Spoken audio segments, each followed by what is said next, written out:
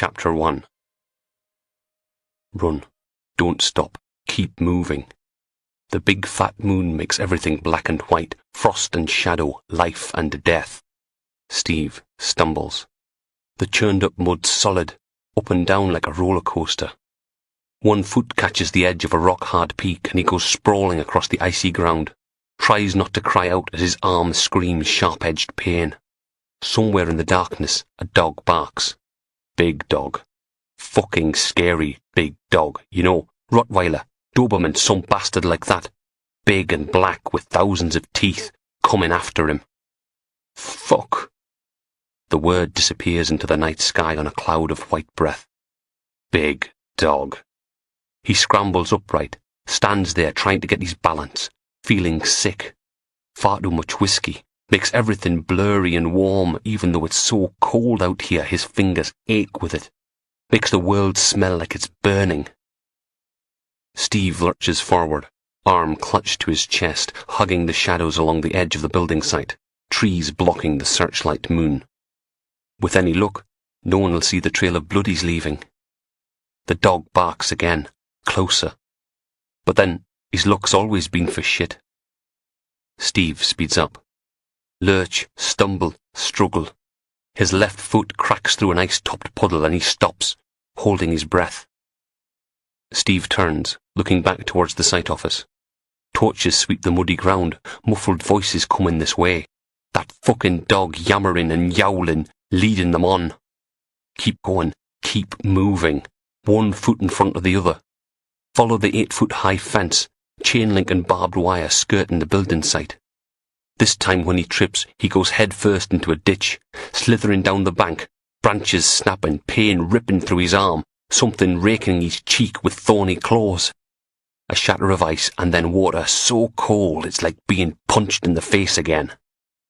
He splutters to the surface of the little stream. It's not deep, but it's freezing. He thrashes against the brambles, pulling himself out of the water. Shivers like he's got a jackhammer jammed up his arse. Teeth chattering hard enough to chip the enamel. The dog barks again. Definitely closer now. Probably let the damn thing off its lead. Go on, you dirty bugger. Find Steve and tear his thieving, double-crossing throat out.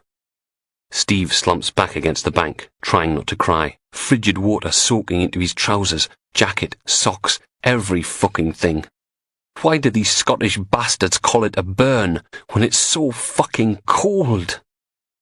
Rest. Just for a minute. Rest in the darkness, in the safety of the ditch where no one can see him. Not really so bad. Get used to the cold after a while. Just close his eyes for a second, catch his breath. Rest for a moment. And the next time he opens his eyes, something's looking right back at him. A big muscular shape in the darkness, breath steaming out between sharp teeth, black coat shining in the moonlight. Nice doggy. It barks, lurching forwards and back with every terrifying sound, spittle flying everywhere. Oh, Jesus, fuck. Knife. There's a Stanley knife in his pocket, but his frozen sausage fingers aren't working. They fumble against his torn jacket, swearing, tears, cold, get the fucking knife! And then he hears the voice. Fucking hell, Mauser. There's better no be another bloody rabbit. Footsteps crunching through frozen grass. Steve drags the Stanley knife out, holds it in his trembling hand, trying to press the metal slider down. Come on, come on, come on! And then a man joins the monster. The moon's behind him, hiding his face, making him a thing of darkness that breathes brimstone smoke into the sudden silence. Hey, Steve, he says. Where you going, man? We're only just getting started. Chapter 2. Inspector! A shivering constable grabbed the blue and white police tape, stretching it up and out of the way. They're over there, sir. Logan McRae clipped the locks on his mud-spattered Audi, then ducked under the tape and slithered his way across the pale sand, making for the knot of figures gathered outside the SOC tent. It sat between a pair of massive sand dunes, the white plastic sheeting flapping in the frigid wind that whistled in off the North Sea. There wasn't a cloud in the sky, but the low sun hadn't made it over the crest of jagged pampas grass yet, leaving the crime scene shrouded in deep blue shadow. Balmedi Beach wasn't exactly the Costa del Sol at the best of times, but at 10:30 on a cold January morning, it could freeze the nipples off a polar bear. Aberdeen, 2 degrees north of Moscow. If the city had a zoo, they'd have to give the penguins bobble hats in the winter. "Inspector! Inspector McRae!" An Identification Bureau technician dressed in the obligatory white oversuit and blue plastic booties waved him over. "Same as all the others, sir. You were right." Brilliant. The one time he actually wanted to be proven wrong. Logan signed in with the crime scene manager, then struggled his way into an SOC suit. It fought him all the way, the wind snatching at the legs and sleeves, trying to help it escape. "Pathologist?" "Inside, sir. Photographs and samples are done, so just give us a nod when you want us to remove—" He pointed at what Logan knew was lurking in the tent. "You know." The whole structure creaked and juddered, the wind moaning through the joints as Logan stepped inside. They'd set up a couple of arc lights, the harsh white glare bouncing back off the sand, making Logan's breath steam as he squatted down beside the pathologist. She looked up at him, her eyes sparkling above the mask that covered her nose and mouth, then back down at the head, lying on its side in the pale sand. It was a woman. Early 20s, eyes sunken and glassy. Ginger hair bleached almost blonde by the arc lights, freckles dark against her porcelain skin, mouth open. A little drift of sand had built up behind her teeth, something golden glittering away in the depths. Just like the other 6. "How did you know?" The pathologist dug the severed head out of the sand. "She was right where you said she'd be." Logan watched them ease Lucy's head into a clear plastic evidence pouch, seal and label it. One more to add to the collection in the mortuary. Time of death?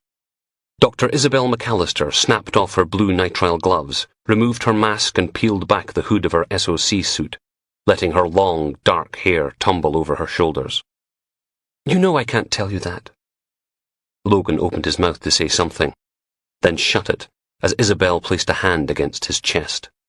Her touch was hot in the cold tent. She stared up into his eyes. "I've missed you." "Isabel, Oh, no, you don't." One of the IB techs marched over. Samantha, scarlet hair painfully bright in the harsh lighting. She unzipped her suit, exposing a swell of pale cleavage surrounded by tattoos. "He's mine, aren't you, Logan?" Isabel bit her bottom lip, looked away. "Oh, I'm sorry. I didn't know. But maybe—" Samantha stepped up close and ran her fingertips across Isabel's cheek. "Maybe I'll let you share." Pain jagged across Logan's ribs. "Ow! What was—" "Maybe we can all do something special together." "I'd like that." Isabel licked her blood-red lips and cupped one of Samantha's breasts. "I'd like that, Stop sodden snoring! Detective Sergeant Logan McRae struggled upright in his seat. I'm awake! Cold. Dark. A lung-rattling cough shook his body, ending with a shiver. "God!" Sniff. He ran his hands across his face, feeling the stubble rasp. "What time is it?" D.I. Steele was almost invisible in the darkness, but he could hear her shifting in the passenger seat of his manky brown Fiat. "You were snoring!"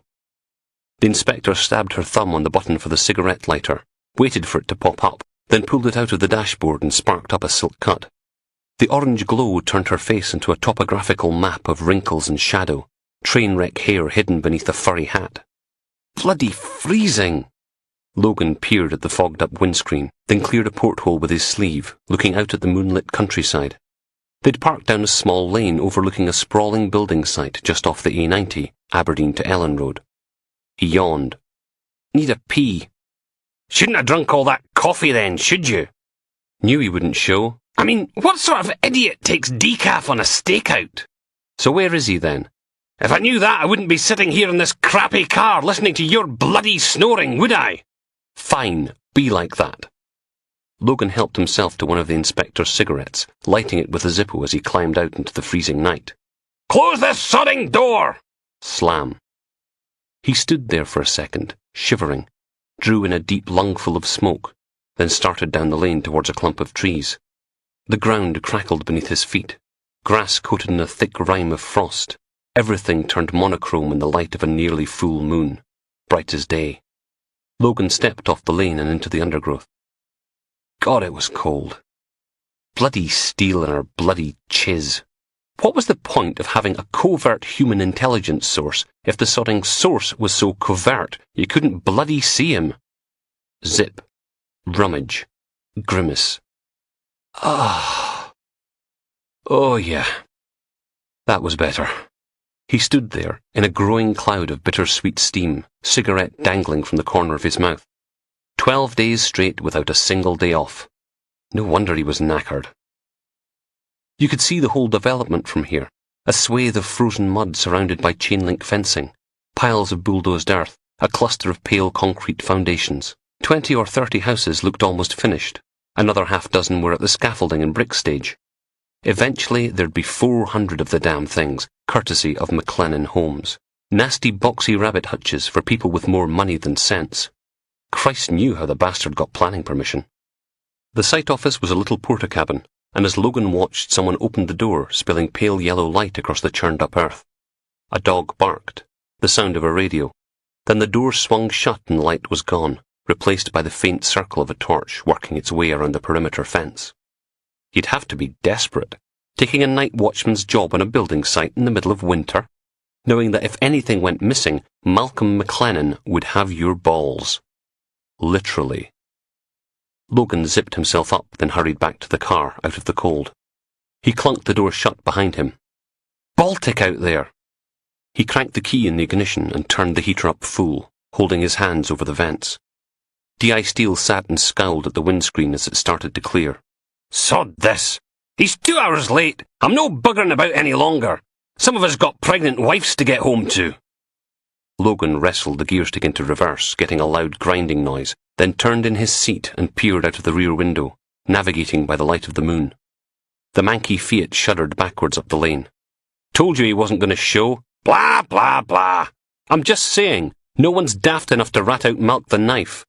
Logan backed out onto the slip road, flicked on the headlights, then stuck his foot down, hoping for a bit of wheel spin, getting nothing but a dull groan as the car slowly dragged its rusty backside towards 50. Stop past Asda on the way home. We're out of ice cream. In this weather? Cravings. Susan wants double chocolate chip and cheese Doritos in the same bowl.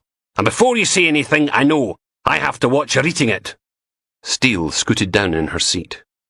Doesn't this thing go any faster? No. They sat in silence as the moonlit countryside rumbled past, fields of frost-whitened grass, ploughed up earth, miserable-looking sheep, big round bales of hay wrapped in black plastic. Logan slowed for the roundabout on the outskirts of Bridge of Dawn. Fancy a pint? Celebrate my finally getting some time off. Dodgy Pete'll still be open. Pregnant wife, remember? Steele pulled out her cigarettes again. And I want you back at the ranch, 7 o'clock Thursday morning, bright-eyed and bushy-tailed. Don't want Mr. Knox thinking we're no pleased to see him, do we? Christ knows what the nasty wee sod would get up to. Chapter 3. The Eastern Airways Jetstream 41 was tiny compared to the British Midland 737 at the next stand. Logan stood in the shelter of a plastic-roofed walkway outside the terminal building, watching as the little blue and white plane edged in from the runway, twin propellers roaring in the drizzly rain, navigation lights winking in the gloom. The sky it had dropped from was the colour of wet clay, a solid blanket of dark grey that stretched from horizon to horizon, thin slivers of pre-dawn light barely visible around the edges. Bang on time! D.I. Steele dragged her hands out of her armpits for long enough to produce a packet of cigarettes, stick one in her mouth and light up. Mind you, bet we'll still be farting about. Hey, you! A little man in a high-visibility vest was scurrying down the walkway towards them. You can't smoke here! The whole airport's a no-smoking zone! Steele took the fag out of her mouth and told him to bugger off. Police! I don't care if you're the sodding Pope! No smoking! Oh, for God's sake! She took one last defiant drag and dropped the cigarette on the concrete walkway, grinding it out with a scuffed shoe. "There! You happy? Don't let it happen again!" He stuck his nose in the air, turned on his heel, and stalked off. Steele stuck 2 fingers up at his departing back, muttering, "Little Hitler dick!" The Jetstream's engines gave one last roar and the plane rocked to a halt, windscreen wipers slowly squeaking back and forth across the cockpit windows as the propeller blades whined down. Then men in grubby blue boiler suits and ear protectors hauled luggage out of the hold and stacked it onto a buggy. There was a clunk and the forward door popped open, hinged on the bottom edge, the steps built into the back. One of the cabin crew stuck her head out into the cold morning, and a gust of wind whipped her long brown hair into a headbanger's halo. Her expression soured. She ducked back inside. Welcome to Aberdeen. Logan leaned back against the walkway's cold plastic wall and stifled a yawn. Steele wrinkled her nose at him. "How much you have to drink last night?" "Couple glasses of wine?" "Aye, and the rest. You smell like a tramp's wife-fronts." "I was on holiday." 2 blissful days of sleeping in and not having to worry about Aberdeen's assorted criminal tosspots. "On the batter, more like." She dug in her pocket and came out with a packet of extra strong mints. "Eat." Logan did what he was told, crunching away as the ground crew finished with the baggage. A uniformed PC appeared at Logan's elbow, carrying 3 big wax paper cups, the bitter smell of roasted coffee beans mingling with the fading tang of exhaust and hot metal. PC Guthrie puffed out his cheeks and stared at the rain, pale ginger eyebrows almost invisible beneath the peak of his cap. "Maybe you'll take one look at the weather and bugger off back to Newcastle." Guthrie grinned. It made him look like a happy potato. Steele scowled. "You took your sodding time." "Nature called." The constable handed over the coffees, then dug about in the pockets of his black fleece. "Got you a muffin as well." "Then I take it all back, even the stuff about your granny shagging donkeys." The 3 of them drank their coffee and ate their muffins. A stream of people clumped down the plane's steps, then huddled along the designated path to the terminal, clutching their laptops to their chests, ties and suit jackets flapping in the wind. Steele checked her watch. 3 days' time, that'll be me. Only I'll be in the Canary Islands, no freezing my nipples off in sunny Aberdeen." The last of the passengers picked a small red suitcase from the cart and trundled it through the puddles and away. Steele stomped her feet, hands wrapped around her steaming paper cup. "You sure he was on the plane?" "Positive." "Then where the hell is he? It's no like—" She stopped. A large pink head had appeared in the Jetstream's doorway.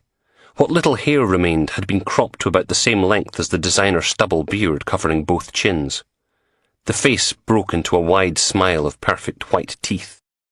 "Detective Inspector Steele, I presume?" There was no mistaking the Newcastle accent. It boomed out across the drizzly morning, easily competing with the distant roar of the delayed BD 0671 clambering its way into the dismal sky. Steele pulled out the photograph Northumbria Police had emailed up, squinted at it, frowned, then leaned over and whispered at Logan, "If that's Knox, he's really let himself go." She held up a hand and waved. The large man hobbled down the steps, then stopped at the bottom, turned and stared back into the cabin. "Well, come on then. This was your idea, remember?" A thin face peered out. Richard Knox. Pointy nose, pointy chin, and a crooked teeth overbite that made him look a bit like a partially shaved rat. His hairline was receding, probably trying to get away from his face. "Cold." The big man closed his eyes for a moment, mouth working silently on something. And then he said, "We've been over this, Richard. You know what I'm saying?"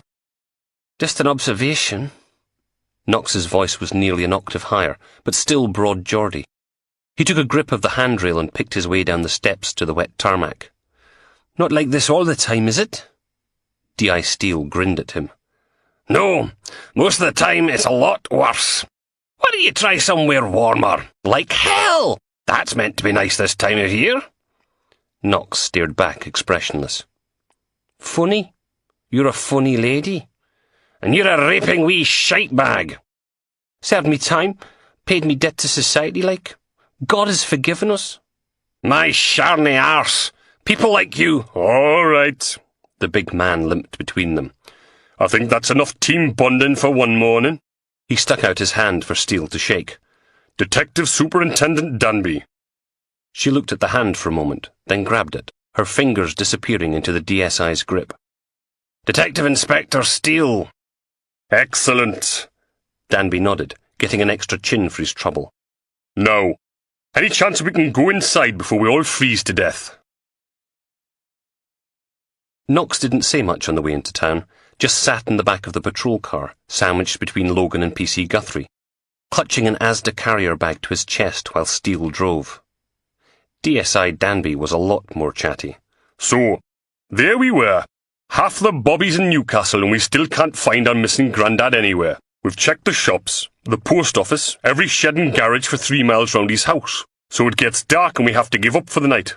Newspaper appeals, radio, even got us a 2-minute spot in the local telly news. Nothing.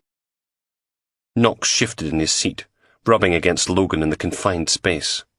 Up close he smelled of lavender and peppermint, like an old lady's handbag.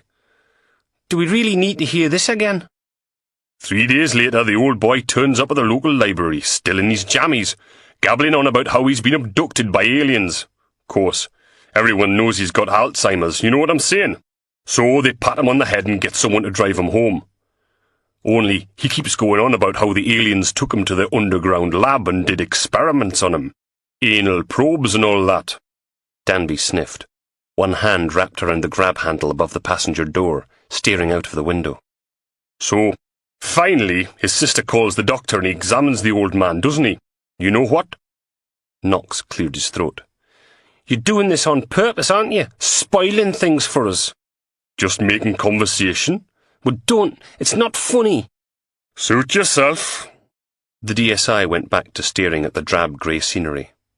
On a good day, Aberdeen sparkled. But this wasn't a good day.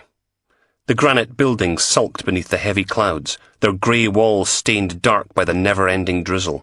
Headlights shimmered back from the wet road, taillights glowering red through a haze of spray.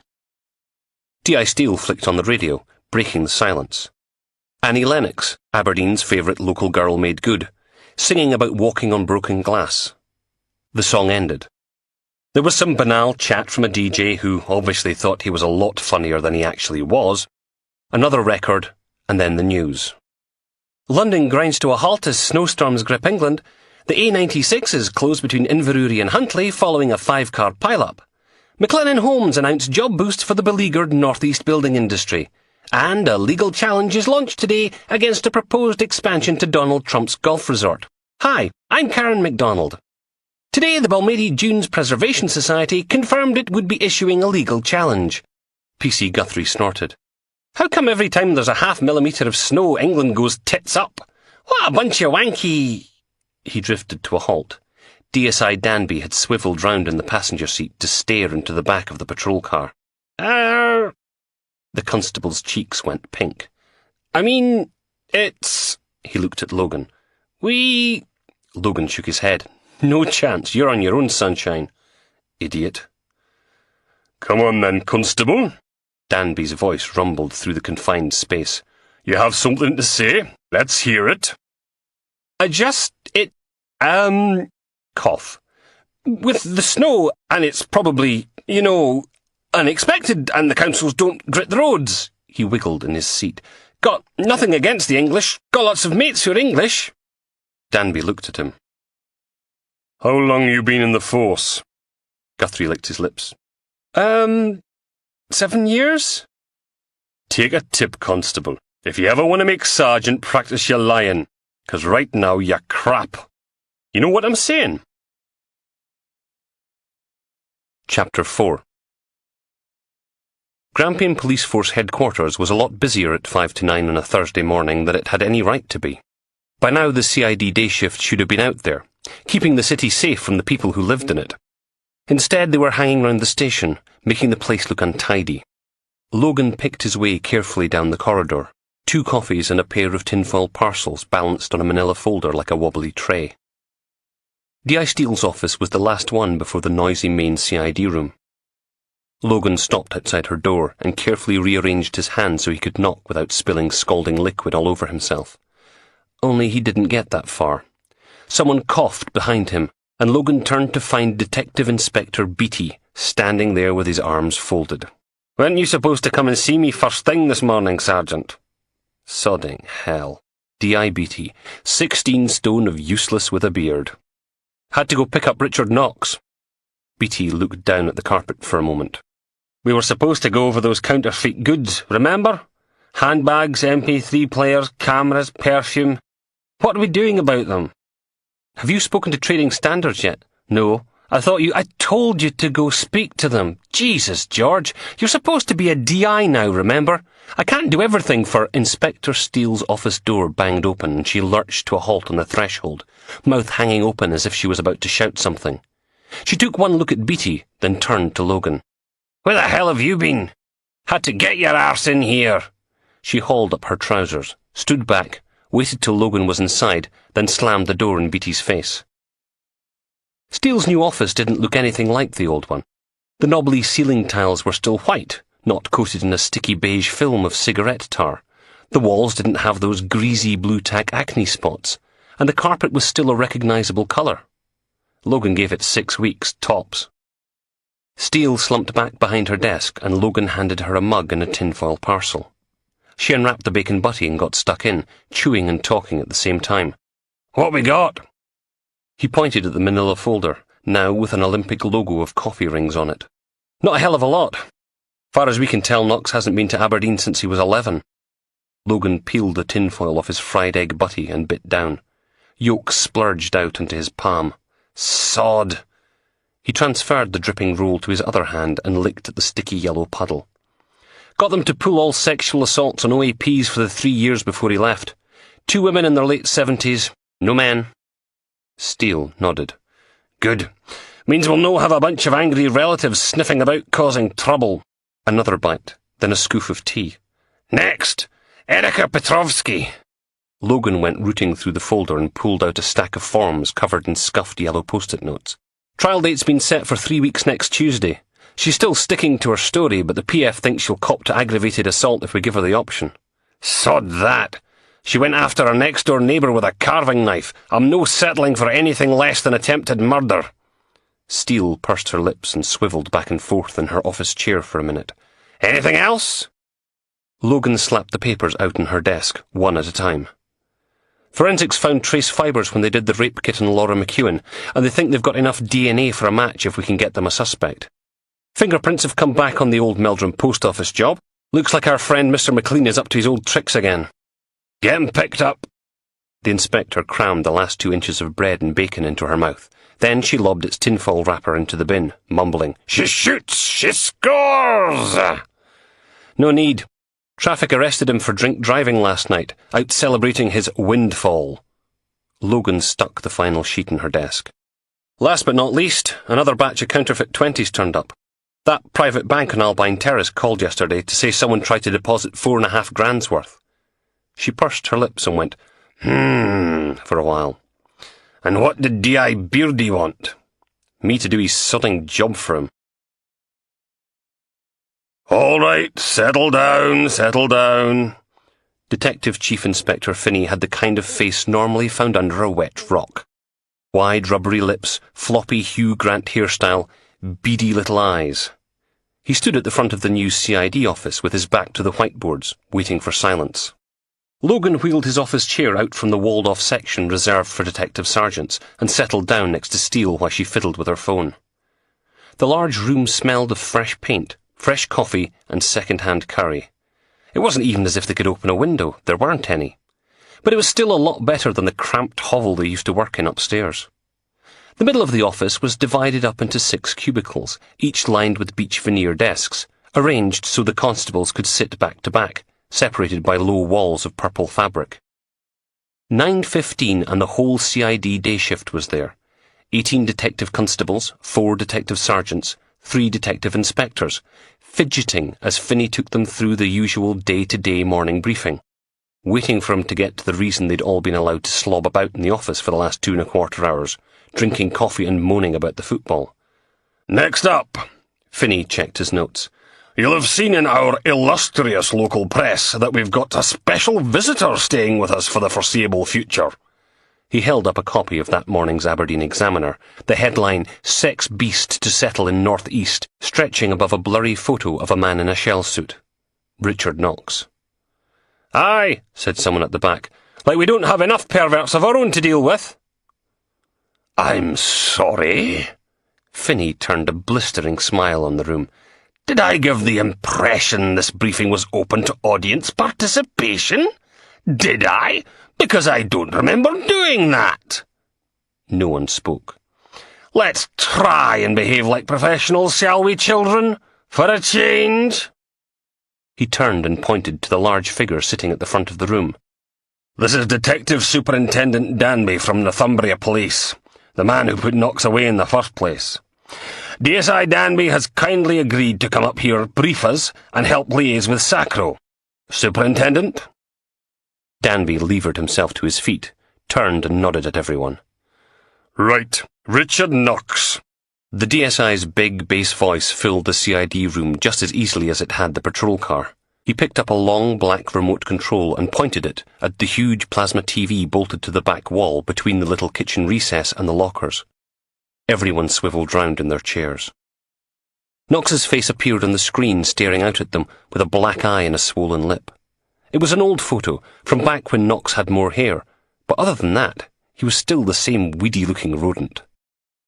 "Richard Albert Knox was convicted of the illegal imprisonment and rape of a 68-year-old man suffering from dementia." Danby pressed the button on the remote again, and an old man's torso filled the screen, covered in bruises, scabs and bite marks. "William Brookley was held for 3 days and subjected to repeated violent sexual assaults. Chained up in the basement, beaten, abused, forced to eat dog food. A 68-year-old man, you know what I'm saying?" Danby paused for a moment. "At the trial, Knox claimed the victim was a willing sexual partner who liked a bit of rough. Judge gave him 10 years.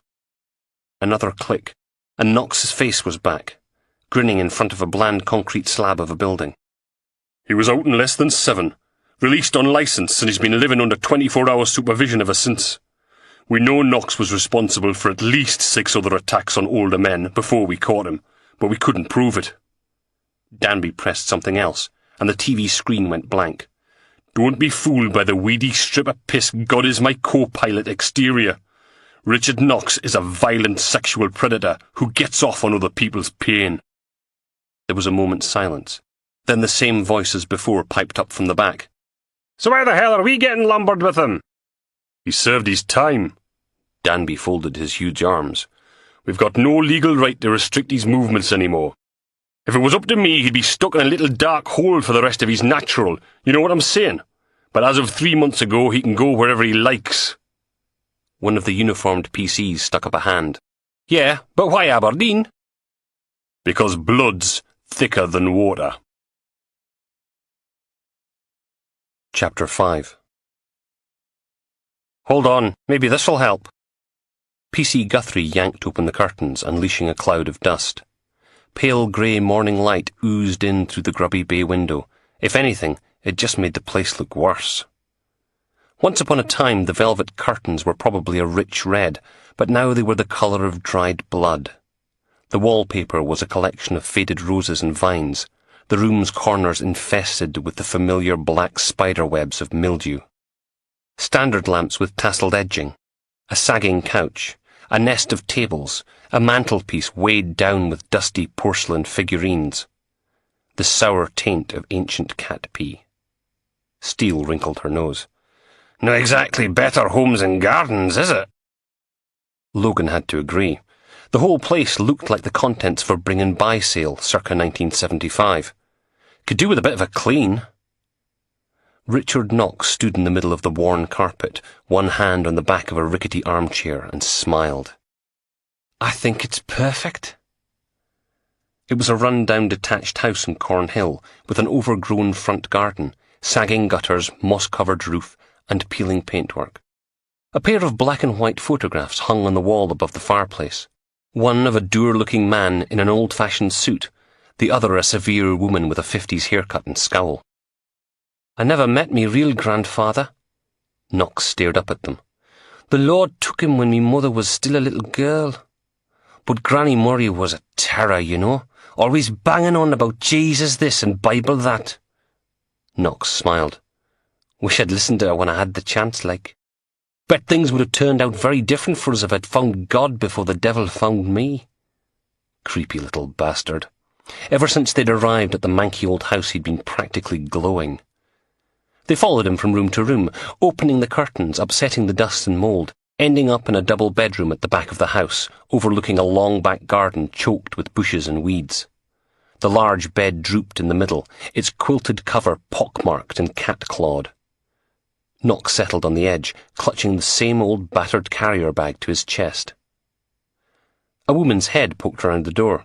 John Lennon glasses, chubby cheeks, short, curly ginger hair. A hamster in a lumberjack shirt who'd introduced herself as PC something or other from the offender management unit. "Seems okay to me location-wise, but I'm still not happy about Richard staying here. Might be a bit risky with it belonging to a relation and all." DSI Danby shook his head. "You don't have to worry about that. Euphemia Murray remarried after Knox's grandfather died. Even if someone gets hold of his mother's maiden name, it won't be the same as the old woman's." Knox smiled. "Outlived 2 husbands, didn't she? You have to admire that." The DSI pulled a sheet of paper from his pocket. "Before we leave you in the capable hands of Constable Irving and her team, we have to go through the terms of your SOPO." Knox groaned, then flopped back on the quilt, provoking another puff of dust from the ancient fabric. "Do we have to? I mean—" "Yes, we do." Danby handed the paperwork to Logan. "Do the honours, will you, Sergeant?"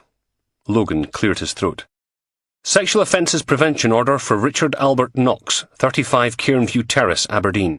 Applied for by Chief Constable Brian Anderson and approved by Sheriff McNabb. This order is valid for 5 years from today's date and lays out—" "How about," said Danby, "we skip the bump and get to the conditions?"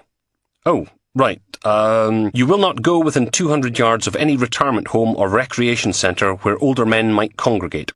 You will not contact any other registered sex offender." Knox gave a theatrical sigh. "You know, the power of God can change a man. There's no sinner so desperate that he cannot be redeemed." D.I. Steele laughed, thumbs jabbing away at the keypad on her mobile phone. "Aye, right. You will not consume alcohol outside of your place of residence." "Pfft, I'm surprised you got that one past the judge." "You will not accost any member of the public." Frown. "What?" Danby's voice rumbled out from the corner. "It means if you're alone with anyone and you make them feel uncomfortable, we can lock you up for 5 years. "That's not fair. I can't control if someone feels uncomfortable, can I?" Knox waved a hand at him. "Anyway, what about confession? Have to be alone with me priest, don't I?" Danby scowled. "You're a Protestant. You don't have confession." "Well, what about the people watching us then? Me keepers?" PC Hamster fiddled with her glasses. "You don't have to worry about that, Richard. There's going to be 2 of them at all times. We've got a specialist team from Sacro who are going to keep an eye on things. You'll be fine. You will not drive any vehicle without a member of your supervisory team present." Knox shrugged and collapsed backwards until he was lying down, staring at the ceiling, his legs dangling over the side of the bed. The mattress creaked. "When I was little, I remember hearing them in here. Granny Murray and Grandad Joe. They must have been in the 60s or the 70s, but they still did it every Friday night, regular as clockwork. You could hear the squeak of the springs from me room." He swung his legs, making the mattress groan in time to the motions. "The pair of them, going at it in here while I was in the next room. Don't think she really enjoyed it, like, but it was a duty, you know. Keep the old man's urges satisfied." "Right." D.I. Steele pushed herself away from the wall and slipped her mobile back in her pocket. "I've had enough of creepy sod theatre for one morning. We done here?" Logan checked. 2 more. "You shall not visit any gay bars, clubs or associations, and you will not obstruct the efforts of any supervising agency. That's the lot. Do you understand these restrictions?" The weedy little man flopped an arm over his eyes. "I suppose." Logan passed the paperwork back to Danby. "You want a lift back to the station?" "What?" Knox sat up. "You're not leaving us, are you, Graham? You were right quiet on the plane. I was hoping you'd join us for dinner. You know, get a nice curry and some poppadoms. We can catch up a bit, like. Reminisce about the good old days. You, me, and Billy Adams. Danby stiffened, then turned to look out of the bedroom window. A lift would be good. So, Steele cracked open the passenger window and flicked a disc of chewed gum at a passing taxi. You want to tell us why a detective superintendent traipses halfway up the country to babysit a manky wee rapist like Richard Knox? Danby shrugged, his huge shoulders going up and down as he stared at the passing scenery. Maybe I just fancied a jolly to Aberdeen. Aye, and maybe my arse is made of Toblerone. Sitting in the back with the DSI, Logan tried not to picture that. They'd let PC Guthrie drive.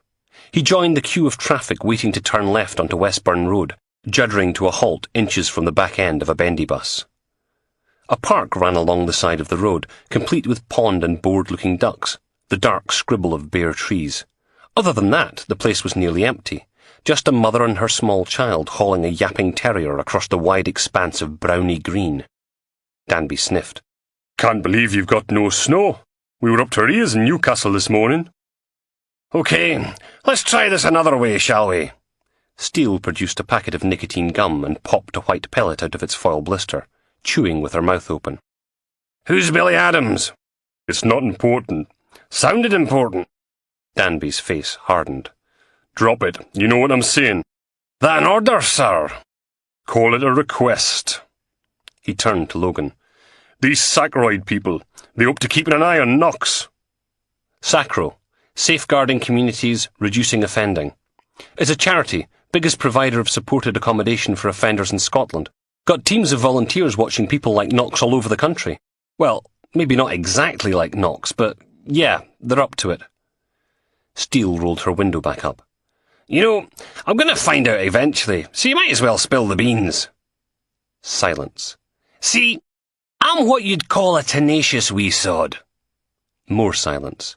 Seriously, I can be a right pain in the arse when I put my mind to... That's enough, Inspector. You do your job and I'll do mine. Know what I'm saying? And this time, the silence lasted all the way back to the station. I love a good mystery. D.I. Steele sat behind her desk, one hand stuffed down the front of her shirt, rearranging the contents of her bra. God gave me a nose for a reason, so I could stick it in other people's business. Who do you think this Billy Adams is? Logan shrugged and dumped the plastic bag from Marks & Spencer on the inspector's desk. They didn't have any of the big ones left. He cleared a space between the burglary reports and trial preparation documents, then pulled out 2 little boxes of sushi, a packet of cheese and onion, and a bottle of Diet Coke. Steele popped open the crisps, stuffed a handful into her mouth, then followed it up with a California roll. Maybe he's Danby's boyfriend. Logan dug into the bag again. Prawn salad and a sparkling mineral water. Steele scowled at him. Salad? Jesus! All this time and I never knew you were turning into a shirtlifter. Still? A smile spread across her face. If that means your tasty IB tart's up for a bit of extracurricular, I'm on a diet, OK? About time. You've turned into a right porky wee sod. Something in her pocket went beep, and Steele pulled out her mobile phone, frowning at the screen. Sodding hell. Thought it was my chiz. Been trying to get hold of him all day. She washed the salmon nigiri down with a mouthful of Diet Coke. Finish your gay boy salad, then get digging. I want to know who this Billy Adams is, and I want to know how he's connected to DSI Fat and Shouty. Anything you can find. Beatty wants me to... Don't care. She stuck her fingers in her ears. La, la, la, la, la. Can you see me no caring? You're not the one he's whinging at the whole bloody time. Which part of la, la, la, la, la do you no understand? She popped a fingernail of wasabi into her mouth and made dog's bum faces for a minute. Then we're going to have to go do something about these counterfeit 20s. I mean, why did they bother promoting him? My arse would make a better DI. Get on to that bank. Tell them I want security camera footage. See if we can't find out who made the deposit. Do you never read the stuff I give you? Logan went digging through the pile of paperwork in the inspector's in-tray, coming out with the printouts he'd slapped down on her desk before the morning briefing. Here. He tried to pass them over, but Steele had a cucumber Mackie in one hand and a bunch of cheese and onion crisps in the other. Eating! You read it. We've already got an ID. The guy tried to deposit the cash into his own account. Kevin Middleton. Only prior he's got is for drink driving 12 years ago. Wrapped his jag around a lamppost in cults after some charity auction. Steele smiled as she chewed. Perfect. Arrest the silly bugger. Then we can all get on with our lives. You thought any more about being godparent, by the way? Logan almost choked in his salad. Mouthful of water. I don't know if... Pause. Anyway, how come the Perf Patrol aren't dealing with Knox? How come this is our problem? The inspector's eyes narrowed, making all the wrinkles stand out. Our Lord and Master DCI Finney thinks the Offender Management Unit needs someone senior to personally oversee Knox's case. Apparently it's too high profile. Apparently I have experience with sexual predators. Apparently I'm the best person to support the Diddy men in this difficult and delicate operation. She scrunched up her empty crisp packet and hurled it at the bin. Missed. Which means Frog-Face Finney knows Knox is an odious wee shite, and if anything goes wrong, I'll be the one carrying the can. Maybe it won't be that bad. Course it bloody will. Knox'll need someone watching him till the day he dies, so I'll no get shot of him till I retire. It's the gift that keeps on sodding giving. Steele scowled. But don't you worry, I shall have my revenge. Meantime, you go see what you can get on this Billy Adams bloke Danby's being so secretive about. Chapter 6. Oh, Jesus, not again! Detective Sergeant Mark MacDonald wrinkled his nose, then slapped a hand over his face, hiding his wee goatee beard. Ah! He grabbed a folder from his desk and fanned it back and forth, sending paperwork fluttering across Logan's desk. What are you... Logan frowned, and then the smell hit him. Bob! Bloody hell, Bob! DS Bob Marshall just grinned. If God existed, he hadn't been paying a lot of attention when he'd put Bob together. Big ears stuck out at right angles from a square head, with a bald patch at the back and a single thick eyebrow at the front. Arms like hairy string, a monkey in a machine-washable suit. Christ! Mark blinked, then hauled the door open. What have you been eating? Bob patted the sides of his stomach. Can't beat cauliflower cheese and chips. Oh no, it's everywhere! Logan stood, backing away into the corner of the little walled-off section of the CID office, built to house the detective sergeants. 6 desks, 4 for day shift, 2 for night, all but one covered in drifts of paperwork and ring binders. Monitor, keyboard, and overflowing in-tray. The walls were just about visible between the procedural flowcharts. A corkboard covered with mugshots and memos. A whiteboard with each DS's name written above a list of active cases. Another one with a schematic of some drug dealer's house, scrawled in blue marker pen. And a yellow and black biohazard triangle mounted above Bob's desk. Mark wafted the door open and closed, and open and closed. Never mind fucking Iraq. Bloody United Nations should invade your arse. That's a weapon of mass destruction right there. I can't help it if I'm talented. Gradually, the smell faded and people got back to work. Logan finished a report on 2 indecent exposures in Trinity Cemetery. You'd have to be a brave man to wave your willy about in January in Aberdeen. Then called up his internet browser and went looking for Billy Adams. 12,900,000 results in Google. He refined the search criteria, narrowing it down to Newcastle. 358 results. Apparently, there was a featherweight boxer called Billy Adams in the 50s, a guitarist with Dexy's Midnight Runners in the 80s, a bunch of businessmen, some football fans. Then Logan included Knox's name in the search. An article from the Newcastle Evening Chronicle was top of the list. Missing officer's body found. There were more links to the Newcastle Journal, News Post Leader, Sunday Sun, Morpeth Herald, and Whitley Bay News Guardian. Even a few of the national broadsheets had got in on the act. Logan clicked on the Chronicle link. Under the headline was a photo of a blue SOC tent, the kind you put up to preserve a crime scene. It was surrounded by patchy bushes with some trees and the leg of a pylon in the background. An IB technician in protective gear walked towards the camera, carrying a black plastic box. Further down the article there was another photo, a smiling man with short blonde hair, squint nose, blue eyes. According to the caption, it was Detective Inspector Billy Adams, 42. Apparently they'd found his body in the family Ford Mondeo on a patch of wasteland to the north of Newcastle. The story didn't have a lot of detail on the cause of death, not surprisingly, concentrating instead on how police search teams had been looking for Adams since he'd gone missing from his home the Wednesday before. There was a quote from his wife, one from the detective inspector who'd headed up the search, another from the young man who'd found the car, and a small potted history of D.I. Adams' career. Drug seizures, 3 murder inquiries, 1 high-profile kidnapping that ended in disaster. Logan dug the phone out from under a pile of partially completed crime reports and called Northumbria Police Headquarters. Well? Detective Inspector Beardy Beattie's office was crowded with box files, piled up on the carpet, the shelves, the windowsill, even the visitor's chair, so Logan had to stand. The only place not covered in boxes was Beattie's desk. That was covered in biscuit crumbs and paperwork. Logan handed over the indecent exposure report. He's done it twice that we know of, probably more. Young mothers with pushchairs every time. Beattie sat forward, eyebrows raised. Maybe he's not flashing the mothers at all, you think of that? Maybe he's flashing the kids. The DI smiled, obviously pleased with his deductive reasoning, like a podgy Sherlock Holmes who'd been dropped on his head as a child. Don't be daft, George. He's picking victims he knows aren't going to chase after him. You going to abandon your baby in a graveyard to go running after some pervert who's just shown you his dick? Oh. Beattie picked at the coffee stains on his new desk. What about the counterfeit goods?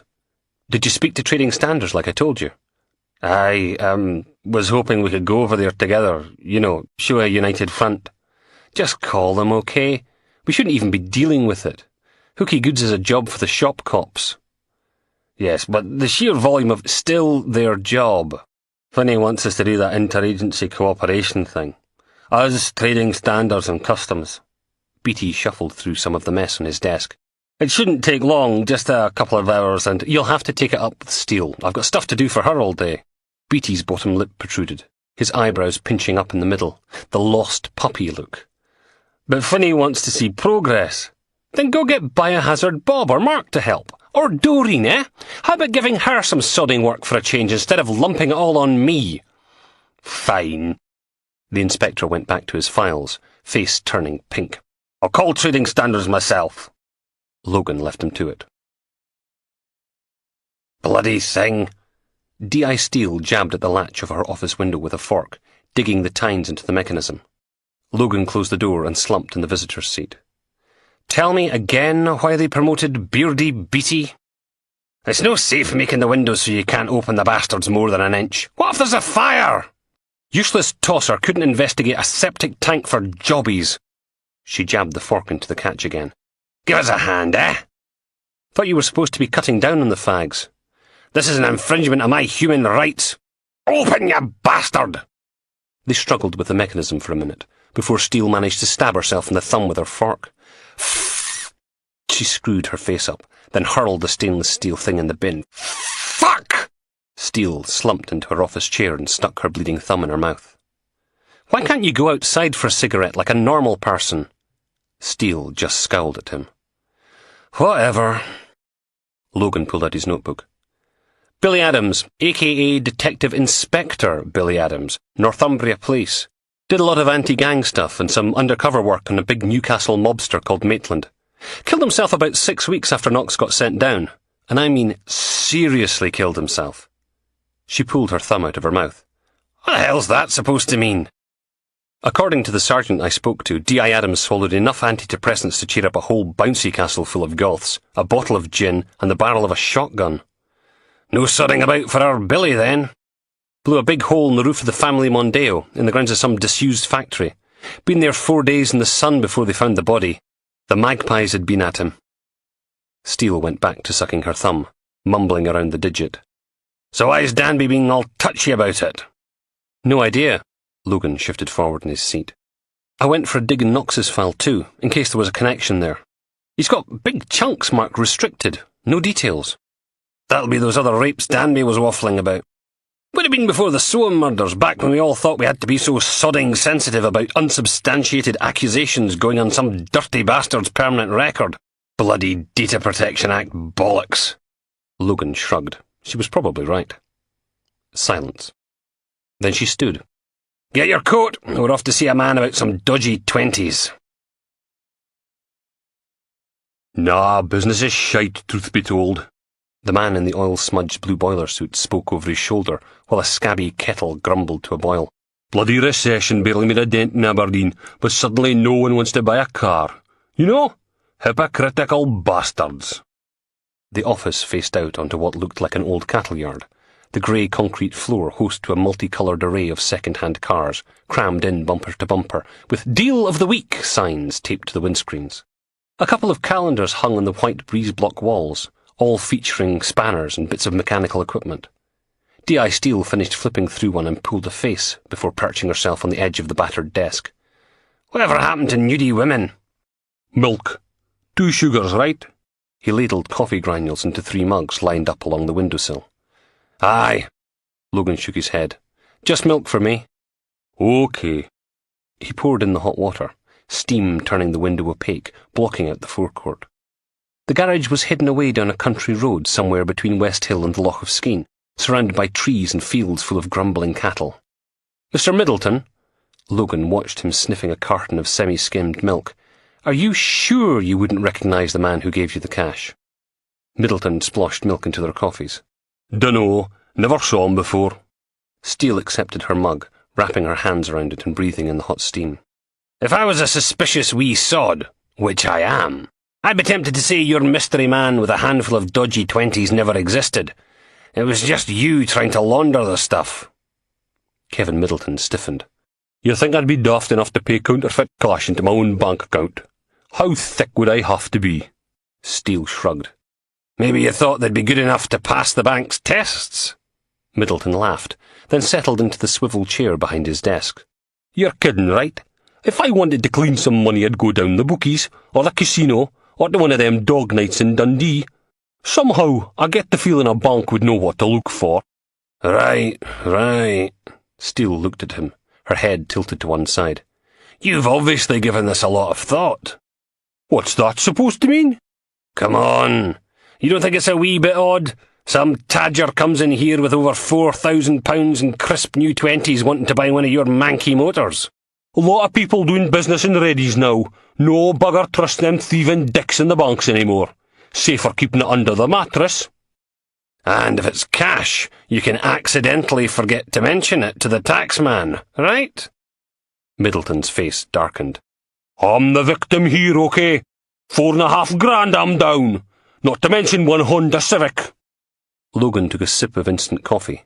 Bitter, burnt tasting, little beads of fat glimmering on the surface. If you sold the car, you've got the buyer's details, yeah? On the registration documents? Middleton coughed, swivelled back and forth in his chair, stared at a parts catalogue. Look, maybe this is all going a bit too far. I mean, the bloke probably didn't know the cash was... Steele cut him off.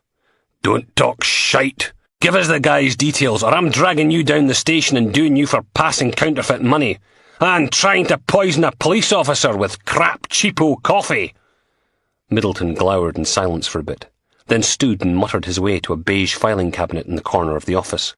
He went rummaging through one of the drawers and came out with a registration document. He held it out and Steele snatched it off him, gave it a cursory glance, then chucked it to Logan. Read! Logan opened it up and scanned the new keeper section, carefully printed in blue biro. You know you're meant to send this off to the DVLA, right? How come you bastards aren't out there arresting paedophiles and bloody muggers, eh? Blah, blah, blah. Steele took another sip and grimaced. We got an address. Car's registered to a Douglas Walker in Peter Cooter. There you go. Wasn't so difficult now, was it? Steele clunked her mug down on the desk and stood, rubbing the seat of her trousers. Come on, Sergeant. Let's get out of here before Mr. Middleton threatens to make more coffee. Logan followed her out onto the forecourt, buttoning up his jacket against the cold. Brambles scratched along the dry-stained dyke that bordered the lot, their dark brown skeletons speckled with frost where the weak sun hadn't managed to reach yet. He dug his hands deep into his pockets, then froze, staring at one of the vehicles, a red Honda Civic. He checked the registration documents again. Inspector? Steele kept on walking, pulling out her phone. Behind him, Logan could hear Kevin Middleton locking the garage up. Then the man was hurrying past, weaving his way between the used cars towards a Range Rover parked at the curb. Logan shouted across to him. Where exactly do you think you're going? Dentist's appointment? Steele leant back against the CID pool car, poking away at her phone's keypad. Hurry up! Sodden Persian out here. My nipples get any pointier, they'll put someone's eye out. Logan nodded towards the Honda. This is the car he says he sold for $4.5 grand. No, it isn't. Just 'cause it's the same make. And the same colour, and the same number plate. Logan held up the registration documents. Want to explain that? Middleton sagged back against a Ford Fiesta, staring up at the low grey sky, breath steaming out as he swore. I got it back, okay? Oh, yeah. Come on! It was $4.5 grand! Which you're no doubt claiming back on your insurance. Logan ran his eyes over the collection of cars in the forecourt. Have you had a visit from Trading Standards recently, Mr. Middleton? Checking the odometers aren't clocked? All the vehicles are roadworthy? No cut and shunt jobs? What was I supposed to do? I'm a small businessman. I can't afford to have people ripping me off. You know how it... Oh, for God's sake! Steele stomped her feet. Shut up, the pair of you. I'm cold and I'm bored, and if it's all the same to you, I'd kind of like to get home before the next sodding ice age sets in. She turned her back on them. Logan, get your arse in gear. We're leaving. But now! She clambered into the passenger seat and slammed the car door. Brilliant. Nothing like being supported by your senior officer. Logan pointed a finger at Middleton. This isn't over. Thanks a lot. Logan changed gear and put his foot down, overtaking a minibus on the dual carriageway. That was really nice. Empowering! The traffic was getting heavier the closer they got to the Kingswells roundabout, rush hour congealing the arteries leading in and out of Aberdeen like a deep-fried Mars bar. Steele cracked open the pool car window and blew a stream of smoke out into the cold afternoon, mobile phone clamped to her ear. What did you want to do? Arrest him? Impound all his stock? Spend the rest of the night filling in sodding paperwork? He's dodgy. Shock horror! A dodgy second-hand car dealer! Who would have thunk it? That has to be a first. He's... Come on, Steve, pick up the bloody phone. She squinted her face up, cigarette gripped between her front teeth. Finney's getting a DI down from Fraserburgh to cover my cases while I'm away. Try and no whinge too much when you're working for him, eh? Make it look like I run a tight ship. Brilliant. Bring someone else in. Logan gripped the steering wheel tighter. Steve, it's your mum. Where the hell are you? Call me back. She snapped her phone shut. Voicemail. I could have run the caseload. I know it all inside out. I'm already doing all the bloody work. Instead of which I'm going to have to hold some chuchter numpties wah, wah, wah. You're such a bloody moan. Just be thankful I didn't let them hand everything over to Beatty. Small mercies. Steele stuck the phone back in her jacket. Can't decide if I'm more pissed off or worried about Steve. Steve who? Polmont, my chiz. Which explained the "it's your mum" bit, keeping it all secretive in case anyone else heard the message. Logan frowned. How come you even know his name? Personal info's meant to stay on the other side of the sterile corridor, or whatever rubbish they're calling it now. Who else knows who he is? No one. She flicked ash out of the window. Just me, Frog-Face Finney, and now you. Thought all informant stuff was meant to be handled by the Spook Squad. Why, look, it just is, okay? And shut up. She took an angry sook on her cigarette. This is top secret squirrel, understand? Logan sighed. I think I can... I'm no joking. This gets out, I swear to God, I'll wear your wee heterosexual arsehole as a foot warmer. He's a sparky at Milk the Knife's building site. He the one we were waiting for on Monday. Told you, no one's going to be daft enough to squeal. What is he, suicidal? That's what I'm afraid of. Poor wee bugger could be lying dead in a ditch for all I know. So go round his house, pay him a visit. She sniffed. Don't have an address. Then get a GSM trace on his mobile. If it doesn't move overnight, that's his house. Logan stuck his foot in the clutch, popped the pool car out of gear and drifted to a halt at the back of a long line of traffic. What about the counterfeit cash? Want to get a warrant organised for the guy who bought the car? Tonight? Steele stared at him. Are you mental? Be after 5 by the time we get back to the ranch. Get some backshift troglodyte to pick the bugger up. I'm going home. But don't make me la you again. Chapter 7. Celebrations outside the offices of McLennan Homes. Back to you in the studio. The picture jumped to a balding anchorman with an unfeasible moustache. Thanks, Tim. That familiar, blurry photo of Richard Knox they'd used on the front page of the Aberdeen Examiner appeared on the screen. A convicted rapist took up residence in the Grampian region today. Logan turned the sound down, then cracked the ring pull on another tin of Stella. Cold beer after a hot curry.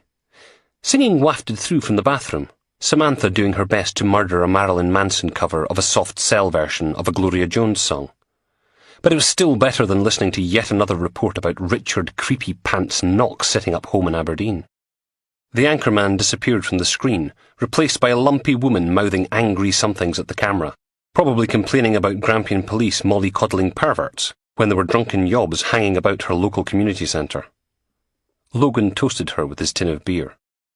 Then it was over to the weather, which apparently was going to be crap for the foreseeable future. A standard January in the northeast of Scotland, then. What are you watching? Logan turned to see Samantha standing in the lounge doorway, wearing a fluffy pink bathrobe and pink towel turban. She even had pink fluffy socks on. You're looking very goth tonight. She stuck her middle finger up at him. Any beer left? Fridge, and there's a film coming on at 10:30, if you fancy it. Got an early start tomorrow. She plonked herself down on the couch and stole a scoof of his beer. Your mum was on the phone earlier. Logan groaned. Relax. I told her you'd died of dysentery. Samantha unwrapped the towel from her head and rubbed at the bright red hair it had been hiding. Oh, and some bloke called Reuben called. Wouldn't leave a message. Fuck. Reuben. Logan cleared his throat. Didn't say anything at all. Nada. Your mum wants us to go round for Sunday lunch to discuss, and I quote, access to her grandchild. What the hell did Reuben want? Silence. You know, if you get over your fatal bout of the squits. And how the hell did he get their home number? Logan. He looked up. Sorry, miles away. Tell you what, said Samantha, undoing the tie in the front of her robe. Maybe I've got something here that'll bring you back from the dead. What's he doing? Mandy wrinkled her nose. Praying, I think. Harry peered around the doorway at the figure kneeling in front of the broken 3-bar electric fire. The whole house smelled of damp and mould, dark and creepy, dank and creaky. Harry put his hands in his pockets and cleared his throat. He's a bit, you saw the papers, right? Mandy turned and smiled at him. She was pretty. Brown curly hair, a little black mole at the corner of her mouth. A bit on the chunky side, but that just gave you something to hang on to, didn't it? Not that Harry would ever say anything. Well, you don't, do you? Not when you work together like this, but still. She had tremendous knockers. She punched him on the arm. Worried our boy's going to find you irresistible. Ha ha. Harry shifted from one foot to the other. Anyway, Knox likes old Manny's, and in case it skipped your attention, I'm in the prime of my life. If you could call a divorced 43-year-old man with a receding hairline and expanding waistline in the prime of anything. Yeah. Mandy went back to staring at Knox. Shouldn't you be getting some kip? It's nearly midnight, and you're on at 6. Harry shrugged again. Can't sleep the first night in a strange house. You? Like a log. Harry tore his eyes away from the fine hairs at the nape of her neck. I hear he attacked more than a dozen pensioners in Newcastle. Chained them up like dogs. Mandy put her head on one side, still staring at the praying man. Had to watch a paedophile once. Primary school gym teacher. Abusing little girls in the changing rooms. Got away with it for 7 years. Jesus. Watched him for 3 weeks till he slashed his throat with the lid off a tin of tuna. Bathroom looked like a horror movie. Blood everywhere. She sighed. Ruined a perfectly good pair of shoes. There's a lovely image. Point is, he was never going to be 100% safe. Didn't matter how long it took. He was always going to see 6-year-old girls as sex objects. If he hadn't topped himself, I'd probably still be watching him now. Knox is the same. Did it before, he'll do it again. She shrugged. If we're not here to watch him. Harry tried to smile. Good job I caught a couple of packets of hobnobs then.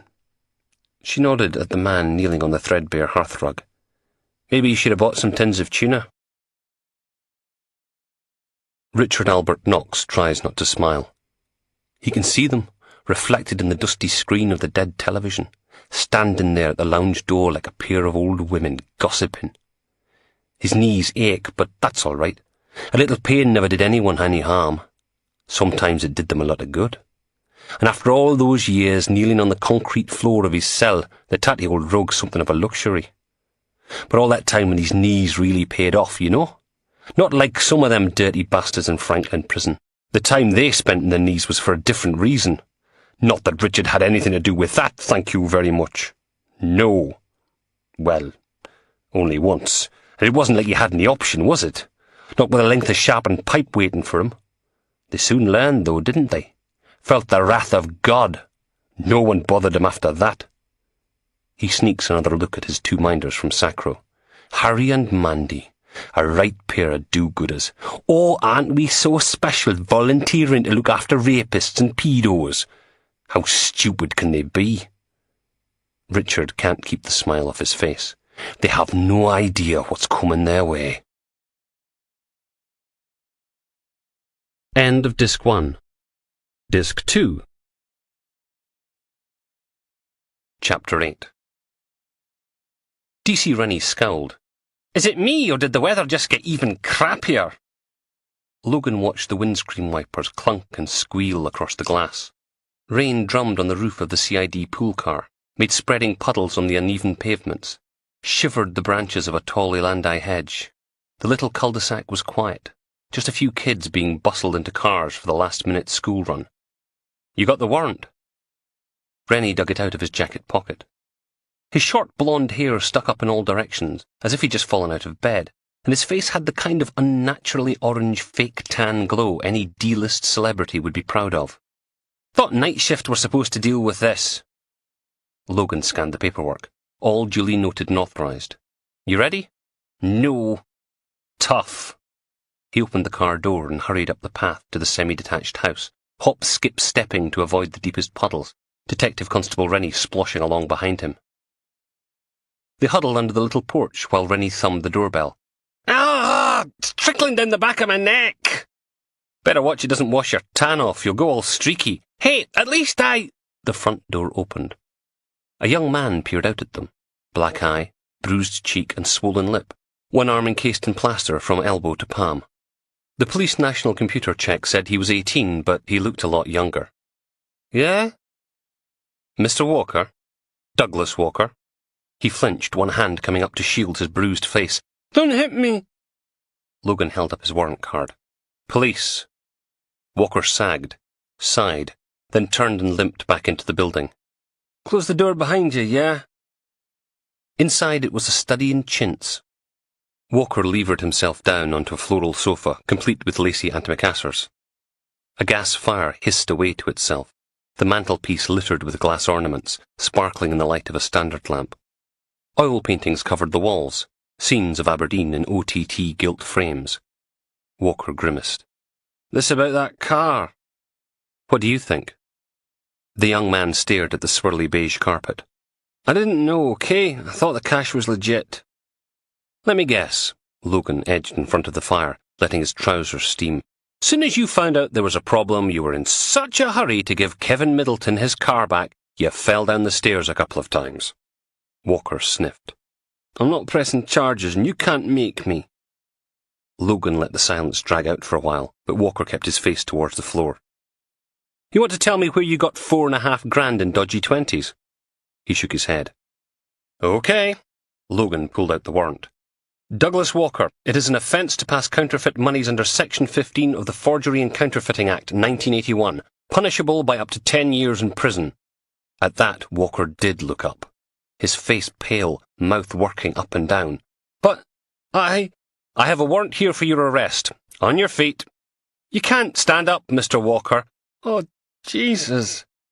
He struggled upright, trying not to use his broken right arm. I didn't know. Really, I didn't. Logan slipped the papers back in his pocket. Do you want to come with us voluntarily, or shall we do it the hard way? Walker bit his bottom lip, setting it bleeding again. Rennie took out his handcuffs and the young man whimpered. Voluntarily! I'll come voluntarily. Good move. Logan scribbled that down in his notebook, then got Walker to sign it. He pointed the 18-year-old towards the door. Anything I should know about before I get a team in here to tear the place apart? My mum and dad are in Corfu. He wiped a hand across his eyes. They'll kill me. Rennie grinned. If I was you, I'd be more worried about my new cellmate. He made an obscene pokey hand gesture. Logan scowled at him, then turned back to Walker. You got any more counterfeit money on the premises? Walker stared at the carpet again, snivelling. He took a deep, shuddering breath. There's another $3,000 in a hold-all in my wardrobe.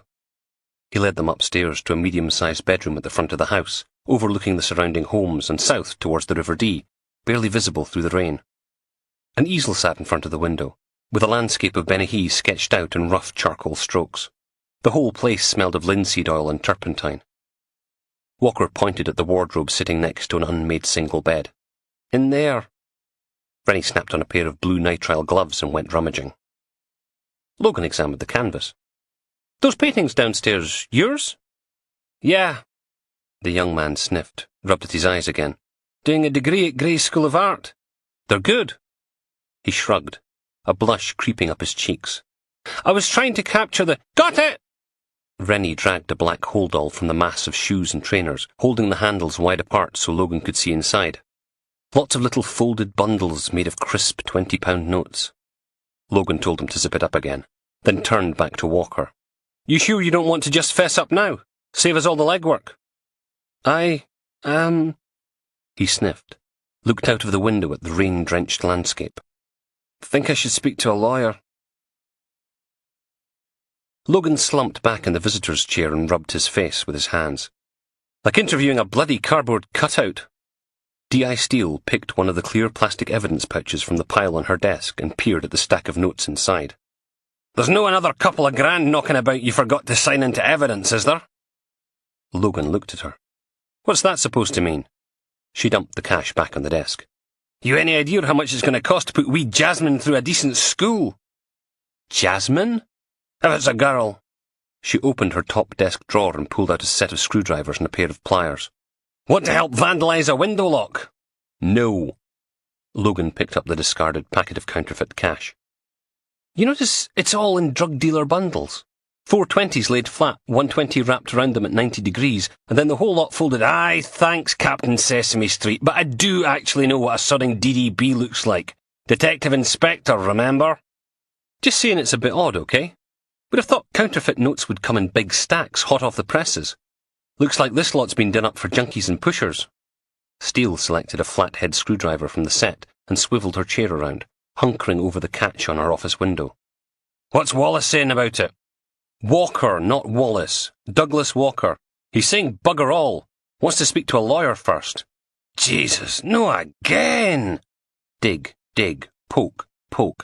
Says he heard about that case where the European court decided someone's human rights had been violated by not letting them have a lawyer during questioning. Steele sighed. Human rights, my crinkle-cut arsehole. Tell you, the Americans got the right idea. Waterboard the lot of them. Pass me those pliers, eh? Logan did as he was asked. Still say it'd be easier to go outside and smoke like a normal person. You think this Walker kid's gonna crack? Gonna let him stew for a couple of hours. Conned him into coming in on a volley, so there's no time limit. Maybe drop a few hints about doing a deal if he gives us his supplier. Usual vague lies. Logan checked his watch. We got that MAPA meeting in 10 minutes. I'm off for a fag. Want one? Or are you going to stay here practicing your housebreaking? Steele sniffed, then dumped the screwdriver on her desk. Aye, what the hell? Outside in the rear podium car park it was teeth-chatteringly cold. The tall, rectangular U-shaped bulk of FHQ acted as a windbreak, but the granite buildings it backed onto blocked out the low sun, leaving the whole place shrouded in deep freezer shadows. Logan sparked up a cigarette, hands cupped around the glowing tip for warmth. Steele shivering beside him, fingertips rammed into her armpits, stomping her feet and swearing out a stream of white smoke and breath. Fuck me, it's cold! Any word in your chiz yet? She grimaced. Bugger's still no answering his phone. Got the GMS trace, though. Looks like he's staying somewhere southeast of Balmedy. Want to take a run over after the MAPA meeting? Logan took a deep drag on his Benson and Hedges, then spluttered it out in a rumbling cough as the back door opened and the familiar, porky figure of D.I. Beardy Beatty lumbered out, hauling on an Arctic Explorer-style padded parka. Logan stuck 2 fingers up in the man's direction. Wanker! If Beatty heard, he pretended not to. Just clambered into one of the CID pool cars and drove away. Steele pulled a cigarette from her mouth. You know, people are beginning to notice. Good for them. Logan took another puff. Notice what? Your attitude. She turned till she was staring out at the little frost-covered stairway down to the mortuary. There's been complaints. Typical. It's Beatty, isn't it? That useless tosser thinks I've got nothing better to... It's no just Beatty, okay? It's everyone. She flicked away a nub of ash. The DCs are fed up with the sarcasm and the shouting. The DIs are fed up with you complaining all the time and stinking of booze. The DCI's fed up of everyone moaning to him about it. And I'm fed up defending you the whole sodding time. Silence. Logan sucked hard in his cigarette. My sarcasm? My shouting? What about that fucker Finney? And enough, okay? Enough! Steele turned and stared at him. Eyes crinkled at the edges, mouth turned down. It's no about Finney, it's about you. Either you pull your socks up or people are going to start making it official. She poked him in the chest. That sound like fun to you? Spending all your time getting hauled up by professional standards? Logan glowered at her. And you agree with them, that it? Fuck's sake, I'm trying to help you! She stormed off a couple of paces, then turned and stormed back. You used to be a bloody good cop. You really did. A team player.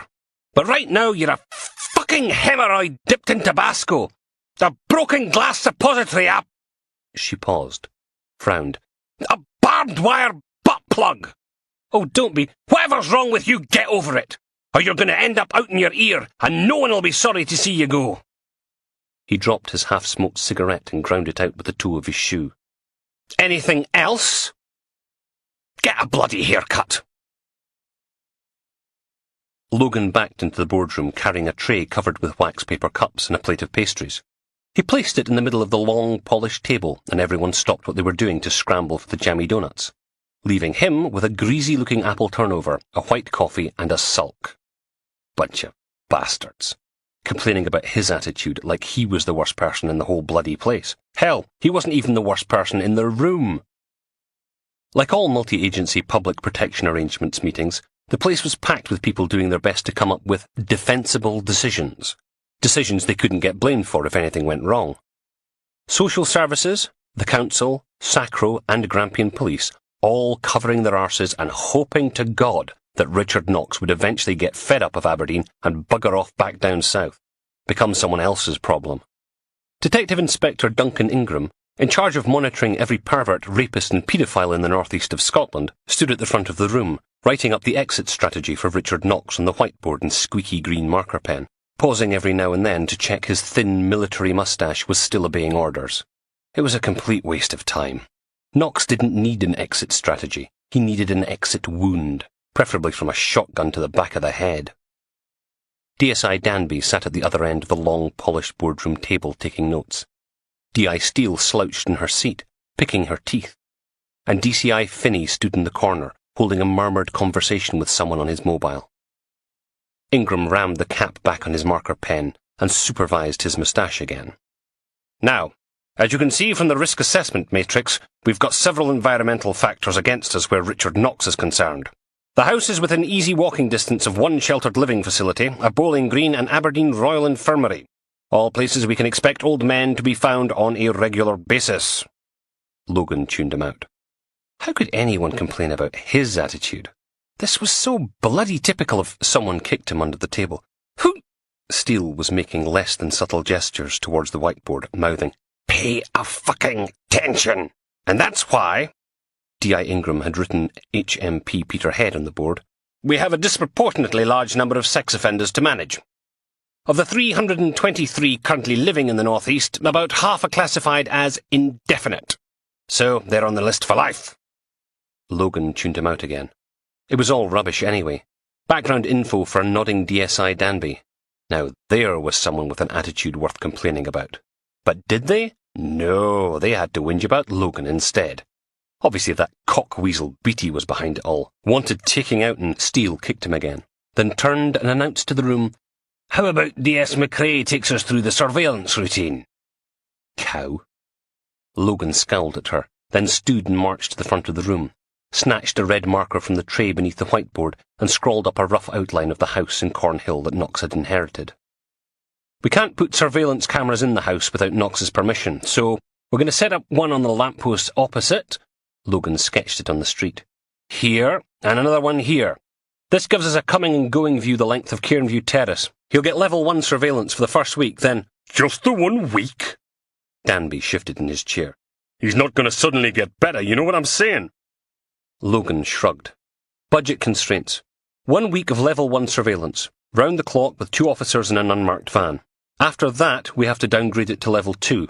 We'll try to keep an eye on the live video feed, depending on staffing levels." "You'll try to keep an eye on it?" "He's going to have someone from Sacro with him round the clock anyway, so it—" "A bunch of volunteers? That's not good enough." "They do more support and monitoring of high-risk offenders than any other—" "Knocks up ducks and rapes old men." Danby thumped the table with a huge finger, punctuating every word. "He needs constant police supervision." "Yeah, well, if you wanted him watched 24/7, you should have kept him in Newcastle, shouldn't you?" Danby's eyes bugged in his head. "What?" "Look, we don't have bottomless pockets up here, okay? Everyone dumps their sodding sex offenders on us, and we're supposed to just bend over and take it." Logan jabbed the whiteboard with his pen. "This is the best we can do. You want more? Get Northumbria Police to chip in and pay for it. He's your pervert." Steele buried her face in her hands. "Oh, bloody hell." DSI Danby was on his feet, face flushed, fists resting on the tabletop, voice a thick, dark rumble. "I don't care if everyone here's used to your crap, Sergeant, but my warrant card says Detective Superintendent, and if you want someone to bend you over, I bloody well will." Silence. "Ah, yes." D.I. Ingram cleared his throat, straightened his moustache again. "Anyway, if we're done with surveillance, maybe we could move on to response times and contingency planning." Chapter 9. "Are you out of your bloody mind?" D.I. Steele slammed the office door behind her. "Did I say you could sit down?" Logan hauled himself up out of her visitor's chair. "He was being a wanker." "Course he was! He's a sodding superintendent. It's his job to be a wanker, but you're making a fucking calling out of it!" She jabbed Logan in the chest with a red-painted fingernail. "What did I tell you outside in the car park?" "He started it." She threw her hands in the air. "That's it. I give up. You want to screw up your career? Go ahead. Be my sodding guest." She barged past and collapsed in her chair, running a hand across her forehead. "Get out of my sight. Go on. Bugger off and play with a diddy men or something. I don't want to look at you anymore." Logan let himself out. The Offender Management Unit offices smelled of new paint and sausages. The walls were papered with mugshots and soppos, interspersed with the occasional cartoon clipped out of the Aberdeen Examiner. A whiteboard mounted above a gurgling radiator was covered with grey magnetic strips, each one bearing the name of someone on the sex offenders register due a trip to court in the not-too-distant future.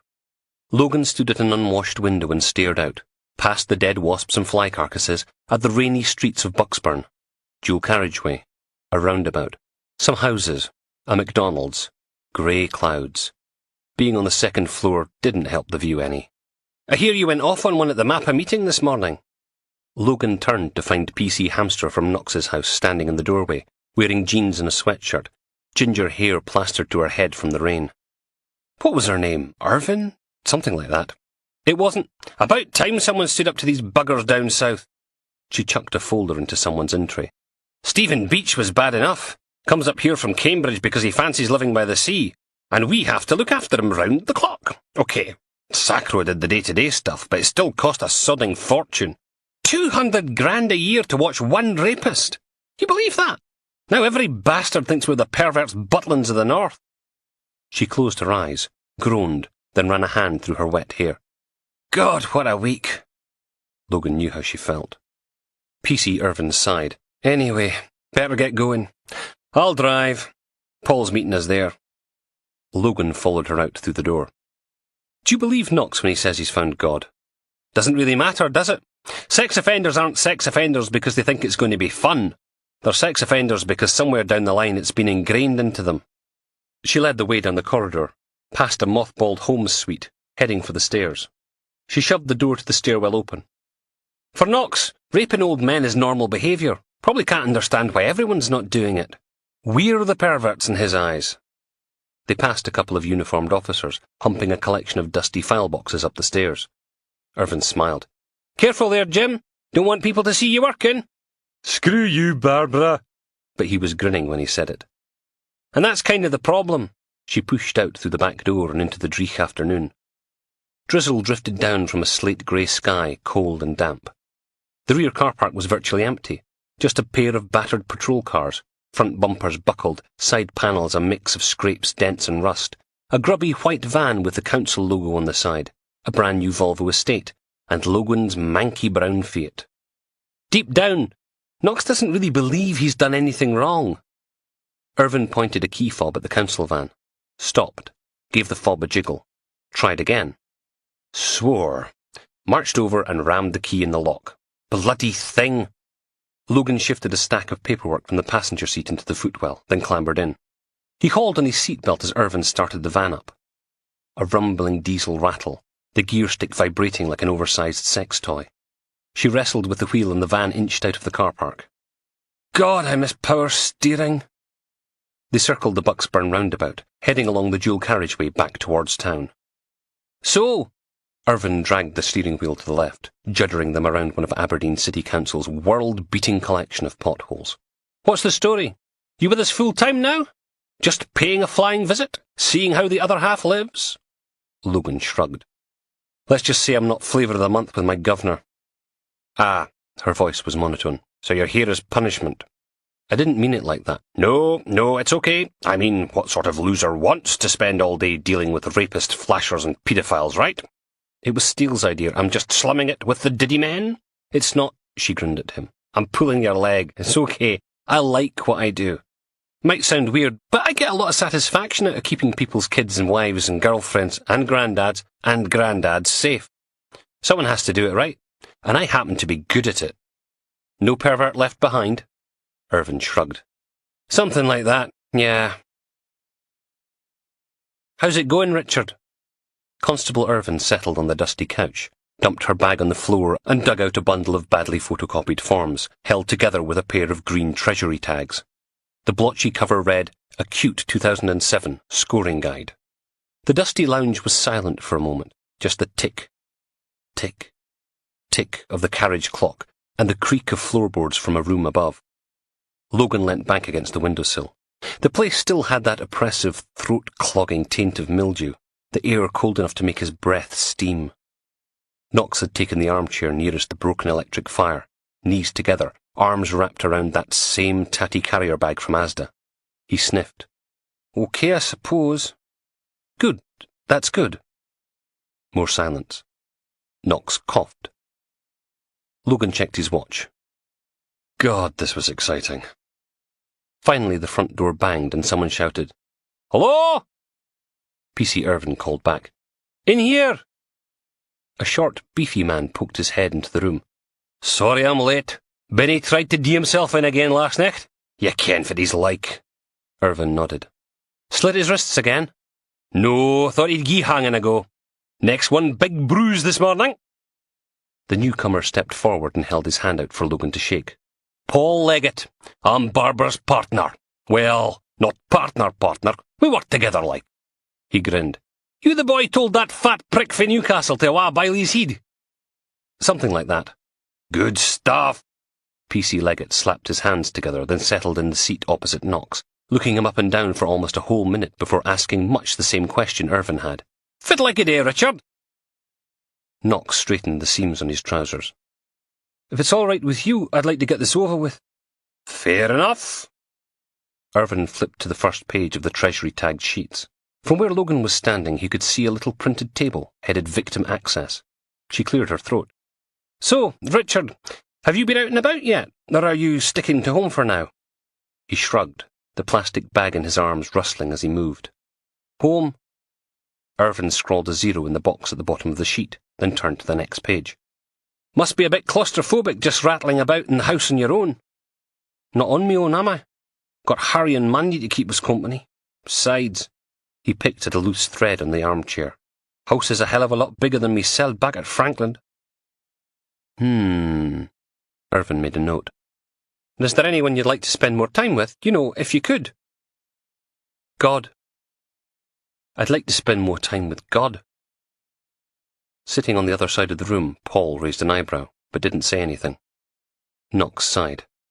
I've been through all these tests before, used to do them 2-3 times a week with this fat bird from social services when I got out of prison. Is there anyone you'd like to spend more time with? Has anything made you angry since we last met? How did you handle it? Same questions every time. Irvin shifted in her seat. I'm only trying to help, Richard. Next up, sexual preoccupations. Knox clutched his carrier bag tighter. I'm a masturbating within normal limits. I'm a having deviant sexual fantasies. She nodded. How important is sex to you these days? He slumped back in his seat, then ran a hand over his eyes. I can save you the trouble of quizzing us. Me score's going to be moderate. Should be low, but you probably think I'm being all defensive about it. Aren't you? Wouldn't you be? Someone comes into your home and reads out questions like you're on some sick game show. P.C. Irvin's partner laughed. Like blankety-blank for perverts. Wankety-wank! Knox looked at him for a moment, then smiled.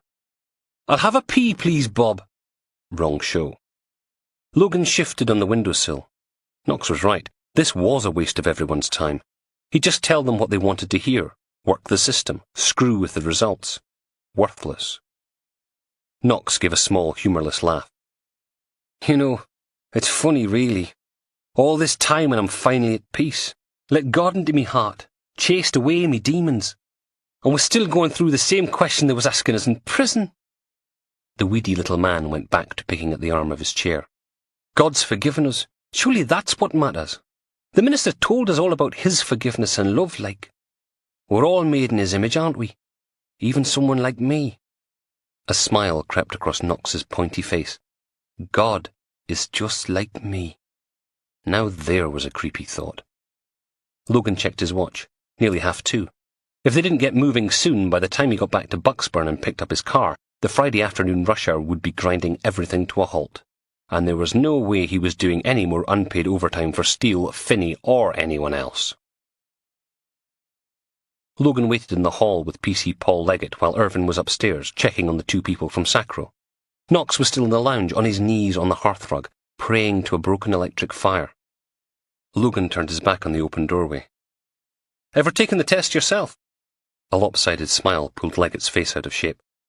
Apparently, I'm a high-risk offender. Yeah? Chronic masturbation means more than 15 times a month. I'm off the bloody scale on that one. Uncomfortable silence. Logan fidgeted. Anyway, Constable Irvin appeared at the top of the stairs. All set. Leggett opened the front door, motioning them out into the cold, drizzly afternoon. Fitz-11 helps see into it. He's not been out of the house, keeps himself to himself, does a lot of praying. Aye, we'll. Gonna take a lot more than that. They hurried down the path towards the grubby van parked at the curb. By the time they clambered inside, Irvin's glasses were opaque with tiny water droplets. She turned the key in the ignition, pumping the accelerator until the engine caught. PC Leggett cranked up the blowers. Fit did you think, Bobs? Irvin took off her glasses and dried them on a corner of her tartan tea towel shirt. He's hiding something. Logan scooted around in his seat. Do I need to up the surveillance? She shrugged, then pointed through the slowly clearing windscreen at a black box mounted on a streetlight a couple of houses away, then at another rusty van in the old Aberdeen City Council burgundy livery. It was sitting beside a coned-off rectangle of tarmac and looked at least 10 years older than the one they were currently sitting in. Got level 1 surveillance, CCTV both ends of the street, 2 people staying with him full-time, regular visits from Paul and me. What else can we do? Richard Knox stands at the living room window, watching the grimy white van drive off into the damp afternoon. He checks the lounge doorway, no one there, then pulls the mobile phone from his pocket. The phone he's not supposed to have, just in case he uses it to make contact with other perverts. Like he'd want to speak to those filthy bastards. He scrolls down through the address book until he comes to the number of a certain gentleman in Newcastle. A very influential gentleman, who's not in the least bit gentle. It rings for a while, then the voicemail picks up and Richard leaves a message. Hi, Auntie Maggie. Just wanted to wish you a happy birthday. Your present's in the post, like. Pause. It's all going good here, you know. Settling in and that. Speak to you later. And then he hangs up. Checks the doorway again. Slides the phone back into its dark hiding place. Happy birthday. The police aren't the only ones who've got an exit strategy. Chapter 10. The manky little Fiat made a horrible grinding noise every time Logan tried to put it into third. He mashed the clutch to the floor and shoved the gear stick into place, pretending he couldn't smell something burning. Heading back along the dual carriageway towards the horrible Hodigan roundabout, next stop, FHQ, to find somewhere quiet to hide until his shift was over. The radio hissed and crackled, never latching onto any station for more than 3 or 4 minutes at a time. It gave a burst of static, then music. Katrina and the Waves, Walking on Sunshine. Logan's stomach lurched, his mouth filling with warm saliva, heart pounding. He stabbed the off button and the radio was silent. Jesus. He rolled down the window, cold air laced with drizzle and exhaust fumes. Deep breaths. Just a song. Nothing to worry about. Just a song. When his mobile phone rang, he flinched. Logan checked the display. DI Steel. His thumb hovered over the off button. Then he hit pickup, holding it to his ear as he pulled into a little lay-by off the dual carriageway, with 6 small industrial units in it. Majestic Wines, Pizza Hut, that kind of thing. Where the hell are you? Logan killed the engine. You said get out of your sight. Just bloody... A pause, and then, I want you back at the ranch. We're going round to Steve Palmont's place. I'm stuck in Bucksburn, which was a lie. Can't you take somebody Bucksburn? What the cock-flavoured buggery are you doing in Bucksburn? You told me to go see the Diddy Men, remember? Another pause. Just get your scarred arse back here and pick me up. Now! You're a bloody idiot. You know that, don't you? Logan just shrugged. Outside the car windows, King Street was a study in miserable grey. People clomping along through the drizzle, collars up, mouths down. A few of the more optimistic ones huddled beneath umbrellas. The misty rain just soaked them from the shoulders down. DI Steele wrestled with the passenger door, winding her window down. Could you not got a decent pool car? You said come pick you up, I picked you up. Smells like old lady farts. She dug out a cigarette and lit it, then shugled the pack at Logan. Danby still throwing a wobbly? What do you think? Lucky he didn't have you kicked off the case. She dug a sat-nav out of her bag and fiddled some sort of clip thing onto the back, then huffed a smoky breath onto the suction cup and stuck it to the windshield, where it promptly fell off again. Buggering hell! You ever clean this thing? She breathed on the windscreen, fogging up a patch, then scrubbed at it with the sleeve of her jacket. This time, the sat-nav stuck. Nicked it out of Lost and Found. Would a map not have been bloody GSM trace on Pullman's mobile came back with latitude and longitude, okay? She switched the thing on and poked away at the screen, pale yellow tongue sticking out the corner of her mouth. Straight on at the roundabout. Logan drove them through the Bridge of Dawn and out past the Exhibition and Conference Centre, rain shimmering on its bizarre, curvy glass bridge and fake airport control tower, following the green arrow on the sat-nav screen. So, what do we know about Palmont? Steele pulled a face. Came to me through a DI in Edinburgh who owes me a couple of favours. Palmont was his chiz on another milk-the-knife building site. Got themselves $500,000 in cocaine, 20 illegal immigrants, and 1,000 cartons of smuggled cigarettes. Well, Logan shrugged. At least you know he's sound. Aye.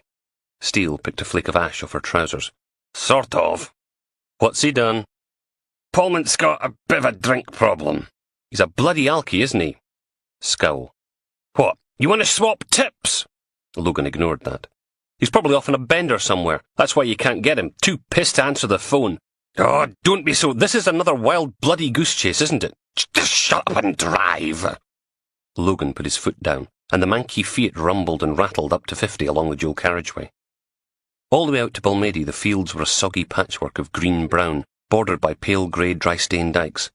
the occasional flock of sheep breathing clouds of steam into the cold, damp air. And then they got to the signs saying, "Works entrance ahead, slow, vehicles turning, no access to beach." It hadn't taken the local press long to nickname Donald Trump's development Trumpton. A vast swathe of coast was due to disappear under the bulldozers. 2 golf courses, 500 houses, a 4-star hotel, and nearly 1,000 holiday villas, which kind of put McLennan Homes' 400 semi-detached into perspective. 300 yards further on, a huge billboard sat at the side of the road. "McLennan Homes, building a better tomorrow for you." Photo of a smiling nuclear family holding hands and staring mistily off into the distance. Very aspirational.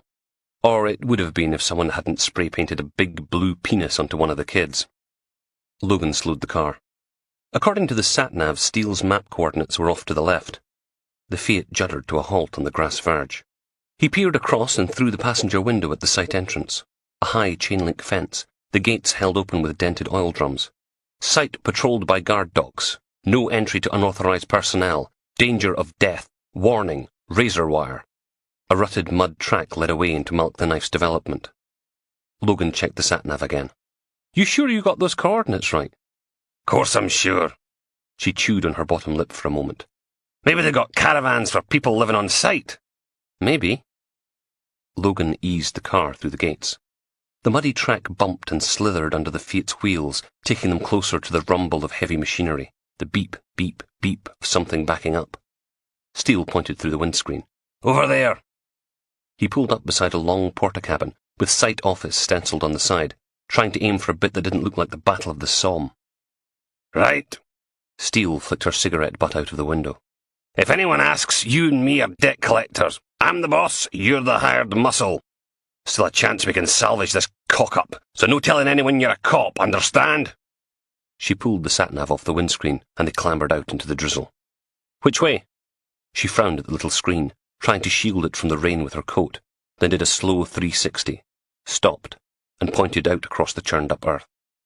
No caravans, no porta-cabins, not so much as a 3-man tent. Steele took a step forwards, but Logan grabbed her arm. "Maybe we should call for a search team. IB, pathologist, if Pullman's—" "Don't be so wet." She shook herself free and stomped off into the mud. Logan swore, then followed her. The going was tough. Thick clogs of brown-black earth sucking at his shoes, dirty water oozing in through the lace holes, soaking into his socks, and then his foot disappeared into a puddle right up to the shin. "Fuck!"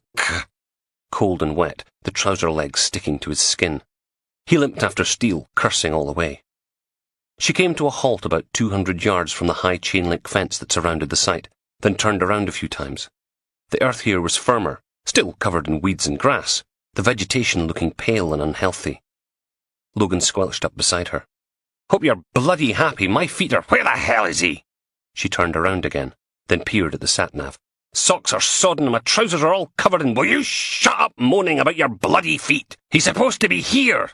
Logan snatched the sat-nav from her. The display read, "You have reached your destination. Welcome to the middle of nowhere." "Well, at least we know he's not stuck in some shallow grave." Steele grabbed the sat-nav back. "Oh yeah, tell me, Sherlock, how—" "Look at the ground, it's not been disturbed." He pointed at the little black rectangle in Steele's hands. "What are those things accurate to? 10, 15 feet? And the GSM's about 100?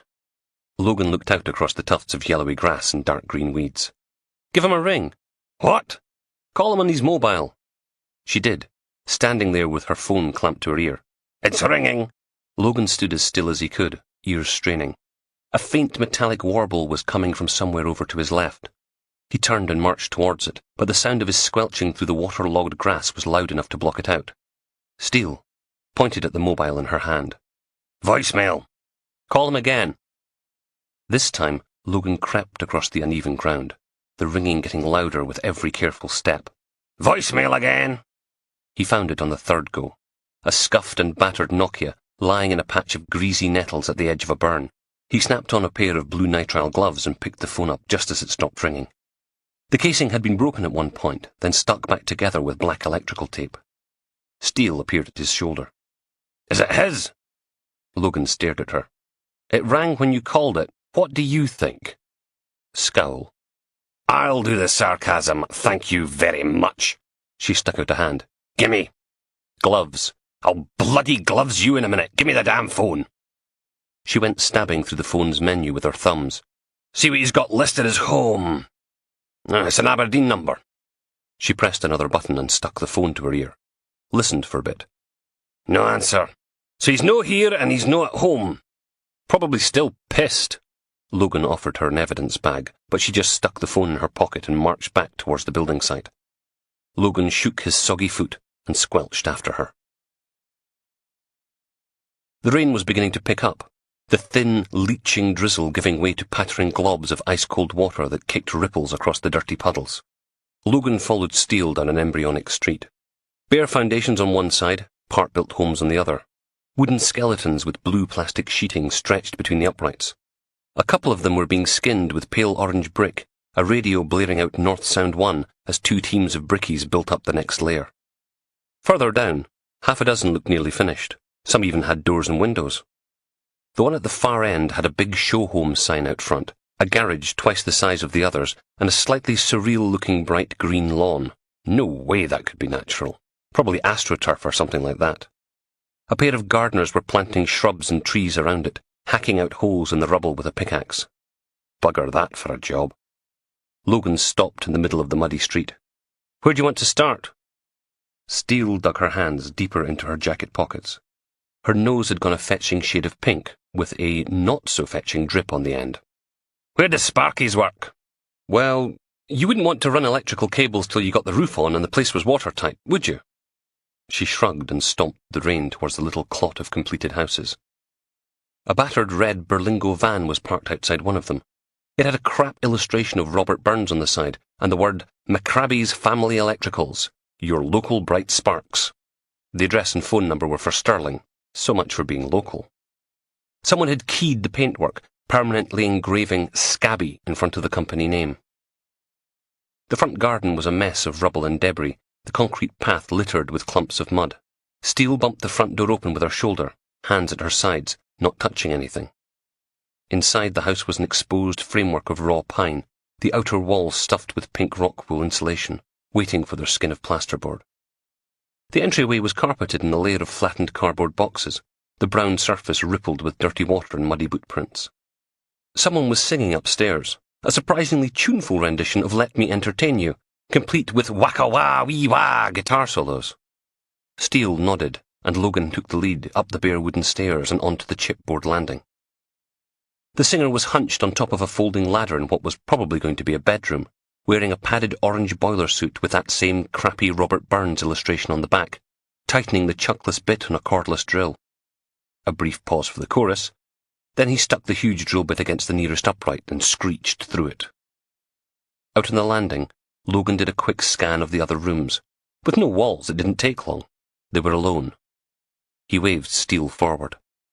She marched into the room, drew back her foot, and kicked the ladder.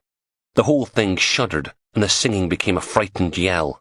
The drill clattered to the chipboard floor, and the electrician grabbed at the bare roof joists, swearing as the ladder thumped from side to side. Then he got it stable, looked over his shoulder, teeth bared. Are you fucking mental? Jesus! His face was a map of old acne scars, nose a pink-veined golf ball. He hauled out his earphones. If you bastards are here about the... Shut the fuck up! Steele jabbed a finger at him. Looking for a Sparky. His eyes narrowed. I don't do homers. Steve Paulman, not seen him. Logan stooped and picked the drill up off the sawdust-covered floor. You McRae? Why? Steele grinned up at him. We represent a certain gentleman Mr. Paulman has a, business arrangement with. Oh, for fuck's sake. Scabby McRae sighed. Dogs or horses? Where is he? McRae held his hand out. Buggered off and left us in the shite, didn't he? Logan kept the drill just out of reach. Sigh. He was a dick, okay? Barely sober, aye, and that's when he bothered to turn up. Wouldn't trust him to change his socks, never mind a plug. McRae swung his arm around at the semi-skeletal house. Spent half the day rewiring the shite job he did in the first place. Supposed to be in a team bonus, and when did you last see him? Steele dragged out her fags and sparked one up, then moved the burning lighter towards the nearest clump of rock wool. Be a shame if something happened. It's flame retardant. MacRae stuck out his hand again, and Logan passed him the drill. Ta! He made the hole he'd been drilling slightly bigger, then rested the drill on its large battery pack and hauled a thick bundle of orange cables through the upright. Used to be you could get away with a couple extra sockets in the living room. Now every bastard wants their whole house done with Cat 6. Logan watched the electrician pick a single strand out of the bundle and mark it with a blue plastic tag, then loop it over a ceiling joist. Where is he? Fuck knows. Haven't seen him since, Monday? Probably lying drunk in a gutter or dead in a fucking ditch. As long as the useless bastard don't come back, I don't care. MacRae picked up the drill again. You know they make me buy my own kit now. 2.5, 1.5, fucking boxes, fronts, light switches, you name it. Gotta claim it back in expenses. That's Steve bloody Palmont's fault. The drill screeched through another upright, sending a shower of sawdust flying. Then MacRae thumped it back down on top of the step-ladder. You know what?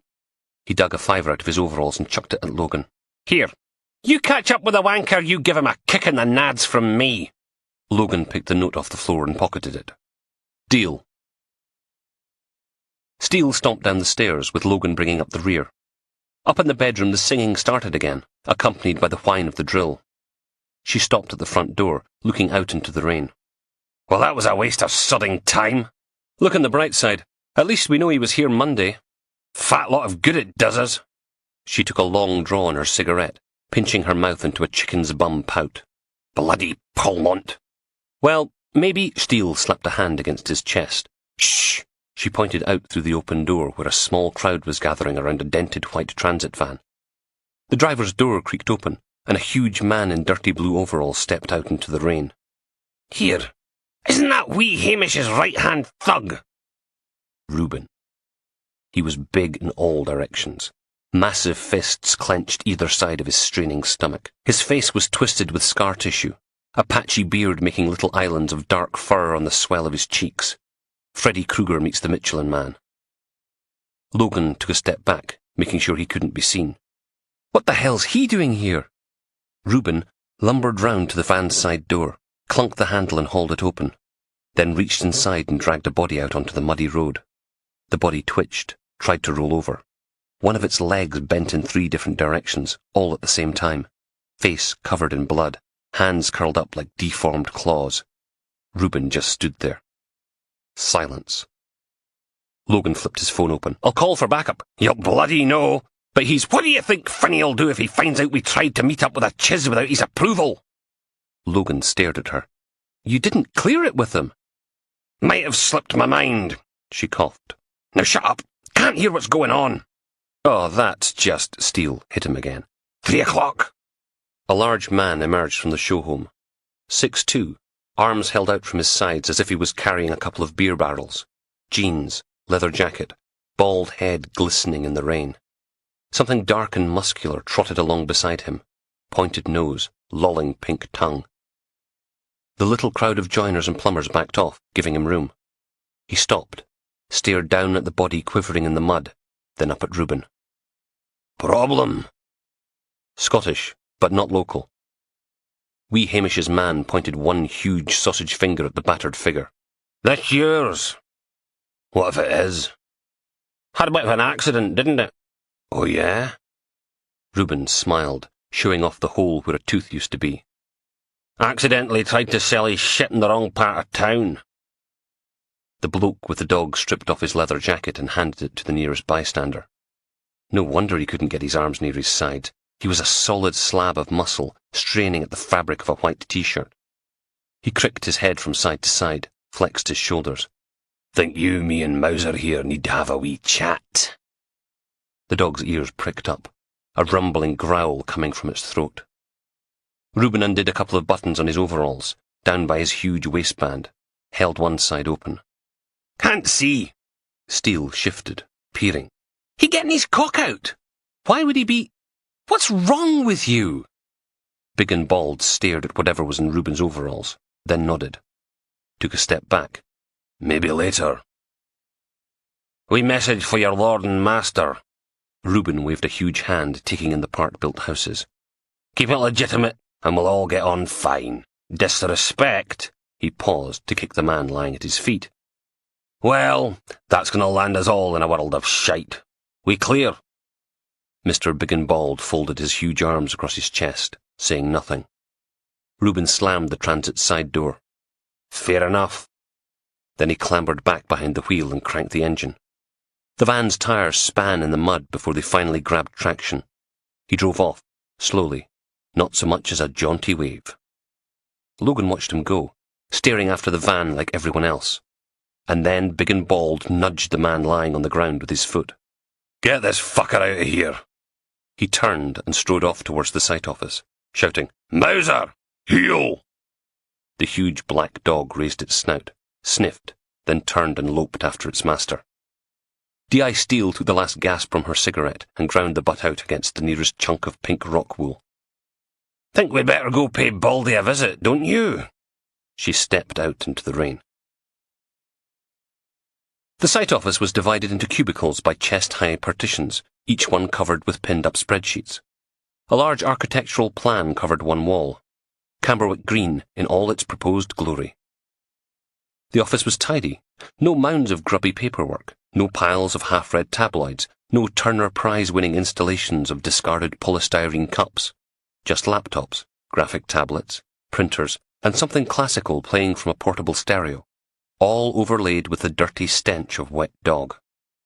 A kettle sat on a wee table opposite the door, curling steam into the tidy room. Someone was making tea, blue jumper on over a shirt and tie, carefully arranged comb-over, ridiculous little beard, as if he'd drawn it around his chin with a magic marker. He looked up as Logan thumped the door closed behind them. Are you here about the drainage? Steele sniffed. I look like a fucking plumber. Frown. There's no need to... Steve Palmont. Big and Bald stood up from behind one of the partitions, a hands-free headset stuffed into his ear. There's a problem here. Up close he reeked of aftershave, a cloying, musky smell with chemical overtones. Steele perched on the edge of a desk. Palmont had an arrangement with our employer, but he's no been keeping his end up. Know what I mean? Jumper and tie went back to making the tea. Well, I don't see how that concerns us, miss... We're talking 3 big ones here. Ah. He stuck a teaspoon in and swirled the bags around for a bit. You should really be taking this up with Mr... Palmont, was it? Where is he? Milk. Sugar. Andy, do we have a Mr. Palmont working for us? The big man shook his head. He was that sticky-fingered Sparky, did a runner. Ah, yes. Jumper and tie handed a mug to his colleague. There was a problem with missing electrical equipment. Wire, cabling, junction boxes, that kind of thing. Mr. Palmont made himself scarce before we could contact the police. Sorry we can't be of further help. The inspector nodded. He got any wages outstanding? Something he could be putting against his debt? I really think anything outstanding should go to pay for the equipment he stole, don't you? Nah, that's not going to... Think it's time for you to leave, yeah? Big and Bald, a.k.a. Andy, came round the corner, towering over Steele, that huge, scary dog trotting behind him, claws making skittering noises on the linoleum floor. Got a building site to run here. She looked up at Andy, then round at Logan, raised an eyebrow. I'm the boss. You're the hired muscle. Logan stared at the huge slab of a man. Screw that. He stuck out his hand for Andy to shake. No hard feelings? The big man paused for a second, then took it, his big fingers dwarfing Logan's, squeezing. A vice made of flesh and bone. Logan grabbed the hand with his left, digging his nails in. Whoa! Easy, Tiger! Andy grinned. You have a nice day now, officer. You're a big, sodding, wet, Jesse bastard, you know that, don't you? Steele stomped to a halt at the Fiat's rusty passenger door. Couldn't throw your weight around for 2 bloody minutes. Did you see the size of him? Logan stopped behind her, both hands held up like a surgeon, waiting for a nurse to glove him up. He'd have torn my head off and crapped down the stump. Anyway, he knew we were police. You're such a girl! She nodded her head at the car. Well, unlock the sodding thing. Bloody freezing. Logan stuck one hip out. Keys are in my front trouser pocket. She glanced down.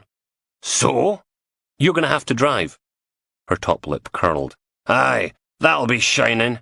Detective Inspector, mind. You drive, I... Passenge. Can't. Did the hostage trick when I shoot with Baldy Andy. You need to bag my hands till we get back to the station. Steele took another look at his trousers. I'm no going digging about in your breeks. What if you get a stiffy? Just don't flatter yourself, okay? Chapter 11. Bloody hell. Logan had one last bash at getting a cigarette out of the packet, then gave up. Can you... Steele shifted down and the Fiat whined around the outside of a massive tractor hauling a trailer full of cattle down the dual carriageway. You're like a wee kid.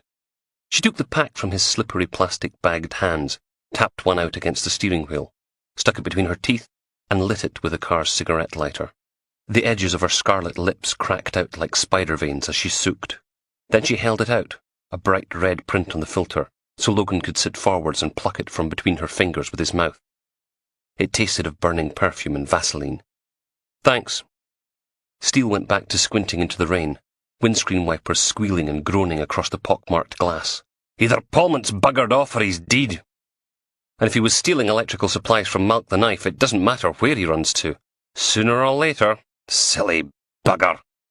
You know, Logan tried to take the cigarette out of his mouth to tap the ash off, but couldn't work the clear plastic bags into a position that wouldn't burn a hole in them. If you were going to kill someone for nicking your electrical wiring, there's plenty of places to bury the body on a building site. Mechanical diggers, concrete... Aye. Steele reached over and took the fag from Logan's mouth, flicked the ash out of the open window, took a sneaky puff, then stuck it back between his lips. Get on to Strathclyde when we get back. Tell them I want a cadaver dog up here first thing tomorrow morning. And don't take any crap. Rotten Ouija bastards never want to travel north of Perth. Better get the time team organised too. Ground-penetrating radar, trowels, beards and silly hats. You know the drill. Warrants? Budget? Steele pulled her mouth into a thin line. You do your bit. I'll sweet-talk Finney. Worst comes to worst, I'll go rummaging through his trouser pockets. Yeah, Logan nodded. That's the kind of threat that'll make him cooperate. Still say this is a bad idea. Just shut up and keep an eye out. D.I. Steele squatted in front of the dark blue door and peered in through the letterbox. It was a nondescript tenement building in Northfield, 3 stories of damp grey granite with 6 flats arranged either side of a central stairwell. Logan leant on the balustrade, the plastic bags on his hands crinkling as he peered down from the top floor. We need to go back to the station before the samples deteriorate. And you know what else we need? Steele stuck her hand through the letterbox, then her wrist, then as much of her arm as she could, tongue sticking out the side of her mouth. You to shut up! A warrant. We need a warrant. They'd got the address on the way back into town, Steele telling Control to do a reverse lookup on the telephone number they'd got from Steve Palmont's mobile. Come on, you wee bugger! She had her face flat against the door now, teeth clenched, one eye squinted shut. Shite bags! She slumped. Can't reach. Logan nodded. Good. Now we can go get a warrant and come back and do it properly. Steele wiggled her arm free. Don't need a bloody warrant. Palmont could be in there, dying, right now. But she stuck a finger to her lips and shushed him. Did you hear that? Someone crying for help. God, you are such a cliché. Steele stood, took 2 steps back, then slammed her high-heeled boot into the door by the lock. She hopped away, swearing and clutching her ankle. The door hadn't even moved. She crumpled against the wall, wobbling on one leg. Well, don't just bloody stand there. Sigh. Logan squared up to the lock, raised his damp, mud-spattered foot, and kicked. The door juddered. On the second go, it flew open in a burst of splintered wood. Happy now? Steele limped forward as the front door to the next flat burst open. A man in a tatty blue dressing gown lurched out onto the landing, brandishing a massive monkey wrench, hair flat on one side, sticking up on the other. Right, you little bastards! He staggered to a halt, stared at Logan and Steele, then at the kicked-in door, backed up a step. The inspector jerked a thumb at Palmont's flat. When did you last see the guy who lives here? He let the arm clutching the wrench fall to his side. I work nights. He shuffled backwards until he was inside his own flat. Try to keep the noise down, yeah? And closed the door. So much for neighbourhood watch. She hobbled past Logan into Steve Palmont's home. It looked like the kind of place that got rented out fully furnished, which meant a random collection of shabby furniture and mismatched crockery, scrounged up from second-hand shops. No paintings or pictures on the walls, carpets that hadn't seen a hoover since the turn of the century. Just about bearable if you were going to be working on a building site for the next year and a bit. The lounge and kitchen were two halves of the same room, filled with a sharp, rancid smell. Two clothes horses sat in the middle of the carpet, covered in socks and pants, a pair of jeans and a threadbare checked shirt.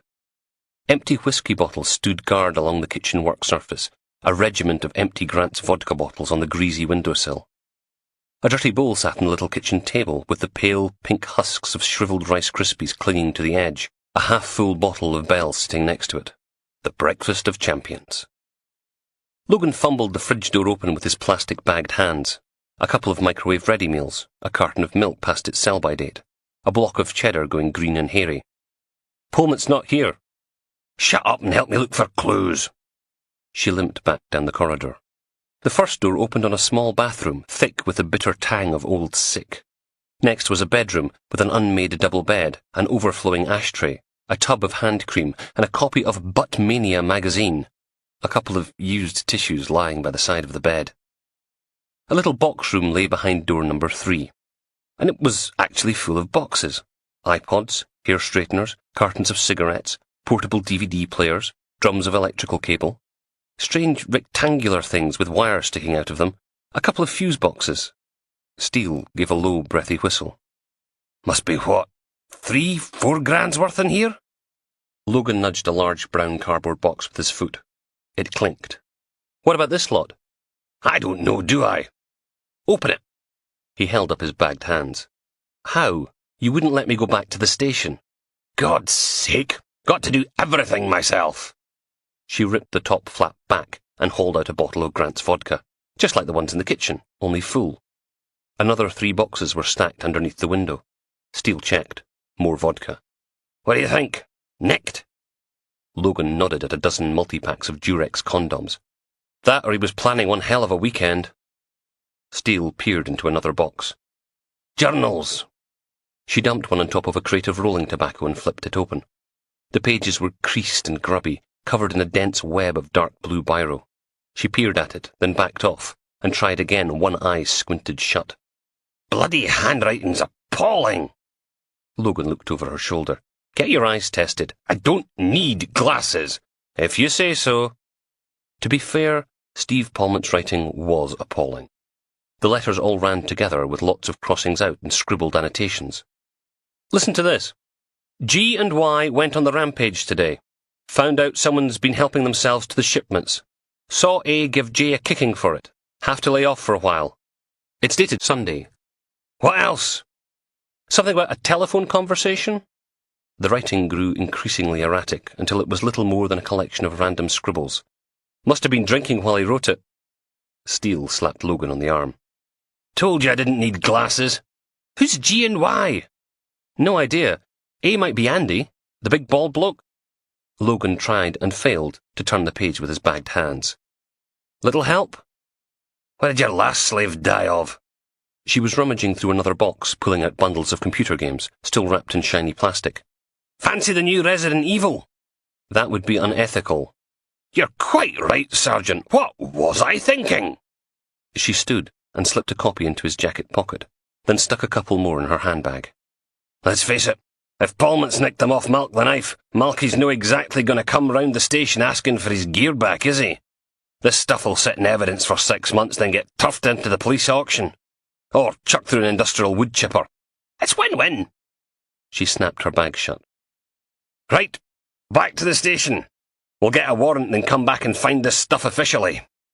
Logan stood for a moment, looking at all the bottles of vodka, wondering if he shouldn't take a couple into custody while he was at it.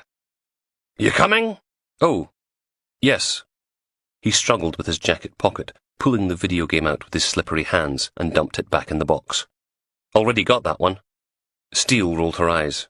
"You are such a goody two-shoes." She really had no idea. Chapter 12.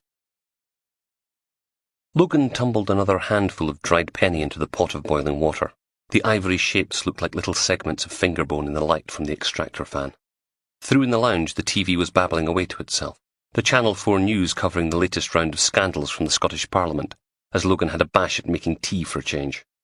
A little after 6:30, and there was still no sign of Samantha. Probably pulling another green shift, but he was going to bloody well impress her when she finally got in. Baked pasta with some sort of sauce and cheese.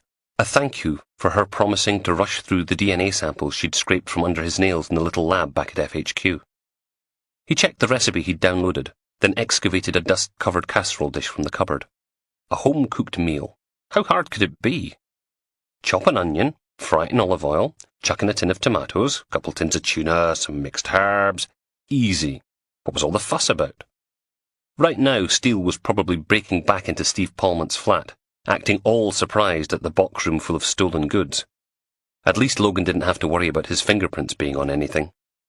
He checked the recipe again, went to the wine rack for the last bottle of red in the house, and glugged in about a glassful. Move over, Gordon Ramsay. Should have taken a bottle of that vodka when he'd had the chance.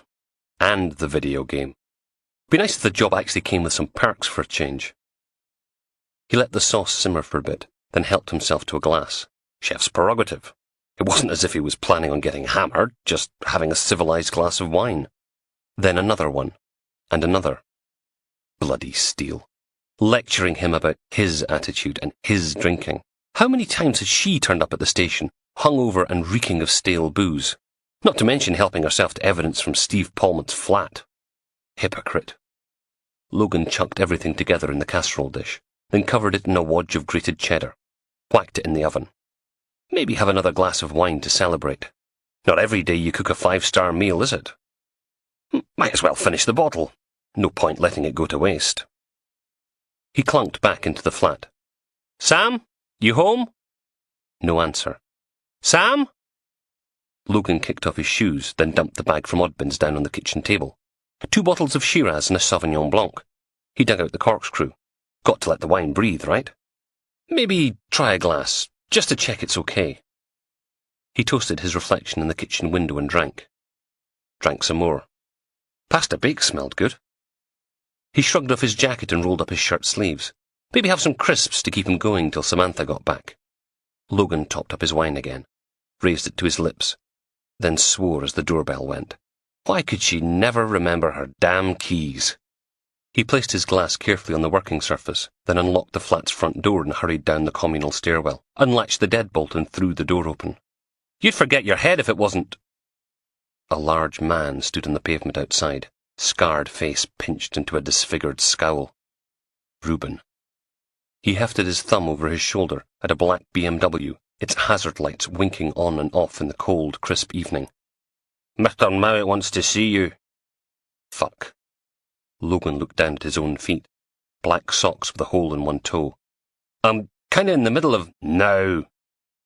Logan blinked, the wine making his teeth itch, the mellow buzz turning into an unpleasant fizzing behind his eyes. But I'm not telling you again. Can I at least put my shoes on? Skeletal trees hunched over a collection of potholes and cracked tarmac, winding through the darkness. The BMW bumped along the rutted track, the occasional grinding noise from under their feet making Reuben grit his teeth. Fucking thing! Logan looked out at the darkened countryside. 2 days ago these fields were bathed in the moon's glow. Now there was just the car's headlights as they headed down the side road overlooking Malk the Knife's building site, not far from where Logan and Steele had parked on Monday night, waiting for Steve Palmont to turn up. The BMW's headlights picked out one of those big, ugly Porsche 4x4 things at the end of the lane, its exhaust spiralling out into the cold night air. Reuben stopped, hauled on the handbrake, then killed the engine and the lights. Darkness. Reuben turned and glowered at Logan. Listen up! You upset Mr. Mowat tonight and I'll tear off your cock and make you eat it. Understand? Why would you fucking watch yourself, McRae? God's sake. Wanker.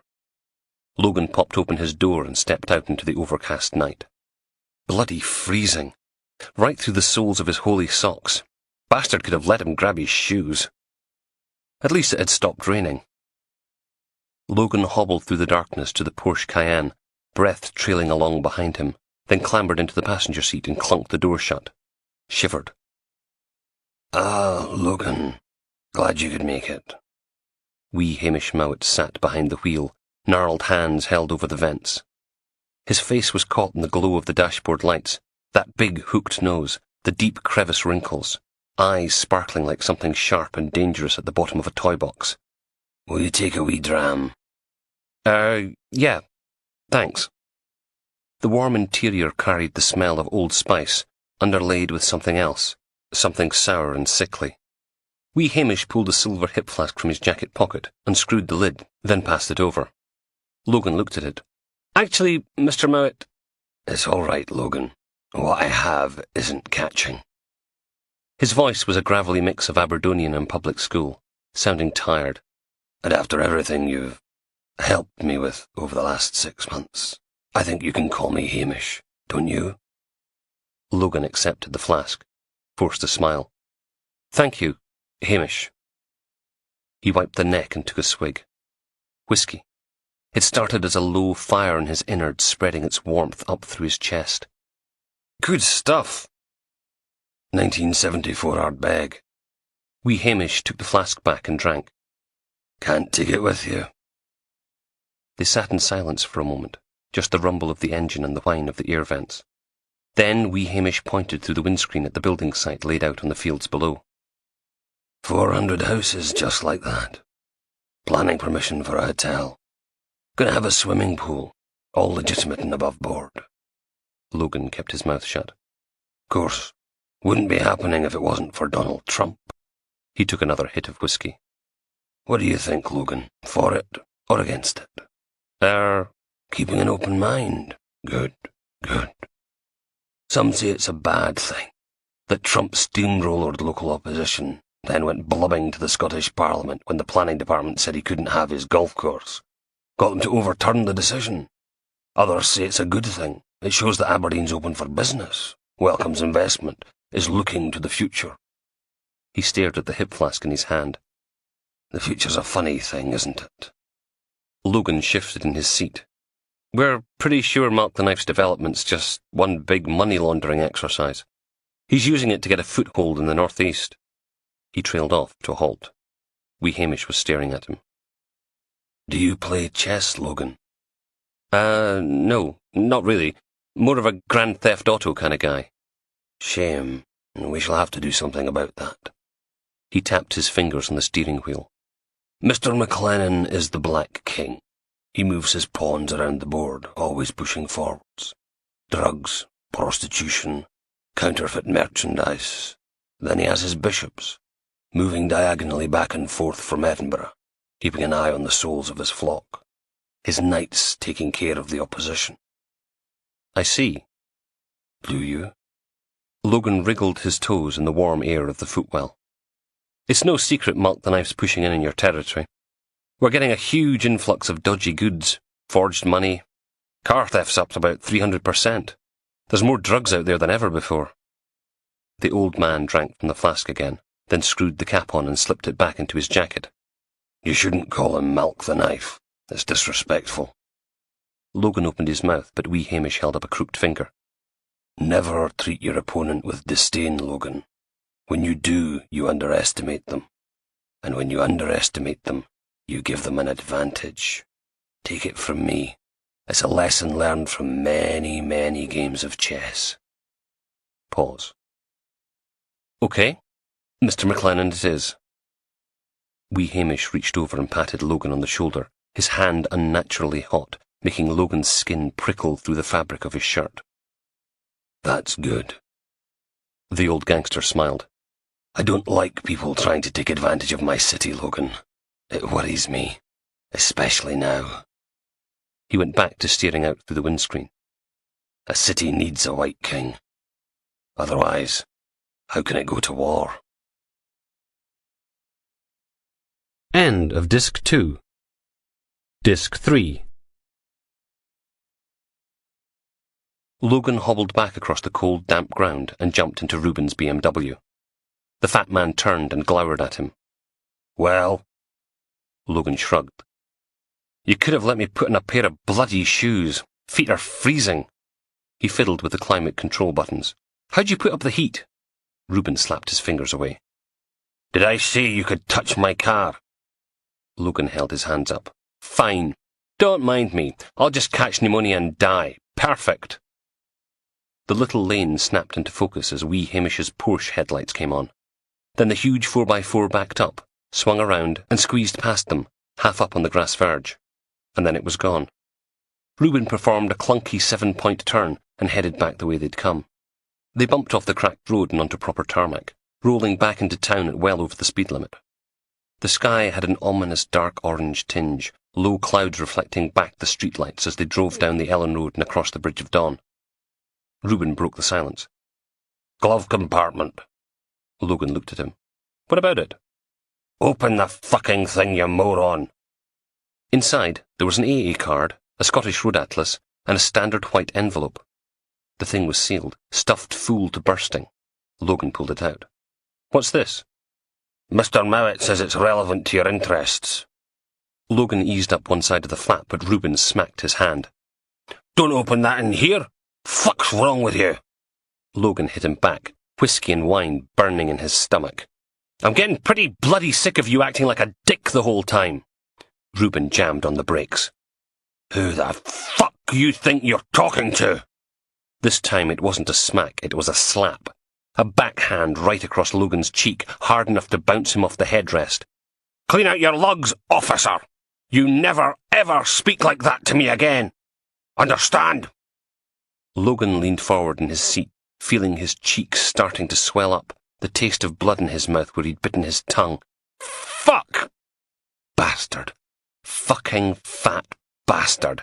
Fucking better learn to show some respect, McRae, or Logan slammed his elbow into the bridge of Reuben's nose. The car lurched forwards and stalled as blood poured down Reuben's face. Oh. Fuck. Reuben was going to kill him. He was going to drag him out into the middle of nowhere and fucking kill him. Do something. The big man's hands came up, but Logan hit him again. Another elbow in the face, splitting his lip. Again, and again, fast, furious, vicious, not giving the fat bastard time to recover or fight back, hammering into Reuben's skull as he tried to cover his bleeding face with his hands. The big man didn't cry out, didn't whimper. The dull thunk, thunk, thunk of bone on broken skin and Logan's grunts the only sound. A car horn blared from somewhere behind them.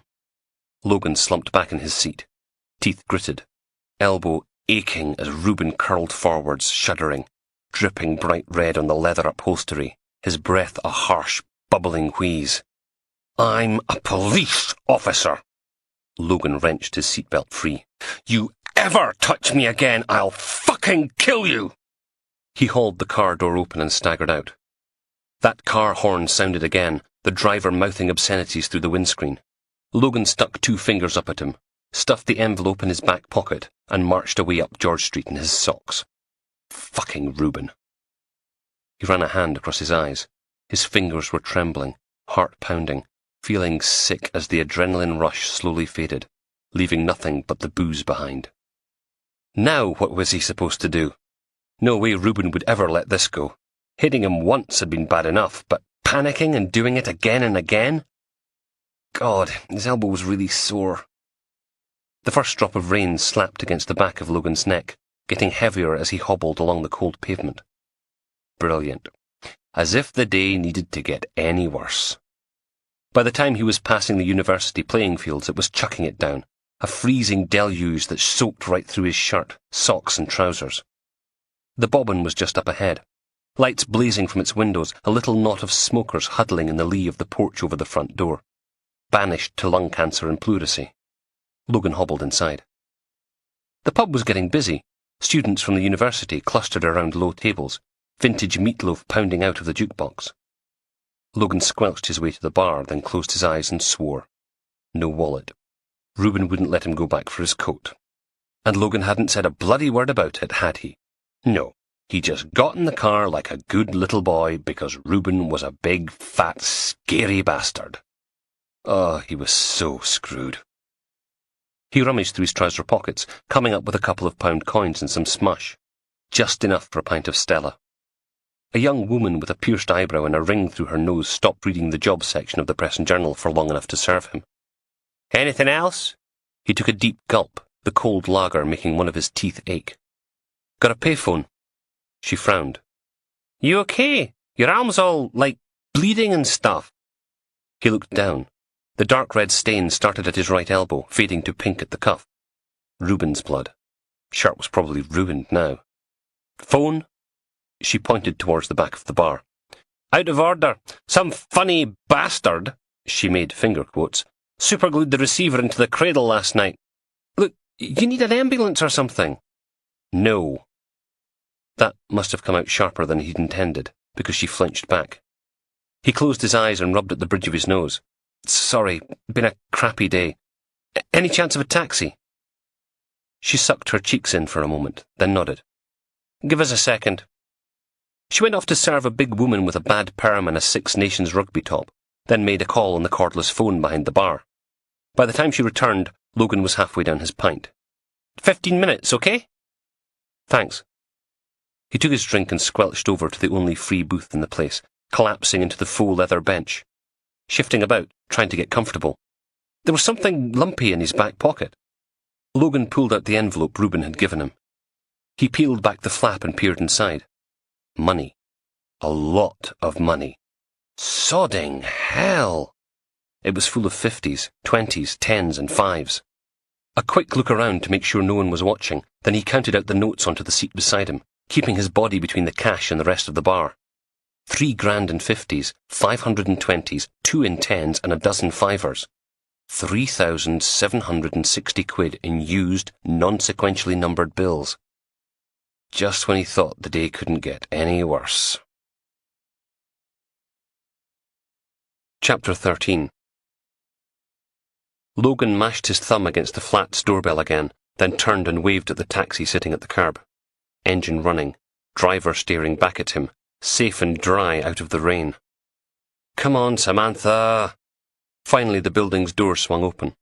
She stood in the threshold, frowning at him, eyebrows shooting upwards. What happened to you?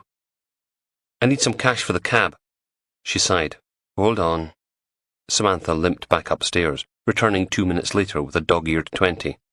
This do? Thanks. Logan paid the driver, then squelched after her up to the flat, leaving wet sock footprints on the steps. Christ, what a day! You're ringing!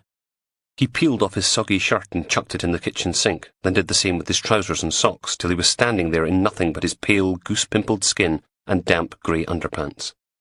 She handed him a stale-smelling towel from the washing basket, and he scrubbed at his hair on the way to the fridge freezer.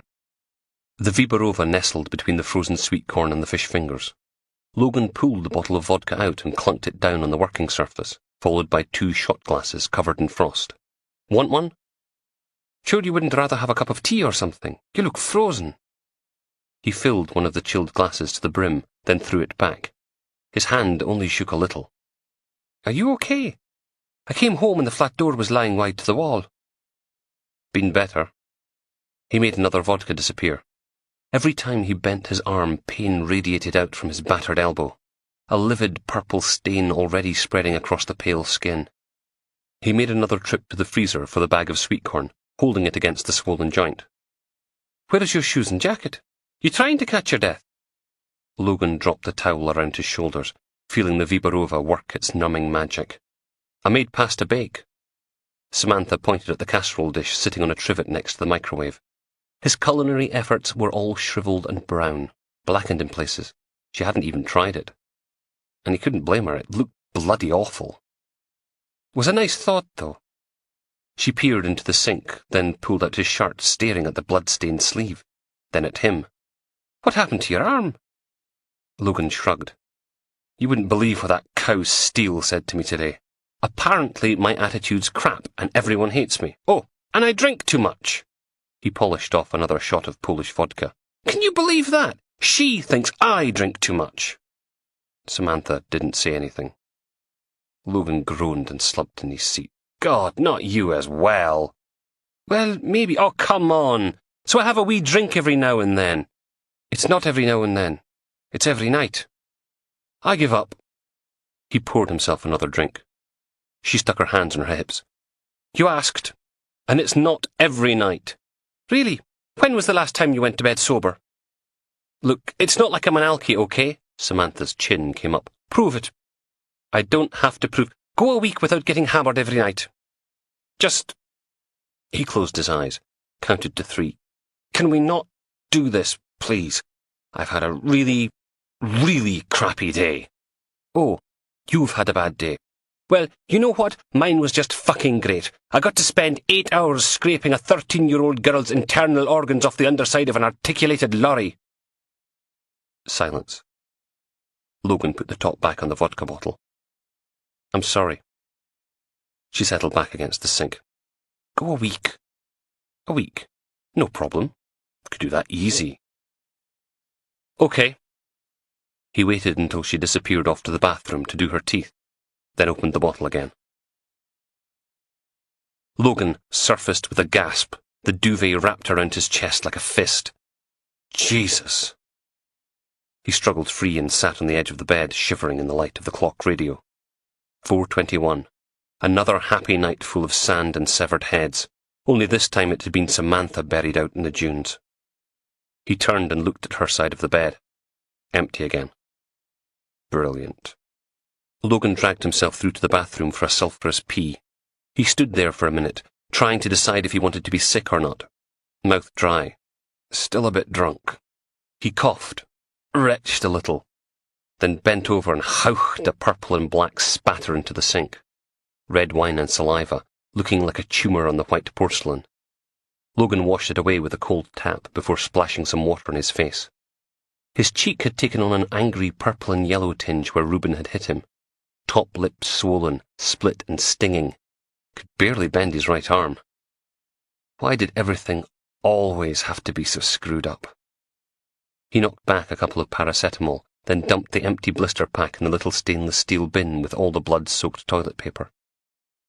He killed the bathroom light, hobbled back down the hall, eased the lounge door open and peered inside. Samantha was on the couch, stripy socked feet sticking out from beneath the spare duvet.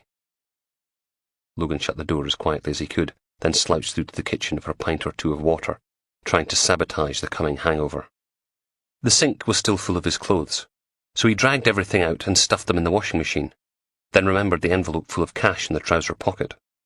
It was all damp and wrinkly, but the contents seemed to have survived okay.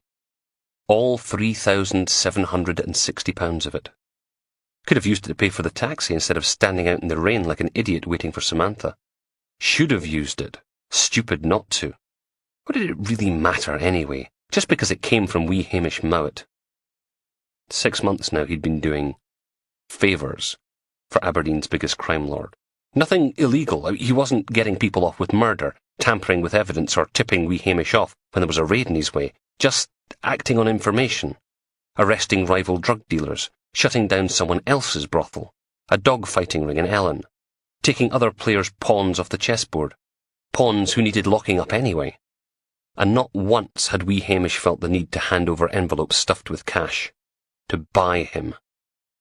£3,760.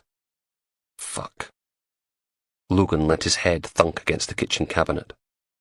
18 months ago he'd been the golden boy of Grampian police, and now look at him. Everyone down the station thought he was a foul-tempered alcoholic tosser. He'd just battered a mob enforcer half to death in the middle of King Street, and Aberdeen's biggest crime lord thought he should be on the payroll. Woohoo. Way to go. Fan-fucking-tastic. A new personal low. Logan stacked all the notes together into one pile, wrapped it up in kitchen paper, then crept out into the hallway and hid the lot in the airing cupboard behind the hot water tank. It wasn't perfect, but it'd do till he figured something else out. The black Range Rover winds its way slowly north. Newcastle to Edinburgh's the worst bit. The A1's a fucking disgrace, isn't it? 121 miles of twisty tarmac with the occasional crawler lane and tiny patches of dual carriageway. Get stuck behind a caravan on this thing and you're screwed, like. Not that it's a problem at 20 to 5 on a Saturday morning. Wipers going at a steady creak, keeping the snow confined to the edges of the windscreen. Winter wonderland in Newcastle when they left. 6 inches in places. They're making good time, even though Tony's taking it easy. iPod hooked into the huge car stereo, dribbling out that jazz stuff Julie likes so much. It's not too bad once you get used to it. She's asleep in the passenger seat, and Neil's curled up in the back with a coat draped over him like a blanket, mouth open, snoring in time with the bloke playing the saxophone. It's funny how even the most violent, dangerous bastards can look like little kids when they're asleep. The sat-nav says 102 miles to Aberdeen. Tony keeps the needle at a steady 65. No speeding, nothing that would draw attention to them. Playing it cool, heading north through the snow. Bringing a whole shit heap of trouble with him. Chapter 14. Lying bastards! A porcelain dog hit the faded wallpaper and became a starburst of pale shards. All of it! Richard Knox grabbed a ballerina from the mantelpiece and sent it crashing into the far wall. Face flushed, teeth bared, spittle flying from his lips. Bloody lies! Jesus, Richard, calm down! A large woman, one of Knox's minders from Sacro, was crouching behind the sofa, popping her head up over the dusty fabric, then ducking down again as a shire horse turned into porcelain shrapnel. They've no right! Logan froze on the threshold, head pounding. What the hell's going on here? Knox snatched a Scotty dog from the mantelpiece and drew his arm back to send it flying. Logan stepped forward and grabbed it off of him. All right, that's enough. Knox span around, eyes wide and shiny, lips twitching across his gritted teeth. Give it back! Constable Guthrie! Guthrie bumbled into the living room, clutching greasy paper bags from the baker's they stopped at on the way over here, a wodge of flaky pastry in his other hand. What? Lion! Knox's eyes darted left, then right. Then he snatched up a fishing teddy bear and sent that flying instead. Bastards! The constable dumped his baked goods on the ancient couch and grabbed Knox's arm, twisting it up behind his back, then slamming him into the wall. Behave yourself! Knox struggled, screaming abuse. Guthrie glanced over at Logan and got the nod. He pulled Knox back a couple of feet, then rammed him forward again, making the photos above the mantelpiece rattle. Ah! Get off us! You want another one? Knox didn't reply, but he did keep wriggling, so Guthrie introduced him to the wallpaper again. This time, the struggling stopped. You want the handcuffs? Silence. Okay. The constable let go and stepped back. Knox staggered towards one of the cat-shredded armchairs and collapsed into it, rubbing his wrist and staring at the dead television. Liars! The woman crept around from behind the sofa. Thanks. There were little flecks of white china in her hair. Logan pulled out his notebook. Richard Knox, I am arresting you for assault. You do not have to say anything, but if you fail to mention, I didn't assault anyone. He kept his eyes on the ghosts on the TV screen. Logan glanced at the woman, raised his eyebrows. She shook her head. Didn't touch me. Where's your partner? Thought there were supposed to be two of you. Knox shifted in his seat, muttering. Got me rights. Harry's stuck in the bog. Had a dodgy chicken chow mein last night. I was going to send him home if he doesn't get any better. Logan looked around at the wreckage, then rubbed at his gritty eyes. You want to tell me what the hell this was about, then? She pointed at a tattered copy of the Aberdeen Examiner lying against the skirting board. Half the pages were sprawled across the carpet, but the lead story was clearly visible from where Logan stood. Sex beast strikes fear into community. The photo of Knox was more up-to-date than the last one the papers used. Someone had been digging. Logan bent down and picked up the front page, letting the rest of it fall back to the floor. Exclusive by Colin Miller. Everyone knows a leopard can't change his spots. Once a dangerous animal, always a dangerous animal. But the people of Aberdeenshire are being expected to believe that convicted serial rapist Richard Knox can live amongst them without posing a serious risk to the population. Knox, 39, a vicious sexual predator, served 8 years in a high-security prison for the brutal abduction and rape of Newcastle grandfather William Bruckley, 68. It wasn't exactly the journalist's best work. Sensationalist, melodramatic, and obviously designed to whip up outrage and panic. Further in, it got even worse, with quotes from people in Newcastle and William Bruckley's grandchildren. Teenagers more than happy to share the family's anger. Castration's too good for him. They should bring back hanging. That kind of thing. And in Richard Knox's case, they were probably right. Logan folded the page up, then dumped it on the coffee table. Knox was clutching his carrier bag again, the thing rustling as he rocked back and forth in his seat, muttering, "It's all lies." All of it? Convicted serial rapist. He scowled at the TV. Was convicted of one rape. One, not a series. Served me time. Found God, didn't I? Well, Logan looked at the chunky woman from Sacro. Margaret? Marge? Something like that. Maybe you'd be better off trying your luck somewhere else. We could organise a midnight flit. Get you somewhere further away where they don't know you. Devon. Cornwall. Something like that. Get you the hell out of Aberdeen before you cause any more trouble, you creepy little bastard. This is me home! Knox drew back his foot, then lashed out, crashing his heel into the TV screen, shattering it, sending the whole thing clattering over backwards to the floor. Marge/Margaret flinched. Swore.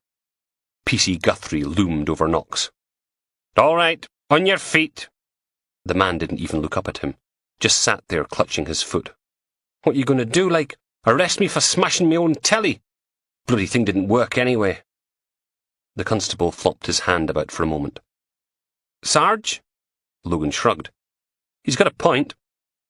Knox closed his eyes, lips pinched tight, breathing in and out through his pointy nose, then stood and knelt in front of the ancient electric fire, head bowed, hands clasped together, mouth moving silently.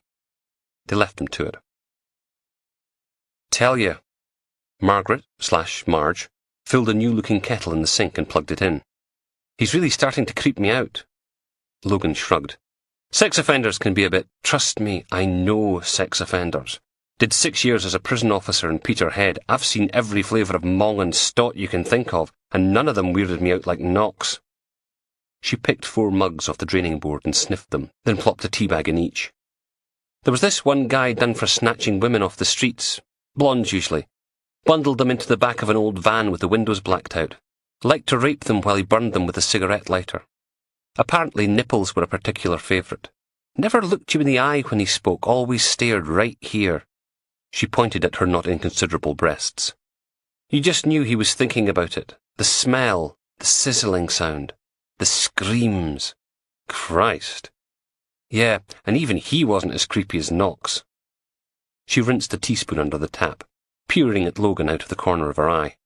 "So, what happened to your face?" Logan reached up and touched his right cheek. The skin was all swollen and tender. "Cut myself shaving." "Right." The sound of flushing came from upstairs. Marge/Margaret looked up and smiled. "Harry's arse must be in tatters by now." She was fishing the tea bags out of the mugs when a balding middle-aged man groaned in through the door, clutching both sides of his little pot belly, face all pale and sweaty. "I think I might have died." "You want tea?" She pointed at the greasy paper bag sitting on the work surface. "The nice policeman brought donuts." He grimaced. "Andy, please, just dig a hole in the back garden and bury me. Told you that chow mein looked dodgy. Bloody thing wasn't even past its sell-by date." He forced a smile, then held his hand out to Logan. "Hi, I'm Harry." Something deep inside him gurgled and he grimaced. "Oh God, not again!" And then he was off, scurrying back up the stairs, moaning and swearing. Logan leant back against the cooker. "If you're worried about Knox, maybe it's not like I'm scared of him or anything. I mean, come on." She pointed at her breasts again. "These are get-out-of-jail-free cards as far as he's concerned. He's just... not right, you know?" "Yeah, but he's not going to... Bugger." Logan dragged out his warbling phone. "McRae?" D.I. Steele's voice came through from the other end. "Did you chase up that cadaver dog like I told you?" "Did it first thing. Should be here round about 11.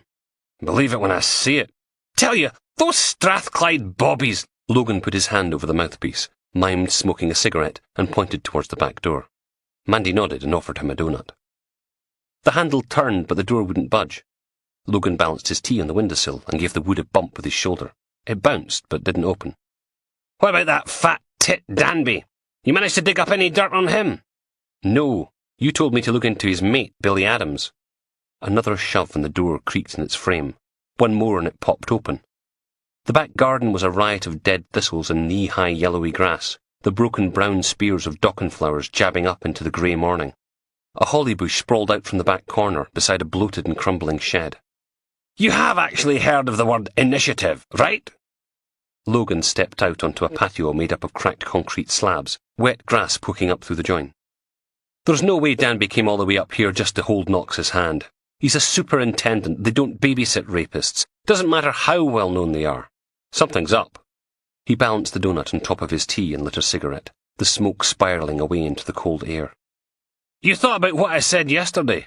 The attitude, the drinking, the being a pain in the arse. I am not a pain in the arse. It's my arse and you're in it. Being a pain. There was a pause. Case in point. Douglas Walker's brief's downstairs right now, kicking up shite about his client being denied his human rights. Logan closed his eyes and massaged his pounding forehead. Sodding hell. Please tell me you didn't just leave him in the interview room. Oh, no, you don't. He was your bloody arrest. Why didn't you charge him? Bloody typical. Because you ordered me to go supervise the power patrol after the MAPA meeting. Then you dragged me off to the building site in Palmont's flat. He let his head fall back until he was staring straight up into the low grey sky. Walker was only in on a volley. His lawyer's going to have a field day. Steele let the awkward silence drag out for a couple of beats. Don't be so sodding daft. Of course I didn't just leave him there. What do you think I am, an amateur? Interviewed him, charged him, packed him off to a cell for the night. Oh, okay. Point is, you should have bloody well checked first thing this morning, shouldn't you? Instead of waltzing off with no care in the world. I didn't waltz anywhere. You told me to go check up on Knox, so I checked up on Knox. How am I supposed to sodding do everything? Logan flicked the ash off the tip of his cigarette. And in case you're interested, Knox threw a wobbly when he saw the morning paper. Oh, boo-hoo. Is the widow Wapist upset, Didums? Tell him I'll come over and kiss it all better with the toe of my boot. You know, you could help for a change. Get the press office to tell the media to back off Knox for a bit. Logan dropped his cigarette and ground it out against the wet paving slab with his foot. Fuck him, Steele sniffed. Get your arse back to the ranch and deal with Walker's bloody bum-faced brief. I want it all sorted out by the time I'm finished at Palmont's flat. Logan hung up and slid the phone back into his pocket. The donut had left a greasy film on the surface of his tea. He poured it out onto the waterlogged grass, not in the mood anymore. Bloody D.I. Steele. Why did everything always have to be his fault? Back inside, he dumped the mug on the draining board, said thank you for the tea, then made for the front door. He glanced in through the lounge door on the way past and stopped. Knox was standing in the bay window, looking out at the dreich clay-coloured sky, hugging that carrier bag of his like a hot water bottle for the soul. He turned, saw Logan watching him, and looked away. Sorry about acting the spaz-like. Just gets a bit much sometimes. Everyone hating us, you know? Logan did. Don't worry about it. Knox nodded and turned back to the grimy glass. Do you have a guardian angel, Sergeant? Logan laughed. If I do, he's shite at his job. I've got one. God sent someone to look after us. Even when I was in prison, he kept an eye out. Kept us safe so I could learn me lesson. Logan took his car keys from his pocket. Yeah, well, see, God's always testing us, isn't he? Getting caught, going to prison, that was all part of his plan for us. If he hadn't done it, I wouldn't have found him, would I? Knox reached out a hand and drew something on the dirty window with a fingertip. He's made us the man I am like. Now there was something to be proud of. The snow's coming. Richard can feel it in his bones. His arm aches where they broke it in that first group therapy session. Doing all the stop program bollocks. Everyone sitting about like a bunch of fannies, whinging on about how the mummies and daddies didn't love them. Didn't like him taking the piss, did they? No. And ever since then his arm aches when it's cold. First lesson from God. Know when to keep your mouth shut. Course, then they all had little accidents, didn't they? And God said unto them, never fuck with a man who works for Mental Mikey. The holy word delivered by a couple of screws who owed the big man a favour. Guardian angel, see? Richard watches the policeman hunch his way down the garden path, through the rusty gate, and into a little brown Fiat that looks like a motorised turd. Stared at him like he was mad, didn't he? Didn't believe Richard was telling the truth, the whole truth, and nothing but the truth. So help him God. It's all a test. It's all a lesson. How you deal with things is important to him, isn't it? Stands to reason. Otherwise he wouldn't make things happen the way he does. And God loves Richard Knox. Richard places his hand against the glass and scrubs away the picture he drew in the grime. Smiles to himself. Soon. Very, very soon. Chapter 15. It was nearly 10:30 by the time Logan got back to the CID room. The place was packed, plainclothes and uniformed constables sitting in every seat working the phones, the almost constant murmur of conversation and electronic ringing. Yes, sir, I know you're worried about your father, but in concur, I see. And what makes you believe it was Richard Knox? A constable stuck her hand over the mouthpiece and offered the phone to Logan. Sarge, there's a bloke on the phone says he was attacked by Knox last night. Do you want to deal? Logan looked out across the crowded, noisy room. Is every nut job in the city calling in? Pretty much. So you want it? Do a buggery. He hurried through into the little sergeant's alcove before anyone else tried to lumber him with their loony. Closed the door, shutting out the babble, and collapsed into his seat, rubbed at his thumping forehead. He had the little office to himself, no one to see him rummaging through everyone's desks on the hunt for painkillers. Okay, so he was a bit hungover, but after Reuben and everything, he deserved a drink, hadn't he? Even if the late-night vodka hadn't been the best of ideas. DS Mark MacDonald had a packet of ibuprofen hidden in a drawer. Logan helped himself to 2, washing them down with a pint of orange juice he'd bought on the way back to the station. His stomach gurgled as the liquid hit, bitter acid at the bottom of his throat. There was a post-it note stuck right in the middle of Logan's computer screen, a summons in block capitals. My office, as soon as you get back. Signed DIBT. Just like that, with an exclamation mark, just in case Logan didn't know he was a dickhead. Logan peeled it off, scrunched it up, and hurled it at the bin. Someone shouted, "Shop!" and Logan looked around to find PC Butler standing in the doorway. She wasn't exactly the tallest officer in Grampian Police. Petite, with cropped blonde hair, Butler looked like the kind of person who helped little old ladies across the road, raised money for underprivileged kittens, couldn't pull the skin off a boiled tatty. Which just went to show how wrong you could be. She waggled a manila folder at him. "You in for an armed robbery?" "Dump it on Doreen's desk." He jerked his thumb towards a neatly ordered workstation with law books alphabetically arranged on a shelf above the computer. Constable Butler pulled a face, wrinkling her nose and puckering her mouth. "You sure you don't want it?" "Positive." "Oh, come on." She settled onto the only clear patch on Biohazard Bob's desk. "D.S. Taylor's been a right cow at the moment. Ever since her husband ran off with that accounts assistant, you can't do anything right." "Give it to Bob, then." Butler shuddered. "I'd have to drive him about, and it's too bloody cold to have the windows open all the time." She batted her eyelashes. "Please?" "D.S. MacDonald? Wandering hands. He does it again, I'll have to castrate him. Don't want that in your conscience, do you?" Logan turned away and jabbed the power button on his computer. "Thought you lot in uniform were all whinging about me being shouty and sarcastic." He could hear her shifting on the desk behind him. "Yeah, but you're kind of the lesser of 4 evils, so... Armed robbery?" Logan slumped back in his seat and swore at the ceiling tiles. "Tell me about it." "Great!" She slapped the folder down on the desk in front of him. "Henderson's the jewellers on Crown Street. Bloke wanders in with a wee kid in a pushchair, asks to see the engagement rings, and when the assistant hauls them out, our boy produces a sawn-off sledgehammer." "Who the hell holds up a jeweller's with a sawn-off sledgehammer? You sure it wasn't a shotgun?" "Positive." Logan flicked through the file. "Time? 9:15 this morning." "Anyone hurt?" "One witness peed herself. That count?"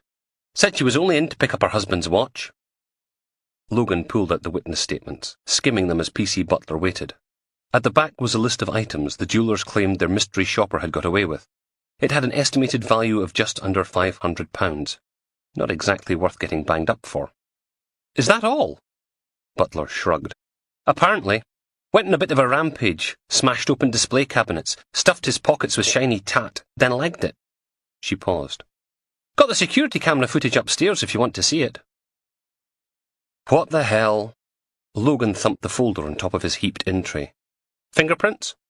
Gloves? Butler smiled. Thanks, Sarge. Logan checked his watch.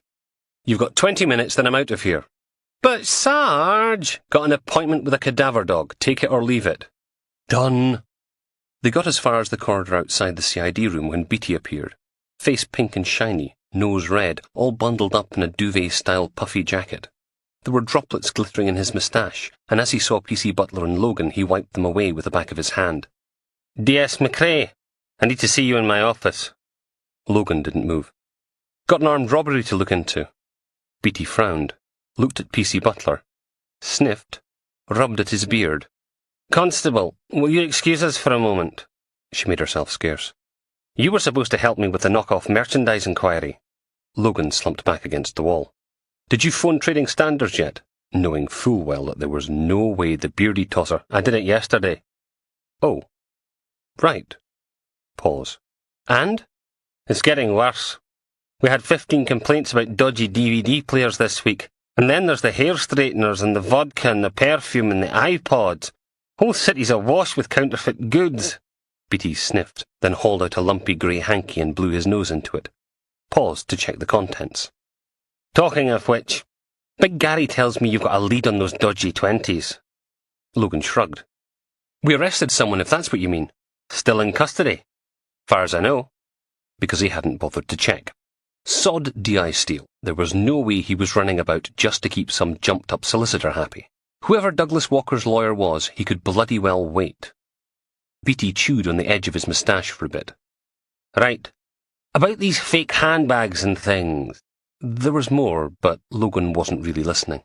D.I. Steele had just limped through the double doors at the end of the corridor, legs bowed, face all pinched up on one side, showing gritted, yellowy teeth as she hobbled towards them. Do you understand? Beatty paused, obviously waiting for a response. Logan frowned. In what way? Beatty rolled his eyes. It made him look even more of a tit than usual. Will you sort it out or not? Steele was getting closer, limping and wincing all the way. Yeah, sure. Monday, don't forget. She hissed to a halt and scowled at Beatty blocking the corridor. Move it or lose it, beardy boy. Beatty stiffened. There's no need to blah, blah, blah. Out the way before I introduce Mrs. Boot to Mr. Testicles. She winced, paused, hauled at the crotch of her grey trouser suit. Second thoughts. McRae, kick his knackers into orbit. Then get your scarred backside down to interview room 3. Douglas Walker's brief's waiting for you. Actually, Beatty stuck his hairy chin out, Sergeant McRae already has a job to do. Don't you, Sergeant? Steele limped closer. Aye, he has. Working for me. Beatty glowered. I'm not some wee DS for you to push around anymore. I'm a detective inspector. And I say McRae's working for me. Logan groaned. It didn't matter how this went, he'd be the one who'd end up getting the blame. He turned and looked back towards the CID room. Steele and Beatty were shouting at each other, nose to nose in the middle of the corridor, so Logan crept back through the door, leaving them to it. With a bit of luck, he could sneak out the other side of the CID room, down the bare concrete stairwell, and away before they even noticed he was gone. Logan swore, told PC Butler to pause the tape, and dragged out his phone. McRae? D.I. Steele's gravelly voice crackled in his ear. Where the sodding hell did you disappear off to? I've got an angry solicitor wanting someone to shout at, and he's no bloody doing it at me. The review suite was a tiny room on the ground floor of Force headquarters. 2 creaky plastic chairs, a storage cabinet for the police van CCTV hard drives, and the rancid, fatty smell of stale chips coming from somewhere underneath the little formica desk. Butler fumbled with the remote, and the image on the screen froze. Henderson's the Jeweller's in glorious black and white. A woman stood by a display stand of porcelain figurines, a small boy clutching at the hem of her skirt. A shop assistant slouched behind a long glass counter. A lumpy man was halfway across the shop floor, flat cap on his head, pushing one of those mountain bike-style strollers, all chrome and big chunky wheels. He had a little child strapped into the seat, wearing a knitted bobble hat, sooking on the floppy ear of a cuddly bunny. They didn't exactly look like a crack team of armed robbers. Logan put a hand over the mouthpiece of his phone as Steele ranted away. "It's no bad enough I've got idiots like Beatty to deal with without—" He pointed at the screen. "This digital or DVD?" Butler shook her head. "Tape." "Shows some sodding responsibility for your actions. And another thing!" That meant the image probably wouldn't be good enough to enhance beyond an indistinct blur. "Okay, let it play again." The man stepped up to the counter, head down, looking at the shiny things arrayed beneath the glass. He'd been in the shop 2 minutes now, and the camera still hadn't got a decent shot of his face. There was a moment's silence from the phone, then, "McRae, are you listening to me?" "Uh-huh." Logan tapped the screen again. "Look at the front door." "I swear to God, I'm going to snap my foot off in your arse if you don't start." Butler leaned in closer, face screwed up. "What?" "Bottom right corner. He's dropped something where the door meets the jamb so it won't shut all the way." "Bastard Beatty! See how you like that?" The man pointed at something glittering away beneath the counter's glass surface, and the shop assistant nodded. She undid some sort of catch, then opened the back of the display, pulling out a black velvet tray. There was no audio, everything happening in complete silence. Outside the shop window, a bus jutted past. The timestamp in the corner of the screen read 9:14. "Bloody solicitors crawling up my—" The assistant held up one of the items from the tray. The man in the flat cap nodded, then reached into his long black overcoat. PC Butler smiled. "See? Told you." The sledgehammer was about half the length it should have been, but that didn't stop it shattering the glass countertop into a million glittering fragments. Another swing and the cash register went flying. Another and a display case exploded, a silent ballet of destruction. "Should know better by now. Honestly, you're not a child, so stop acting." The woman in the corner scurried back against the wall, hauling her little boy with her, mouth open, screaming. "Your own! That what you want?" The man hoisted the sledgehammer over his head and brought it crashing down, double-handed into the counter again. The flat cap went flying, exposing a swathe of bald head hiding beneath a thin comb-over. "But no, you have to play the bloody idiot!" A scramble of black gloves through the wreckage, stuffing rings and bracelets and necklaces and bits of broken glass into his pockets. Then the flat cap was snatched up and rammed down on the balding head again. Not once had he looked at the camera. The man backed away through the open door, pulling the stroller with him, and Logan sat forward and poked the screen. "There! The cuddly rabbit!" The little kid in the stroller must have lost its grip, because the rabbit went tumbling to the glass-strewn shop floor, bounced once, then lay there. "The kid was sucking on it. We'll be able to get DNA from the saliva." Butler stared at him. "The kid didn't rob the shop. It was— You don't hold up a jeweller's with someone else's kid, do you? What sort of crappy babysitter would that be? It's his. Or maybe a grandchild, but it's definitely related. We'll get a familial DNA match." Logan sat back in his seat, pleased with himself. "Get around there and pick up—" He drifted to a halt, then swore as a hand reached back into the shop from outside and grabbed the fallen bunny, then kicked away whatever had been keeping the door ajar, allowing it to finally clunk shut. So much for that. And then Logan realized Steele had stopped ranting in his ear. "Inspector?" Silence. "Hello?" He looked at the phone's display. She'd hung up. Couldn't have been that important then. Logan sat back in his seat, tapping the mobile against his chin. There's something not right about this. He told Butler to wind the tape back to the start, then sat and watched everything unfold again. See? He blocks the door from closing, so he obviously knows the first thing jewellery shops do is trip the silent alarm. Bang, all the exits locked till the police turn up.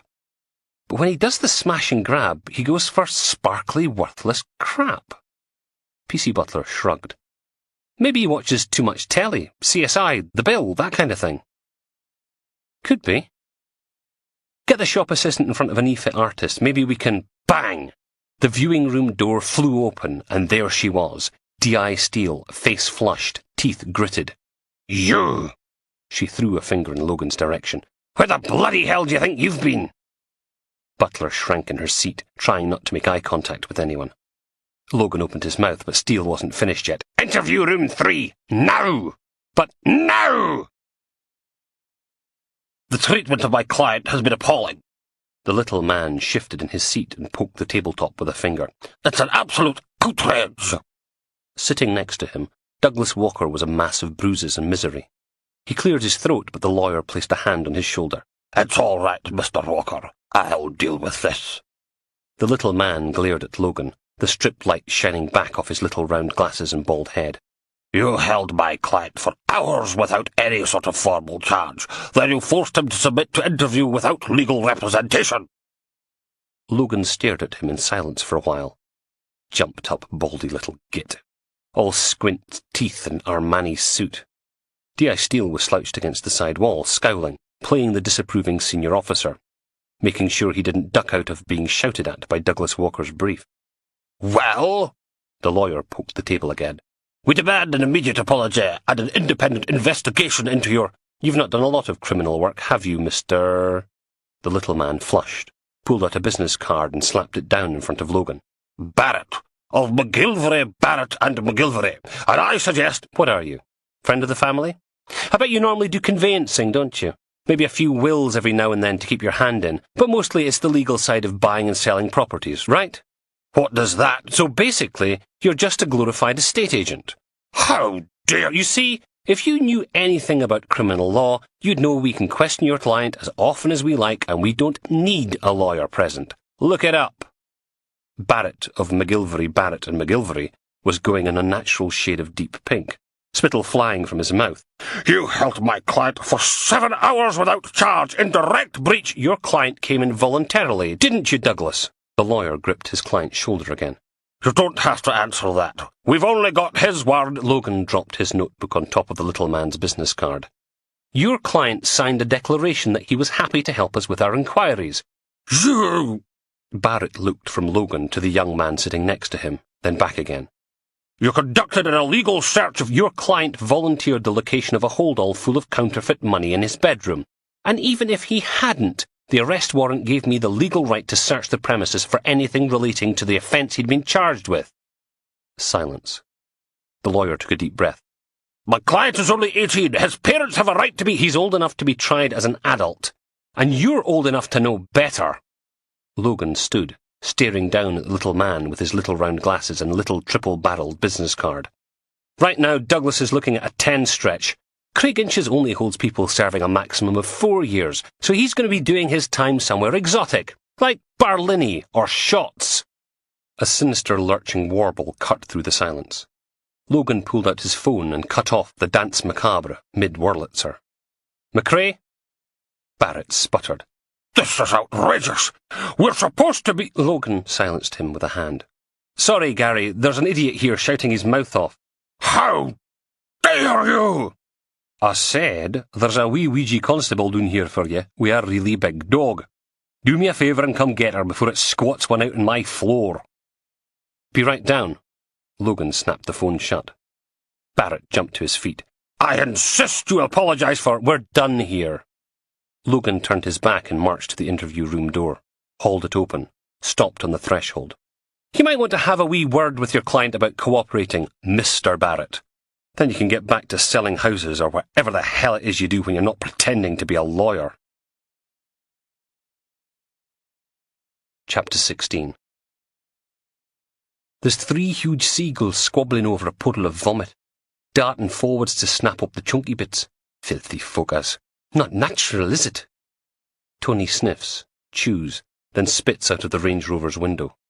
Neil's in the back, plugged into his iPod, little white cables coming out of his ears like his head's been wired wrong, which it probably has. You know what I think, says Tony, even though he knows Neil isn't listening. I think this is completely fucked up. Wasted time and effort. He flicks the windscreen wiper, and the blades squeak once across the glass, clearing away the speckles of drizzle. Typical Abba-fucking-Dean. Always bloody raining. Cold as a nun's tit, too. Was warmer back in Newcastle. Aye, and it was snowing there. The passenger door opens and Julie climbs in. Blonde hair all frizzy from the rain. 5'5" of estuary English in jeans, cowboy boots and a black leather jacket. Miss me? She dumps a white carrier bag on the armrest between the heavy leather seats, then digs a brush out of that huge handbag of hers and has a go at taming the beast. Tony checks the rearview mirror, watching one of them parking wardens grumping along the line of cars in the rain. Any joy? Julie points at the bag. Chicken rogan josh, boaty lamb, king prawn colmo for the big girl's blouse in the back. Neil sticks his middle finger up at her, so he must be listening after all. 3 pilaf rice and a couple of naan bread. 1 garlic, 1 cheese. Tony groans. Not curry again! No wonder his guts are giving him grief. What about Danby? Julie's face turns down at the edges. It takes a lot of the pretty away. Bloody Sacra wouldn't talk to me. Said anything to do with Richard Knox was strictly need to know. Neil leans forwards, sticking his big head between the seats. He's done that thing with his hair again. Makes him look like a greying Geordie Elvis, only with a much bigger nose. Sort of fucking name is Sacro anyway. Don't get me started. She rummages in a plastic bag, tearing free a chunk of greasy naan. Who's hungry? Ta. She hands the wodge to Neil while Tony gets the car moving, before that traffic warden comes close enough to take a note of their number plate. Why didn't you flash one of those warrant cards of yours? Sweetheart, there's no way I'm letting a bunch of sodding sweaties know I've been asking questions. Got no intention of anyone finding out I'm up here. Can you imagine the shitstorm if Northumbria Plod got wind of it? Neil nods. Point. So I went in as Jocelyn Bygraves, social worker. She flashes one of the collection of fake IDs from her handbag. Think there'd be a bit more honour about lefty tree huggers, wouldn't you? Nah, never trust a social worker. Neil reaches forward and helps himself to another chunk of bread, speaking with his mouth full. So what we going to do about Danby, like? Julie frowns for a bit. The fat bastard's going to be around here somewhere, right? Hotel, B&B, something like that? No chance. Tony eases on the brakes, coasting up to the red lights. You got any idea how many B&Bs there are in Aberdeen? Thousands. It's all those buggers coming up to work in the oil, isn't it? Neil nods again. Point. Bloody right, point. What's Knox saying till it? Julie pops the lid off a plastic container, filling the car with the rich smell of Indian spices. Says he doesn't know where Danby's staying. What, so we've got to go grubbing all round town because that OAP raping bastard can't keep his end of the bargain? Neil licked the grease off his fingertips. That's bloody typical, that is. It is what it is, babe. If you were Danby, would you tell someone like Knox where you were staying? Point. Anyway, Detective Superintendent Danby's bound to turn up at the local cop shop sooner or later. Sitting in the back, Neil laughs. You want to stake out police headquarters? She shrugs. Why not? Bunch of sweaties won't notice, will they? Be too busy shagging sheep, or whatever it is they do up here. Just 'cause the jocks don't mean they're idiots. They're going to spot a fucking huge Range Rover parked outside the front door for a week. Julie swivels round in her seat. You want to just give up? Turn round and go home empty-handed? That sound like a better idea to you? Oh, God, here we go. I'm not saying that, it's... You any idea what the boss would do to us? Yeah, but what, darling? Neil shuts his mouth sharpish. They all know what that tone means. That cheery, everything in the garden's just peachy tone Julie always uses before she goes off like a Rottweiler on acid. Tony keeps his eyes on the road, dead ahead. Never, ever get involved. Well? Neil clears his throat. Sounds like a plan, like. Good boy, knew you'd see sense. She tears another handful of naan from the bag and passes it back between the seats. We stack out the cop shop, we follow Danby home, then we beat the living crap out of him till he talks. Piece of piss. The cadaver dog handler wrinkled her nose, staring out at the building site. Going to be a lot more difficult with all that frost and ice.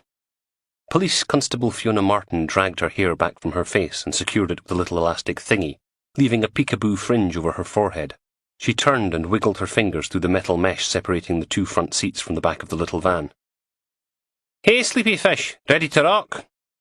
The huge yellow Labrador raised its head from the tartan dog bed and licked her fingers, then had a yawn and a stretch, followed by an almost inaudible What's his name? Logan stopped, wrinkled his nose. Oh, Jesus! It was like a rotten herring wrapped in a rancid nappy. God! Oh, God, you can taste it! He scrabbled at the door handle and clambered out into the cold morning, breathing deeply. PC Martin stared at him from the driver's seat. Wardrobe! And it's no his fault he's got a delicate stomach.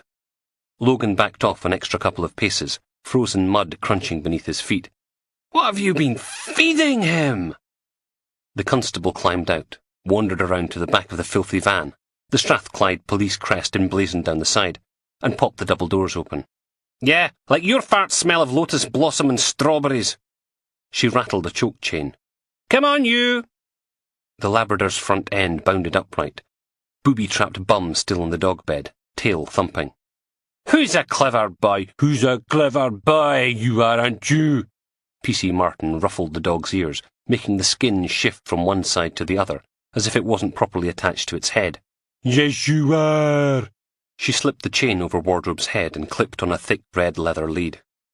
The dog bounded out into the cold afternoon, turning its handler round in a complete circle before sweeping its nose across the frozen mud, making snuffling sounds.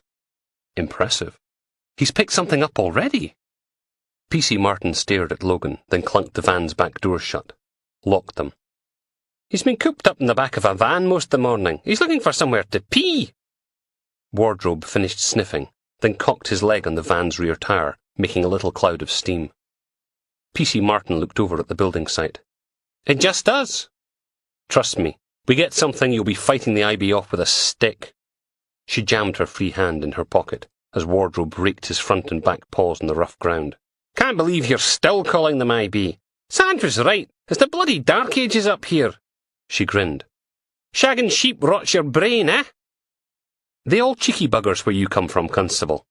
"Pretty much." She gave Wardrobe's lead a little tug. "Come on, slobber chops, time to go to work." It was like someone had flicked a switch in the dog's head. Sudden stillness, ears pricked. "Anyway," Logan followed her towards the crescent of part-built houses. "Calling them CSI sounds like wanky Americanized TV bollocks. I mean, have you ever watched that show? If it's not EastEnders, Corrie, or Strictly Come Dancing, don't want to know about it." They started at the far end of the street, where the houses were just concrete foundations.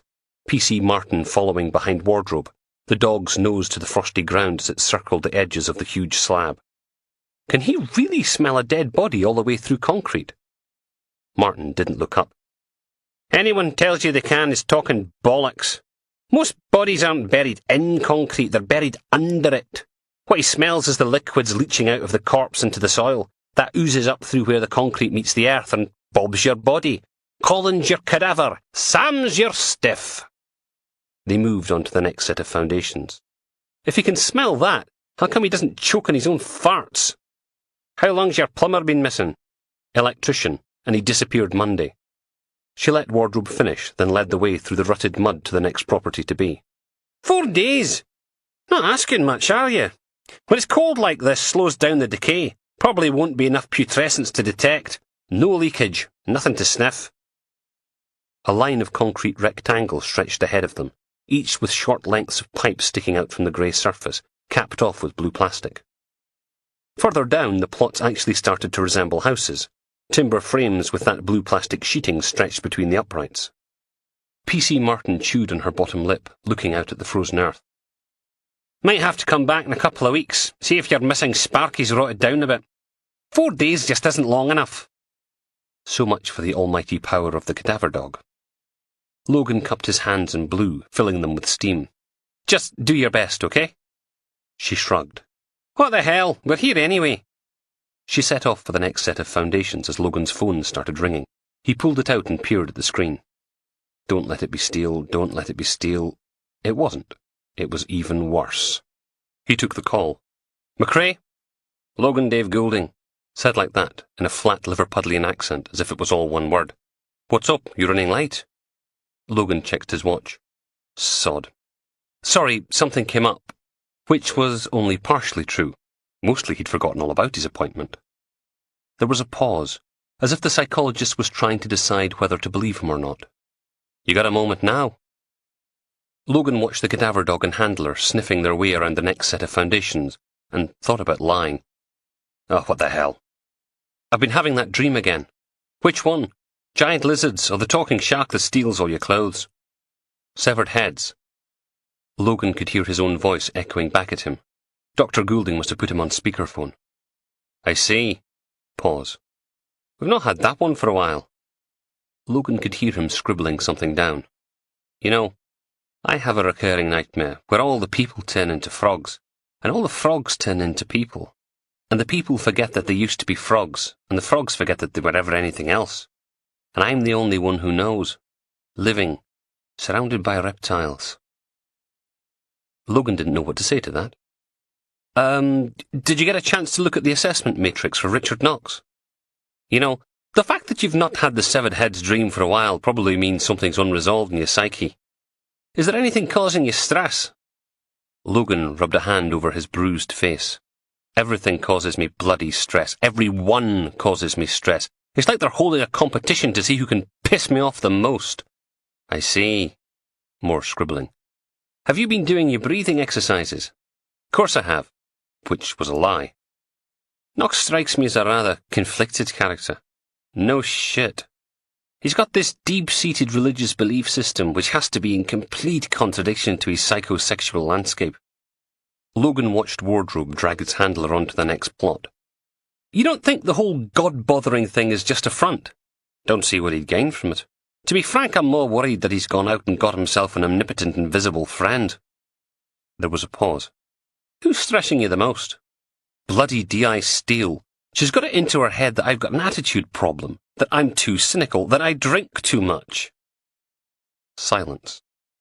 Logan scowled. What? And how does that make you feel? Stressed. Remember, that was the point of the do you drink too much? No. Okay, so I have the odd glass of wine, but maybe you're angry with her because you think she's right. She is not right. Well, we can always talk more about that at your next session. There was a click, and the line became a lot clearer. Goulding must have taken him off speakerphone again. The thing about religious obsessives, I mean, your proper card-carrying have you accepted Jesus into your life neurotics, is that they're often buying into a belief system that justifies their lifestyle choices. Homophobia, misogyny, exclusion. For Knox to join in given his past is, well, let's call it worrying.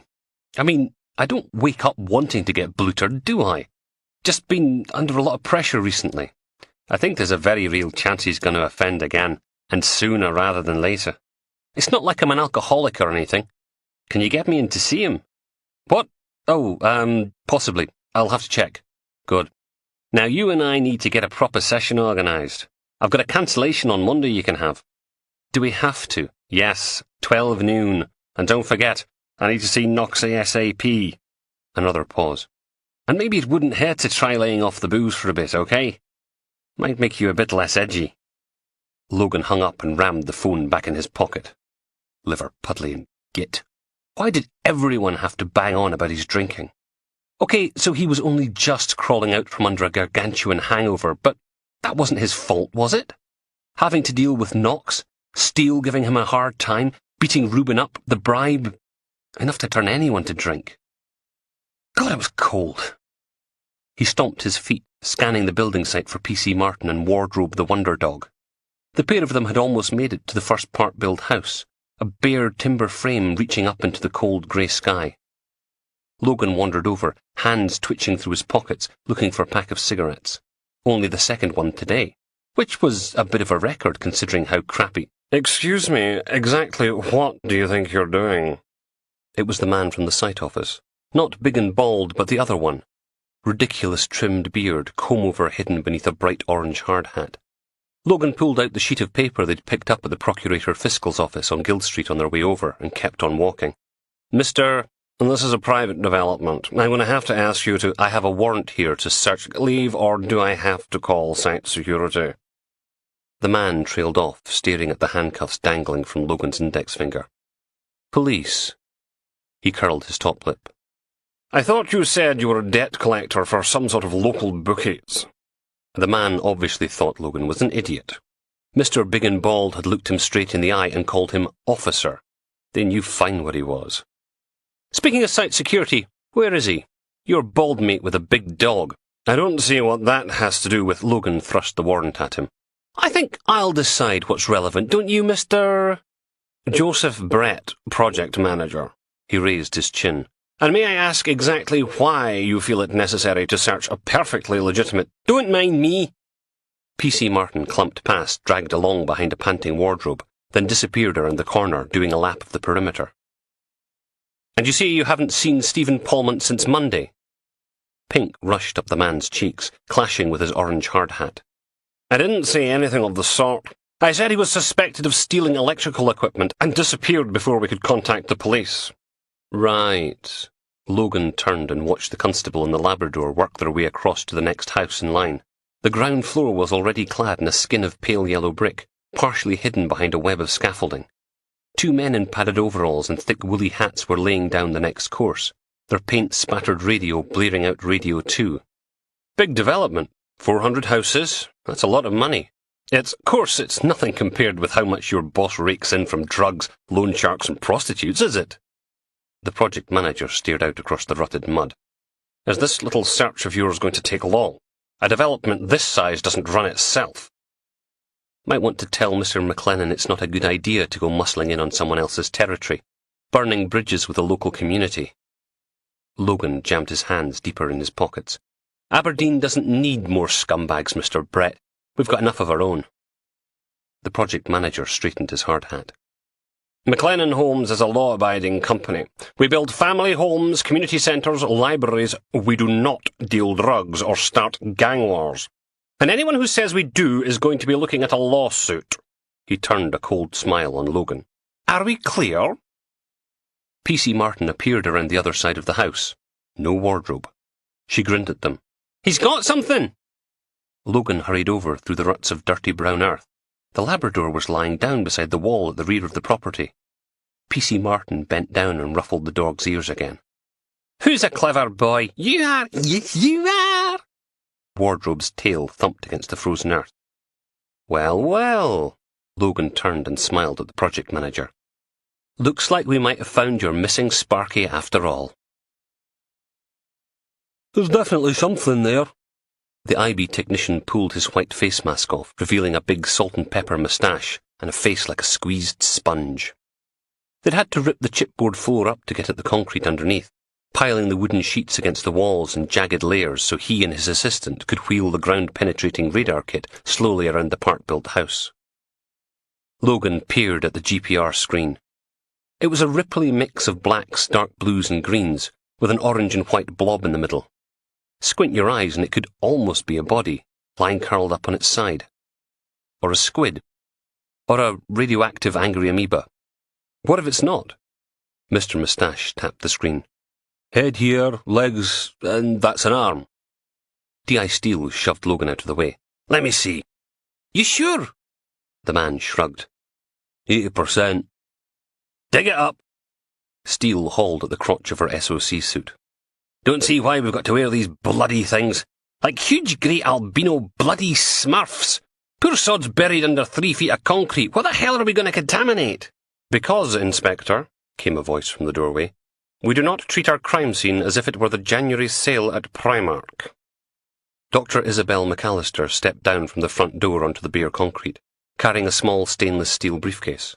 She wore the same white paper oversuit as everyone else, but somehow she managed to make it look stylish. She nodded at the mustachioed IB man. Where is it? He described a rough oval with his finger. I see. And are we certain the remains a human? Mr. Moustache shrugged again. Cadaver dogs react to decaying meat, so could be anything. He stomped a booted foot on the grey floor.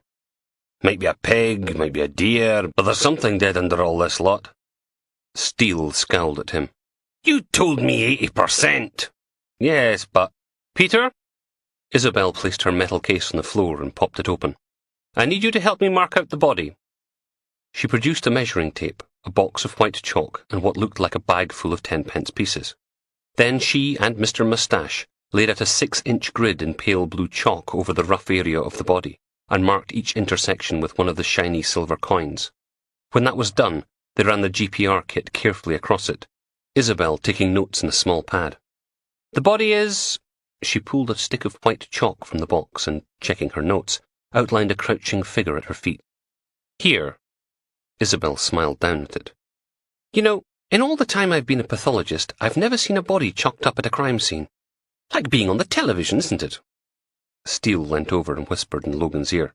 Aye, only a hoot of a lot more boring. Isabel selected another stick of chalk. So we need to cut...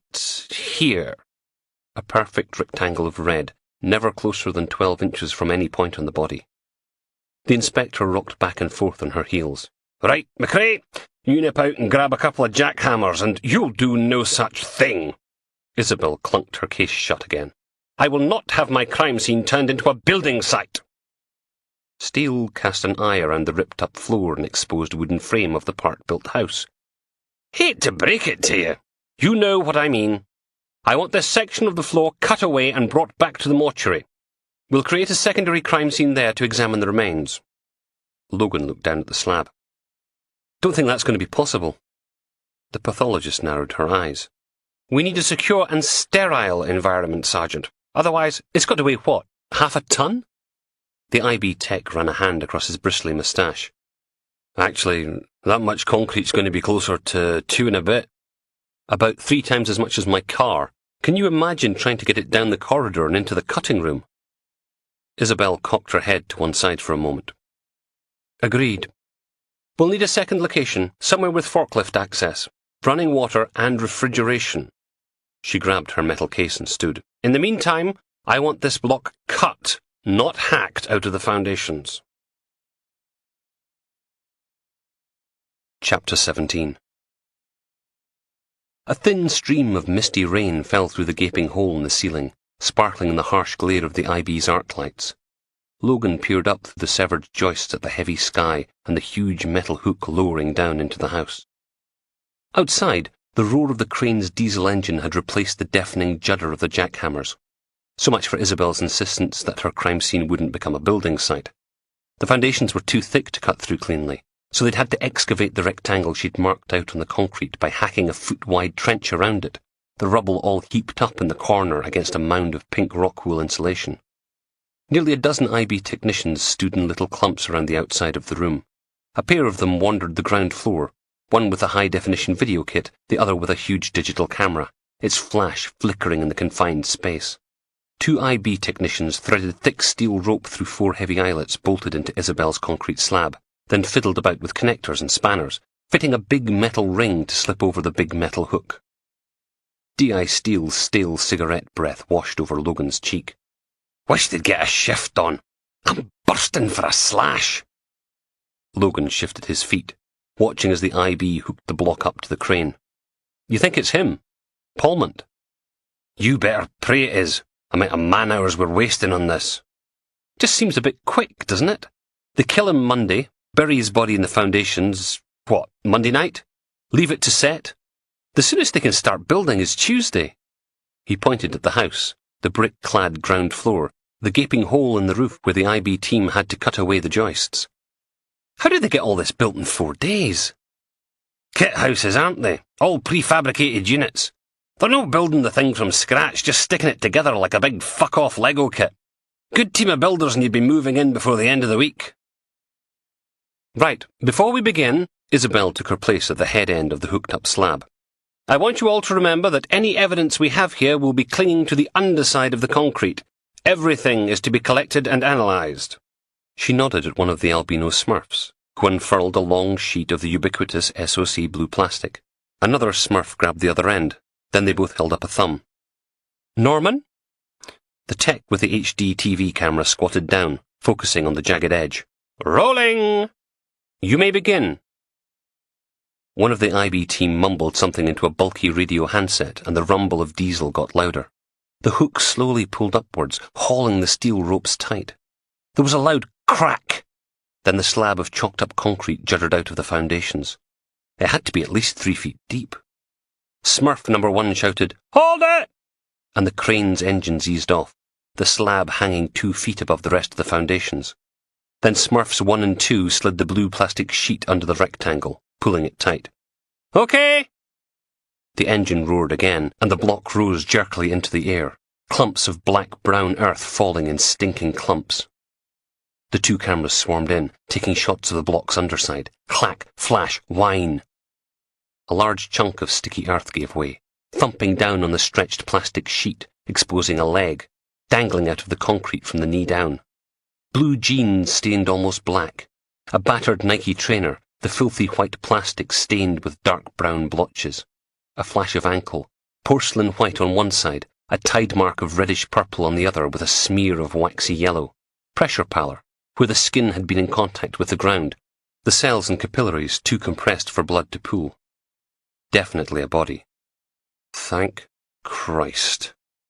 Isabel waved and the slab jounced to a halt, swinging gently back and forth.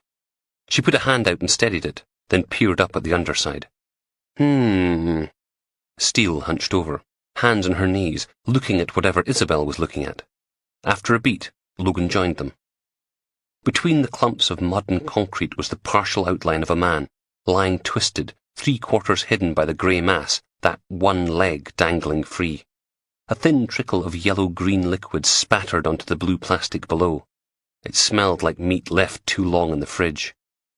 "So," Steele's voice was muffled behind her mask, "you fancy declaring death so we can get this circus on the road?" Isabel didn't even look around. "We will proceed at the pace required for the proper preservation of evidence, Inspector. Now, if you don't mind, You think it's our bloke?" Steele scooted forward, probably trying to get a better look, getting a face full of tumbling dirt instead. "Sodding monkey bollocks!" One of the IB laughed, the sound quickly dying as Steele glowered around the room. Much shuffling of feet and looking at something else. That last fall of dirt had exposed a hand, the fingers nearly white, the knuckles stained purple with hypostasis. Logan stepped in close, staring at the grubby hand. A pair of small, ragged holes punctured the palm, surrounded by dark purple bruising. Black earth and grey concrete were wedged in under the fingernails.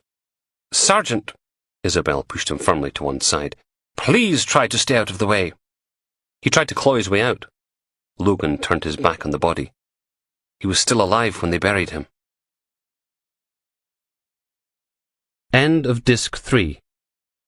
Disc 4. Chapter 18. It was getting colder. Logan stood in the open doorway, his SOC suit covered in dust, going dirty grey in the misty drizzle. The crane was a huge, scuffed yellow thing, borrowed from the building site, a yellow light on the cab roof flashing golden darkness through the rain. The bitter smoke tang of diesel exhaust pulsed out in great clouds as the foundation slab was slowly lowered onto a waiting flatbed truck. Smurfs 1 and 2 had secured their blue plastic sheet to the block with at least 3 rolls of silver duct tape, wrapping the whole thing up like a morbid Christmas present. Now they guided it carefully onto a framework of wooden posts, keeping Steve Palmont's remains from being crushed against the metal truck bed. The truck's rear end sank as the huge chunk of concrete settled into place, the suspension groaning. 2 more techs unhooked the crane, strapped the block into place, and drove it away. Smurf number 1 peeled off her mask, then her SOC suit hood. She ran a hand through her brown and grey hair, letting it fall around her shoulders, then looked up to see Logan watching. "You're that DS, aren't you?" Her voice steamed out around her head, and a smile creased her round face, wrinkling up the eyes. "The one who had to eat human flesh?" Logan tried not to grimace. He really did. She stuck out a gloved hand.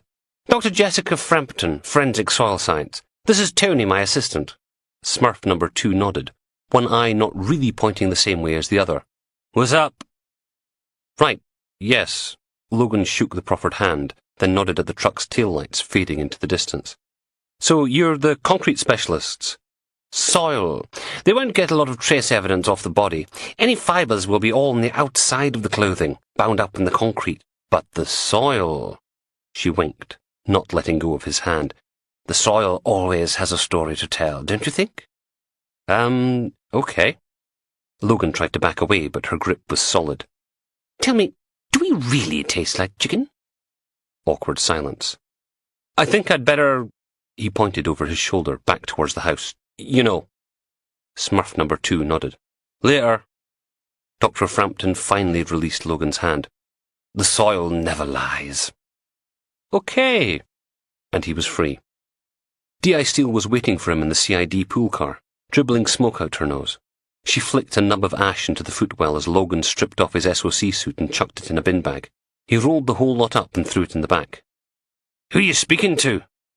Logan slid in behind the wheel. "Some creepy soil science woman and her pet monkey." "Ah, Dr. Framptonstein and Igor the Dude." Steele shrugged and had a dig at her crotch. "She's not as bad as she seems, just a bit enthusiastic, you know."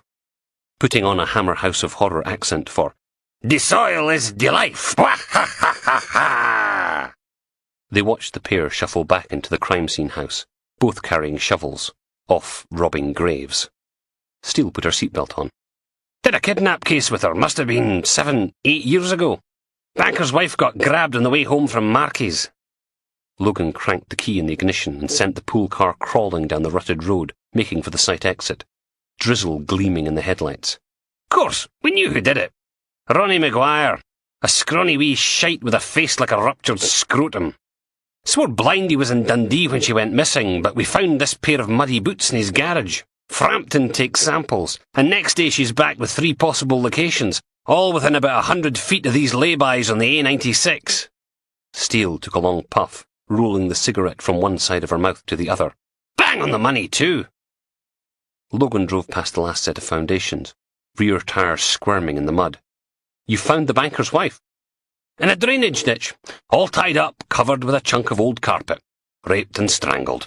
Ronnie got the kidnap idea off the telly. Thought he could make a bit of easy cash. Sigh. Daft bastard could never keep his hands to himself. Steele slumped further into her seat. Still, look on the bright side. Only lasted 3 days in Craiginches till some public-spirited junkie kicked him to death. The car's headlights swung past a grubby van with the Strathclyde police logo on the side, windows glowing an opaque gold. Hang on a minute. Logan bumped the car to a halt, undid his seatbelt, and clambered out into the soggy gloom. Steele leaned over in her seat. Hi, where do you think you're? Just be a tick. Don't! He clunked the door shut, muffling whatever came next, then hurried across and knocked on the van's steamed-up window. P.C. Martin cracked the door open. Can I no even get? Oh, it's you. She pointed at the passenger seat, where Wardrobe was sitting, tail thumping against the dashboard. I'd invite you in, but... Shrug. Should he not be wearing a seatbelt? You're letting all the heat out. Did you get anything else from the other houses? The constable raised an eyebrow, then turned to her dog. Hear that, Wardrobe?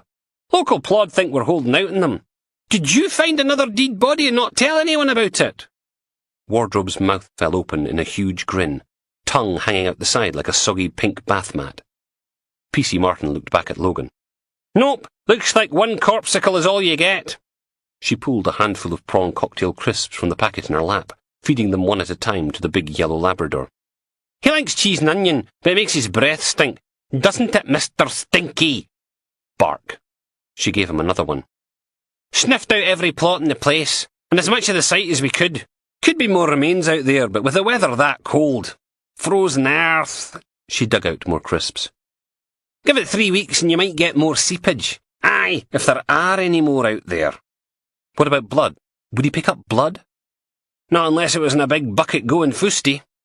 Wardrobe's a cadaver dog. He only does dead bodies. Now, if you don't mind, it's sodden freezing, and we'd like to finish our crisps in peace before hitting the road. Long way from the land of the sheepshaggers to God's own Clydeside. I really don't see how I can possibly help. The project manager ran a hand across his comb-over, straightening up the trailing strands as Logan eased the interview room door shut. A gust of rain hammered the window, making the vertical blinds rattle. The misty drizzle had given up on the way back into town, replaced by driving needles of icy water, making the streetlights bob and sway. D.I. Steele looked up as Logan dumped the manila folder on the scarred formica table and settled into the seat next to her. Detective Sergeant McRae enters the room. She sniffed. This it? Logan nodded. Silence. Are we nearly finished here? Because I have a development to run. Logan opened the folder and pulled out a handful of printouts. We found a body buried under the foundations of one of your houses, Mr. Brett. How many more are there out there? I have no idea what you're talking about. How many more bodies? You've got planning permission for 400 houses. That's a lot of concrete. The whole place could be a graveyard for all we know. The project manager took off his glasses and sighed, pinching the bridge of his nose. We've been over this. McLennan Holmes had nothing to do with... Steele banged the table. Then how come there's a dead body, actions of a disturbed individual who no supposed to believe you don't know had access to the site? It's not... This was all they'd done for the last hour and a bit. Go round and round, with Brett denying any knowledge or responsibility, and Steele trying to wind him up. It didn't seem to be working. The latest bout over, the project manager smoothed the hair over his bald patch again. Now, I think I have been extremely patient with your questions, but I'm going to have to draw this conversation to a close. He stood. If you wish any further statements, you can contact our legal team. Steele glowered at him. Sit your arse down. Another sigh. Inspector, I came here voluntarily to assist with your inquiries, and now I'm going back to work. Good day. Logan tapped the sheet of paper. Tell me about your site security, Mr. Brett. The large, bald man with the big dog? Brett raised an eyebrow. What about him? How about we start with his name? Pause. Andy Stevenson. It says that on the list of employees you gave us? Logan made a show of scratching his forehead. That's odd, because the DNA sample I took came back belonging to a Mr. Andrew Connolly. He held up the paperwork he'd just printed out. According to the police national computer, Andrew Connolly served 3 years for aggravated assault, 2 years for demanding money with menaces, got a suspended sentence for his part in a security car heist. There's more if you want to hear it. The project manager sniffed. At McLennan Homes, we believe every large organisation has a responsibility to help integrate people from troubled backgrounds into society. It's part of our community commitment programme to blah, blah, blah. Steele hauled at herself under the table. He's a bloody enforcer for Malk the Knife, and we all know it. That's slander, Inspector. And my arse is... Where is he?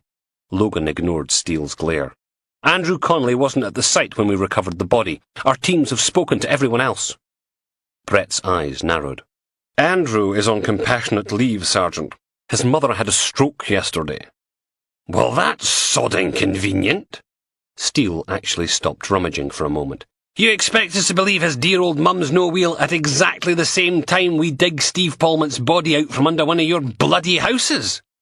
4 days after you catch the silly sod nicking electrical supplies? No way, Malk the Knife. I repeat, Inspector, McLennan Homes had nothing to do with someone had to operate the bloody cement mixer. And they were off again. Logan slouched his way downstairs with yet another report wedged under his arm so he could burn his fingers carrying the 2 coffees from the canteen back to Steele's office. He tried using his elbow to work the door handle and instantly regretted it as the metal dug into the bruised joint, making it ache again. He used his other arm and froze as the door swung open. Buggering hell. That big git Danby was sitting in one of the visitors' chairs, craning his thick neck around to see who was coming into the room. Steele sat behind her desk, which was actually tidy for once. Something had to be up. And then Logan saw the battered journals they'd taken from Palmont's flat, the ones full of barely legible drunken scribbles. Logan stopped and nodded at the pair of them. Ma'am? Sir? You want me to come back later? One of Danby's eyebrows climbed up that huge pink forehead. So it's sir now, is it? Might as well get it over with. I'd like to apologise for my earlier comments, sir. It was unprofessional of me to let my personal feelings interfere with the meeting. Danby actually smiled. Dear God, that was stilted. You been practising that? Not really. Trust me, it shows. Know what I'm saying? Yes. Well, shrug. Sorry. So you should be. The man waved a huge hand at the other visitor's chair. Sit. Logan looked at Steele. Ma'am? Park your arse. She stuck out a hand. What did fingerprints say? It's Palmont. He held out the report and she snatched it from him, eyes flicking across the page. He pointed at the diagram. They got a 16-point match off the prints we lifted from the hand. She nodded. Post-mortem? Isabel, Dr. McAllister's got it scheduled for 9:30 tomorrow morning. They're getting an archaeologist in to help dig the remains out of the concrete. Danby shifted in his seat, then reached out to take one of the coffees. Thieving bastard. What did your project manager friend say? Logan looked at Steele. Gov? Tell him. She took a sip of her cappuccino. This got cinnamon in it. I don't like cinnamon. It's chocolate. According to Mr. Brett, they poured half the new foundations on Monday night and the rest on Tuesday morning, due to some sort of equipment failure. Claims anyone could have sneaked onto the site after they shut up for the night and buried the body in the damp cement. Danby frowned. I see. All bollocks, of course. Steele wiped away a foam moustache. If Palmont was dumped in wet cement, it'd be all over him instead of down one side. It was poured in on top. The huge DSI drummed his fingers on the arm of his chair, then stood. Better be getting on. Got the Sacro report and Knox to wade through. He picked up one of the journals on Steele's desk and tucked it under his arm. Don't forget to keep me up to date. Logan waited until the door clunked shut. Why's he sticking his nose in? Never you bloody mind. She dug something out of her in-tray and threw it to him. You'll be happy to know you've had paper served on you. Again. Douglas Walker's brief thinks you're unprofessional, overly aggressive and offensive. How many times is that now? Logan scanned the official complaint. Stopped counting when we got into double figures. Funny. It'll be even funnier when you're up in front of the rubber heelers in half an hour, won't it? You silly bastard. He was an idiot. I don't care. As of tomorrow, you're someone else's problem. I'm off on holiday, and you can try your luck with whatever banjo-playing inbred loony they send down from Fraserburgh. Meant to be here today, but they've got some sort of big drug-raid stakeout thing tonight, so you'll have to give him the handover tomorrow. I want you in the office 7 sharp, sober. Understand? Logan dumped the complaint on the desk. Yeah, so I can hold his bloody hand when we both know... Do you still want to be a police officer? I mean, really? Or are you behaving like a tosser because getting fired is easier than quitting? Logan stared at the carpet. I'm getting tired of going through the same bastarding crap every time you have a bad week. He cleared his throat. Dr. Goulding wants access to Knox. I'm being serious, Laz. You haven't called me Laz for months. Steele sighed. Fuck's sake. You're hard work, you know that, don't you? For a minute, the only noise in the little office was the gurgling rattle of the radiator. Logan shifted in his seat. I'm sorry. Another awkward pause. Another sigh. Thought you were supposed to be getting yourself sorted out. Yeah, well, not going quite so well at the moment. Fidget. What do you want to do about Palmont's post-mortem? Don't look at me. Got a flight to sunny Puerto de la Aldea at 11. Need to pack my bikini. Now there was an image worth 1,000 condoms. Can't believe you're still going when... Of course I'm still bloody going. I'm no giving up my last holiday of freedom just 'cause there's a murder on the go. Susan would suddenly kill me. She sniffed. Get D.I. What's-His-Face from Fraserburgh to attend. Be a nice welcome to Aberdeen, seeing an alcoholic Sparky getting hacked out of a concrete block. Meantime... She thumped a hand down on Palmont's journals. Take a squint through these, see if there's anything worth taking a punt on. And get someone to process all that stuff he nicked. What about the book Danby took? She pursed her lips. You let me worry about that. Logan hauled himself out of the chair. Anything else? Aye. Try no to fuck anything up or anyone off while I'm away. Can't be arsed breaking in a new DS. Logan deleted the last sentence and rewrote it again, before firing the whole thing off to the printer in the corner of the sergeant's cubbyhole. One formal letter of apology. Someone said, "Knock, knock," and he looked up to see PC Butler standing in the doorway, holding a sheet of paper. "Thought you'd be gone by now." Logan groaned. "Not another bloody armed robbery." Biohazard Bob grinned. "Sergeant McRae is feeling a little down this evening, Vicky. Professional standards gave him a rough seeing to, without the benefit of foreplay or lubricant." "Up yours, Bob." "No, up yours. That was the problem, remember?" Butler held up the sheet. "It's that EFIT you asked for." Logan took a look, then groaned again. "This is crap." "Yep." The computer identikit face was dominated by a big comedy beard and a pair of dark glasses. "So all we need to do is arrest every member of ZZ Top and we'll be laughing." He stuffed the EFIT in his in-tray and slumped back in his seat. Brilliant. He wore gloves, a disguise, kept the door from locking when they tripped the silent alarm, and never even glanced at the CCTV camera once. Logan covered his face with his hands, mumbling through the fingers. But he grabs the crappiest, shiniest baubles and doesn't even think to go for the cash register. Bob performed a little drum roll on his desk. "You want to know what I think?" "Not really." "Suit yourself." Logan let his hands drop and watched Bob gather up a handful of unlawful removal forms, stand and make for the door. He stopped right on the threshold, turned back, scrunched up his eyes, raised a finger, and said, "Just one more thing," in his best Columbo voice. "What?" But Bob just grinned, stepped outside and closed the door. PC Butler turned back to Logan. So, what do you want me to do about our armed robber? Go round anyone we've done for resetting in the last 5 years. Better do the pawn shops too. Whoever he is, he'll be trying to flog his takings. Logan drifted to a halt as he saw the expression on Butler's face sour. Are you... Ah! Jesus! Bob, you filthy bastard! What's that, sweetheart? Now you'll have to speak up. Julie sticks a finger in her ear, face turned away from the steering wheel. Yeah, that's better. How's Tiggy and Millie? She laughs. Did she? Tony sits in the passenger seat, trying not to eavesdrop as she asks after her tabby cat and Tibetan terrier. The Range Rover's illegally parked in a double yellow, but when Julie's driving, stuff like that kinda gets forgotten about, along with the speed limit and the number of obscene gestures you should make at other motorists. He stares out of the window, watching the main entrance to the hotel. It's a fancy-looking place, all carved granite and sticky out bits. Still no sign of Neil. Tony searches through his pockets for a packet of chewy antacids, pops one in and grimaces his way through it. Bloody bolty lamb. Finally! He nudges Julie and points across the road. Neil's marching down the hotel steps and out onto the pavement. The big man looks left, then right, then left again, like a good little boy, then hurries across to the car and clambers in the back seat. Bloody freezing out there, like. He shuffles forwards. Turn the blowers up. Yeah, no, I gotta go, okay? Bye, darling. And Julie hangs up, doesn't turn around. What's the score on the doors? Neil grins. You were right.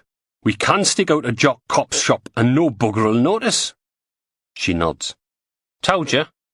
He's staying in room 322. You sure? Followed him down the corridor like, watched him go into his room. It's a king-size double if it helps. Julie turns in her seat and smiles at him. You did good, babe. Checked out the back too. There's a loading dock we can jimmy open and a couple of CCTV cameras. But the cables run along the wall so you can cut them without the daft sod seeing nowt. Tony pops another antacid. You want to take him tonight? She pauses, head on one side, chewing the inside of a cheek. Think we better call the boss first, don't you? Neil nods. Then grab something to eat. Tony burps and winces. Not bloody curry again. Then Neil asks the Who Wants to Be a Millionaire £500,000 question. What about Knox? What about him? Well, shouldn't we be doing something? Getting ready like? All in good time, babe. She draws a smiley face on the inside of her window with a fingertip. All in good time. Chapter 19. Logan sat bolt upright on the couch, blinking, head reeling. The lights were all on, the TV grumbling away to itself in the corner. Ugh. Steve Pullman's journals were scattered across the lounge carpet, one open on the coffee table, the tatty pages marked with the occasional bright yellow post-it note where Logan had found something at least partially legible. Blink. He checked the time on the DVD player. midnight. Yawn. Sam, you home? Logan scrubbed his face with his hands. The message on the answering machine said she was pulling yet another green shift, saving up for a new tattoo. And then the doorbell went again. Bloody hell, Sam! He peeled himself upright, then lurched to the front door, shivering and feeling like crap. Hadn't even been drinking, just came home, microwaved some vegetarian lasagna and sat down with Pullman's journals and a rerun of Taggart. There's been a murder! Cold leached through Logan's socks as he padded down the stairs to the communal front door. The bell went again, an irritating, dringing buzz. All right, all right. He undid the latch. Why can you never remember your damn... Reuben. Fuck. The big man's face was a mass of bruises, radiating out from a nose covered in gauze and white bandage. His eyes were swollen, shrouded in blue and purple. The left one didn't have any white left. It was a sea of scarlet, with the iris floating in the middle, an angry olive and a bloody Mary. Butterfly stitches on his forehead. Logan tried to slam the door shut, but Reuben had his foot jammed in the opening. It didn't budge. Run. Turn around right now and run like hell up the stairs. Maybe he'd get into the flat before Reuben caught him and beat him to death. Logan took a step backwards. The big man held up a package. It was about the size of a laptop, only thicker, wrapped in cheery yellow paper tied up with a blue ribbon, the ends all curly and worked into a bow. "Compliments of Mr. Mowat." Voice all bunged up. Logan cleared his throat. "Look, Reuben, I have to apologise for my lack of respect yesterday. I was out of order." Reuben stood stock still, delivering his message in a nasal monotone. Look, I'm sorry, okay? I just snapped. I didn't mean to. "Can I tell Mr. Mowat you accept my apology?" Yes, of course, I shouldn't have. Something slammed into Logan's stomach. Pain tore through him, radiating out like a wave of fire. He opened his mouth, but all that came out was a rasping wheeze as his knees gave way and he fell to the hallway floor. Jesus God, that hurt! Reuben flexed a huge hand, open, then closed again. "You're fucking lucky Mr. Mowat likes you, McRae, or you and me'd be taking a wee trip out somewhere quiet with a welding torch." He bent down, looming over Logan. "Understand this. You're nothing more than a wee piece of shite to me. Mr. Mowat's no a well man. See if he dies, you and me are going to have another talk." Reuben tossed the rectangular package at Logan. A sharp edge clunked against his head, making hot stars flash across the dark sky. "Enjoy your fucking present." "Logan, why are you sitting here in the dark?"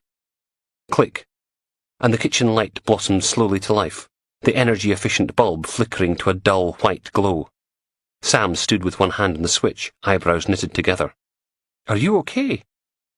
Logan looked up from the table, clutching a bag of defrosting peas to the top of his head. One hand wrapped around his stomach. "Not really." She peeled the bag of peas away from his head and peered at the skin. "God, that's some bump." "Walked into a door." Samantha frowned. "Have you been drinking?" "Tea." He pointed at the mug on the table, sitting next to wee Hamish Mowat's present. She pressed the bag back against his head. "You wouldn't believe the day I've had. Like Muppet Central out there." The fridge broke into a droning burr as she stood, peering in at the contents. "We got any white wine left, or did you finish it?" "I've been on orange juice and bloody lemonade all night. Give me a break, okay?" She turned. "I just asked if there was any wine left." Pause. "Sorry, I've not been the best of days." "Been a lot of those recently." She clunked the fridge shut. "You want some more tea? Any chance of a hot water bottle?"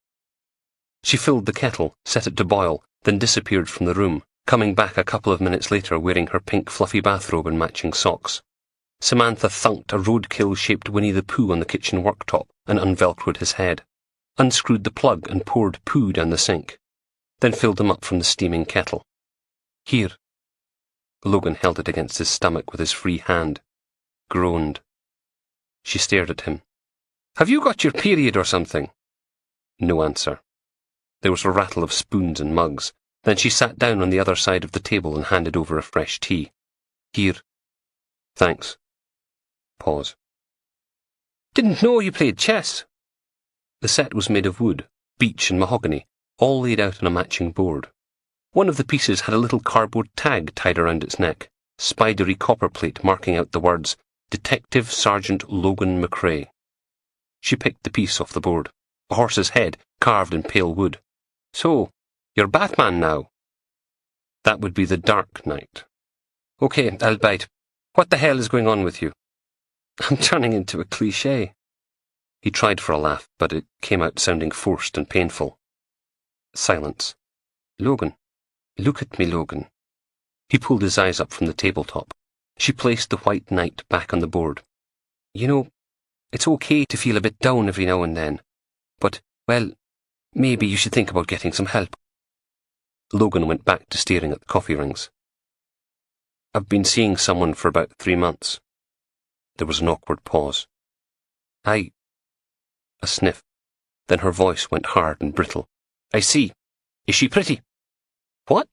"No, it's Goulding. You know, the criminal psychologist. Once a week getting my head shrunk." "Oh, right. Yeah, of course." She was blushing. "What does he say?" "I need to lay off the booze, cut down on the cigarettes, not be such a miserable bastard. Stop antagonizing my colleagues and superiors. Give up sitting in the dark, brooding. Not going that well, then. Samantha picked up her tea and walked around behind him, wrapped her free arm around his chest, her breast pressing into the back of his head. Logan took a deep breath. You know, it's not like the world's a better place when I'm drunk. It's still shite, it's just a little easier to cope with. Am I part of the problem? Voice barely above a whisper. This time the laugh was slightly more genuine. Logan dumped the bag of peas on the table and gripped her arm. You're the only decent thing I've got going for me. Your hand's bloody freezing. She bent and kissed him on the top of his head, where the chess set had bounced off his skull. You silly bugger. Chapter 20. Logan stood out on the rear podium car park round the back of Force headquarters, in the lee of a police van, smoking a sneaky cigarette and trying to stay out of the battering sleet. It swirled and whirled in unexpected directions, slapping against windscreens and exposed skin like tiny frozen hands. But he stood there anyway, wearing a borrowed police cap, pulling carcinogens down into his scarred lungs on a freezing Sunday morning. Ah, you couldn't beat the first fag of the day. A handful of other smokers were huddled together by the back doors, everyone who'd hurried out after the morning briefing to catch that desperately needed top-up of nicotine, all standing with their backs to the wind, trying to survive the long, bleak winter. Sod this. He took one last sook on his cigarette, dropped it into a little mound of slush, and watched it hiss out and die, then hurried back inside. Biohazard Bob caught him on the way back up to the CID room.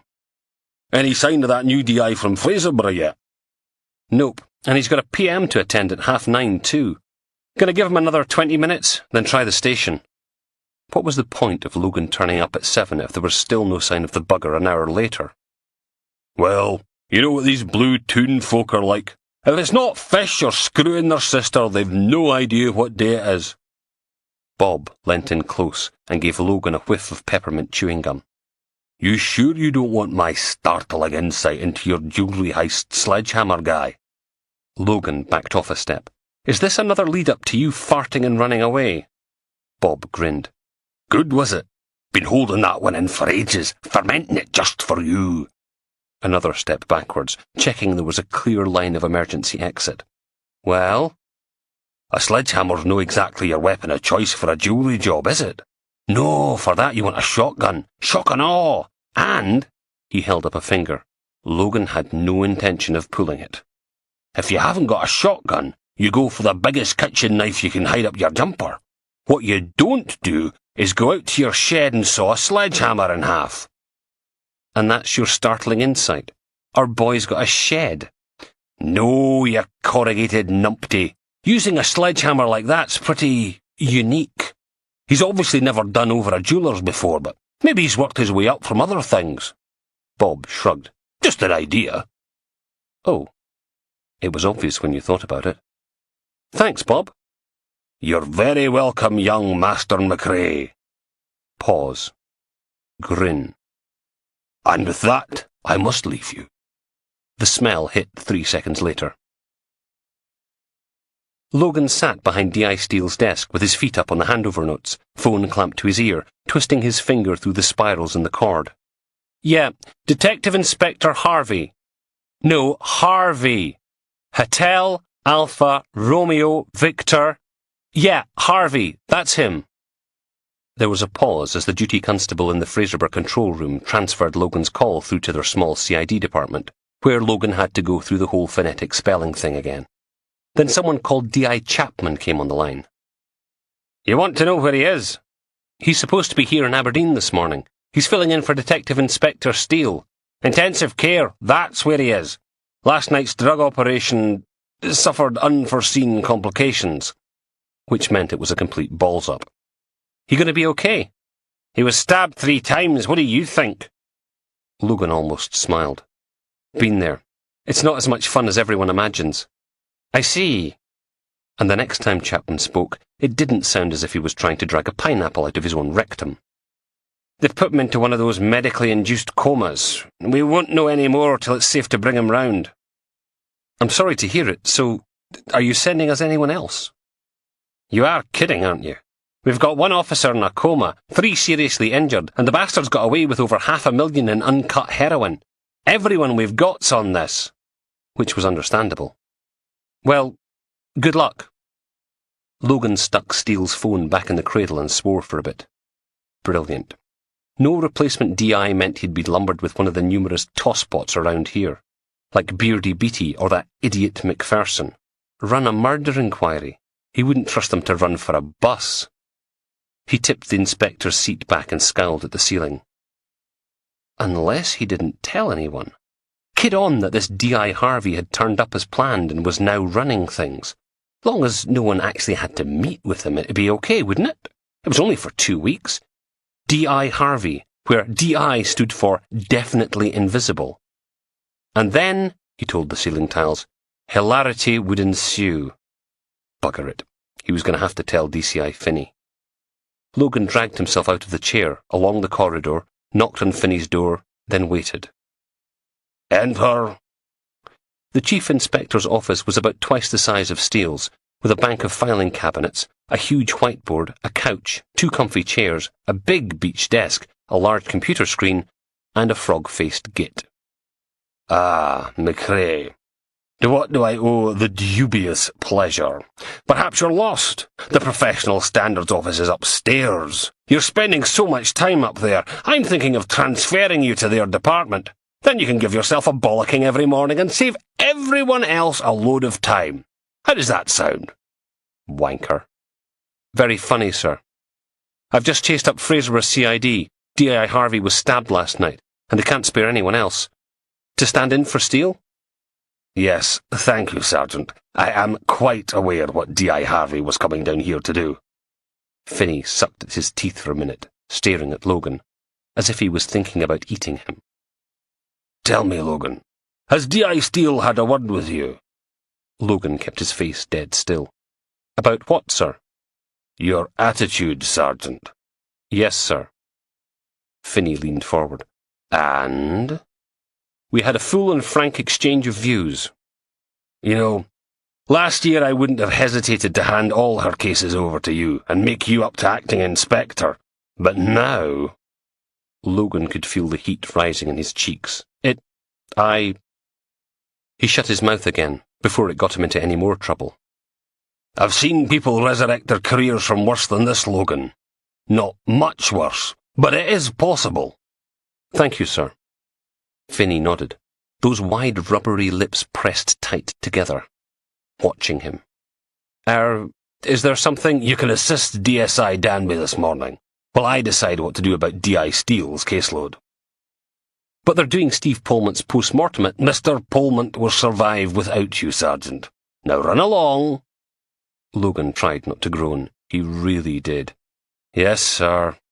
And, Sergeant, please remember that Danby outranks both of us. Try not to do anything too stupid. Logan parked the pool car outside Knox's granny's house, then pointed at the scabby old transit van parked down the road, with a half-hearted collection of orange plastic cones surrounding a couple of rusty road signs. The Aberdeen City Council crest sat on the side, 2 leopards holding a shield with 3 wee sandcastles on it. The sticker cracked and peeling, showing the burgundy paint underneath. That's the surveillance team. Wind battered down the road, whipping the trees and bushes, buffeting the pool car, slamming great icy gobbets of sleet against the windscreen.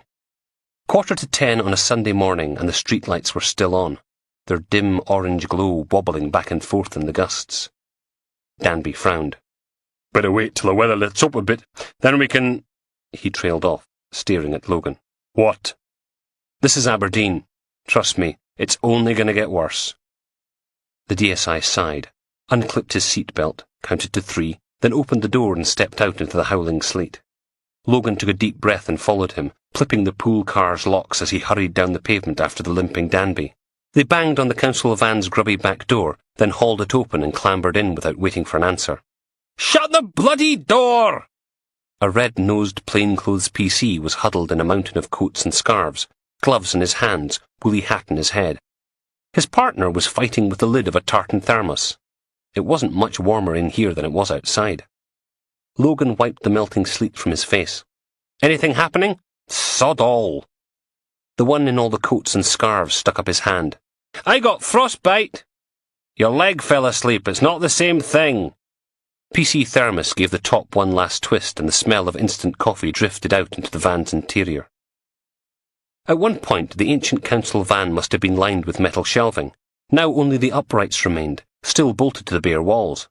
The floor was a rust-streaked landscape of bumps, dents, old Burger King wrappers and Coke cans.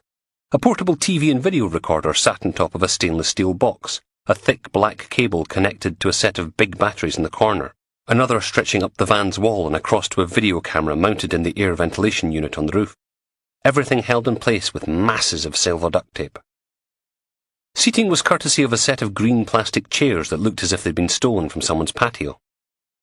PC Thermos waggled his tartan container. Coffee? Danby settled himself down on one of the plastic chairs, stretched his right leg out and rubbed at a spot in his calf, grimacing. Long as it's hot. Logan peered at the little TV, getting a bleary view of Knox's front garden. So what's the plan for today then? PC Frostbite shrugged.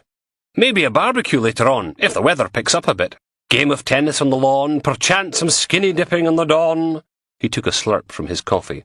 We haven't quite decided yet, have we, Sandy? Thermos filled a plastic cup for DSI Danby. Apparently Knox wants to go see his sainted granny's final resting place. Sacra's going to drive him. We'll give them a 30-second head start, then follow. Danby nodded. What about the rest of the surveillance team? Thermos looked at Frostbite, then Logan, then back to Danby, eyebrows squinched together, top lip curled. We're it. There was a pause. Are you seriously telling me that the best Grampian police can manage for a level 1 surveillance is 2 constables in a crappy old van?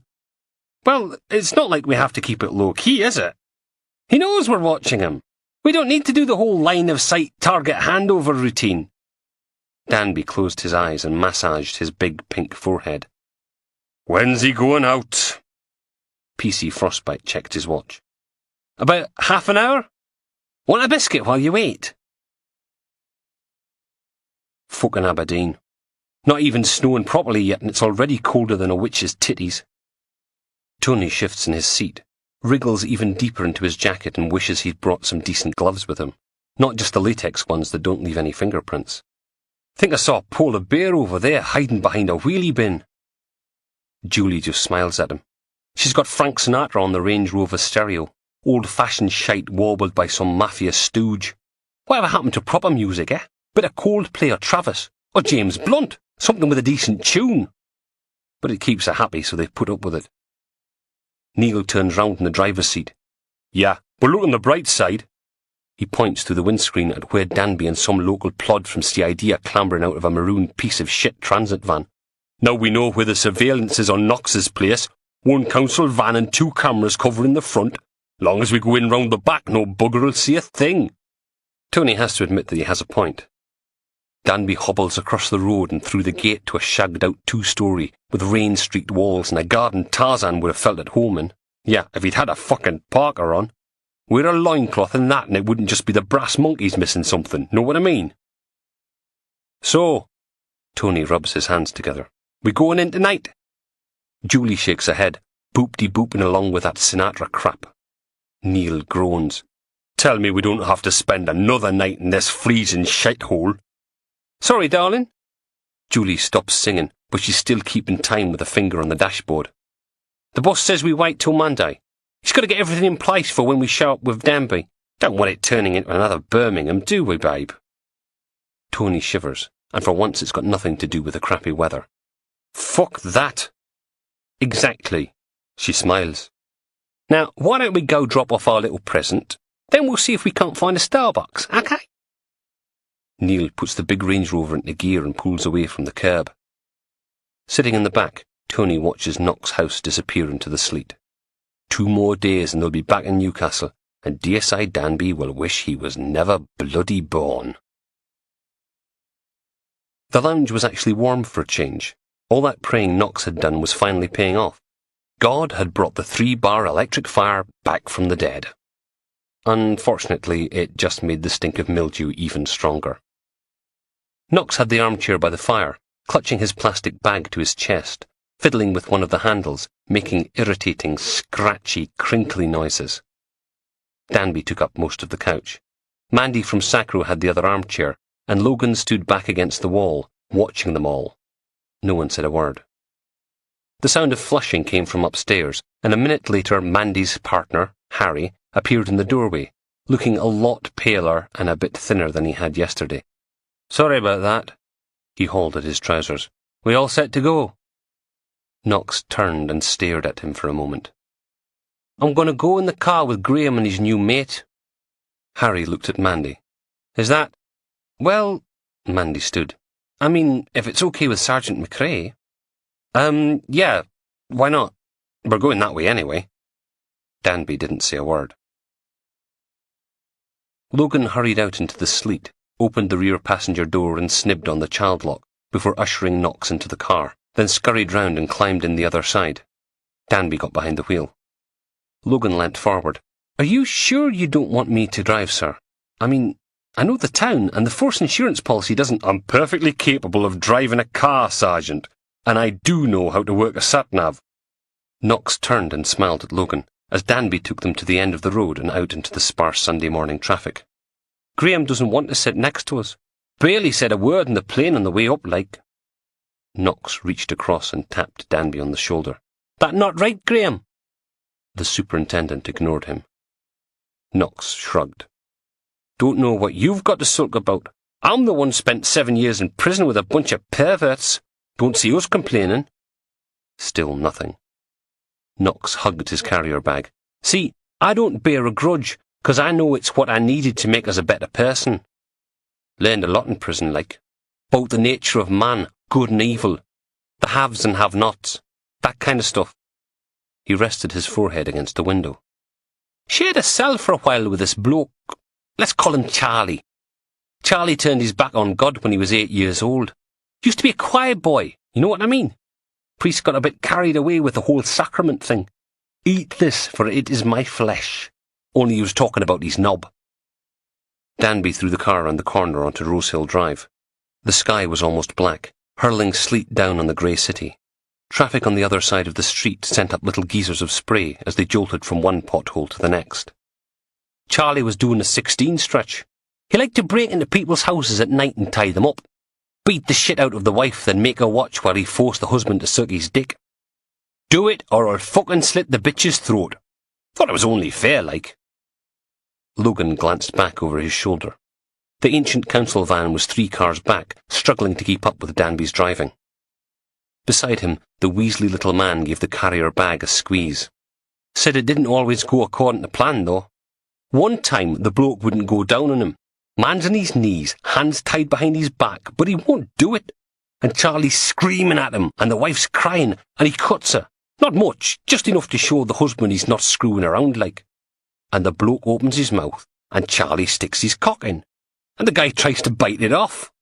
Knox rocked back and forth in his seat, shaking with laughter. "He's going at it like a bloody mad terrier, shaking his head, sinking his teeth right in. Brilliant! Charlie got his cock out and showed us, like a half-chewed sausage it was. Had to have about 20 stitches. Ah!" He wiped a hand under his pointy nose. "So funny."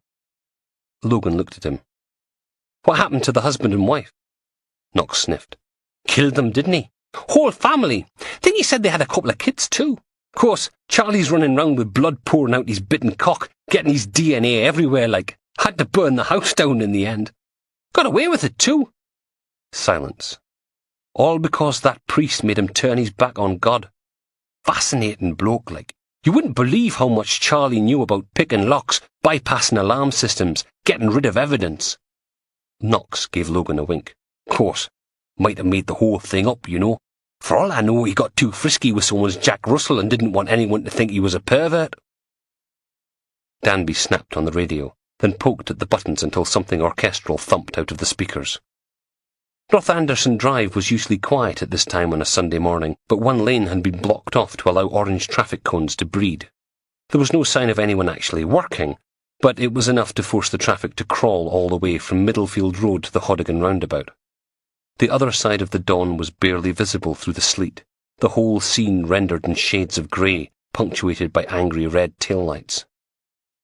"Nothing like being at home, is it, Graham?" Knox wiped a hand across the window next to him, clearing a space in the fog. "Do you still see Billy Adams' wife?" Danby stared straight ahead, following the stream of flickering brake lights. "Think he ever found out? Think that's why he topped himself?" The superintendent's voice was a dark rumble. "Leave it, Richard. Know what I'm saying?" "Just wondering.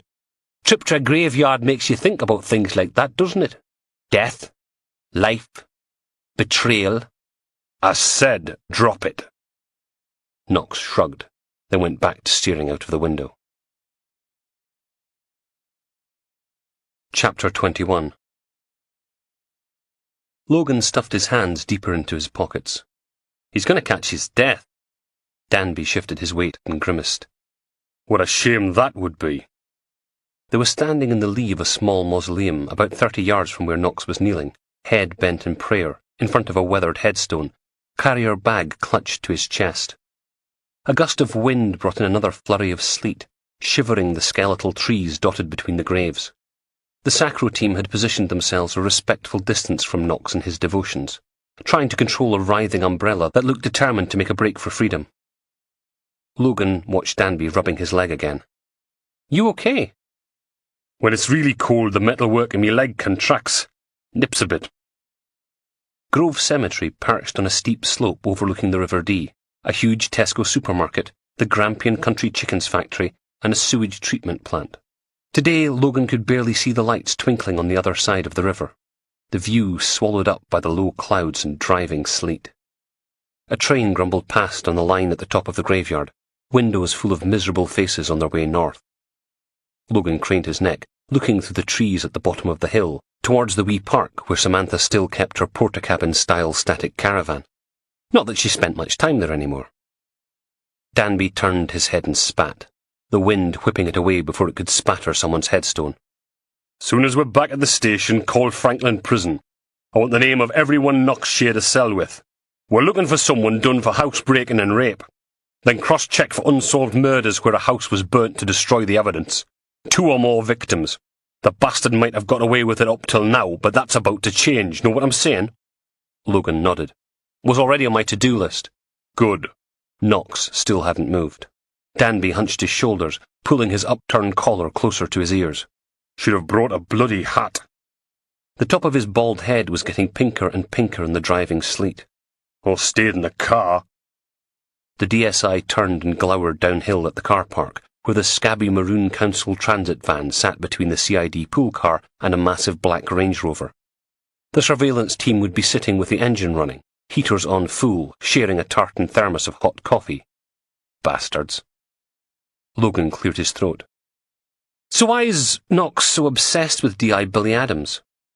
Danby kept his eyes fixed on the ex-council van. "DI?" "I did some digging." Sniff. The superintendent sent another gobbet of spit flying. "Did you now?" The only sound was the wind slamming into the exposed cemetery, the creak of the bare trees, the distant rumble of traffic on Ochmill Road.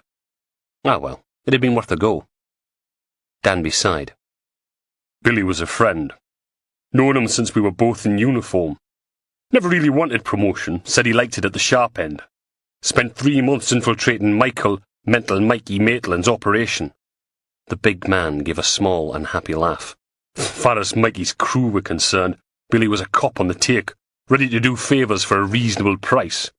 But he was really following the money." "So why's Knox being such a—" "Organised crime. Clues in the name, know what I'm saying? They don't make millions out of drug running and hide it under the mattress anymore. They've got lawyers, accountants, trust funds, offshore holding companies." Logan frowned. "But what's that?" "If you'll bloody shut up for a minute, you'll find out." Silence. "We only started looking into Knox for the Brooklyn rape and abduction because Billy tipped us off. There were rumours Mikey's principal accountant had unusual tastes." Logan opened his mouth, shut it again, then turned to stare at the weaselly little man kneeling in front of the gravestone. Knox worked for the mob.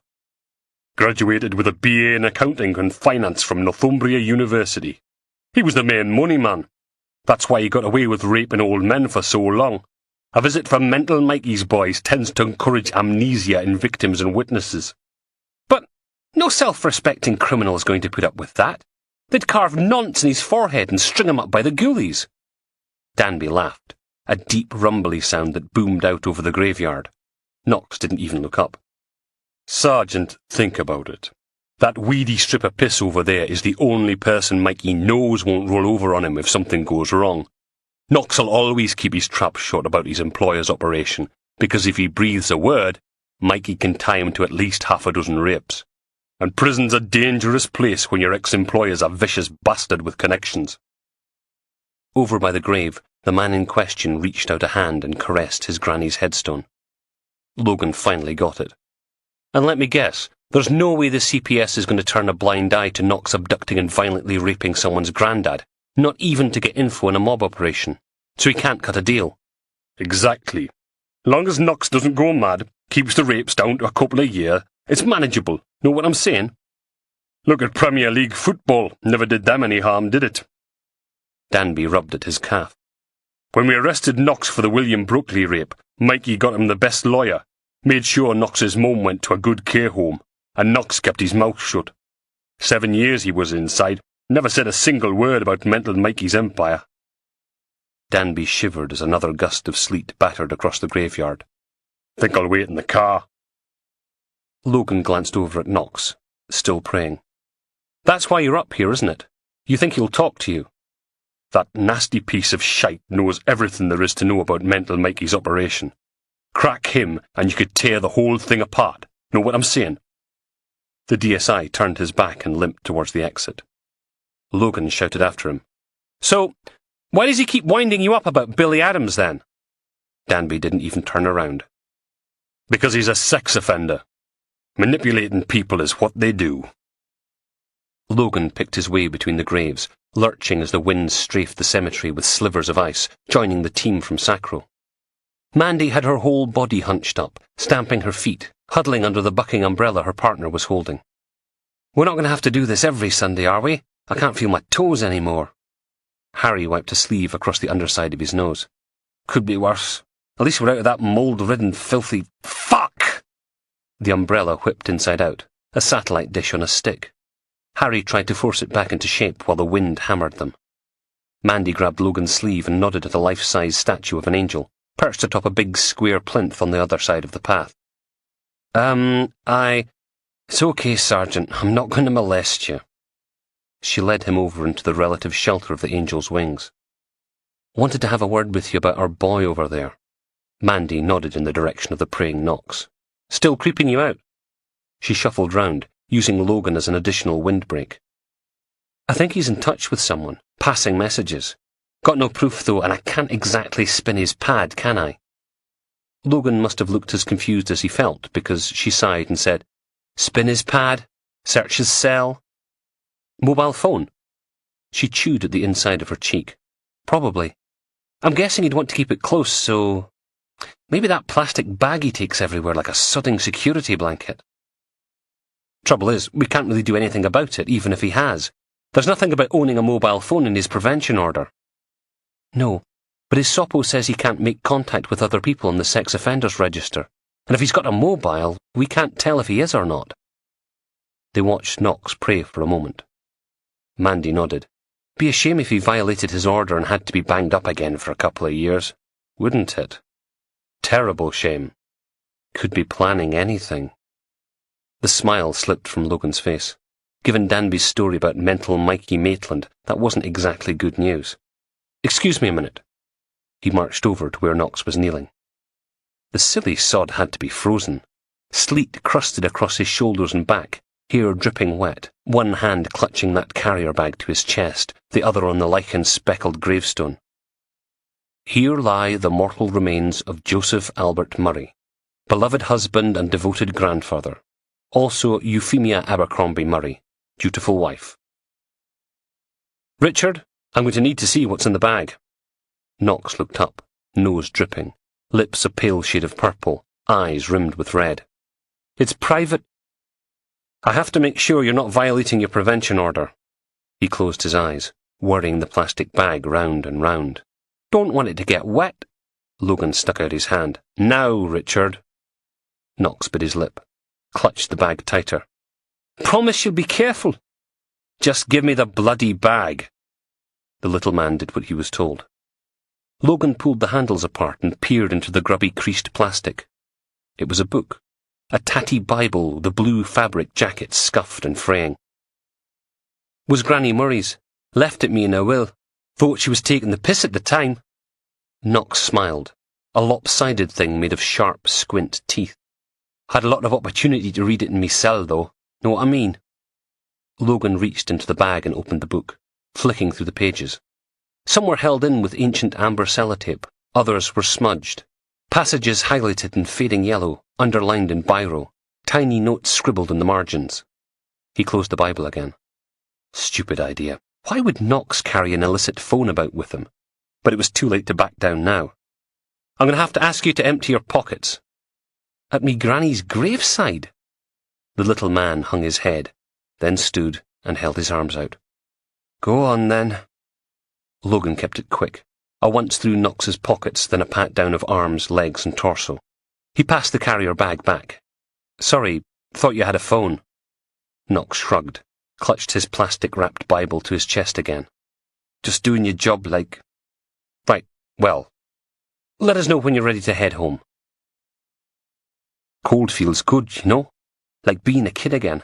On his holidays, sitting on the living room floor, listening to Granny Murray tell stories about the old days. Grandad Joe asleep in the other chair, a copy of the Press and Journal draped across his chest, snoring quietly to himself. Mouth a gaping cavern of pink. They took all his teeth away when he was doing his national service in Cyprus, like. Went out with a full head of hair and all his own teeth, came back a slaphead with a set of falsies. He takes them out after dinner and leaves them on the table by the ashtray, smokes rollies that smell of herbs and spices. His mam's gone out for the evening, same as she does nearly every night since Richard's da ran out on them. Trading wife and kid for some girl works down the chipper in North Shields. Can't trust Geordie harlots, that's what Granny Murray says. God turn his face against their sinful hearts. Then she spits in the fire, that little spatter of yellowy white hissing against the glowing electric bars, never up high enough to warm the room like, just enough to let Grandad Joe sleep with that cavernous mouth of his hanging open, pink and glistening. Richard sneaks a glance at his keepers. The man and woman from Sacro, huddled together under a broken brolly, the nosy sergeant shivering beside a big carved angel. It's a much fancier memorial than the simple granite slab Granny Murray picked out for her and Grandad Joe. She never was one for flash. The only decoration's a bunch of porcelain roses, sealed away in a glass dome. Only the glass is cracked, and the whole thing's full of dirty water. The faded pink blossoms tainted with grey mould and trapped dirt. Appropriate, really. He reaches around the back of the fake floral tribute, fingers drifting carefully through the matted yellow grass. Don't want to find some junkie's needle the hard way, know what I mean? And then he finds it. A little rectangular box, about half the size of a toothpaste tube, hidden away in a little plastic bag. Doesn't take much to palm it while he tidies the grave. Richard pulls a few weeds, then fakes a sneeze, slipping the box into his pocket while he drags out a handkerchief. Blows. He levers himself upright and crosses himself, testicles, spectacles, wallet and watch. Then bends and kisses the headstone. It tastes of pepper and gritty ice, but it smells of freedom. Logan sat at his desk in the sergeant's cubbyhole, hands wrapped around a hot mug of coffee. Probably got pneumonia after this morning's little outing, standing about like a pillock in the sleet while Knox prayed at his granny's grave. Logan wiped his nose with a pilfered packet of handy wipes. It hadn't taken long to find a contact number for HM Prison Frankland in Durham. But getting a list of everyone who'd ever shared a cell with Richard creepy bastard Knox had been more of a problem. Logan had finally managed to persuade someone to go digging through 7 years' worth of prison records. They'd promised to call him back soon as they had time to look into it.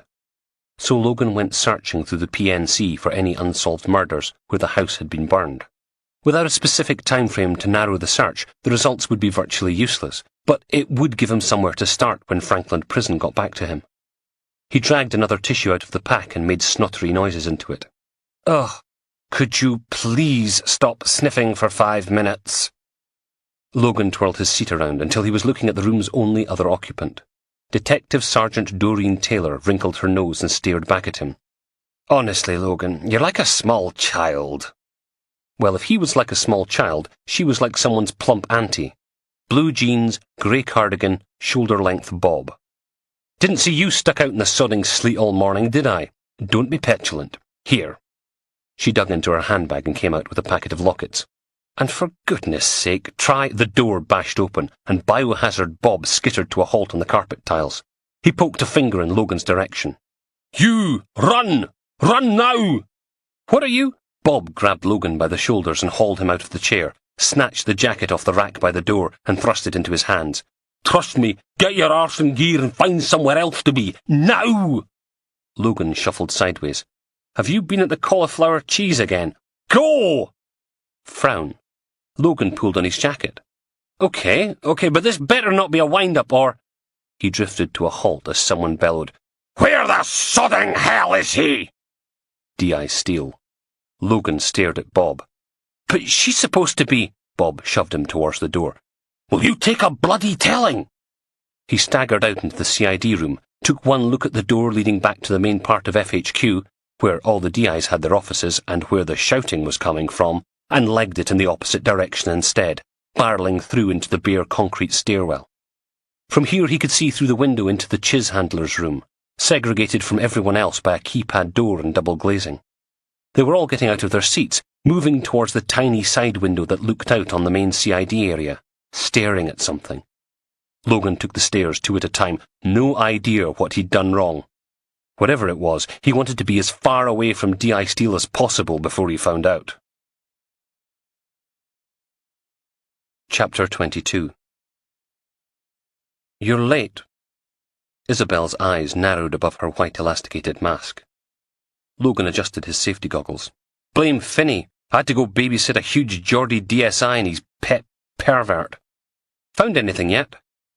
The makeshift mortuary was a huge drive-in fridge, part of an old cash and carry on an industrial estate in the Bridge of Dawn, commandeered to act as Isabel's secondary crime scene. It was the only place big enough for the forklift truck they'd needed to move the concrete slab containing Steve Palmont's remains. All the fridge's usual contents, the boxes of fruit, vegetables, fresh meat and milk, had been stacked against the walls, clearing a space in the centre about the size of Logan's flat. The IB had constructed a makeshift sterile room from clear plastic sheeting, the pieces held together with strips of duct tape. A portable X-ray machine was over by the back wall, a frame beside it displaying ghostly snapshots of a skeleton curled on its side. 4 heavy-duty arc lights, one in each corner, illuminated the interior and its collection of white-suited technicians, like something out of the X-Files, an Aberdonian alien autopsy. Palmont's slab of concrete rested on a platform wrapped in blue plastic, keeping the remains at tabletop height, the electrician's right hand and left leg sticking up out of the pitted grey surface. The room's ancient refrigeration units hummed, making the air crackle with cold. One of the white oversuits waved at him. "Sergeant McRae! Dr. Frampton, we met at the scene." Her assistant waved too, balancing a collection of evidence bags in the crook of his arms. They were filled with something lumpy and brown, giving them a colostomy look. "What's up?" Dr. Frampton patted one of the bags. "We've just finished retrieving the soil from the block. Should get something back to you midweek. Let you know its secrets." Logan looked at Isabel, then back again. "Okay, thanks." The soil scientist gave him a little bow, then turned and slipped out of the enclosure, Iger the dude hot on her heels. Isabel held up a hand. "Mr. Haffenden?" Someone dressed head to toe in SOC white shuffled over, a black toolbox held tight to his chest. He fiddled with the elastic hood encircling his masked face, coughed, cleared his throat. Actually, my friends call me Ian, so—" "Don't be shy, Mr. Haffenden." With all the soil and mud gone, more of the body was on show. About a quarter of Steve Palmont stuck out of the concrete, the left leg from the knee down, the right arm from the elbow, a hip, a bit of shoulder, and the side of his face. Lividity had stained the flesh dark purple, except where Palmont's skin had been pressed against Dr. Frampton's precious soil. There it was a pale waxy yellow, patterned by the dirt and rocks. Haffenden shifted his feet. Isabel placed her hand on his shoulder and guided him towards the remains. "As soon as you're ready." The little man looked up at her. "It's just... normally, archaeology doesn't have quite so much..." Back to the body again. "You see, usually it's just fossils and bones." She tilted her head to one side, staring at him. Logan stepped forward. "Just pretend it's one of those peat bog people, the ones that are all preserved by the tannin and whatever." "Yes, right, peat bog." Haffenden placed his toolbox on the edge of the concrete slab and pulled out a set of tiny chisels. "A very hard peat bog." The plastic enclosure rippled with white light. The IB photographer's flash recording everything as the nervous archaeologist chipped at the concrete around the body, loosening it off. He'd partitioned the slab into a grid of 3-inch squares, piling the waste concrete from each section into separate evidence bags, the whole exercise meticulously documented on video and digital cameras. After half an hour, Haffenden seemed a lot more confident, following the lines of the shoulders and head, chipping around the ends of the hair. The more he exposed, the worse the smell got. The archaeologist put his chisels down. "I've got the head free." Logan followed Isabel over to the slab. Pullman's head lay back at an awkward angle, the whole thing oddly shaped, slightly flattened. The side that had been embedded in concrete was puckered and blackened, flecks of grey still stuck to the cracked skin, a trickle of yellow-green liquid seeping from his nose. "Aha!" Logan cupped a hand over his face mask, the fabric damp with absorbed condensation. "Thought he was supposed to be preserved by the cold." Isabel leaned forward and gently cupped Palmont's distorted cheek, turning the head until it was staring straight at them. The nose had been broken, one ear torn, the open mouth a solid grey mass, not excavated yet, but it was definitely Steve Palmont. She felt her way around the back of the head. "Some concretes are exothermic. They generate heat as they set.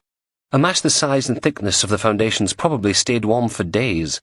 He's basically been cooked on one side and deep chilled on the other. His head's been deformed by the weight of the concrete. I won't know till the damage to the skull was post or ante-mortem until I open him up." Isabel ran a gloved finger down the body's twisted neck. Just above the clavicle there was a circle of black puncture wounds. "Bite mark." Isabel frowned at the exposed arm, the dark brown discoloration on the sleeve, then unbuttoned the cuff and rolled the fabric back to expose another bite. "Of course, I had to lose some of the hair." The archaeologist pointed at the strand still embedded in the wall of the block. "And the outer clothing's going to be a challenge." He shrugged at Logan. "The concrete seeped through the weave of the material, then set solid. Should make the actual body easier to remove, though, like getting a moth out of a cocoon." Haffenden picked up his little chisel again. "You know, this isn't nearly as bad as I thought it was going to be. It's really kind of fascinating when you think about it." Good to know someone was enjoying themselves. Half an hour later, they were gathered around the body again. Haffenden had moved onto the torso, excavating the left shoulder and upper arm. "Problem came when I hit the first one. Took a bit of doing to get them chiselled out without damaging any." He pointed at the shoulder, where 10 or 12 metal spikes protruded from Palmont's jacket, the fabric stained dark brown. Isabel held one of the x-rays up for comparison. "Excellent job." She leaned in, touching the end of one spine with her gloved finger. "Definitely nails." She laid a ruler along the arm and waited for the photographer to finish, before slicing the sleeve open with a scalpel, then did the same with the jumper and check shirt underneath. The arm had that familiar mouldy cooked look, but where the nails went in, the skin was darker. She prodded at the base of one metal spike. "Signs of bruising. These were inserted before death. And, do you see where some have obviously been removed?" Pointing at a blackened hole in Palmont's arm. Logan nodded. He was tortured. Isabel called for a set of pliers and eased one of the nails free, then held it up like a tiny Excalibur. 4-inch wire nail, probably from a nail gun. Going by the diameter, it's probably the same thing that made the holes in the palm." Behind them, someone said, "Maybe he was crucified." Logan froze. Sodding hell. Steel. He turned and there she was, standing less than a foot away, staring at him over her mask. A large figure in an SOC suit pushed through the flaps of the makeshift mortuary, limping slightly. That would be Danby. The big Geordie took up position at the head of the slab. Steele grabbed Logan's arm.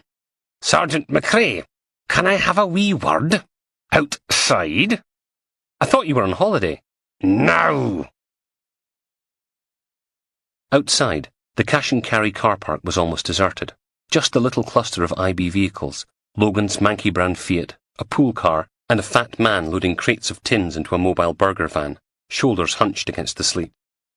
Steele ripped her mask off.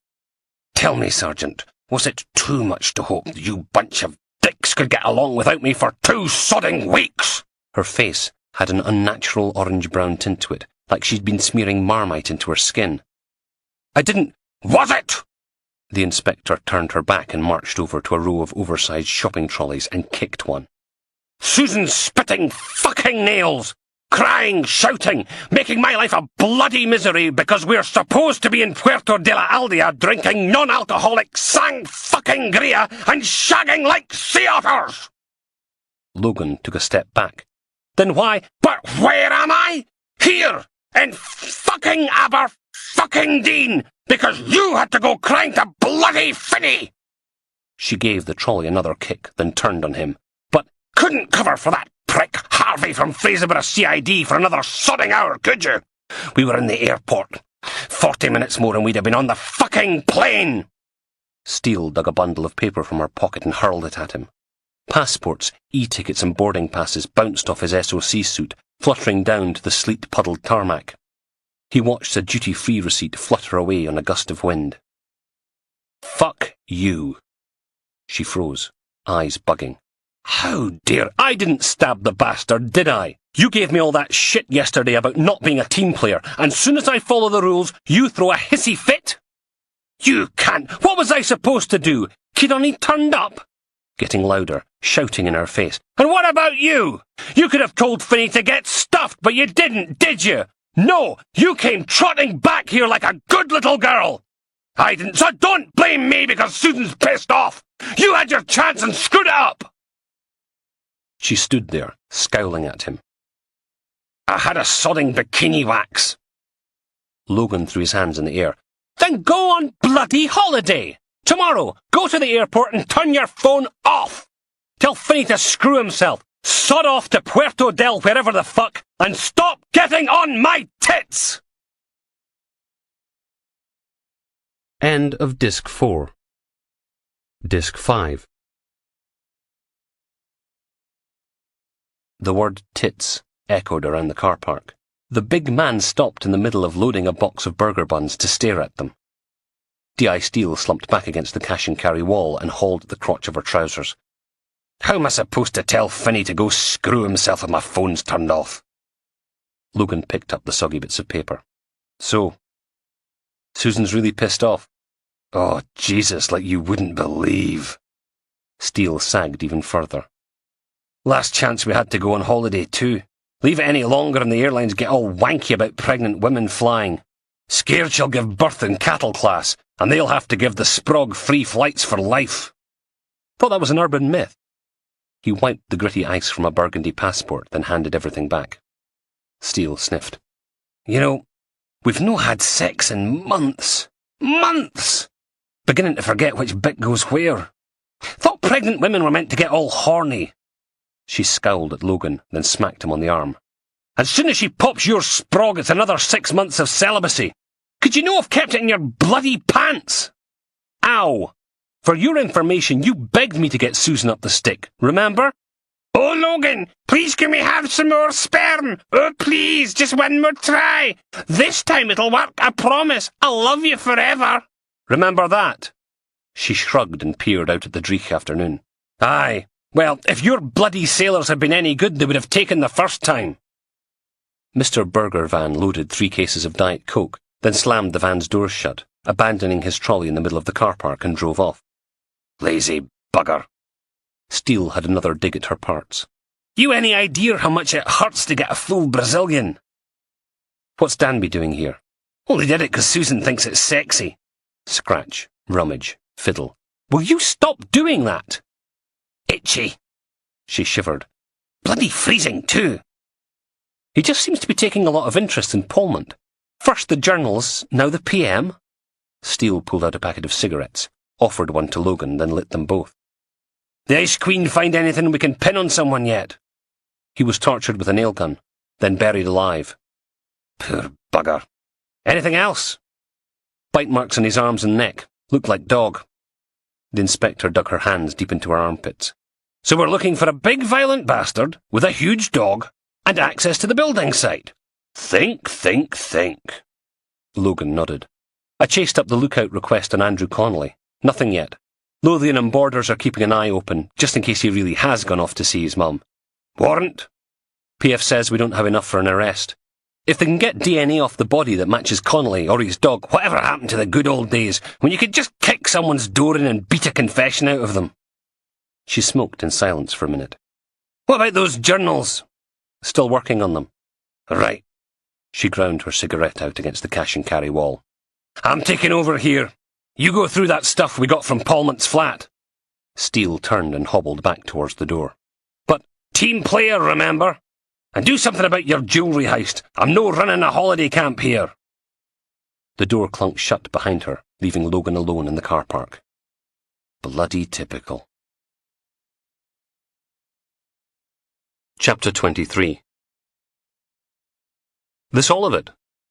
Logan stood on his tiptoes and peered at the row of boxes arranged on the metal shelving. Next one down, too, and the one under that. We got some more over there. The sergeant in charge of the Water Lane evidence store turned and pointed at another rack over by a stack of archive files. That's everything they brought in from Polmont's flat. The store was a converted Victorian warehouse, a pile of filthy granite hidden away down a narrow alleyway off Mearn Street, just wide enough to get an unmarked transit van down, if you were careful. Quiet and anonymous. The building's high windows were nearly opaque with dirt and barred on the inside. The room was partitioned up with adjustable shelving units, turned into a maze with the heavy metal cage for drugs and confiscated money lurking at its heart. The shelving groaned under the weight of seized goods and lost property, the wooden floorboards gouged and scuffed. Strip lighting hung from the bare rafters, buzzing and flickering, making Logan's breath glow white in the cold air. Okay. This lot been processed yet? Trying not to sound too hopeful. The sergeant laughed, a surprisingly high-pitched sound for someone who looked so much like an axe murderer. You're kidding, right? What am I, your mum? Logan groaned. There had to be 200 or 300 items on the shelves, all of which needed to be catalogued, verified, and checked against the stolen property register. Bloody D.I. Steele. This was going to take him forever. Sergeant Axe Murderer patted him on the back and grinned. Look on the bright side. At least it's sodden freezing in here. You can bugger off now, Clive. Don't mention it. Clive gave him one last pat, then wandered off, hands in his pockets, whistling. Git. Logan pulled the first box from the shelf and dumped it on the floor. It was full of Sony MP3 Walkmans in their original packaging. He dug them out one by one, opening the cases to make sure they contained what they said they did, then wrote everything down in his notebook, knowing that he'd have to type it all up when he got back to FHQ. The next box was full of watches, the one after that, digital cameras. Logan sat back on his haunches and stared at the stacks of stuff still sitting waiting for him. Bugger this. He dug out his mobile and went hunting through the contacts, then hit the button. It was Sunday, so he'd have to leave a message, but if anyone asked, he could honestly say he was doing something. But a real person answered the phone. Trading Standards, can I help you? Dildo, it's Logan. What are you doing in the office? Fucking overtime. Got backlog like you wouldn't believe. I need a favour from the shop cops. Oh, aye. Pause. Still owe me a pint from last time, remember? Logan looked up at Polmont's collection. I think we've found a stash of counterfeit goods. Not entirely true, but it could be. And that made it Trading Standards' responsibility. There was a groan. Do me a favour and lose it again. We're up to our ears in the bloody stuff as it is. My heart bleeds. We've got the lot down at the Water Lane store. Get your bum over here and work your magic. He was silent for a moment. This you trying to get me to do your bloody paperwork again? Dildo, I'm hurt. Yeah, and you didn't answer the question. Sigh. What have you got? Logan smiled. MP3 players, hair straighteners, video games, bunch of other stuff, all boxed. Sod. Okay, I'll come over. But it's going to have to be Monday. Got a bunch of weights and measures reports to write up, and I'm bloody well going home tonight before my kids are asleep. They set a time and Logan hung up, then stood and stuck 2 fingers up at the contents of Steve Palmont's flat. Now, officially, someone else's problem. Who said he couldn't be a team player? Logan parked outside the 4th address on his list and checked the caller display on his phone, just as it rang through to voicemail. Colin Miller, the Aberdeen Examiner's star reporter. Logan gave it a minute, then checked his messages. 4 from Steele threatening to castrate him. 1 from Samantha asking if he fancied taking her out to dinner for a change. 1 from Beattie. Had he done anything about that meeting yet? Logan frowned. What bloody meeting? And then it was Colin, asking to be called back. Logan hit reply, and 3 rings later the reporter's Glasgow burr rattled his eardrums. Laz, my man, how they dangling? He didn't bother waiting for a reply.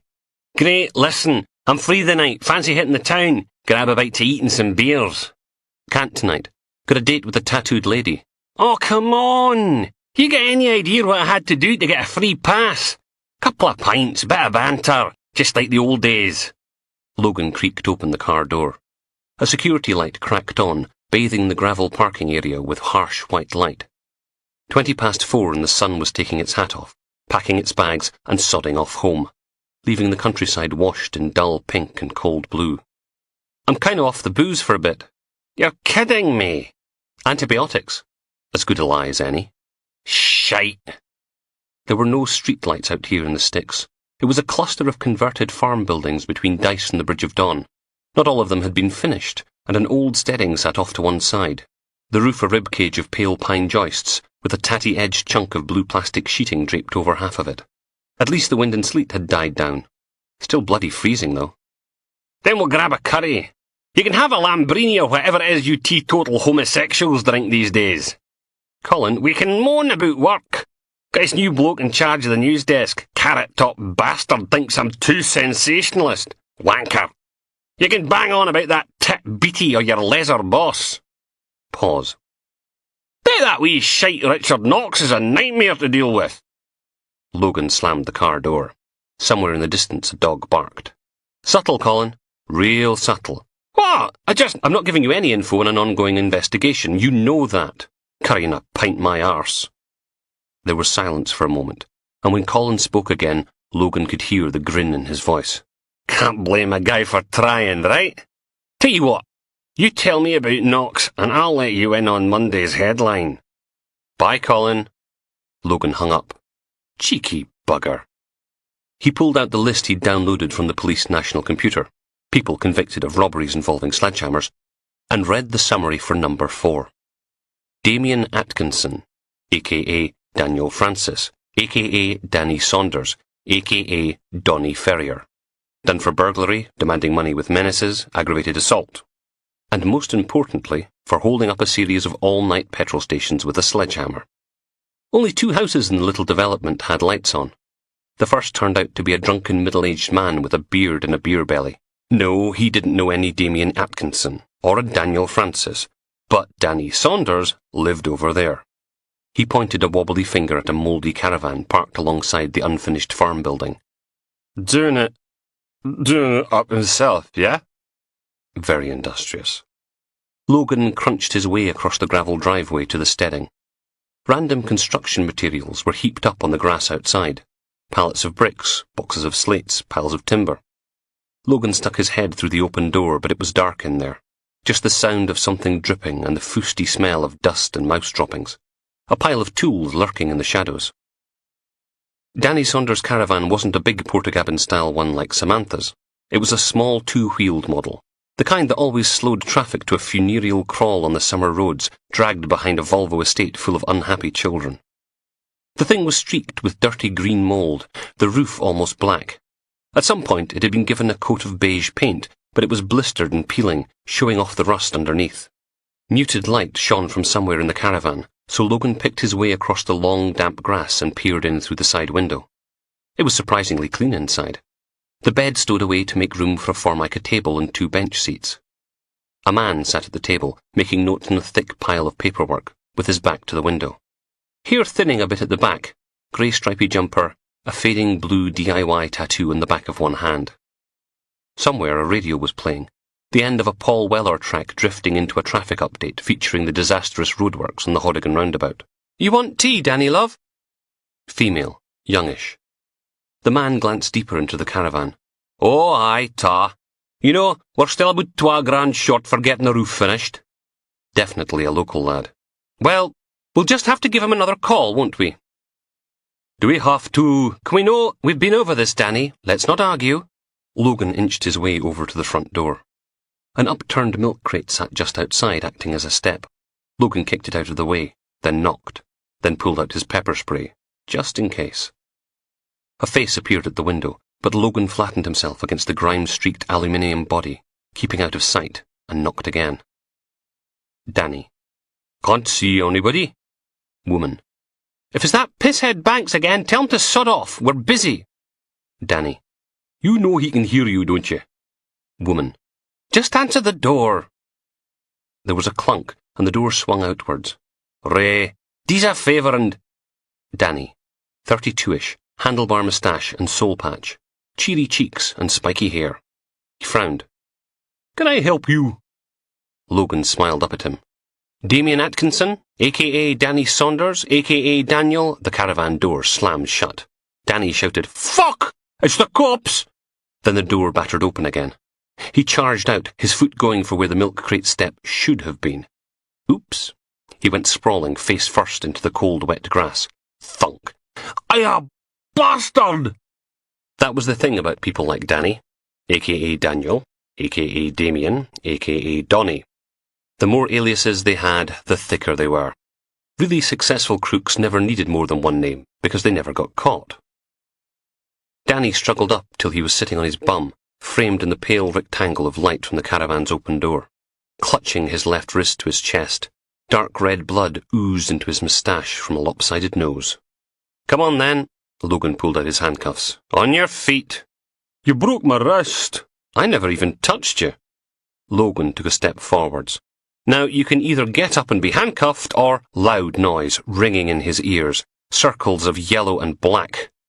The pain hit just before the ground did, harsh and throbbing at the back of his head, and then he was lying on the ground, something sharp and jagged clawing at his cheek. Someone shouting, "Run, Danny! Run!" Fuck. Logan struggled to his knees, the world whooshing in his ears, head pounding, scalp stinging, stomach churning. Not going to be sick. Not going to be... Yes, he was. All over the grass in his own left hand, a hot splash of bitter, sour-smelling yuck. "I said run! But I'll take care of him!" Oh shit. That didn't sound good. He looked up. She couldn't have been much older than 18. Bleach blonde hair showing an inch of brown at the roots. Big red, should-have-gone-to-Specsavers glasses. Huge pregnant belly. Chunky face, teeth bared, a heavy cast-iron frying pan clutched in both hands. She raised it over her head and brought it crashing down on Logan's head. Or she would have, if he hadn't ducked. It slammed into his right arm instead, pain shooting up from his bruised elbow. "I'm a bloody police officer! Leave us the fuck alone!" She grunted and dragged the frying pan round for another go. Logan scrabbled backwards, through the wet grass, but she followed him, swung, missed. Her left foot came down in the warm puddle of sick, and her leg shot out from under her, sending her crashing down on her backside. "Ah! There's puke everywhere!" Logan staggered to his feet, lurched to the side, wobbled a bit. Pepper spray. Where was the bloody pepper spray? He tried to steady himself, one hand on the manky caravan. Where the hell was the goddamned bastarding... There, lying in the puddle of vomit. Logan bent down and grabbed it. The world did a somersault, then the hokey-cokey. He staggered back, clutching the damp black canister in his hand. She was getting to her feet, face creased up, teeth bared, swearing. Logan was sick all over her. There was a pause, and then she started screaming. "Ah! It's in my fucking mouth!" He fumbled with the cap on the little black canister. Damn thing wouldn't come off, but it didn't look as if he'd be needing it anymore. She dropped the frying pan. Now she was bracing herself against the caravan, spitting and gagging, then spattering the filthy paintwork with whatever it was she'd had for lunch. Logan put a hand to the back of his head, waves of pain rippling out from his battered elbow as he bent his arm. His fingertips came away dark and sticky. "You," he turned to the vomiting woman, "are fucking nicked!" He took a step, then froze, as Danny came hurtling around the side of the steading, clutching a sledgehammer in his one good hand. "Bastard!" Danny swung the thing at Logan's head. Missed. The sledgehammer crashed into the caravan wall, tearing straight through the aluminium, buckling the doorframe. Logan scrambled away as Danny tried to haul the sledgehammer's thick steel head out of the hole he'd made. Pepper spray. Why couldn't he get the lid off the bloody pepper spray? What the hell was the point of even having pepper spray if you couldn't get the sodding lid off?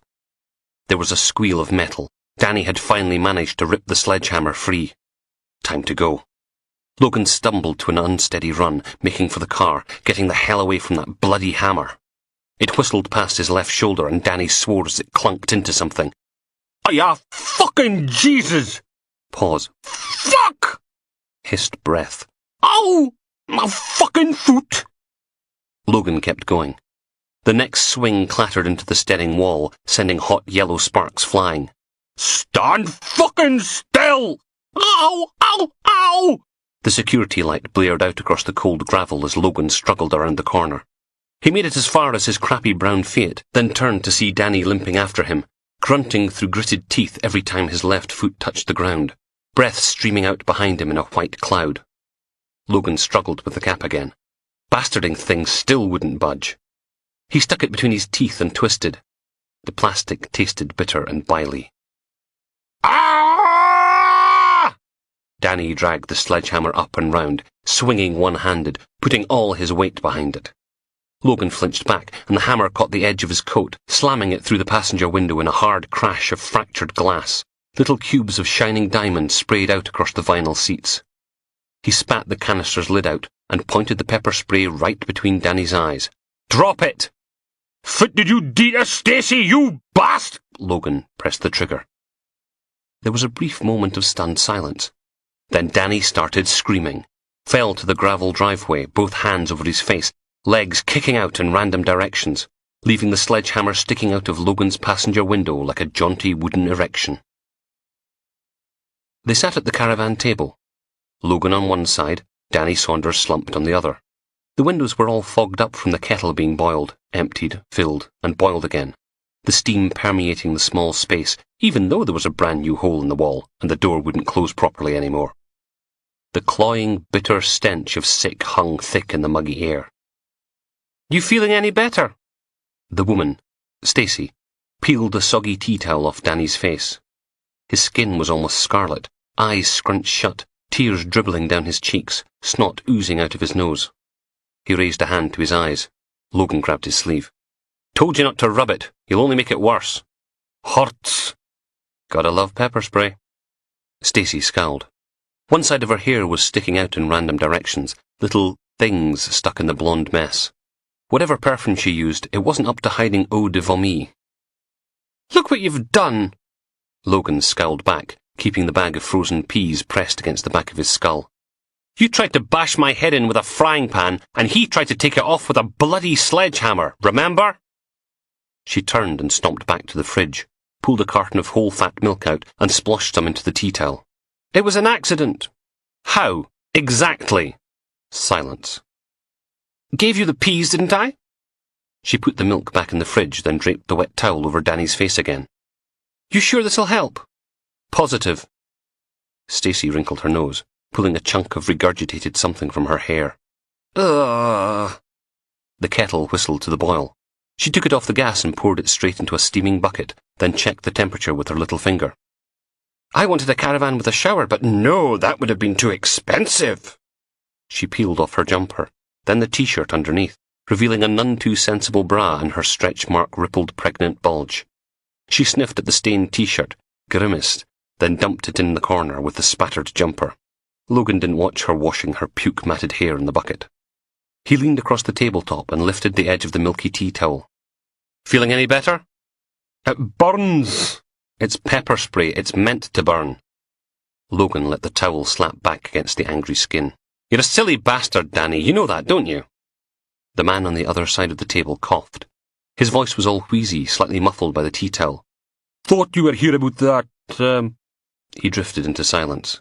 Logan pulled out his notebook. Where were you at 9:15 yesterday morning? Stacey took her head out of the bucket, shampoo froth clinging like candy floss. Don't you tell him anything. Didn't read you your rights, did he? But nothing, Danny. She raised her chin and stared at Logan. Why do you want to know? Just answer the question. Saturday morning, 9:15. Silence.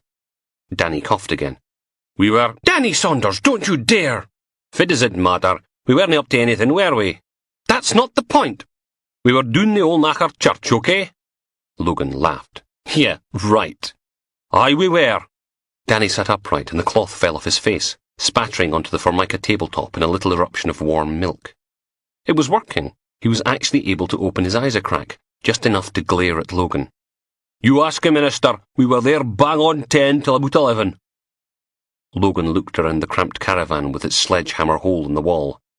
You went to church? You can gie the minister a call if you dinna believe me. I don't. He reached into his coat pocket and... Fuck. Fucking fuck. He came out with a handful of broken plastic and circuit board shrapnel. All that was left of his phone, caught between Danny's hammer and the car window. Oh, that's just... He thumped it down on the tabletop. That was you and your bloody sledgehammer. It's only a phone. You broke my wrist. Logan took a deep breath, tried really hard not to lunge across the table and punch Danny in the throat, then stuck out his hand. Give me your mobile. Stacey. We don't have to do any... Give me your bloody mobile phone, or so help me. He closed his eyes, gritted his teeth. Please, may I borrow your phone? Danny handed over a cheap-looking handset. Logan called the control room. I want a number for whoever the minister is at Old Macher Church, Bridge of Dawn. Yeah, I'll wait.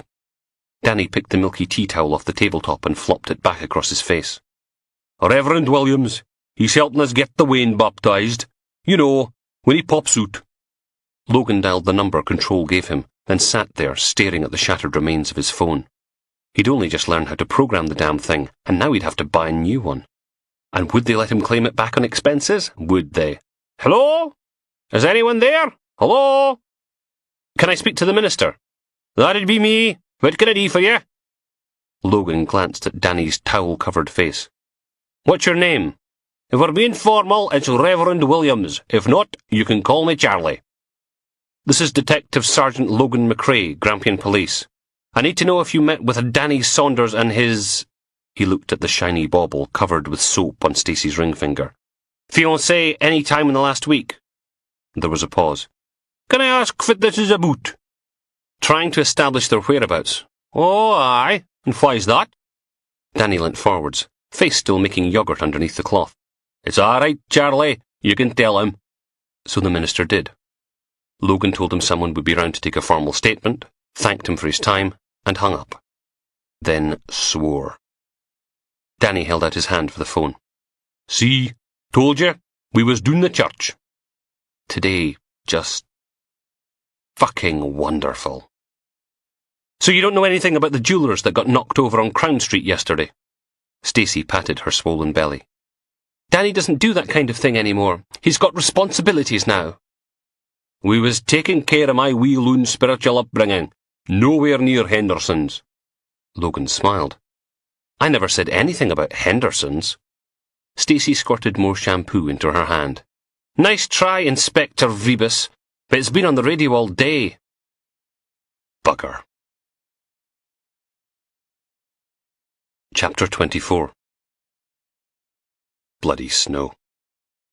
Logan sat on the upturned milk crate outside the steamed-up caravan and watched the first tiny flakes drifting down from a dark black sky.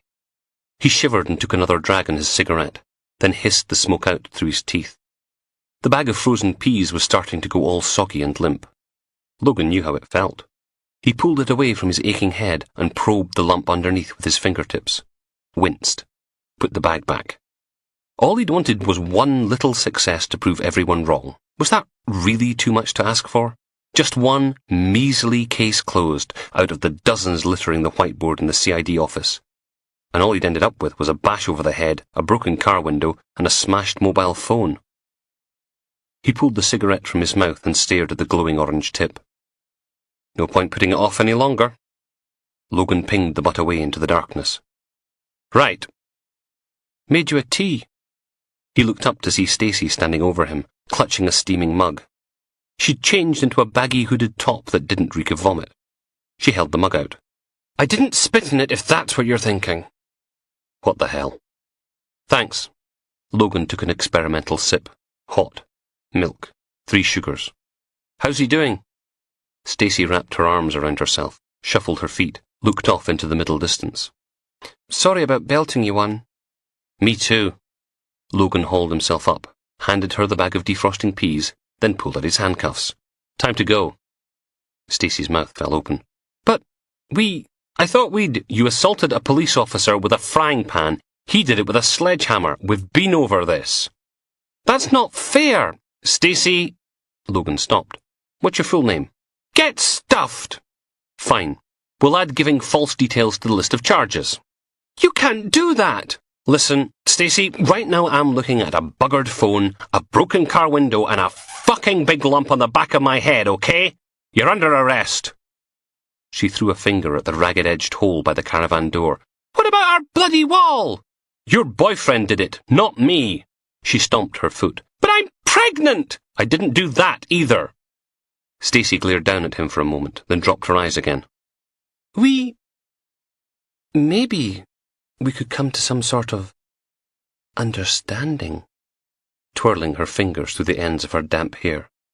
You know, as we didn't have anything to do with that jeweler's got knocked over. Soon as Danny knew I was CID, he tried to do a runner, and you tried to cave my head in. Logan took another mouthful of hot, sweet tea. Doesn't matter if you raided Henderson's or not, you've been up to something. We'll find out what down the station. Now I want your full name and address. It was... She coughed. The snow was getting heavier, beginning to settle on her bleached hair. We had to borrow some money for the roof on the steading. The people... well, they're not regulated by the FSA, if you know what I mean. I'll get your last name when we process you anyway. Might as well save the extra 6 months on your sentence. Danny's a bit behind on his payments, okay? These guys don't come round and repossess your telly. They repossess your kneecaps. Logan looked at Stacy, standing there in the snow with the security light behind her. She had a glowing halo of little sparkly flecks, like an angel who'd forgotten to use a condom. Names. Okay, Jesus. Stacy Gardner. You happy now? She folded her arms over her swollen belly, muttering, Fascist Nazi bastard! No, the people you borrowed money off. What were their names? Oh, right, I don't really know. Fine. Logan stood. Stacy Gardner, I'm arresting you for assaulting a police officer. I don't know, okay? Danny sorted it all out. After being outside in the snow, the caravan was cosy and steamy, the gas heater hissing away to itself. Logan tried to shut the door behind him, struggling to get it into the buckled frame. Danny was hunched over the little kitchen sink, face down in the soapy water. Stacy pulled off her thick-rimmed glasses and wiped them on the hem of her hoodie, then slapped her fiancé on the back. Danny, tell him about the blokes you got the money off. He rose from the basin, dripping wet, his red face covered with soapy bubbles. His eyes were still scrunched up, all pink and swollen, but he did a swift scan around the room before saying anything. You ken what these guys are like. I can't. She hit him again. Do you want to see me in prison? Is that what you want? But they'll... Your pregnant girlfriend in handcuffs. Stacy, love, we sharing a cell with some junky lesbian scumbag. But God, I hate you! She turned her back and stormed over to the hole in the wall, making the whole caravan rock on its windy down legs. Come on, Pooks, don't be like that. Her shoulders came up. Don't you Pooks me! Danny turned his swollen squint on Logan. I dinna know their names. Got introduced by a friend of a friend. Logan held up the handcuffs again. No deal. Honest, I dinna remember. It's how's the face? Logan stepped forward and peered at the bright pink skin. Looks sore. Shrug. Soapy water's helping, but it's... Logan reached out, placed the back of his thumbnail against Danny's cheek, then raked it downwards. What the hell was that? Danny's swollen eyes bugged. He gasped, then went, "Ah!" clutching his hand over the new scarlet line down his face. Deep breath. Ah! He plunged his head back into the sink, sending soap suds spattering up the walls, across the working surface, and out onto the carpet. Gurgling and glubbing, Stacey turned, sniffed, then thumped herself down on the bench by the table. Serves you right. Burns, doesn't it? Logan settled back against the wall. That's why you're not supposed to rub. It opens up the capillaries and lets the capsicum oil in. Disco Inferno. Danny surfaced, dragged in a deep breath, then dived in again. Logan grabbed him by the scruff of the neck and hauled him out. Who loaned you the money? My face. You're a Christian, right, Danny? Feel like turning the other cheek? Logan held his thumb up again. No, It was these two new blokes with posh accents. Angus Block put us onto them. They was in the snug at Dodgy Pete's. Names, Danny. Mr. Thumb's getting itchy again. Gallagher and Yates, that's all I know. I didn't get first names. Please, Logan let go and he splooshed into the sink again, sending another mini tidal wave crashing to the carpet. Stacey folded her arms under her swollen breasts. And if you think I'm cleaning that up, Danny Saunders, you've got another thing coming! Logan looked around for something to dry his hands on, but all the tea towels smelled of yogurt. You better be telling the truth, or I'll be back for the pair of you, understand? Stacey just stuck her nose in the air. Logan let himself out. He hauled the car up onto the pavement behind a dented blue skip overflowing with battered kitchen cabinets, swathes of plaster, and a stained mattress. A street light washed the road in sulphur-yellow light, like God had peed on everything. The back of Logan's head stung if he touched it, and throbbed when he didn't. It felt as if there was a rat gnawing on the back of his eyeballs with sharp little teeth. He clambered out into the cold, dark night. No point locking the car. A, there was nothing there worth stealing, not even the car. B, the passenger side window was missing. C, it was a piece of crap ancient brown Fiat, and if anyone was stupid enough to nick it, they'd be doing him a favour. Fat snowflakes drifted down in a slow-motion ballet. When they touched the tarmac, they disappeared into off-brown sludge, but it wouldn't be long before they started to lie, and the whole city ground to a standstill. He turned up his collar and lurched up the street through the snow. Bucksburn was one of those strange little self-contained areas of Aberdeen, stranded out on the northeast corner of the city, on the end of Auchmill Road, the kind of place people from Blackburn, Kemney and Inverurie drove through on their way to a long delay at the Hoddigan roundabout. This side of the dual carriageway was lined with little shops, most of them closed for the evening. The lights flickered off in a newsagent's as he passed, the owner rattling down the security grill over the window. A few doors down, the smell of garlic, frying onions and sesame oil wafted out from a Chinese takeaway. Logan's emptied stomach growled. A little alleyway led between two of the shops. He lifted the catch on a wrought iron gate and stepped into orange-tainted gloom, feet squelching through puddles of slush. A light was fixed to the wall above his head, but it couldn't seem to muster much beyond a faint glow. He skirted a cluster of wheelie bins, past a featureless metal door with reggae music thumping out from somewhere inside, and turned the corner. The pub sitting at the end of the alleyway wasn't called Dodgy Pete's. Not officially, anyway. The sign above the chipped red door said, The Burning Buck, complete with a demonic Monarch of the Glen illustration. Logan pushed through into the muggy interior. At least it wasn't one of those places where everyone stopped talking and turned to stare when someone new entered. No one in Dodgy Pete's cared. It was a traditional old-fashioned Scottish pub. Cracked vinyl seats, a dartboard, a puggy machine in the corner flickering away to itself, a cigarette machine with an out-of-order sign sellotaped to it, a short wooden bar, and a smell of stale beer and damp dog. Logan levered himself up onto a bar stool. Quiet tonight, Pete. The barman looked up from the copy of Private Eye he was reading, grunted. His chest-length white beard was flecked with little grey streaks of cigarette ash, the hair around his wide mouth stained a dirty yellow. Large nose with red veins capering around the tip, a shock of unruly white hair, half-moon spectacles. He looked like Santa Claus after a particularly nasty divorce. Usual? He was already reaching for the Stella tap.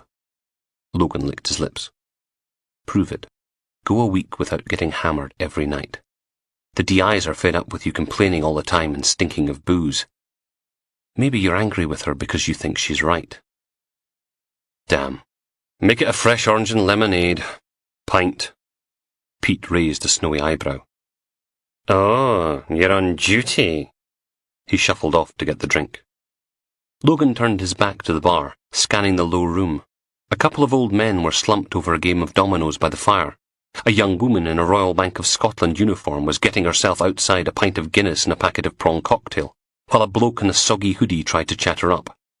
No sign of Danny Saunders' friend. Angus Black about? Pete squirted lemonade from the gun into a pint glass. What do you reckon to Scotland's chances in Antigua, then? Dad says 3-0, but you know what he's like. I need to have a word. 3-0. Pfft. Daz wouldn't know his cock from a bicycle pump if he didn't keep yanking the damn thing. What about two posh-sounding blokes, Gallagher and Yates? Supposed to be new in town. Caught him having a tug in the ladies' bog last week.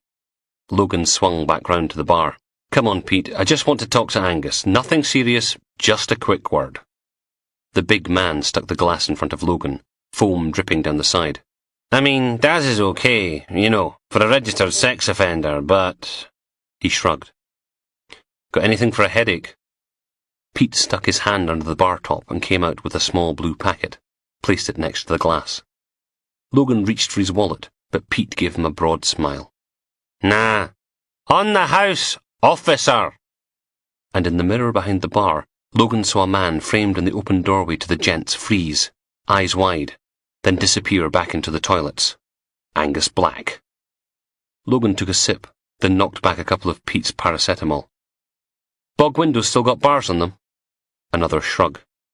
Logan picked up a beer mat and stuck it on the top of his pint glass, then turned and wandered across the sticky linoleum to the sign marked Bucks, stopped for a moment outside, then pushed the door open. Chapter 25. The toilet door creaked open on a dark room. Blink. Bzzz. Blink. The fluorescent lamp never got past the start-up phase, sending out little flashes of dim light. Bzzz, blink, blink, bzzz. A short stainless steel trough ran along one wall, the tiles beneath them shiny with poor targeting. Two graffiti-scrawled cubicles, one with the door missing. Toilet seat was gone too, and there was no way you'd want to expose your bare bum to whatever lurked in the bowl. The drip, drip, drip of water in the cistern above the urinal made a dark heartbeat in the gloom. Blink, bzzz, blink. Logan stepped into the eye-biting nip of old urine and let the door swing shut behind him. Jesus, Pete, when did you last clean this place? Drip, drip, drip. Bzzz, blink, bzzz. It was like standing in the middle of a horror movie. Come on, Angus. I know you're in here. Pale orange light oozed in through dirty windows, slowly bringing the shapes back into focus. The door to the second cubicle was closed. Not wanting to touch anything, Logan raised his foot and gave it a shove. Locked. Blink, bzzz, blink, blink. Daz? He tapped the graffiti-covered chipboard with the toe of his shoe.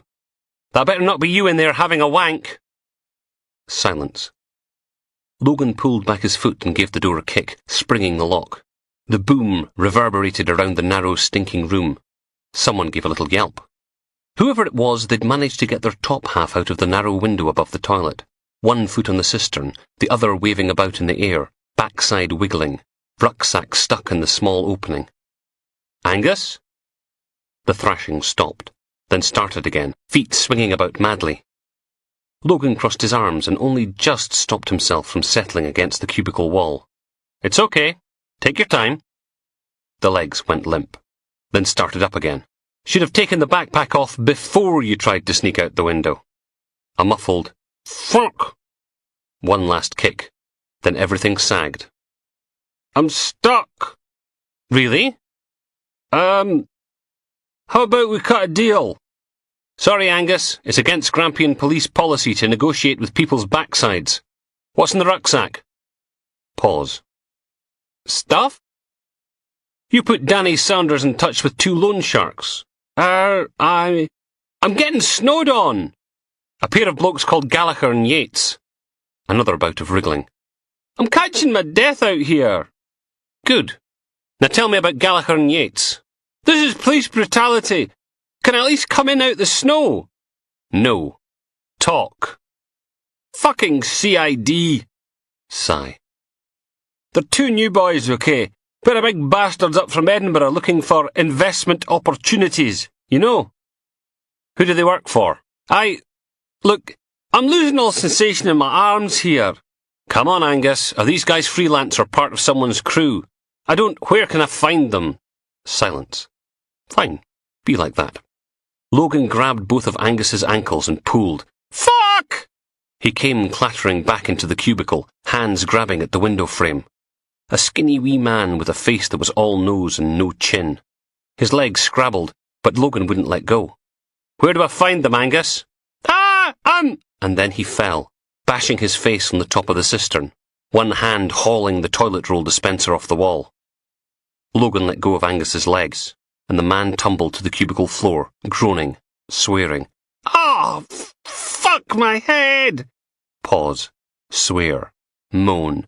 Oh, it's all damp down here! Logan hauled the rucksack off him before it got covered in whatever was all over the floor. You want to stay here rolling about in it, or you want to go back to the bar? They took their drinks into the snug, a tiny room at the back of the bar just big enough for 2 bench seats, a small table, and some dark red wallpaper. It was like sitting in a blood clot. Angus sniffed at his jacket sleeve, grimaced, then scoofed down a mouthful of dark brown beer. Covered in pish! The left side of his forehead was already swelling up, a thin smear of blood oozing out onto his pale face. Logan squeezed into the seat opposite and handed him a damp bar towel with a couple of ice cubes folded in the middle. Try this. Angus dabbed at his smelly sleeve. It's for your head, you idiot. Oh. He pressed it against his lump, winced, squinted, took another mouthful of beer. I should sue. For what? You were breaking and entering. I wasn't entering, I was exiting. Since when was breaking and exiting it? Why don't we take a wee peek in your rucksack? Logan flipped open the plastic toggles, then upended the contents on the little table. About a dozen iPod Nanos, still in their boxes. Perfume gift sets from Dior and Gucci. A couple of fancy packaged hair straighteners. I got receipts for all that. Honest. There was something wedged in the bottom of the rucksack. Logan gave the whole thing a shake, and a small padded envelope, about the size of a paperback book, thunked onto the pile of merchandise. Angus groaned. I've no idea how that got there. Sure you don't. Logan flipped the envelope over. It was from Amazon.co.uk, addressed to Mr. Thomas Black. Maybe... cough. You like music? 'Cause I got more iPods than I really need for Christmas, and you could... Don't be an idiot. Logan winkled the flap open and appended the envelope. A handful of little white packages fell out, held together with sticky tape, closely followed by 20s, 10s and 5s, all done up in drug dealer bundles. He reached into his jacket pocket, pulled out a pair of blue nitrile gloves and snapped one on. Picked up one of the packets. Angus, Angus, Angus. Is this what I think it is? He shifted in his seat, licked his lips. Don't suppose you'd take cash instead? Angus Black was chatty enough on the way back to FHQ, and while the nice police custody and security officer photographed, fingerprinted, and DNA sampled him, and while they made themselves comfortable in interview room 2 with mugs of tea and stale digestive biscuits. But as soon as Logan switched on the audio and video recorders... Silence. Logan struggled on for half an hour before giving up and terminating the interview, and as soon as the tapes were off, Angus started talking again. Typical. He shrugged. Exercising my human rights not to incriminate myself, aren't I? So come on then. Logan led the way down to the cell block. Angus in the middle, PC Butler bringing up the rear, carrying the contents of Angus's rucksack and half a dozen evidence bags, as they clomped down the stairs. Where'd you get the gear? Wee Hamish? Off the record. Off the record. Angus made humming noises for a bit. Same place I sorted out Danny's loan. You meet that bint of his. Face like the back end of a Wellington boot. How the daft sod managed to get that up the stick is anyone's guess. bag over the head and do her from behind. Butler gave him a shove. Chauvinist pig. Angus staggered down the last couple of steps. Hey, no pushing! Know what you buggers are like for people falling down stairs. Tell you, she's a human being, not a sex object. Bloody right she isn't. I wouldn't poke her with... Logan stepped between them. Enough, okay? These loan sharks / drug dealers, where can I find them? Angus laughed. No chance. You want that kind of info, it's going to cost. I'm not grassing those bastards up for free. They'll sodden kill me. Don't fancy ending my days as a big pile of dog shite. They handed him over to the PCSO who'd processed him in the first place, signed him back into custody, then headed back upstairs. Butler set off at a brisk pace, Logan struggling to keep up. He was huffing and puffing after a couple of flights, and by the time they reached the 3rd floor he was bent double, wheezing. Butler patted him on the back. You okay, Sarge? Just need a minute. Need to lose some weight. Get some exercise. Cut down on the fags. Lie down and die. He coughed for a bit, every hack making his head pound. Finally he straightened up, held out his hands for the evidence bags and told Butler to go see if they'd done a preliminary report on Steve Pullman's post-mortem yet. As soon as she was gone, Logan pushed through the double doors into the hallowed ground of the Identification Bureau, or the Scenes Examination Branch, or whatever the hell it was the Scottish Police Services Authority were calling them these days. It was a long corridor with a scuffed green terrazzo floor, lots of corkboards covered in posters, memos and holiday postcards, and a collection of wooden doors leading off into each sub-department. Logan made straight for the little lab, knocked on the door, then stuck his head in. The FHQ lab wasn't much bigger than a large kitchen, lined with worktops, chunks of machinery, and a couple of upright fridges. The room was in partial darkness, a single angle-poised lamp shining down on a set of golf clubs. The metal shafts glinted as an IB tech swabbed the striking face of a 9-iron with a cotton bud, headphones clamped over their ears, bum twitching in time to the music. Logan crept in and gave it a pinch. What the fucking hell, Rennie? Samantha span round, left hand flashing out. Logan danced backwards and the slap went wide. Whoa! She blushed. Oh, thought you were someone else. Her scarlet hair was stuffed into a baseball cap, the piercings in her ears, nose and lip glinting in the light from the glowing tabletop. She had a smiley face badge pinned to her My Chemical Romance t-shirt. Logan stiffened. Rennie comes in here and grabs your arse. Little bastard. So, where are you taking me for dinner? She wrinkled her nose. What's that horrible smell? I'll bloody kill him. She patted Logan on the cheek with a latex glove, talking in a flat, deadpan voice. Oh, yeah, you're so manly and butch. It really turns me on, etc. She dropped her hand. Told him I'd kick his knackers up round his nipples if he does it again. Why is he grabbing your arse at all? Don't be so jealous. She turned back to the light box. He does it, then runs away giggling like a schoolgirl. Don't think you've got anything to worry about. He was still a little bastard. Tiny wrinkles appeared between her eyebrows. Then she leaned in and sniffed again. It's you. Why do you smell of sick? Logan hefted the evidence bags onto the table. Any chance? Samantha groaned. Might have known.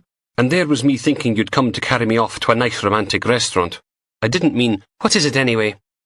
She pointed at the clear plastic evidence bag, the one full of Angus's little white parcels. Heroin. Hopefully. Ooh, these are nice. She picked up one of the boxed hair straighteners. 100 quid in boots.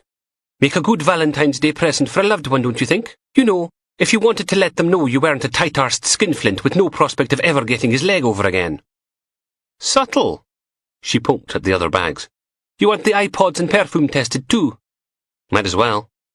She frowned at the bag with the money in it, snapped on a fresh pair of gloves and pulled out one of the bundles, unfolding the origami shape till it was a stack of battered-looking 20-pound notes.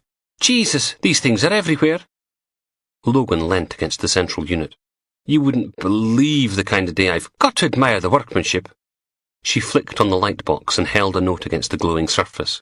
The metallic strip showed up like a malignant shadow on an X-ray. Clydesdale Bank issue Robert the Bruce 20, circa 1994. Still in circulation? She opened a drawer, took out a jeweller's glass and squinted through the magnifying lens at the note. Real money, you've got about 85 different inks, all printed one after another. These are CMYK. Resolution's amazing, though. Logan picked one of the notes out of the bundle. Looks okay to me. She straightened up. Paper's too white. They don't make the original stock anymore, and it wasn't available for public sale anyway. Whoever's making them's faked up the watermark pretty well, but the trouble is making them look old enough. So they stick them in a cold tumble dryer with a bunch of tea towels or socks or something, and squirt in some stewed tea every now and then. Softens them up and makes them all sepia. Good enough to fool the punters. She delved into the bag and took out another bundle. They're doing 5s now, too. How cool is that? Logan smiled, pulled up the bill of her baseball cap, and kissed her on the forehead. If I'd known counterfeit cash got you this excited, I'd have brought some home ages ago. She pushed him away, smiling. Cheeky. Give me a couple of minutes to finish up. Samantha pointed at the 9-iron. D.S. Taylor got herself a murder. Wife paid a couple of blokes to teach her cheating husband a lesson with his own golf clubs. They kinda got carried away. Lucky old Doreen. You know, maybe we should skip the restaurant, grab a curry, go home and climb into a nice hot bath. Get all soapy. She stepped in close, chest to chest, and kissed him, running her hands through his hair. Logan flinched back, hot shards stabbing out across the back of his head. Ow! Not still sore, is it? She grabbed him, turned him around, then Logan could feel her fingers working their way across his scalp. What the hell did you do to yourself? Got another lump like a pickled egg back here. You collecting them? Like I said, it's been a bad day. He forced a smile. Now, tell me again about getting all soapy. Chapter 26. Come on, Sparks. Just a wee one, eh? She flutters her eyelashes. Big, thick black things like mouldy caterpillars. Please? Sparks turns his back, gives her the hard shoulder. Or is that only on motorways? Fucked if he knows. Shouldn't be parking on the hard shoulder. No. Dangerous. Saw this bloke on that CCTV camera show getting his piece of shit Mondeo squashed by an 18-wheeler. What kind of car is called Mondeo, anyway? What, some marketing cunt couldn't come up with a better name than Sparks? Come on, it's fucking freezing out here. Big Eleanor's right for a change. It is fucking freezing. Big bastard flakes of snow coming down like dandruff or something. She sidles up, gives him a smile with that bullet-hole mouth of hers. Give us a cuddle. She snakes her arms around him. Big, chunky things like a fucking anaconda. Ooh, you're all warm. She lays a padded cheek against his neck. Cold pillow of flesh, nuzzling in. Deeper. Sparks is always warm. Got one of them internal thermostat things, like central heating. Always up full crank. Roasty, toasty, fever fun. Come on, Sparks. Just a wee wrapper, yeah? Do you a favour for it? Big Eleanor's hand drifts down his back and into his trousers. She wraps her cold fingers around one bony arse cheek and squeezes. Runs a wet tongue up his throat, scritching through the stubble. Sparks wriggles free. Fuck's sake! Leave us alone, you horny fat cow! She steps back, bottom lip out, wobbling in the piss-yellow light like an epileptic slug. Big Eleanor sniffs. Don't be like that, Sparks. I only want a wee... No! She sticks her hand down the front of his trousers, rummaging about till she's got hold of his cock. Squeezes, steps in close again. Just one wrap, couple of rocks, just to keep the cold... Will you fuck off? He shoves and she stumbles back, goes sprawling. Lies there with her wee black skirt up round her thighs, spotty, shaved minge on show. Sparks wipes a string of spit off his chin. Doing business here! Big Eleanor gets to her feet, pulls her skirt back into place, stamps her strappy high heel down on the pavement and gives him the finger. Wanker! She storms off, slipping and sliding on the snowy pavement. Silly cow. Like he's going to do her a freebie. Fat chance. And he's no a wanker. No got time for wanking. Got a beautiful girlfriend to keep him company. He licks his lips. She's whispering from his jacket pocket, telling him she wants it. Love him long time. He shifts in his little spotlight, looks up and down the street, clears his throat.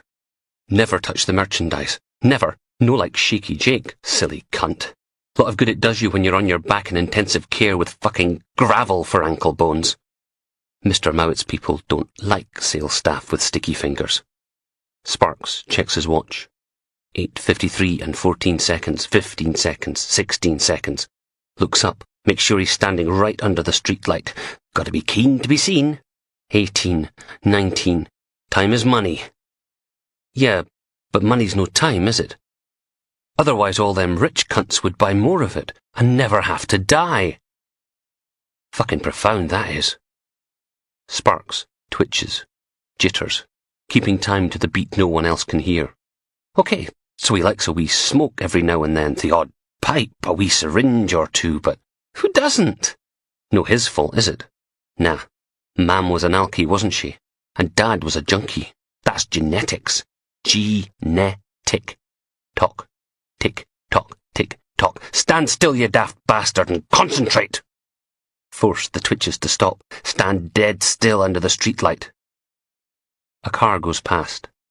A seagull screeches. More silence. Fucking cold when you're standing still. The car does a three-pointer at the end of the road, then heads back towards him. Big black fucker, headlights for eyes, staring, making all them snowflakes shine. Sparks' knee twitches. The big car stops by the curb right in front of him and the window slides down. Woman looks out. Blonde. No bad looking. If Sparks wasn't spoken for, he'd probably do her, you know? But his girlfriend's a jealous bitch. Blondie says, "Looking for someone." Sounds posh, doesn't she? Like something off the telly. English.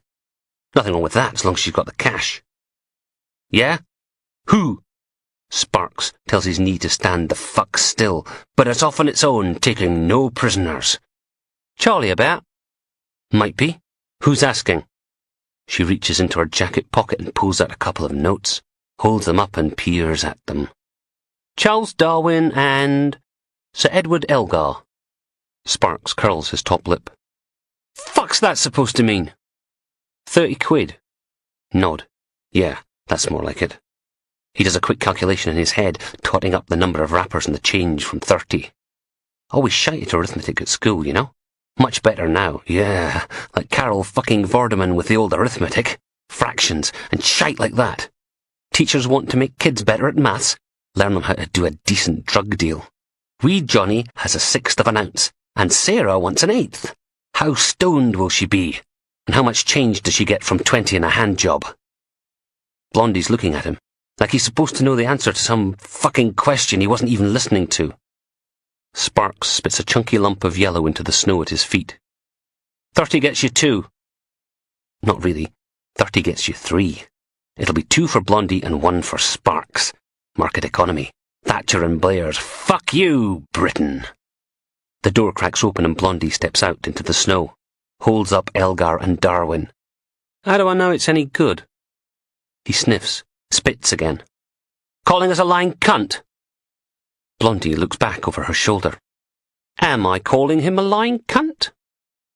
Car's back door opens and fucking Elvis steps out. Looks like a lying cunt to me. Elvis with a Geordie accent. Why, aye, man, I'm all shook up like. Big bastard, though.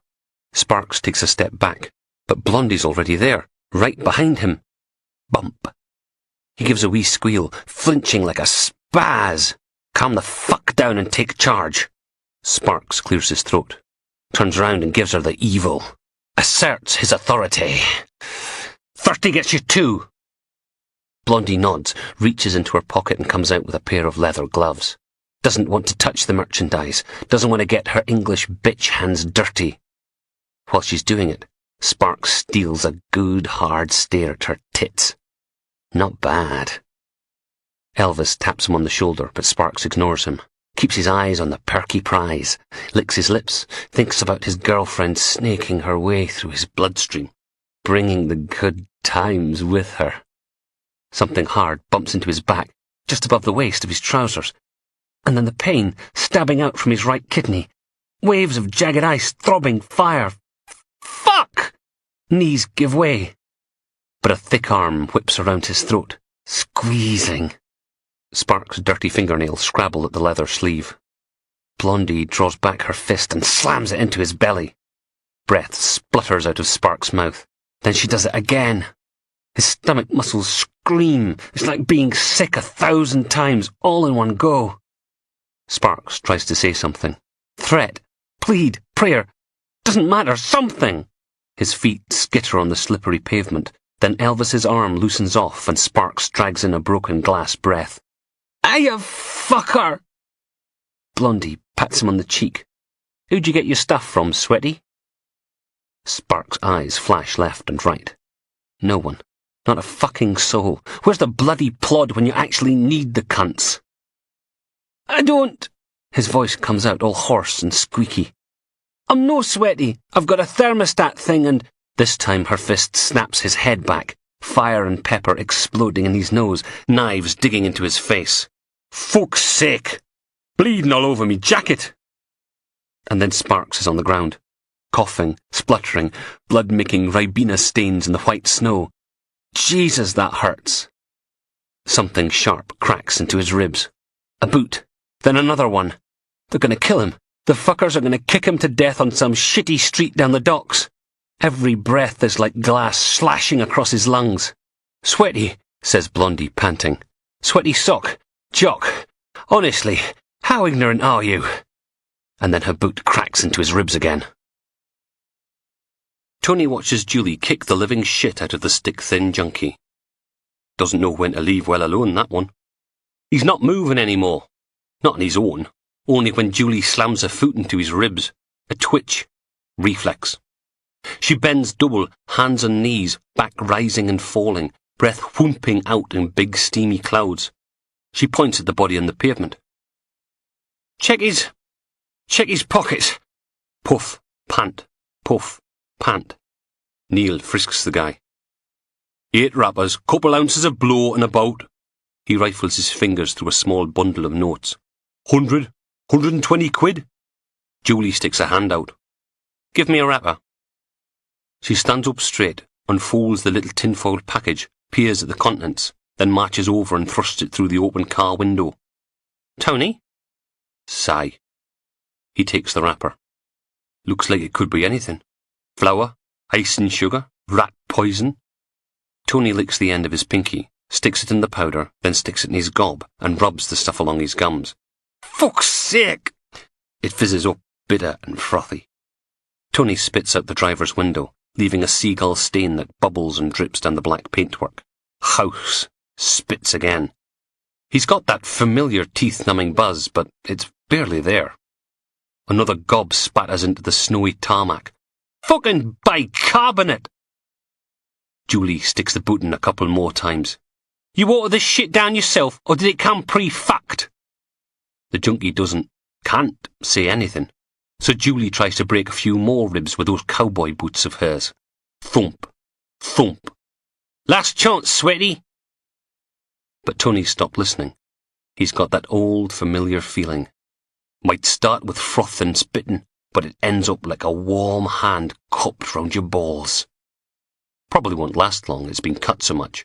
So Tony checks Julie and Neil are still busy with Junkie Boy before scarfing the last of the wrapper. He licks the tinfoil clean. Doesn't matter that it froths up in his tongue, just gets it into the bloodstream all the quicker, doesn't it? Tony settles back in his seat, grips the steering wheel, belches, lets it all wash over him as Julie and Neil get to work on the guy's arms and legs. Well, every job has its perks. Chapter 27. D.I. Steele slouched through the door to her office, carrying a cup of coffee in one hand and a bacon butty in the other, tomato sauce making a jaunty little goatee on her chin.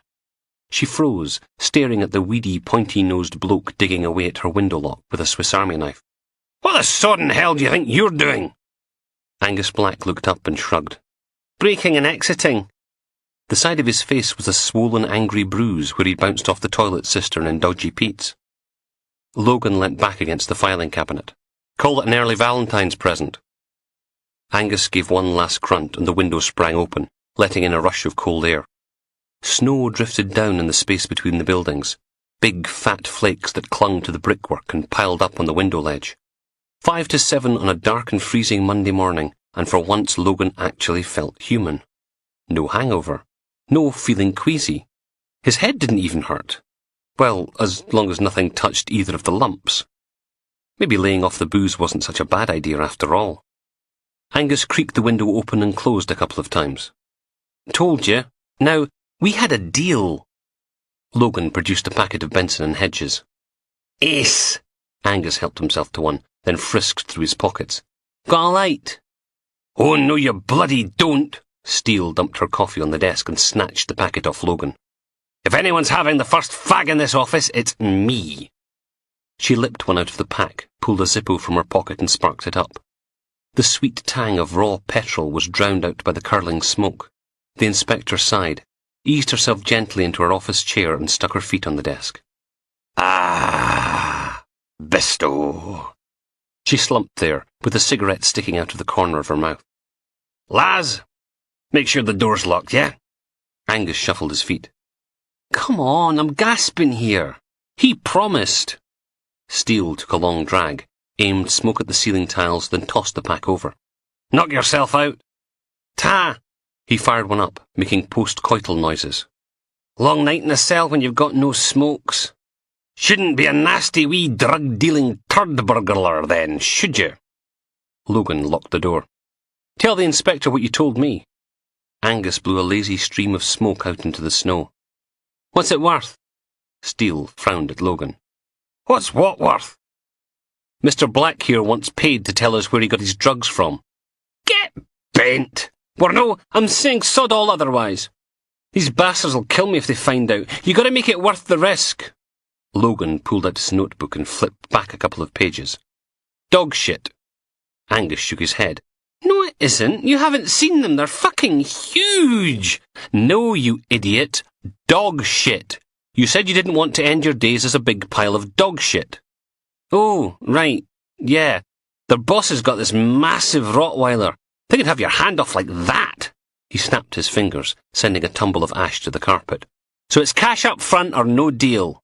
Steele waved a hand at Logan. How much we pick him up with? About $1,000's worth of heroin.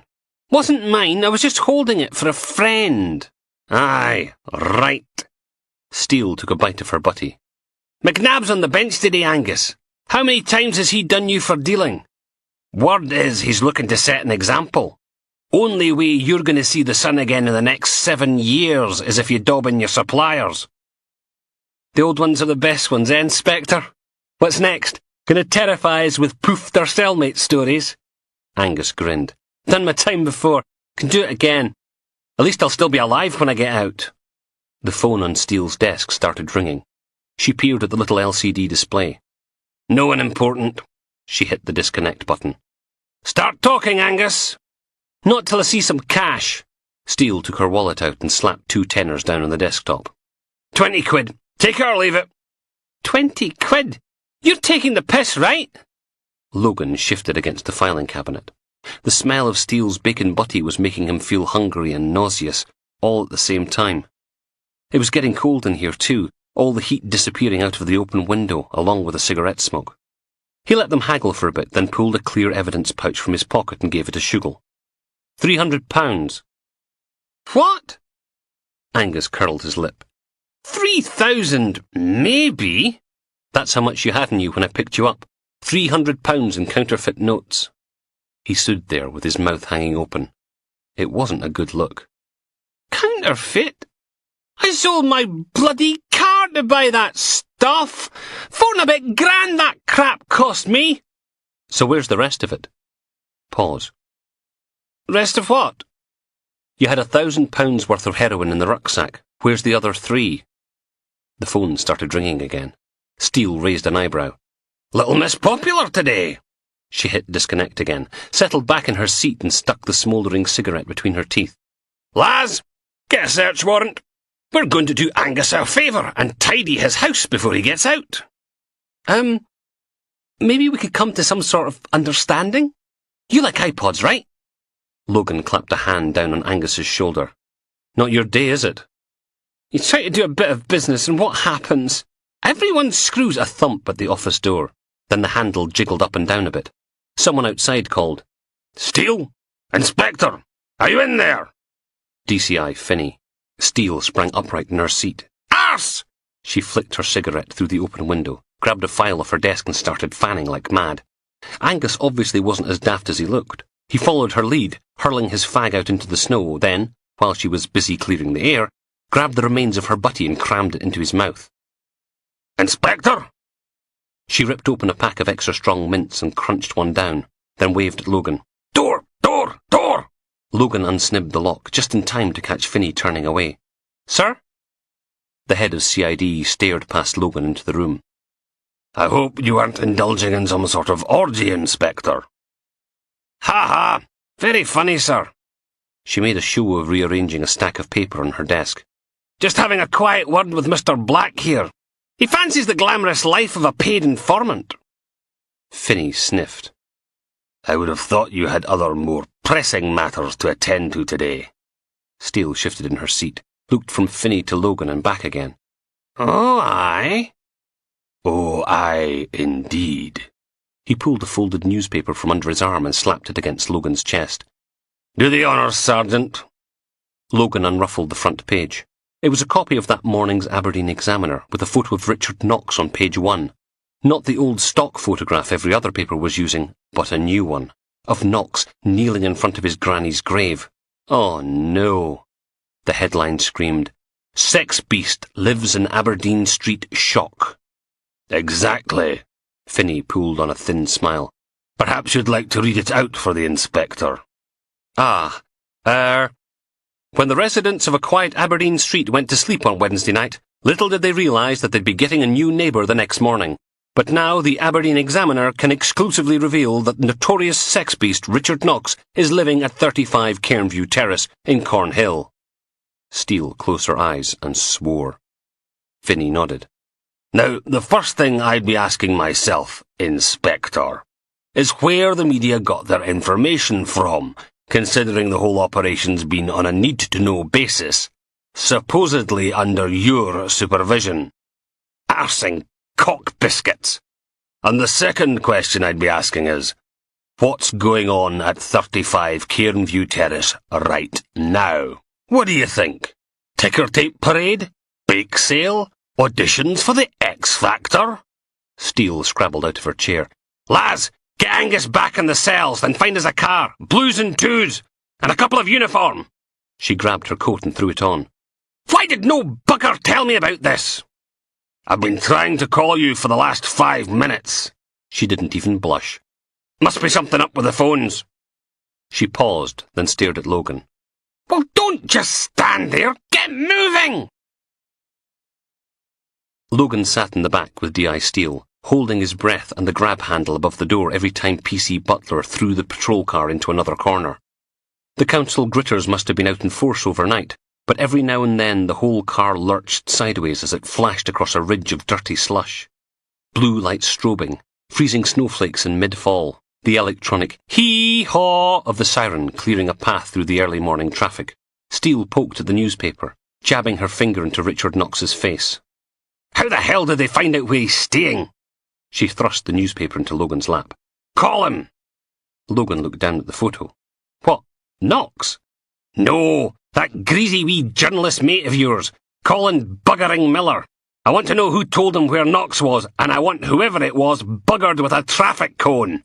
PC Guthrie turned around in the passenger seat. I suppose it's pointy. They'd have time to get used to. Are you looking for a slap? Guthrie faced front again. Logan stuck his hand in his pocket looking for his phone and finding a handful of circuit board shrapnel instead. Bloody hell! He had to borrow Steele's mobile to dial Colin's number. The Glaswegian's voice was barely audible over the siren. Logan stuck his finger in his ear and tried again. I said, who told you where Knox was staying? Freezing, man! Stop! Tea or something! Colin? Before, in...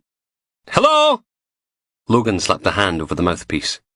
Switch off that bloody siren! PC Guthrie did. Now there was just the roar of the engine. Hello? Hello? You still there? Who told you? About Knox? Privileged sources. journalistic integrity, etc. So, you going to stop past the bakers or what? Don't pull that privileged source crap with me. Do you have any idea the kind of shitstorm you've started? Story was in the public interest, Laz. People got a right to know if a rapist moves in next door. There'll be bloody riots. Should have thought about that before you dumped him on the poor people of Cornhill, shouldn't you? I didn't dump... Logan ran a hand across his forehead, gritted his teeth. Where are you? Outside Knox's house, freezing my nads off. Where do you think? And when you go past the baker's, get a couple of teas and a wee steak pie or two. There was some muffled conversation.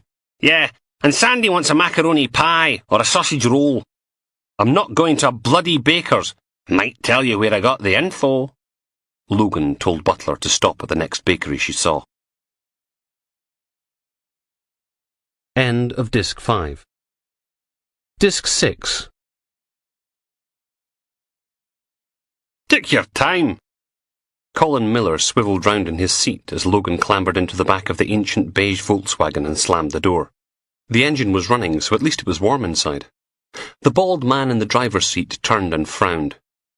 Watch the car, yeah? Colin smiled. He was immaculately turned out in brand new designer jeans and a leather jacket that probably cost more than Logan's flat. A muscle-bound action figure with a faint whiff of cologne. Laz, this is Sandy. Don't let the crappy manners fool you. He's a photographic wunderkind, aren't you, Sandy? Sodden thing's falling apart as it is. You any idea how much it costs to get it through its MOT? Then buy a decent bloody car for a change. Colin held out his black leather-gloved hands. Some of the finger joints didn't bend, making them look like deformed claws. So, tea? Logan dug into the white plastic bag and produced 2 wax paper cups with plastic lids. Milk, no sugar. Handed them over, then dug out a pair of paper bags, partially transparent with grease. Good man yourself. Colin peeked into the paper bags, then passed one to the driver. Your lucky day, Sandy. Macaroni pie and a sausage roll. Say thank you to the nice police officer. Sandy grunted and took a bite of his sausage roll. Flakes of pastry tumbled down the front of his baggy green jumper. Colin gave him one of the teas. Go make yourself scarce for a couple minutes. Sandy stopped chewing, looked out at the street with his mouth hanging open. It's snowing. Cairnview Terrace was a winter wonderland. Big fat flakes drifted down from a gunmetal sky, flaring as they passed through the streetlight's glow, blanketing everything. Pre-dawn light painted the street in shades of blue, making it look even colder. The photographer's Volkswagen was parked directly in front of Knox's house, the patrol car 2 doors down, behind a blue Volvo estate with BBC Scotland down the side. Across the road from a transit van bearing the Sky News logo, exhaust fumes clouding out into the cold morning. No signs of a lynch mob waving pitchforks and burning torches.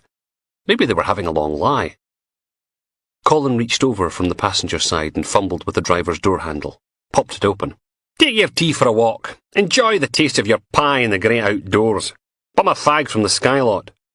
Sandy grumbled for a bit, stuffed his sausage roll in his mouth, grabbed his greasy paper bag and his tea, then clambered out into the early morning and slammed the door even harder than Logan had. But at least he'd left the engine running. Colin watched Sandy stomp away into the snow, then helped himself to a steak pie, talking with his mouth full. So what you doing about Knox? Now his cover's blown in that. Yeah, and who blew it? Logan went back into the plastic bag for a milky coffee and a cheese and onion pasty. Who told you? Suppose you'll have to move him. Might be an idea to let him put his side of the story first, you know?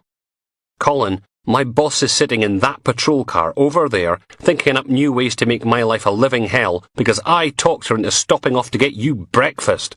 Now who told you where Knox was staying? And how is Madame Wrinkles the Lesbo Lothario? Colin! No one told me. Colin took another bite of pie, the hot, meaty smell oozing out into the Volkswagen's interior. See, the thing about being an investigative journalist is you go out and investigate. Should try it sometime. Be amazed what you can turn up, but... Smug git. Logan creaked the plastic lid off his coffee. How about I tell Isabel where you really were 2 weeks ago? When she thought you were in Dundee interviewing the idiot who got hypothermia trying to steal that statue of Desperate Dan? Colin stared at him. You wouldn't. Got till I finish my pasty, then I'm calling her. You are such a... Scowl. Okay. When I was down in Newcastle, I spoke to a neighbour who put me onto his old English teacher. Creepy old wifey with too many cats and a face like a scalped arse. She says every single one of Knox's What I Did on Holiday essays was about him coming up to Aberdeen and staying with his granny and grandad while his mam went off in the pool. Colin took another bite of pie, taking care not to get any gravy on his gloves. Offered to sell me one of the essays. You believe that? Soon as they charged Knox with raping that old man, she went and dug everything she could out of the school records. Yeah, it'd be worth something someday. He shook his head, took a sip of tea. Report cards, notes from his mum, complaints from the gym teacher. Tell you, makes you proud of the education system, doesn't it? First thing she thinks of is how much cash she can rake in. And? Going to be in tomorrow's Examiner. Portrait of the monster as a small boy kind of deal. 4-page spread. No, you idiot. How did you get the address? School kept next of kin details on file. Miss Euphemia Abercrombie Murray was down as second point of contact, in case they couldn't get hold of Knox's mum. At least that meant Finney could call off his witch hunt. Logan looked out through the falling snow. Lights were on in Knox's house. Everyone probably woken hours ago by Colin and his grumpy photographer. That was one good thing about the weather. No journalist was daft enough to camp out on the doorstep. Anything else I should know? Well... The driver's door creaked open and Sandy stuck his head in, snow clinging to the shoulders of his blue parka and the fringe of hair around his head. God, it's freezing out. No yet, eh, Sandy? Oh, fur. He threw his arms wide. It's my bloody car! 5 minutes, mate. You know what? It's my bloody petrol too. He yanked the key out of the ignition, then slammed the door again, and marched off, hauling the parka's fur-trimmed hood over his bald patch. Colin dropped his voice to a whisper. Ever heard of someone called Michael Mental Mikey Maitland? Newcastle mobster. If you're going to tell me Knox was working for him, save your breath. I know. The reporter seemed to deflate a bit. Oh. Anything else? You know he died on Friday, right? Pause. So? The smile was back on Colin's face. Welcome to Wednesday's exclusive. Knox was Mental Mikey's accountant, right? Not someone you'd trust with your grandad, but cash! Genius! Word is Mikey got Knox to squirrel away a bit of rainy day money. How much? Millions. 2 weeks ago, Mikey has himself a wee cardiac incident, and they wheek him off into hospital for observation. He has 3 more, then a bloody huge one on Friday. Mental Mikey, terror of Tyneside, finally passes away in the wee small hours, surrounded by his nearest and dearest, who all now want to get their hands on Mikey's nest egg. Colin tapped the side of his head with a stiff, leathered finger. Aye, but our boy Knox is the only one knows where it is and how to get at it. Logan watched a robin bob and hop across Knox's front garden, leaving little CND footprints. The lying bastard. Eh? Nothing. He clunked open the back door. Anything else comes up, and I mean anything at all, give me a call. Colin shrugged. Aye, and what's in it for me? Dundee, Desperate Dan, Truth, remember? Logan climbed out into the snow, clunking the door shut on the reporter's reply. Chapter 28.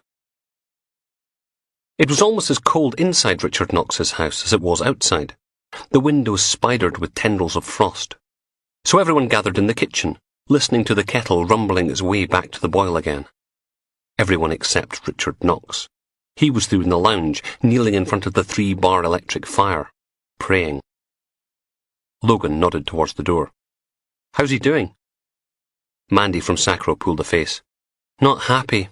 When that Ouija short-arsed hammered on the door this morning, Knox went off on one, smashed the rest of the ornaments and broke all the furniture. Harry, her partner, stifled a yawn.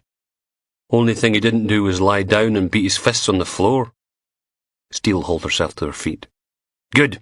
Maybe he'll get so upset he'll sod off somewhere else. She clunked her mug on the tabletop.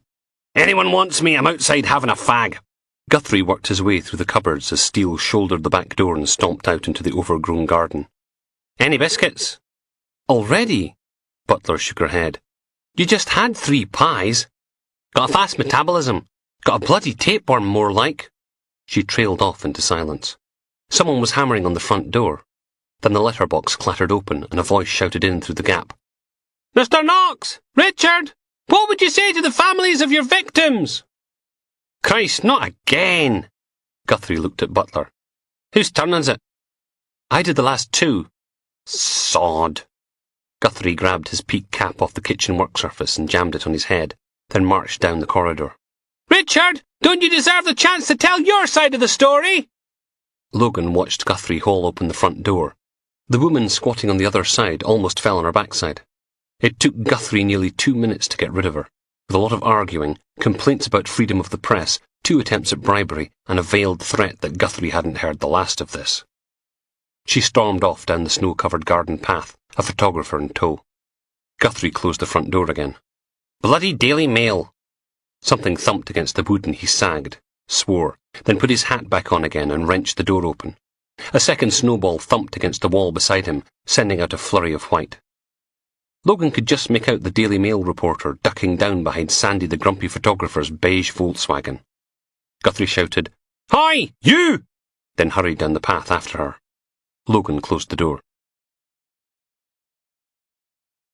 Richard Knox crossed himself, stood, then wiped a hand across his eyes.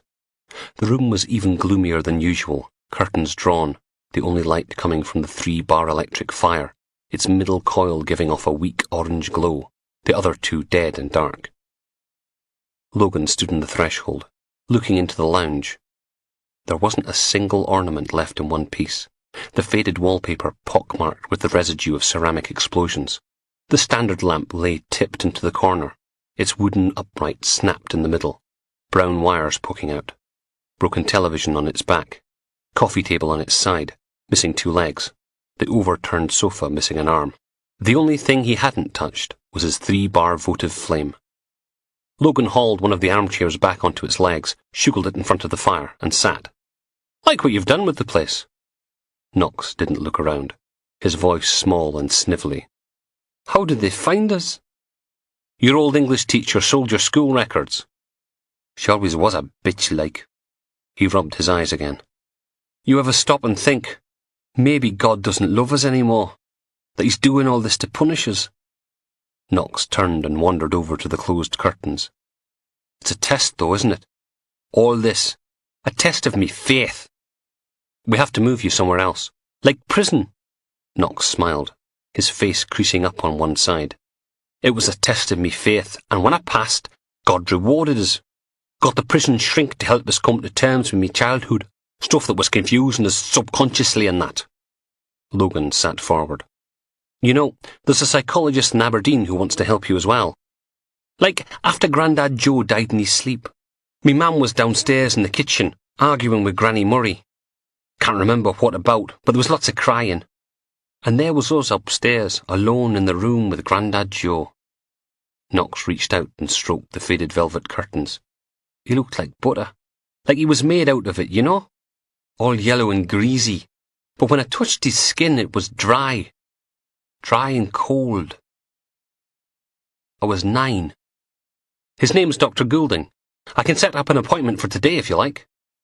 His teeth was sitting in a whiskey glass beside the bed, and he's lying there, mouth not quite shut, you know, like he's about to say something. So I pulls his mouth open all the way and runs me finger round the inside. His skin was cold, but inside he was still warm. Knox trailed off into silence, one finger tracing a circle on the dried blood curtain, the smell of mould getting stronger. Logan cleared his throat. Maybe we should just, in the beginning, God created the heaven and the earth. Richard, we're going to need to get you out of here. And the earth was without form and void, and darkness was upon the face of the deep.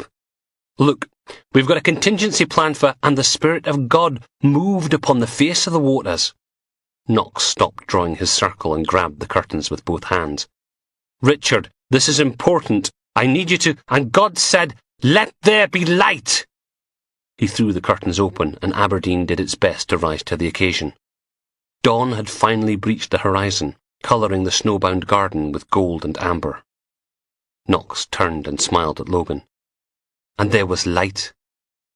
And then there really was, blinding white light, shining straight in through the bay window. Logan covered his eyes with a hand, peering out.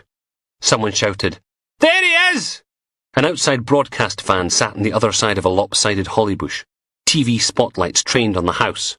A bank of cameras, a group of people, placards jabbing into the cold morning air. "Knox out! Aberdeen doesn't want Geordie rapists! Perverts, go home!" "Bloody hell!" Logan creaked out of the armchair. "Richard, close the curtains!" The weaselly little man just stood there, staring out at the people staring back at him. "Richard!" Logan pushed past him, hauled the dusty red curtains shut. Darkness. Then the chanting started. "Knox, Knox, Knox! Out, out, out!" "But it's me home!" Go pack your stuff." Logan grabbed him by the sleeve. "We don't have to—" "Don't touch us!" Knox scrabbled backwards, hands working at his chest like angry spiders. "Don't touch! You're not allowed to touch!" "I'm sorry, okay? Calm down." Logan held his hands out. "No one's going to hurt you." "Knox, Knox, Knox! Out, out, out!" "Make them stop!" "It's okay, you're safe. They can't." A loud crash ripped through the musty room. The curtains billowing, the shatter of falling glass, shards spilling out across the carpet. "Knox, Knox, Knox! Out, out, out!" The lounge door clattered open. Mandy from Sacro. "What the hell was that?" Another crash, and the curtains humped out again. A fist-sized lump of rock rolled out into the gloom. Logan backed away, looked at her. "Get him out of here!" "Come on, Richard! It's not safe!" "Don't touch us!" "I'm not going to touch you!" "Knox, Knox, Knox! Out, out, out!" Through the lounge door, Logan could see Butler and Guthrie running for the front door, extendable batons at the ready. More glass, another rock. "Knox, Knox, Knox! Out, out, out!" Logan stood at the upstairs window, looking down at the crowds. They'd grown thicker over the last hour. Now the whole street was packed with angry faces, staring up at the house, shouting, "Knox, Knox, Knox! Out, out, out!" Had to be 2, maybe 300 people out there, chanting in the snow, breath steaming into the cold morning air, waving their placards, being outraged for the cameras. And there were a lot of cameras. Newspapers and TV channels basking in the collective hatred of a community at war with one creepy little man. At least reinforcements had arrived. 2 uniformed officers shivered at the front gate, while a reporter with a Channel 4 News umbrella did a piece to camera with them in the background. BBC Scotland had done exactly the same thing 10 minutes earlier, probably catching the last live slot in breakfast news. A pair of large police vans had parked at the edge of the crowd, one of them slowly filling up with people arrested for public order offences. The snick of metal sounded behind him, and Logan turned to see D.I. Steele sparking up a cigarette. She wiggled the pack at him. "Thought Knox didn't want us smoking in the house." She settled onto the room's single bed. "Screw him!" It was obviously a boy's bedroom. Dusty Airfix model kits of Spitfires, Hurricanes, and other assorted warplanes sitting on top of a tatty chest of drawers.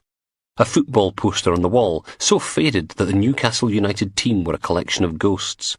Blue wallpaper. A Thundercats duvet and pillow set spotted with mildew.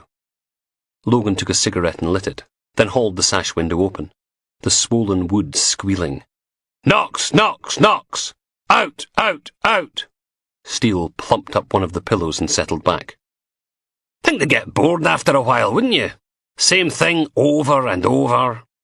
Every oddball weirdo and tosspot in town is going to descend on this place." "Yep." She blew a smoke ring at the ceiling. "There's something else." Logan told her about Colin Miller's little revelation. "So, with Mental Mikey dead—" Steele didn't even blink. "I know. Danby told me. Why do you think Knox wanted to move up here? Our balmy climate and cafe culture? Nah, knew Mikey was on the way out. Needed to be—" She waved her hand in a circle, the cigarette leaving a trail in the air. "Somewhere all those ambitious wee Rajas couldn't get their hands on him. With Mikey dead, he's no protected anymore." "Oh. So much for that." Logan turned back to the window, watching the snow settle on the crowd. "You get anything out of Pullman's journals?" "Still working on it. He'd taken them home again last night, and forgot all about them after Samantha came through wearing nothing but her tattoos, stripy hold-ups, and a pair of knee-high kinky boots." "Why's Danby so interested?" "Who says he's interested?" "Do we have to go through this again?" Can you imagine lying here every Friday night, listening to your granny and grandad humping like horny gerbils? Fine, keep it secret. Like I bloody care. He flicked ash out of the window. How are we going to get Knox out of here? Wonder if she was a moaner or a screamer. Or did she just lie there like a sack of tatties? Road's packed. Maybe we can get him out over the back wall. Looking at her photo, I bet she was a screamer. Oh, Grandad Joe! Oh, you're so big! Steele lowered her voice for, Who's the granddaddy? Oh, you are! Yes! Yes! Yes! Do you have to do that? Shrug. Gotta take pleasure in the simple things, lass. Otherwise, what have you got?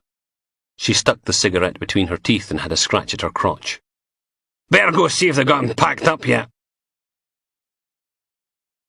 Knox was curled up on his granny's tatty quilt in the master bedroom, the handles of his plastic bag sticking out like rabbit ears. Come on, Richard, you're going to have to help. Mandy from Sacro stuck her hands on her hips, a white T-shirt clasped in one hand. A battered leather suitcase sat open on the foot of the bed, with a little pile of clothes in it. I'm not going. Logan knocked on the doorframe. How are we doing? Mandy glowered at him. How do you think? I'm not going. This is me house. You can't make us leave. She gritted her teeth, stared at the ceiling for a moment, then marched out, thrusting the T-shirt into Logan's hands. You deal with him. I'm not leaving. Logan rolled the T-shirt into a ball and lobbed it into the open suitcase. 5 points. Not open for debate. Knox wouldn't look at him.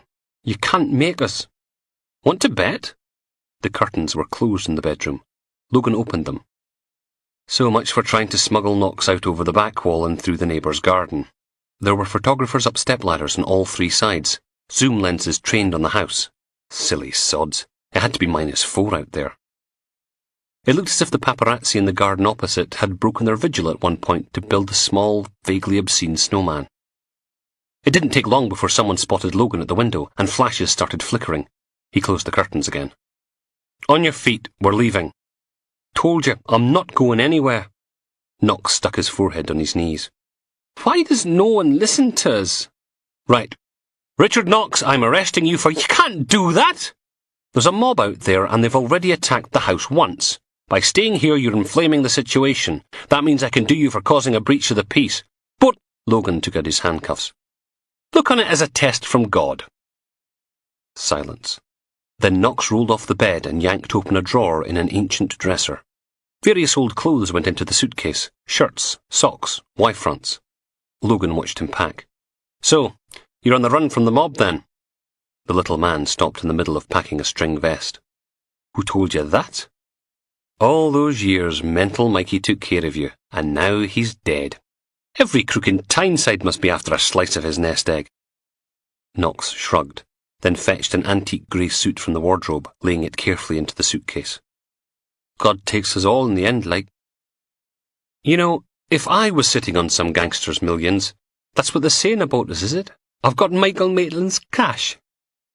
6 sombre ties followed the suit into the case. Don't you? Nearly forgot. He'd disappeared through the bedroom door. There was the sound of someone rifling through a medicine cabinet, then Knox was back with a dusty bottle of Old Spice. He wrapped it in a pair of Y-fronts and placed it carefully next to the suit, then shut the lid.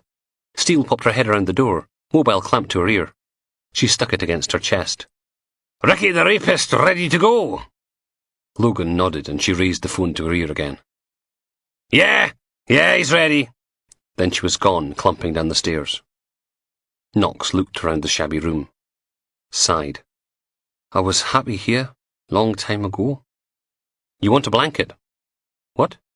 Over your head when we take you out the front. Do you want a blanket? Oh. He ran a hand across the faded cat-scratched bedspread, the one his grandparents used to hump under every Friday night. Knox pulled it off the bed and draped it around his shoulders, then collected his Bible in its tatty plastic bag. Ready? Chapter 29. Dear God, there's hundreds of them. A wall of angry jock bastards all waving placards and chanting, Knox! Knox! Knox! Out! Out! Out! Like he's some sort of animal-like.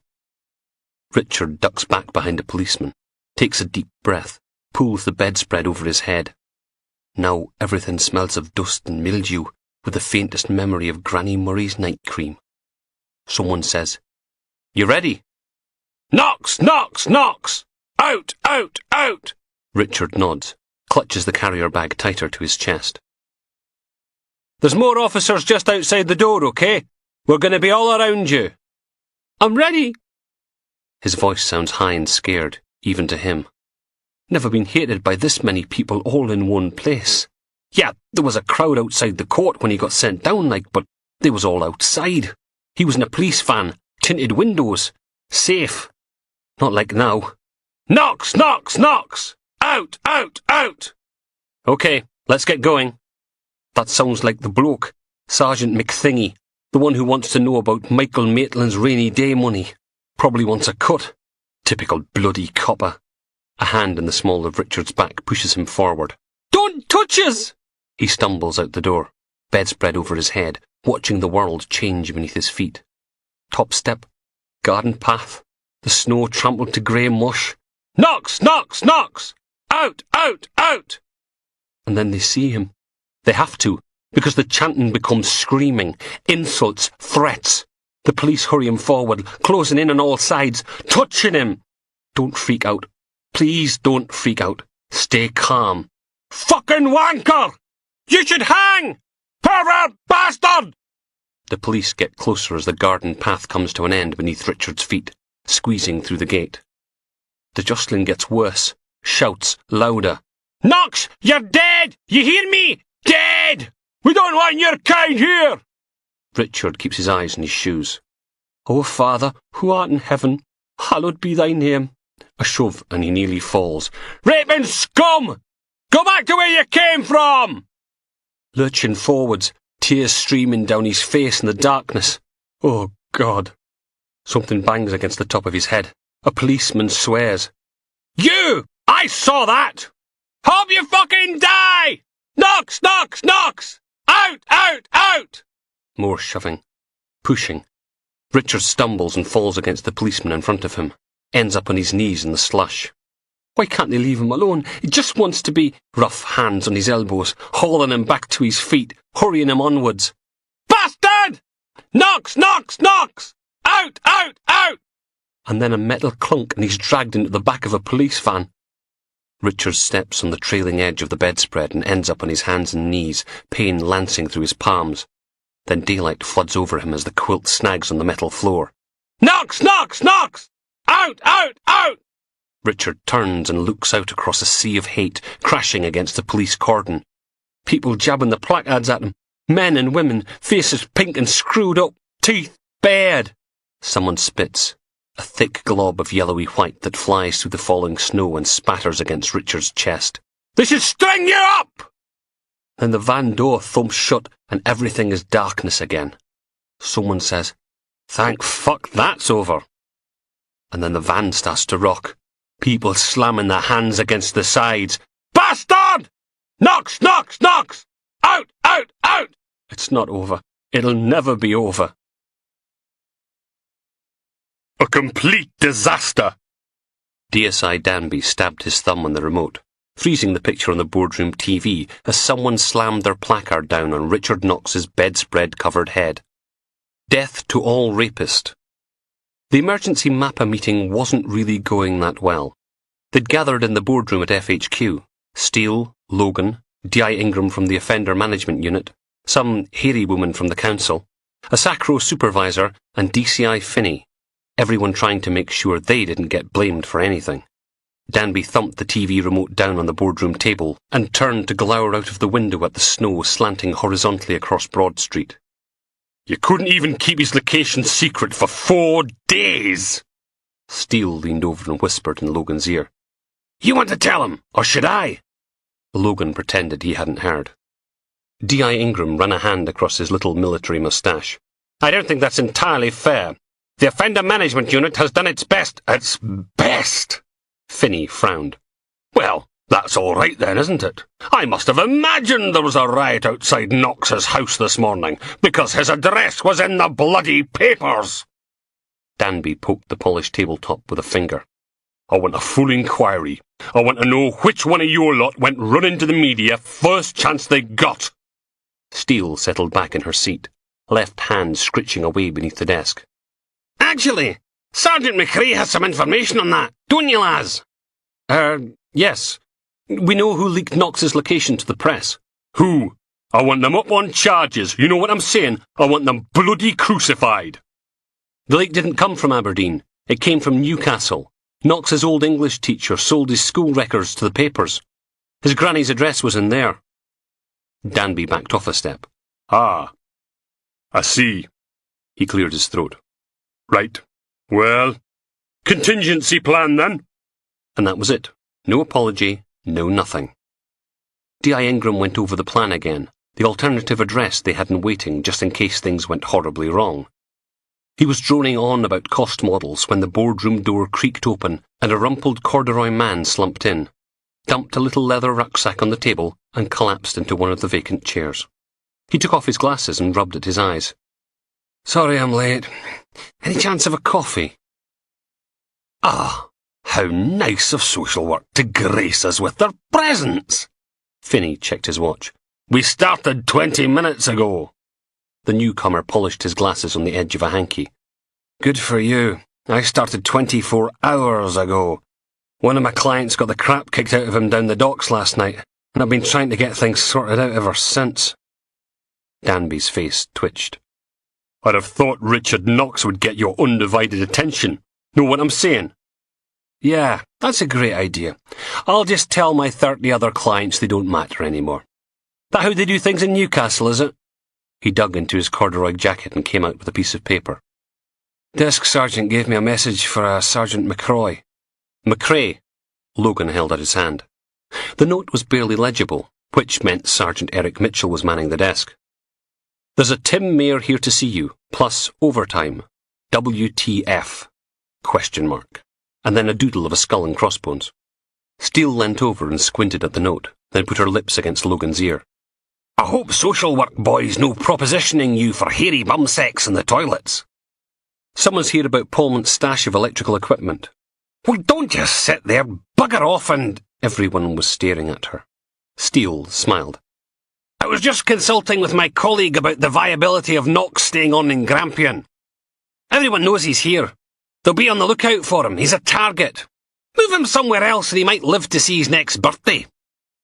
D.I. Ingram cleared his throat. Actually, there's a lot of merit in the inspector's suggestion. Course there is. She thumped Logan on the back.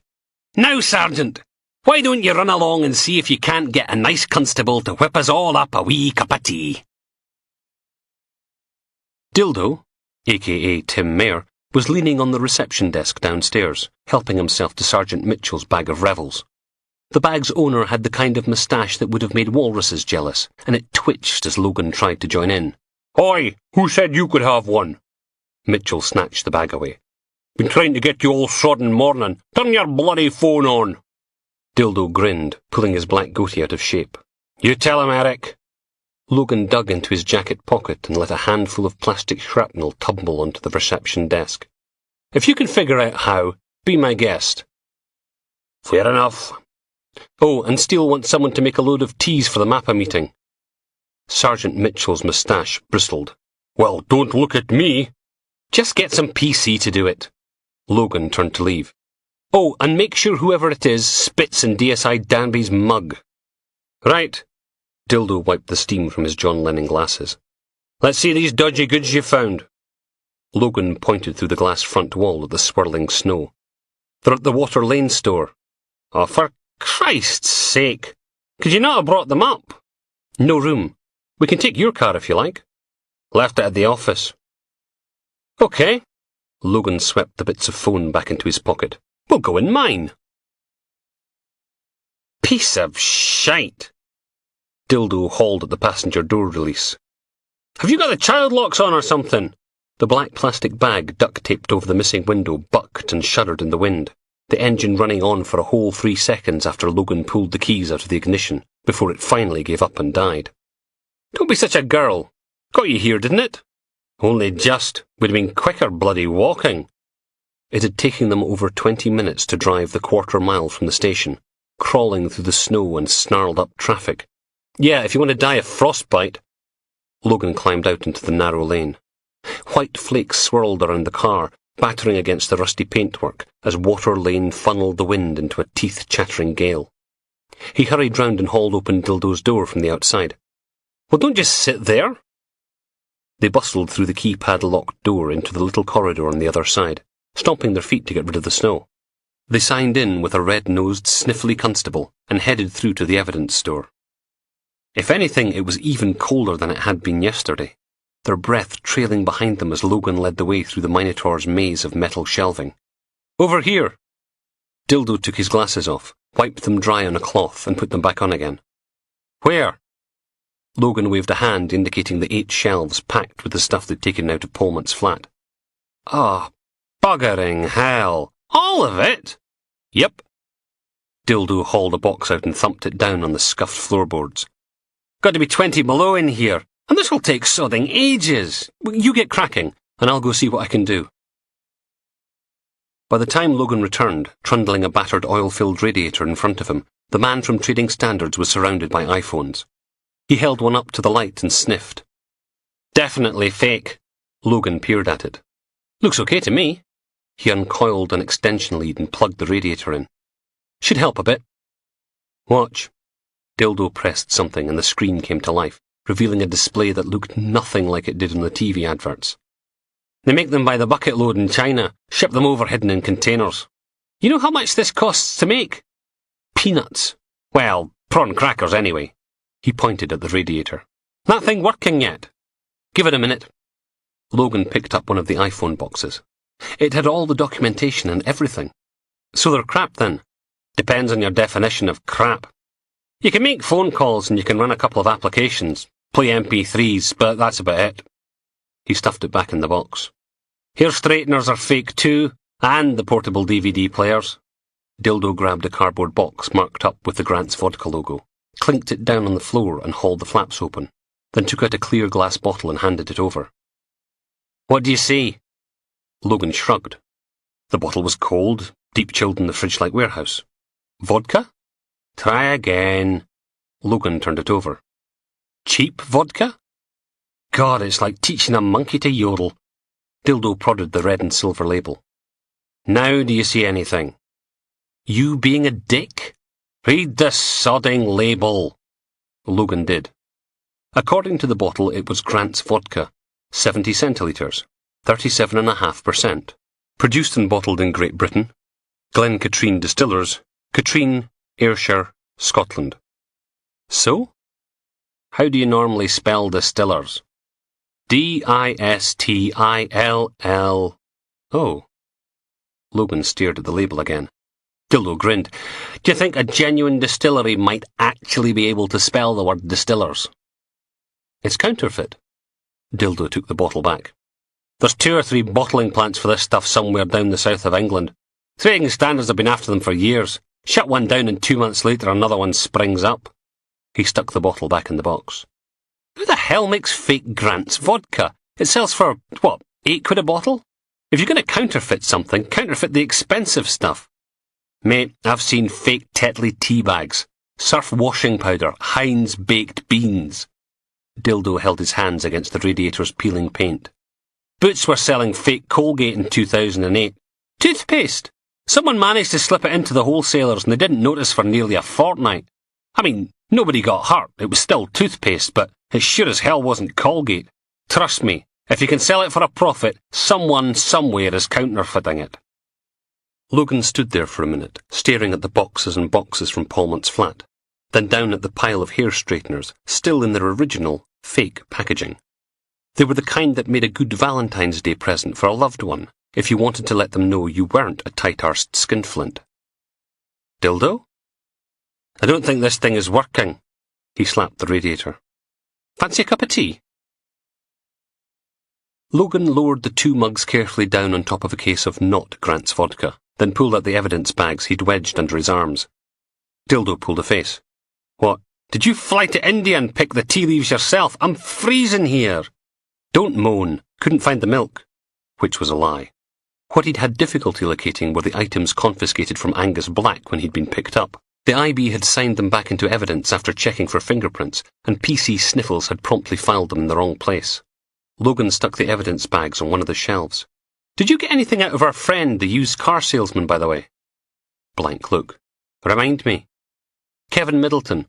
Got a dealership out by Kirkton-of-Skene." "Oh, yeah. Sick note paid him a visit yesterday. Impounded 1 cut and shunt, a pair of unsafe for road use, and 3 clocked 4x4s. Result!" Speaking of results, Logan held up the evidence bag with the hair straighteners in it. "These look fake to you." Dildo groaned. "Have I not got enough to do with all this stuff? Humour me." "Tea." He helped himself to a mug, wrapping his gloved hands around it, shrouding his face in steam, getting condensation in his goatee beard. "Open the box and check the grub screws on the handle. If they're hexagonal heads, the thing's real." Logan did, getting amido black fingerprint powder all over his hands. "Phillips screwdriver. Fake." They went through the same process with the rest of Angus Black's merchandise. Dildo drinking his tea and straddling the radiator, calling out instructions and occasionally asking to see something. Everything was counterfeit. "Perfect." Logan smiled and downed the rest of his lukewarm tea. "I've got to get back to the station. You be okay here?" "In the cold, on my own, you ungrateful sod! And you won't need a lift back, will you? I mean, you'll have to get the shop cop van down here to cart all this stuff away when you're finished, right?" Dildo stared at him. "You're a rotten bastard, McRae. I ever tell you that?" Logan scooped everything back into the respective evidence bags and hurried off. "Thanks, Dildo!" He weaved his way through the stacks of seized items with Dildo's parting shot echoing around him. "A rotten bastard!"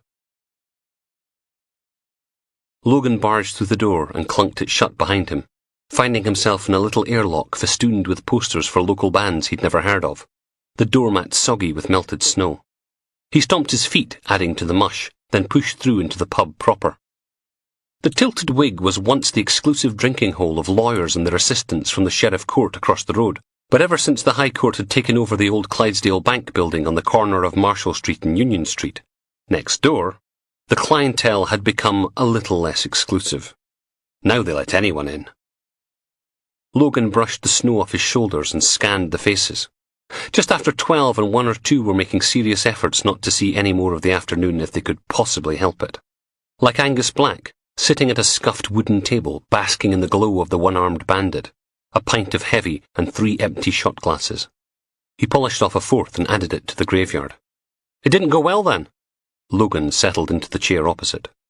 Angus looked up, closed his eyes and swore. "Have you not done enough damage?" He took a bite out of his pint, then went back to staring at the table. "Nope." Logan dumped the evidence bag with the iPod Nanos in front of him. "Recognise these?" "Trials in 6 weeks.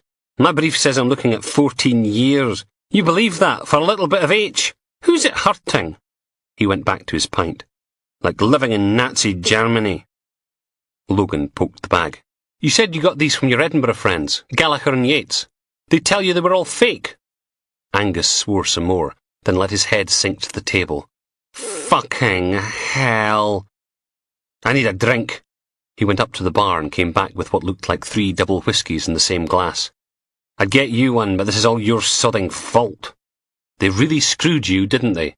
Fake iPods, counterfeit money. Irony is, if they'd given you fake heroin as well, you wouldn't be looking at a 14 stretch. Well, not unless you tried to sell it." "Ha, bloody ha." He took a big swallow of whiskey, shuddered, then followed it with a mouthful of beer. "And I didn't get the cash from them, thank you very much." Logan shifted in his seat. "You didn't?" "That bastard who bought the car. Everyone's always out to bloody screw you." "The bloke who bought your car paid you in counterfeit cash?" Logan picked up the bag of faux iPods, then put it down again, frowning. "Wasn't a small place out by West Hill, was it? Middleton Family Motors?" Angus sent more whiskey south. "None of your business." "It was, wasn't it?" Logan grinned. "That's brilliant! Were you always a complete... You don't get it, do you? Middleton paid you in dodgy notes, and that's what you bought your drugs with. How chuffed are this Gallagher and Yates going to be when they find out your money's fake?" There was a pause, then the colour drained from Angus Black's face. "Fuck!" He stared at Logan, then banged his head off the table again. Fucking fuck! Want to have another think about turning them in, before they come looking for you? Chapter 30.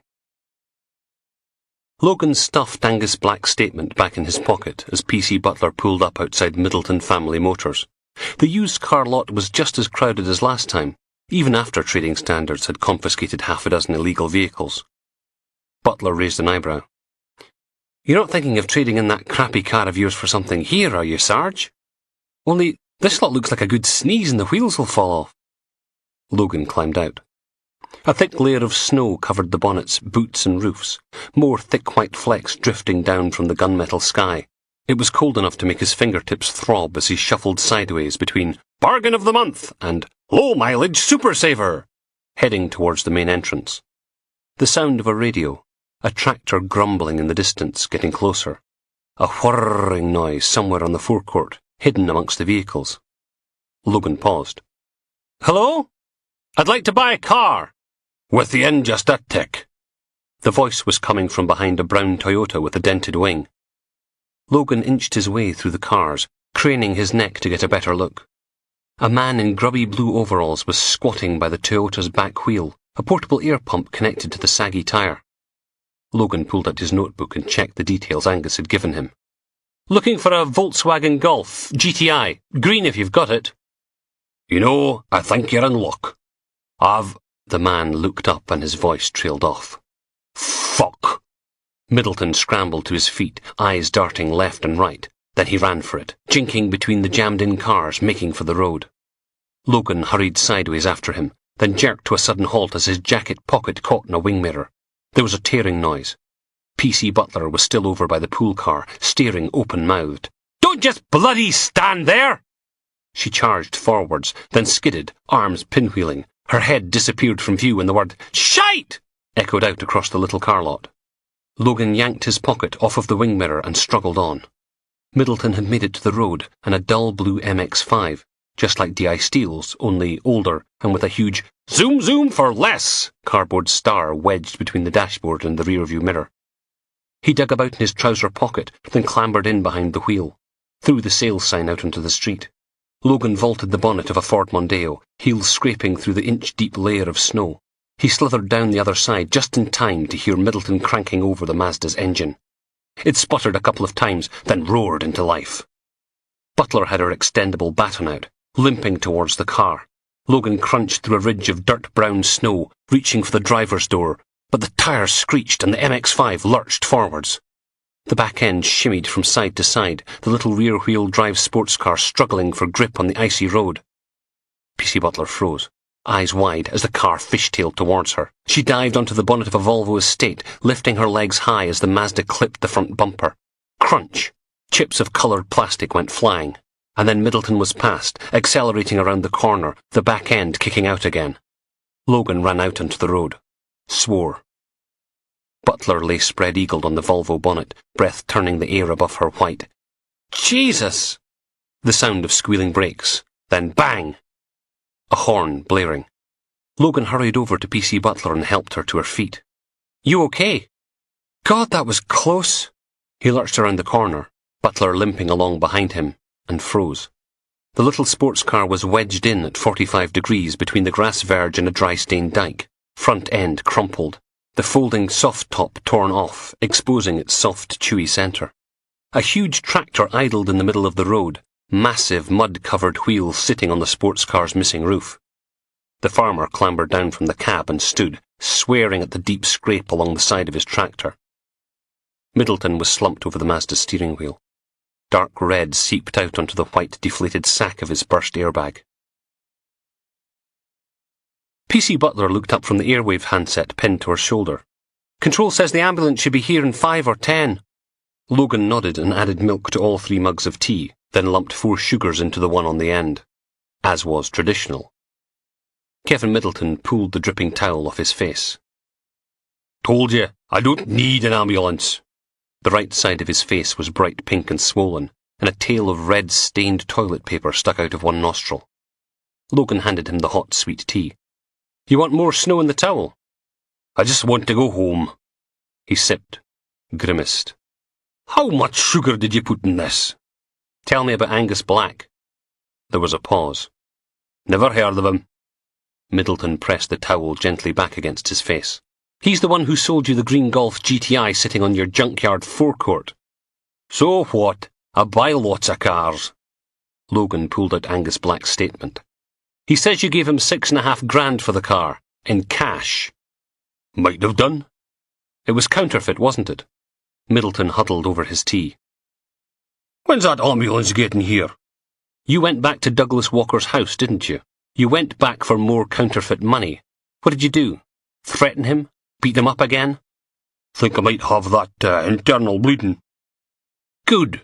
Butler scowled at him. Nearly killed me with that bloody car. Wasn't my fault. Road was slippy. He took another sip of tea. I didn't have anything to do with any dodgy notes. Then why'd you run? No answer. Logan stood. Soon as you've been checked out by the hospital, I'm doing you for reckless driving, resisting arrest, and attempted murder.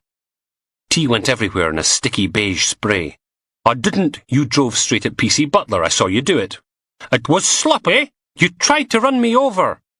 Middleton slumped forward in his seat, shoulders rising and falling beneath the grubby boiler suit. Okay. So I went to see Walker a couple of times. Gave the cheeky wee fuck a smock. How much did he give you? Middleton shrugged. 20 grand. Said it was all he could take without anyone noticing. And where's the rest of it? The garage owner's eyes darted to the safe in the corner, then away again. Spent it. Sigh. Fine, I'll get a warrant. Middleton just stared at his shoes. It's for you. PC Butler unfastened the airwave handset and passed it over, keeping her other hand on the steering wheel as they followed the ambulance through the snow towards A&E. At least the blue flashing lights meant they were making decent time. Logan turned the radio down, putting Whitney Houston out of everyone's misery. McRae! Detective Inspector Beardy Beatty's bunged-up voice boomed through the little speaker. When's the meeting? Logan looked at Butler, but she just shrugged. Meeting? I've been trying to get you on your mobile all day. Honestly, it's what meeting? You said you'd set something up with Trading Standards and HMRC. We're supposed to be cracking down on those counterfeit goods. When did? Saturday morning. You said you'd do it. You stood there and you told me you would. Logan watched the ambulance squeeze between a massive 4x4 and a bendy bus. I'm kind of in the middle of something. I don't believe this. The sound of someone scratching their beard crackled out of the handset. No, you know what I do? You don't give a toss about doing what you're told when it's me, do you? If it's Steele or McPherson, oh, then you're all over it. But you think you can ignore me because we used to work together, don't you? Logan clamped his hand over the mouthpiece. How do I turn the volume down? Butler waved a finger at the airwave handset. Button on the left. He pressed it until Beatty's rant wasn't hammering out of the speaker loud enough for everyone to hear. Long enough. I've been patient with you because of... you know. But that's it. I'm making a formal complaint to the head of CID. Gordon, have you seen the news today? The Examiner outed Knox. What am I supposed to do? There was a pause. Then, it's not Gordon anymore. It's Sir, Gov, Governor, Inspector or Boss. Meeting. Today, Sergeant. And then the bearded tosser hung up. Logan turned up the radio again, getting the tail end of a news report about the protests outside Richard Knox's house. Made a number of arrests, say the Newcastle-born rapist will be moved to a secure, undisclosed location. Do you have an opinion about the demonstration? Maybe you were there. Then why not give us a call on 01224? Logan switched it off again. Bloody Beatty. How was he supposed to get a meeting organised at that short notice? It was... He frowned. Butler was staring at him. Eyes on the road, constable. She fluttered her eyelashes a couple of times. Trouble, Sarge? Do you think? He punched a mobile phone number into the airwave handset. Dildo? It's Logan. I need another favour. Julie sits back in his seat and says, Fuck. The TV's on but the sound's turned off. The BBC News channel playing them crowd scenes outside Knox's house again. Tony wanders over to the window of the room they've rented in the same hotel as that tit Danby. Place is nice enough if you like tartan. He hauls up the net curtains, letting in the view. Skeletal trees scratching at the grey sky, some sort of park sunken way below street level, a railway line, a dual carriageway, a bunch of granite buildings. Grey, grey, grey, like no bugger ever invented colour. Snowing again, too. Well? Neil's lying on the double bed, feet dangling over the edge so Julie doesn't shout at him for putting his shoes on the covers. What's the plan now, then? Tony sniffs. Need to find out where they're moving him to. Julie doesn't even look up. Sweetheart, where would we be without your lightning-sharp intelligence? Only saying. And it's razor-sharp, not lightning. But Tony's lightning-sharp enough to keep his mouth shut. Neil yawns. We still going after Danby tonight? I'd love to, babe, but Danby's useless without Knox. She frowns at the TV. Supposed to pick them both up at the same time. Can't do that if we don't know where Knox is. Maybe he'll phone like. Tony settles back on the windowsill. Might not get the chance. They'll be keeping him under the thumb till things calm down. Doesn't stop us grabbing Danby, does it? Julie sighs. If we grab Danby first, they'll know something's up. Knox will be locked up tighter than a Scotsman's wallet. A vacuum cleaner rumbles down the corridor outside, someone whistling along to a pop tune Tony almost recognises as it goes by. On the TV, the local plod bundle a quilt-covered figure into the back of a police van. Julie pulls on a scuffed tan cowboy boot, the drug dealer's blood all washed away. OK, new plan. If we don't hear from Knox, we just have to stick with Danby. Sooner or later, he's going to lead us right to him. Bish, bash, and indeed, bosh. Tony sticks up his hand. Bag's not first to trail Danby. Julie. Second. Too slow off the mark, all Neil can do is lie there looking out at the snow. Fuck. Chapter 31. Logan waved a thank you to the patrol car and struggled through the snow, up the slippery steps, across the front podium, brown with sand and salt, and in through the front doors of FHQ. Big Gary was sitting behind the reception desk, his head propped up with one hand, a battered paperback lying on the desk in front of him. Any messages? The big man reached beneath the desk and thumped a pile of post-its on the counter. Never even took his eyes off the page. Anything important? I'm reading.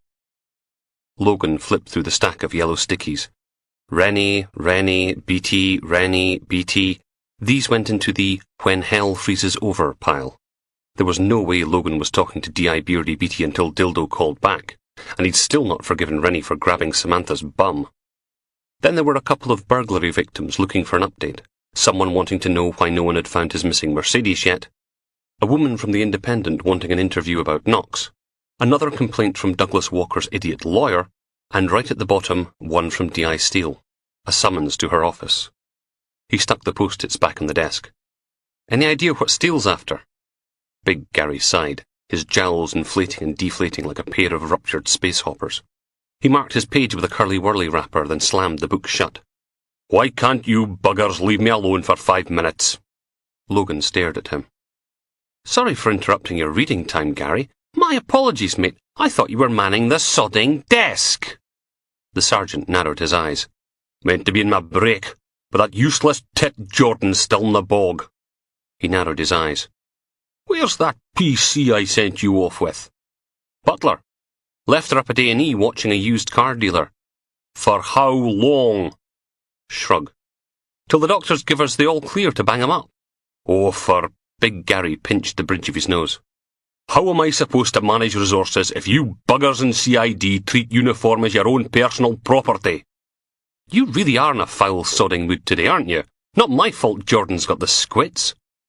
The desk sergeant scowled and made a big show of opening his book again. And you better get back to that wee shite Barrett. Big Gary's voice jumped an octave and went all nasal.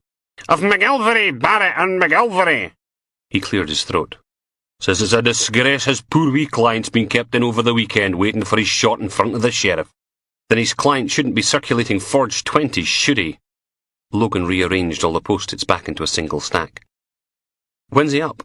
Big Gary checked the charge book. Court won at 2:50. Logan checked his watch. Just enough time to have another crack at him. Douglas Walker slumped over the interview room table, the fingers of one hand wrapping themselves through his unwashed, greasy hair, twisting it into little curls, then letting them go again. The fiberglass cast on the other arm lay flat against the chipped formica. He smelled of stale sweat, overlaid with something sour. Logan glanced up at the camera bolted to the wall, watching the little red light winking. Come on, Douglas. You're up in front of Sheriff McNabb in 20 minutes. Sure you don't want me to put in a good word for you? Lawyer. It was the only thing he'd say. Lawyer. State your name for the tape. Lawyer. Do you know why you're here? Lawyer. Would you like a cup of tea? Lawyer. Let me paint a little picture for you, Douglas. What's going to happen is that your idiot lawyer, Captain Baldy the estate agent, is going to stand up at 10 to 3 and waffle for a bit about criminal law, which he knows sod all about. And then Sheriff McNabb, who's an utter bastard, will ask how you plead. Douglas Walker just kept on playing with his hair. Your lawyer will make you plead not guilty, even though we all know you are, and then McNabb will set bail. Logan smiled. And that's where it gets interesting. If you can't make bail, you end up in Craig Inches for 6 or 7 weeks, till the trial date. If you can, you're out in the streets for tea time. Then the press harassment starts. They camp outside your house, take photos, talk to neighbours. Douglas's head snapped up. Think how proud your mum and dad are going to be when they get back from holiday. The young man fidgeted with the rim of his cast, tugging little baubles out of the tube bandage lining. They can't put my name in the papers. I'll sue. For what? I don't know. Defamation of character, slander, libel, whichever one it is. They can't. Don't be stupid, Douglas. All they'll say is you've been charged with passing a large sum of counterfeit currency. Can't be libel when it's the truth. No. It came out low and quiet. They can't put my name in the papers. They can't. He raked his fingers through his oily hair, harder and harder. They can't. Logan sat back. Dear God. A member of Generation Y who doesn't want his name in the papers? Don't you crave your 15 minutes of fame, Douglas? Your chance to shine for all the other brain-dead X-Factor celebrity come dancing on ice MasterChef junkies? Douglas curled up until his forehead thunked against the table. They can't. Voice, small and trembling. You know what? Logan scooted his chair forward. You're right to be scared, because your friend Kevin Middleton, the nice man who sold you that second-hand Honda Civic, we arrested him this afternoon. He says you've been supplying him with counterfeit money, not just the notes you tried to buy the car with. The sheriff's not going to like that, is he? An extra 20 grand of dodgy cash on the streets because of you. He buried his head in his arms. I'm fucked. Yes, you are. And I'm the only person who can unfuck you. Now where did you get the money from? Yeah, if you could, thanks. DIBT shifted his phone from one side to the other and looked up at Logan standing in the office doorway. Can I call you back? He hung up and stared. I've been phoning you all day. My mobile had a run-in with a sledgehammer. That meeting set up for 4:30 today, 2 from Trading Standards and 1 of the Revenue's top people. Beatty's face broke into a big hairy smile. That's brilliant news. He took a deep breath. Look, about earlier. He paused, obviously waiting for Logan to jump in and say it wasn't a problem. Don't worry about it. Water under the bridge. Well, sod him. Logan let the silence stretch, enjoying it. I wanted you to know I didn't put in a formal complaint. And then he wasn't enjoying himself quite so much, feeling like a bit of a child for making Beatty struggle for it. I hope this means we can work together now. Yes, Gov. Didn't matter if he was trying to act like a grown-up or not. There was still no way Logan was calling the beardy idiot Sir or Boss. That would be taking things too far. Okay, nod. Good. 4:30. Beatty looked around his office. I don't think we'll all fit, but the shop cops have got a meeting room organised at St. Nicholas House. All we've got to do is bring the biscuits. The smile became a grin. Excellent. Biscuits, yes. He produced a $5 from his wallet and handed it over. You see to the biscuits, and I'll get going on the PowerPoint presentation. Logan suppressed the urge to shudder. Yes, Gav. And Logan? Yes, Gav. Good work. Thanks. Logan actually took a step back. It had been ages since a DI had bothered to say thank you for anything. Maybe Beatty wasn't such a tit after all. Steele was in her office, 2 doors down, with her feet up on her desk, frowning at a pile of paperwork, probably trying to work out who to palm it off on. Logan knocked on the open door. Please let someone else have to deal with whatever crap she had on her desk. Ah, she looked up. Just the wee man I've been looking for. Bugger.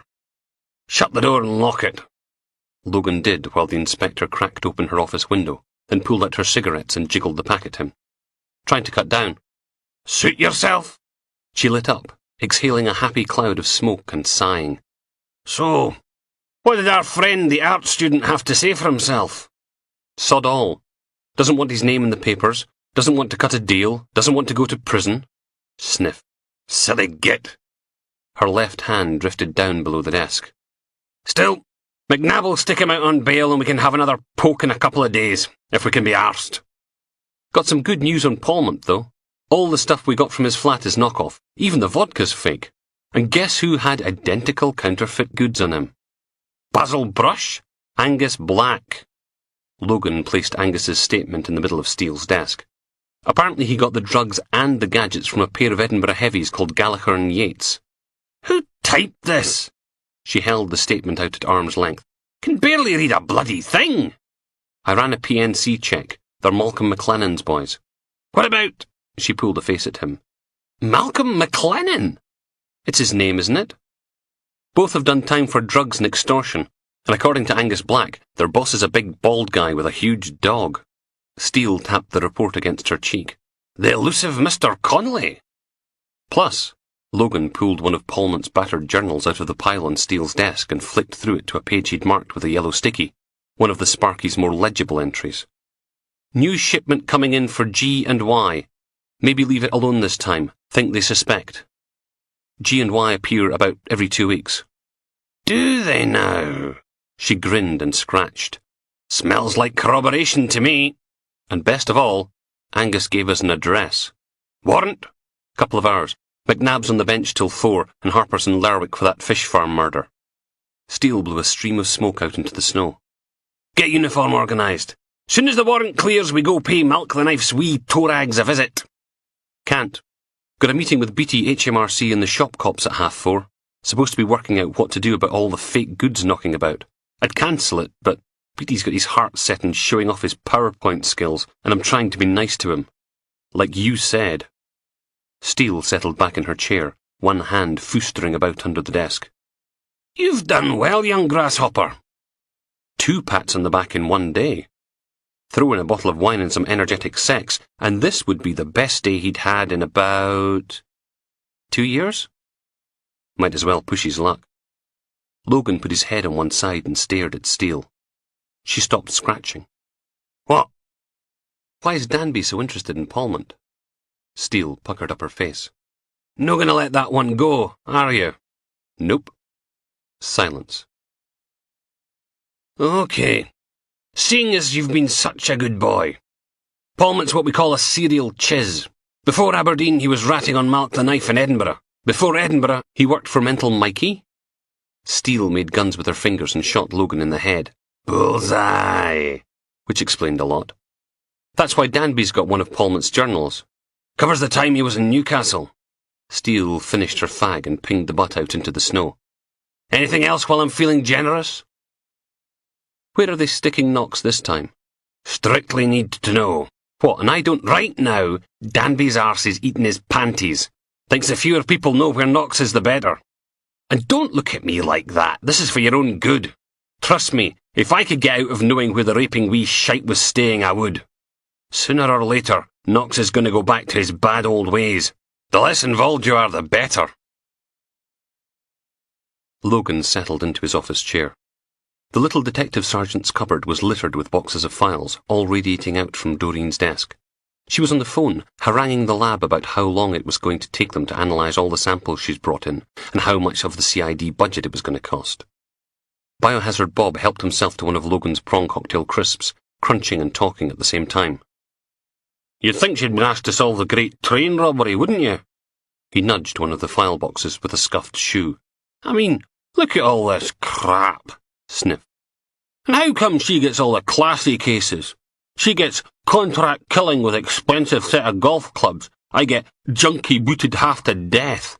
Where's the bloody justice in that? Yeah, because you're such a classy guy. Logan creaked the plastic lid off his extra-large mochaccino. Any more word on Knox? Just because Steele was foretelling doom didn't mean he didn't still want to know. That Liverpool psychologist was with him for a couple of hours. Apparently he's worried our visiting rapists on a... Bob put on a big dramatic voice. Countdown to disaster! I swear to God, he even said it like that. Countdown to disaster! Doreen swivelled round in her chair and shushed them, then went back to her phone call. How can it take all week to analyse half a dozen blood spatters? Bob grinned. She's cute when she's pissed off, isn't she? Goulding leave a report? Nah, went back to his lair to write it up. Says we should keep an extra close eye on young Master Knox. Apparently all this stress is going to send him right back to his Almani raping ways. Should have hacked his bollocks off in Newcastle when they had the chance. Here we go. Look, I'm just saying, okay? Everyone who ends up on the sex offenders register should be castrated. You remember that bloke from Bankery we did for kiddie fiddling? What did he do soon as he got out? Not listening, Bob. Logan powered up his computer. Or that rapist who liked pregnant women. Remember him? Anyone say what they're doing about security at Knox's new place? Or what about that bloke who... Frown. Oh, you know. In Duthie Park. What was it? The Winter Gardens wanker. Security, Bob. What are they doing? Oh, no idea. Ask Steele. That's her poison chalice full of turds. The phone went and he snatched up the receiver. Big Bob's House of Sexual Deviancy. Big Bob speaking. Idiot. Logan called up his email and waited for it to chug through the backlog on the server. Buried in the usual office-related dross was a message from an admin officer at HM Prison Frankland, with a spreadsheet attached of everyone who'd ever shared a cell with Richard Knox. The officer had even included a breakdown of what each of them had been convicted of. It wasn't exactly edifying reading. Near the bottom of the list was one Oscar Renwick. He'd got 7 years for breaking into a family home and forcing the husband to perform fellatio on him by means of threatening the wife with a serrated hunting knife. Exactly the MO Knox had given them on the drive out to see his granny's grave. Logan opened up the list of murders he'd downloaded, where the victims had been burned to try and hide the evidence. First, get rid of any that happened after Oscar Renwick was arrested. And Renwick was only 24 when he was sent down, which meant his raping career couldn't be more than, 11, 12 years? So anything before that could go too, which left about 3 dozen. Eliminate any where the victims weren't stabbed or slashed, and Logan was down to 8. Do a quick analysis on the victims. Make sure there was an adult male and female killed. That left just 6 crime scenes. Brighton, Swansea, Darlington, Ballymena, Corby, and Fort William. Logan settled back in his seat and smiled at the blinking cursor. Less than 36 hours in and he was already on the brink of solving a 20-year-old murder from 230 miles away. All he'd have to do was call up the case files for the 6 cases, check to see where Knox's cellmate was in those days, and wait for the commendations to come rolling in. Result. He was putting in a request to South Wales Police when the door thumped open and DC Rennie lumbered into the room, carrying a plastic crate full of files. Golf club murder! Logan pointed at Doreen's collection. Anywhere over there. Ta.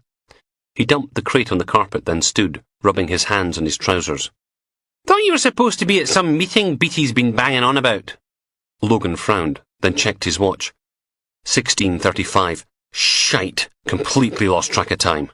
He jumped to his feet, stabbed the button to switch off his monitor, then grabbed the big square tin from the shelf by the unsolved whiteboard. Stealing the biscuits! And charged out of the door. End of Disc 6. Disc 7. Chapter 32. Broad Street was like a wind tunnel, the snow not so much falling as hammering sideways. St. Nicholas House loomed on the other side of the street, a 14-storey slab of concrete and glass, the upper floors hidden by the howling weather. Cars and buses crept past, headlights on full, windscreen wipers thunking back and forth. Logan hurried across the road, ground his cigarette out in the little receptacle by the automatic door, and shivered inside. Stomped his feet on the coconut matting, shook the snow off his coat and the tin of biscuits, wiped the meltwater from his stinging face. 5 minutes later he was steaming quietly next to the radiator in reception, flicking through a copy of that morning's Press and Journal, when someone said, "You're late." Logan held out the damp tin. "Brought biscuits." Dildo sniffed. "Not digestives, are they?" He popped off the lid. "Ooh, jammy Dodgers." He handed Logan a visitor's pass. "Your governor's a randy old sod, by the way. Been trying to chat up Susanna since she got here." "Please tell me you're kidding." Trust Beatty to find a way to make things even more awkward. "I wish." Dildo turned on his heel and marched towards the stairs. Logan didn't move. "Any chance we can take the lifts for a change?" "It's only 4 floors, you lazy bugger. Anyway, the lifts are playing Russian roulette again. Annie's ended up in the basement twice today. Doors wouldn't even open the second time." 4 flights later, Logan was puffing and wheezing, lurching after Dildo as he pushed through a set of double doors into the dark heart of Trading Standards, which was about 16 desks arranged back-to-back in the near left corner, sectioned off from bereavement services by a wall of shoulder-height partitions in a grubby shade of burgundy. The dirty salmon carpet was a crime scene map of dark spills, the ceiling tiles scarred where someone had moved a partition wall. St. Nicholas House. Proof that ugly wasn't just skin deep. Thought this was only supposed to be temporary. Council, isn't it? Dildo grabbed a notebook off the nearest desk, covered, like the rest, in product boxes, plastic bags and paperwork. "You know Annie, Sick Note, Clive and Huey?" Logan gave them a wave. Everyone waved back except for the one on the phone, short-sleeved shirt, tie, bald head, who held up a thumb. "No, sir. Yes, I understand, but you've got to use lubricant." "We're in the grief counselling room. All I could get at short notice." Yes, I'm sure it was very painful, sir, but it's not an allergic reaction. It's a friction burn." Logan followed Dildo through bereavement services to a little meeting room in the far corner of the building, with a projector bolted to the ceiling and a pull-down screen taking up a large chunk of one wall. Beatty was sitting at the table, fiddling with a laptop, a winter panorama of Aberdeen stretched out behind him. Rooftops, the back entrance to Marquis, bits of Union Street, the defunct Christmas lights swaying in the wind, waiting for someone to take them down. A familiar gravelly laugh made Logan freeze in the doorway. D.I. Steele. She was over by the window, talking to a tall blonde woman in jeans and a thick woolen jumper. Logan opened his mouth, then closed it again. Dildo gave him a shove, then closed the door behind them. "D.S. McRae, this is Susanna Frayne from Her Majesty's Revenue and Customs." She stuck out a hand. "Pleased to meet you." One of those jolly hockey sticks English public school accents. Steele grinned. "Susanna was just telling me about her photography lessons. Weren't you, Susanna? So, do you do nudes?" Over at the table, Beatty hit something and a PowerPoint slide appeared on the wall. "Got it working!" There was an audible groan from Steele. Then everyone took their seats around the table. Steele next to the woman from HMRC, Logan next to Steele, Dildo next to Logan, leaving Beatty stranded on his own on the other side. "Okay, first item." A blue and white PowerPoint slide appeared on the screen, the names of everyone present fading up or sliding on with a different effect, as if they couldn't tell who was there just by looking around the room. The only name that didn't have a fancy effect was D.I. Steele's, as if she'd been added at the last minute. Logan leant over and whispered at her, while Beatty pulled up the next slide and read out the agenda. "What are you doing here?" "What? Can I no take an interest in ongoing cases?" Steele gazed at Susanna from Her Majesty's Revenue and Customs. "Wonder if she'd be interested in a full-body cavity search." "You're married." "Pfft, no harm in looking, is there? Sides, lass. Right now I'm that horny I'd even do you. Susan's still no—" Beatty was staring at her. "Don't you mind me, Gordon. Just telling McRae here what a great job you've done in your presentation. Very professional." "Oh, right. Thanks." He actually puffed up a little, then produced a handful of biros and some packet of post-it notes. "Now, if we begin with the counterfeit merchandise, we need to assess what kind of goods are out there and where they're coming from. Why don't we workshop a list of—" Actually, Logan just stopped himself sticking up his hand. We have a lead that something hard slammed into his left shin. Ow! Who bloody... What Sergeant McRae is trying to say, Steele pulled on a smile, is that we're all committed to getting these hooky goods off the streets. The front of his leg was stinging. Beatty nodded. Yes, exactly. Now, if you all want to take a pad and a pen, we'll each write down the kind of things we're seeing being counterfeited at the moment. Logan thumped Steele on the sleeve, hissing, What the hell was that for? Gallagher and Yates are mine. I'm no handing them over to that beardy buffoon. Actually, Susanna placed her biro on the table with a loud thunk. Perhaps we can move on to discussing what we're actually going to do about it. She flashed Beatty a red-lipped smile. Don't you think? Yes. Beatty fumbled with his pack of post-it notes, sending them skittering to the floor, pink rushing up his hairy cheeks. Right. He licked his lips. Well, obviously I don't want to dictate what, when, bringing various expertise to bear. He made a floppy hand gesture, as if he was trying to whisk an invisible egg. Why, we're all here, after all. Inspiring. Dildo slid a folded piece of paper in front of Logan. You really sodding owe me for this. Logan cleared his throat. We arrested someone. Ow! Steele kicked him again. Someone who'd been sold a fake Rolex. She turned a crocodile smile in Logan's direction. Didn't we, Laz? He moved his legs as far away as possible. Yes. Beatty wrote Rolex on a lonely sticky.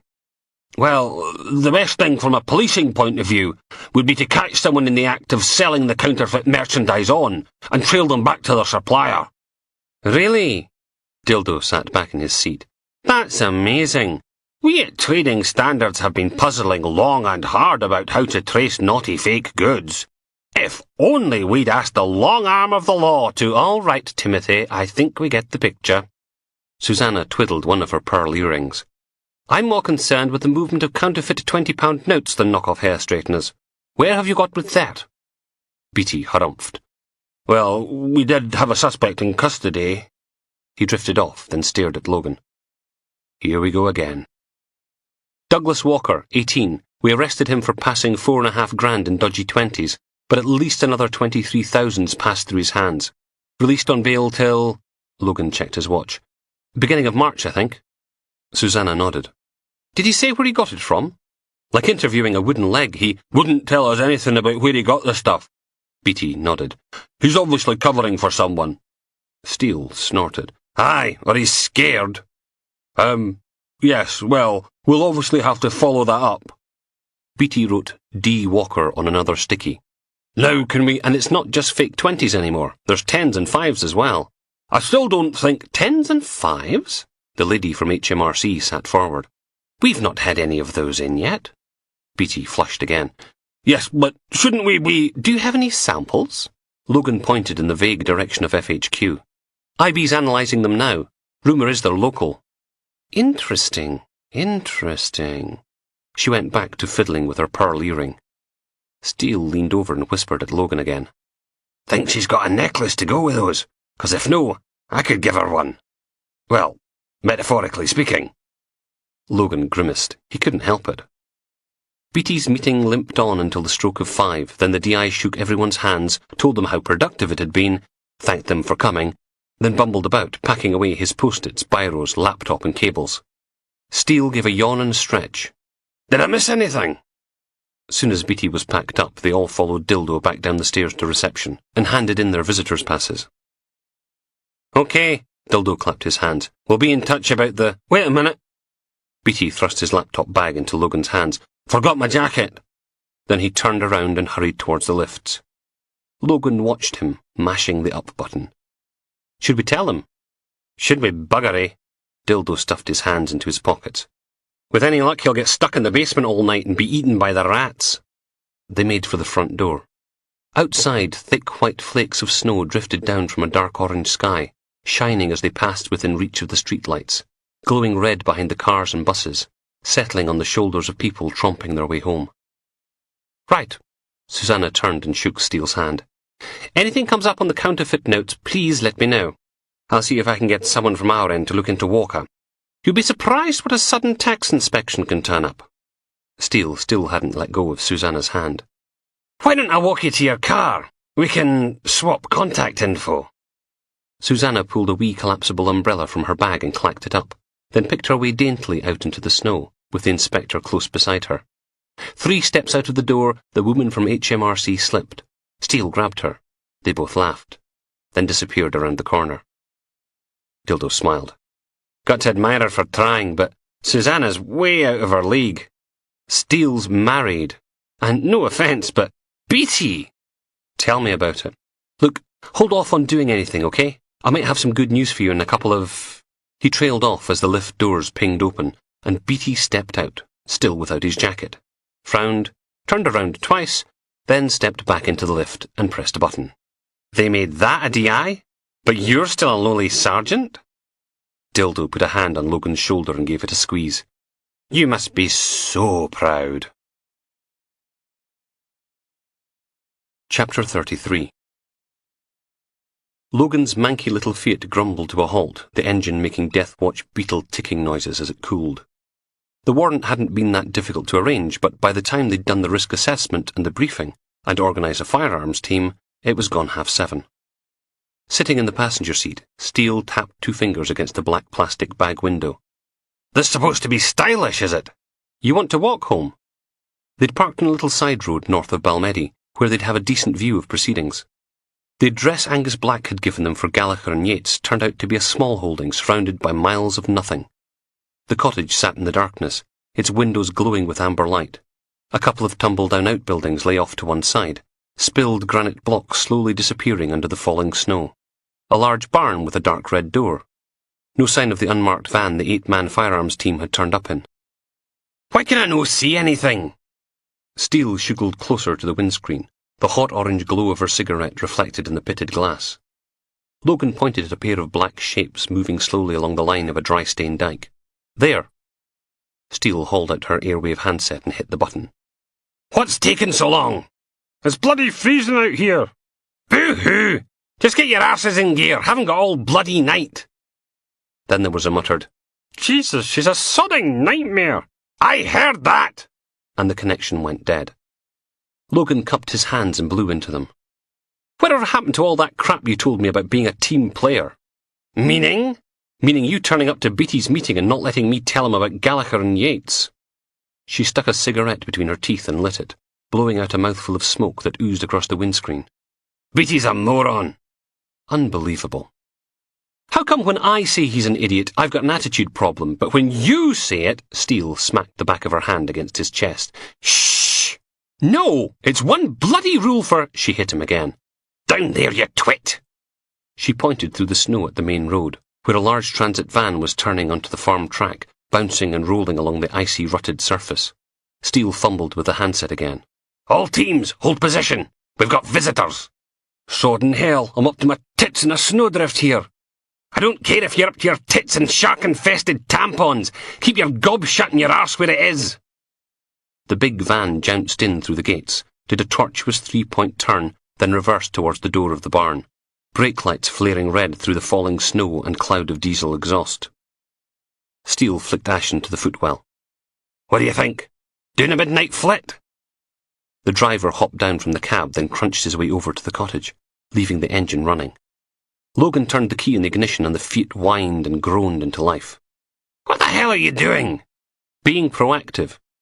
He inched the car along the side road with the headlights off, navigating by the faint reflected glow of the snow. What's happening? Driver's back out. Got 2 mates with him. Going round the back of the van. A whin bush grated along the side of the Fiat, scratching at Logan's window. They've opened the doors on the cattle barn. Lights on. Shite, can't see anything. Could you not get the bloody window fixed properly? She thumbed the button on the airwave handset again. What's going on? We're all getting hypothermia. Donald, you make me come down there and I'll jam my boot right up. Looks like they're unloading stuff from the back of the van. Logan had finally turned out onto the main road, the Fiat's front wheels skittering from side to side, scrabbling for purchase. Get into position. Finally. Bloody brakes weren't working. Logan stomped his foot hard to the floor and the car slithered to a halt, overshooting the end of the farm track. A bit of blind reversing and the thing was pointing the right way again. He eased into the road. Fuck! A ditch ran along one side, the verge invisible as the wind picked up, throwing snow against the windscreen. Team 1, good to go. Team 4, aye, we're ready and Team 3 in position. Team 2, bastard, I just stepped in something. Right, listen up. Steele took an inspirational sook in her fag. There will be no getting shot. There will be no shooting anyone else. Most importantly, there will be no extra sodding paperwork for me to do, understand? There was a replying chorus of, Yes, ma'am. Who are we no at home to? Mr. Fuck Up! Right, Russell, they're all yours. Logan could hear the lead firearms officer giving his team instructions as the little Fiat juddered and snaked up the track. When he was roughly halfway to the cottage, Logan tapped the brakes again, grinding to a halt. He hauled on the handbrake. Roadblock. Steele shrugged. Good an idea as any. Probably unnecessary, but at least now they couldn't do a runner in the transit van. All teams, move on my mark and... Mark! The inspector wiped at the windscreen with her sleeve. Can you see anything? No. Just the halo of the van's headlights and the glow from the cottage. Everything else was swallowed by snow and darkness. Police, hands where I can see them. Susan asked if you wanted to be there. Where? Logan killed the engine. I said keep your bloody hands where I can see them. You know, when the baby comes.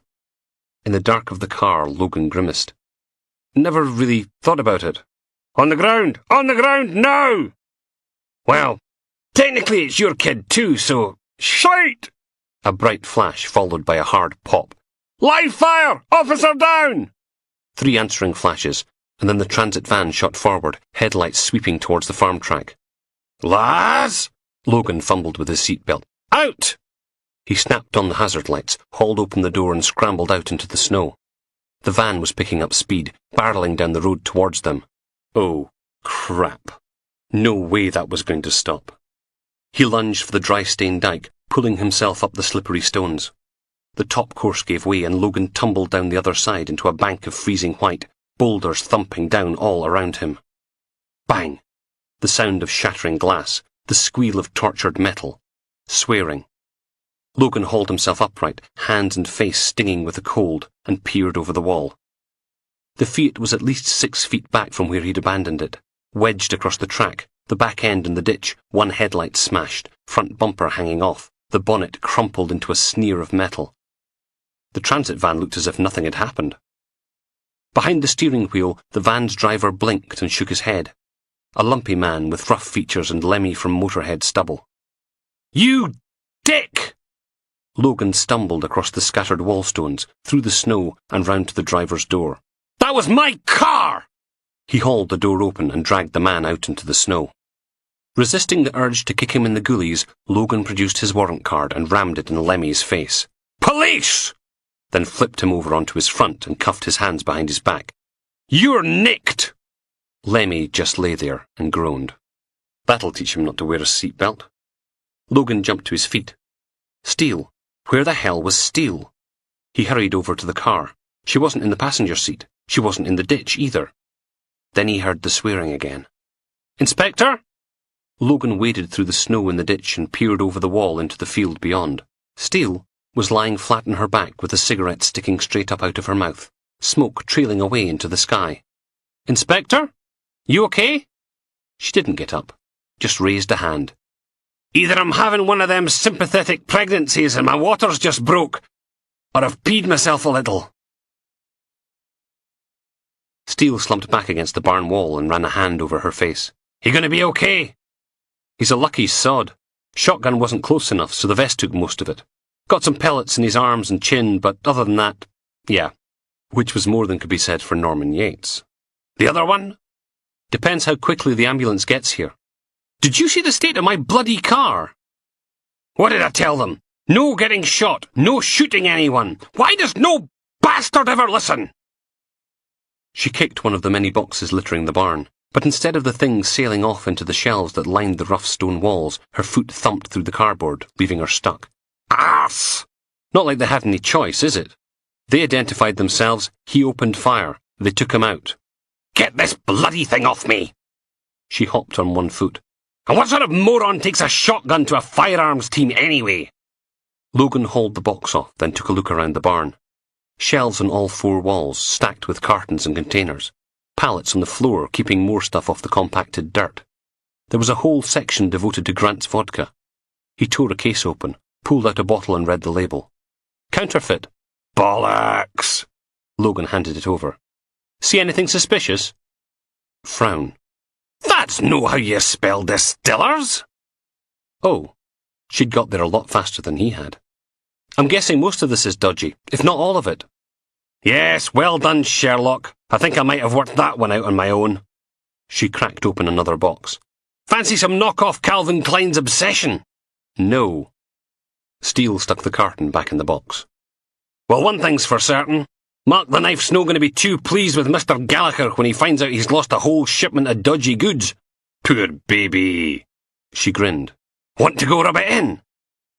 Outside the barn, a crumpled trail of boxed hair tongs, digital radios, and other assorted goods stretched away to the open back doors of the abandoned transit van, as if Hansel and Gretel had been shoplifting.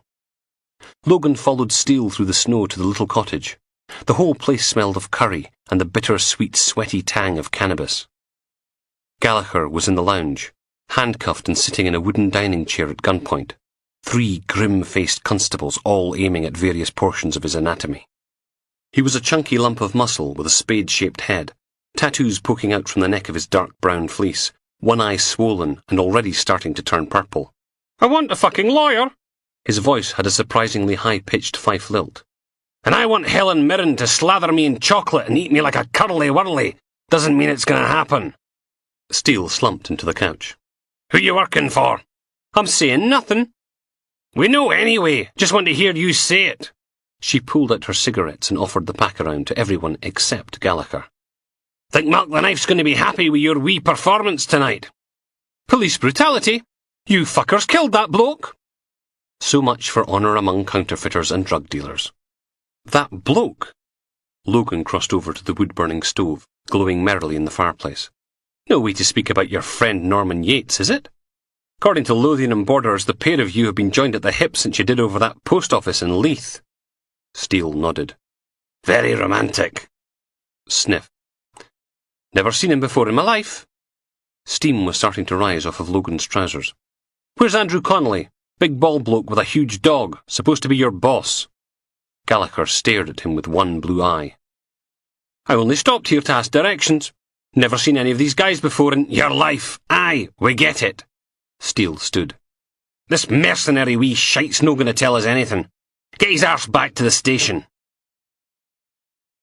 It took 4 burly police officers, their van, a tow rope, and a lot of swearing to get Logan's battered Fiat out of the ditch. It thumped down on the snowy track and the front bumper fell off, the bonnet flapping open and closed like the car was laughing at him. Fucking hell! Logan stared at the buckled mess. The lead firearms officer patted him on the shoulder, grinning. It was a mercy killing. Bugger off, Russell. Russell waved at the rest of his team. We'll drag it back to the farm. You can give it a decent burial later. Logan hauled open the driver's door and threw the dented bumper into the back, then stood there, looking down at the keys still dangling from the ignition. He reached in and gave them a twist. The Fiat starter motor made whining, gurning noises. God, you're hopeful, aren't you? Russell blew into his hand. Come on, give it up. Ambulance needs... The engine spluttered, then gave a painful growl. Bloody hell! The firearms officer stepped back and threw his arms in the air, spotlit by the Fiat's one remaining headlight. It's alive! Alive! Logan stared at him. You're a dick. You know that, Russell, don't you? Chapter 34. Logan pushed through the flat's front door into the scent of garlic, herbs and cheese. He banged the snow off his feet, took off his shoes, and padded through into the lounge. His head was pounding. They'd had to tie the resurrected Fiat's bonnet down with hairy string and nearly a whole roll of silver duct tape, driving it back to town in the rattling growl of a broken exhaust. God, what a day! Samantha looked up from the couch, then away. She was wearing her pink fluffy robe again, red and black stripy socks sticking out of the end.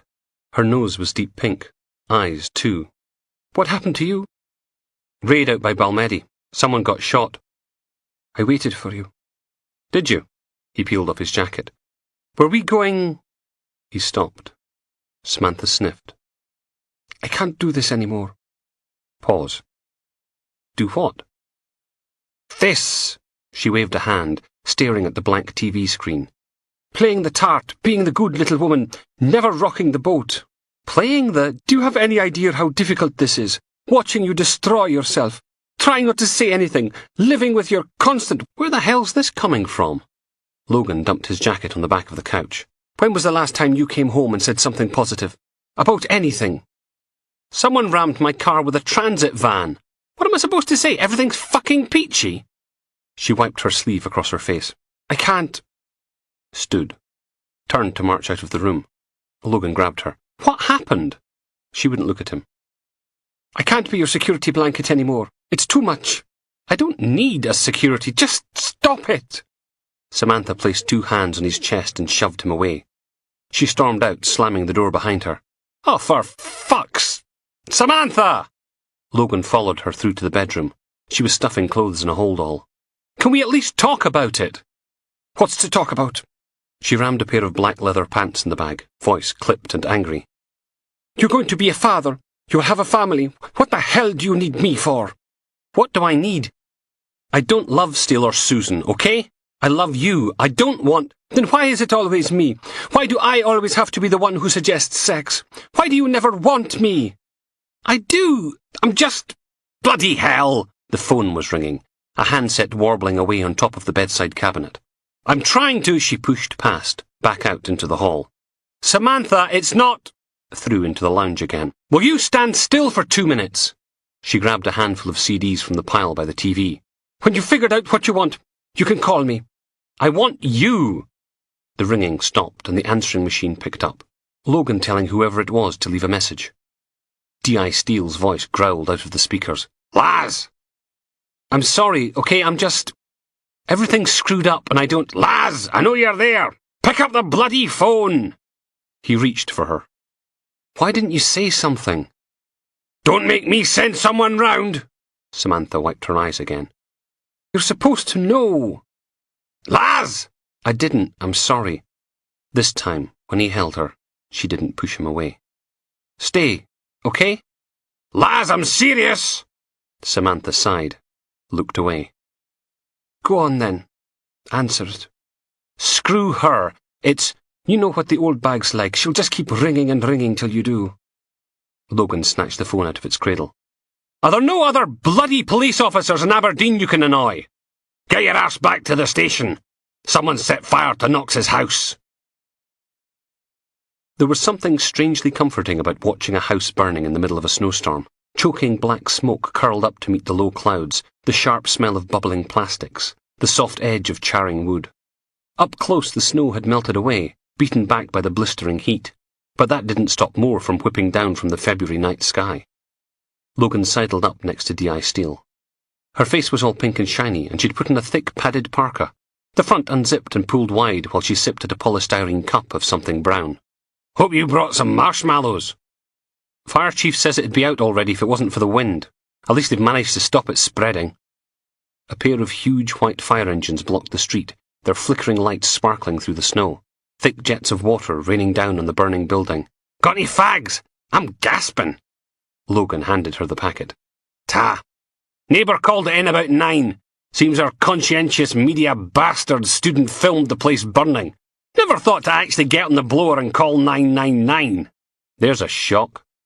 Logan turned on his heel, looking past the blue and white police tape cordoning off the front garden to the forest of TV cameras and zoom lenses on the other side. Think they got whoever did it on film. God, that's brilliant! She slapped a hand against her forehead. Why do you think I dragged you all the way out here, to sing songs around the campfire? Thanks. Couldn't have got uniform to do it, could you? No, had to drag me out in the middle of the night. Just because you're not getting any, don't whinge. Think I want to be here. Should be back at the neck interrogating the wee sods we arrested.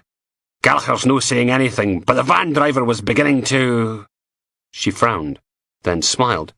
You were at it, weren't you? You and the gorgeous goth. Come on then, blow by blow. At it? The way things were going, he'd be lucky if she was still there when he finally got home. Steele pursed her lips. Bet she goes like a bloody steam engine. Logan glared at her, then turned around and marched off towards the ranks of cameras, the inspector's words ringing out behind him. And see if you can't scrounge up some more tea! Half an hour later, he was hunched over in the BBC Scotland outside broadcast unit, which was a fancy way of saying transit van stuffed with weird bits of equipment. A generator grumbled away somewhere behind a bank of knobs, switches and flickering lights, just loud enough to be annoying. I'd love to, but it's editorial policy. The bearded bloke in the polar fleece blew his nose into a damp hanky, never taking his eyes off the screen in front of him, where a rosy-cheeked reporter was doing a piece to camera, the snow whirling down around her head.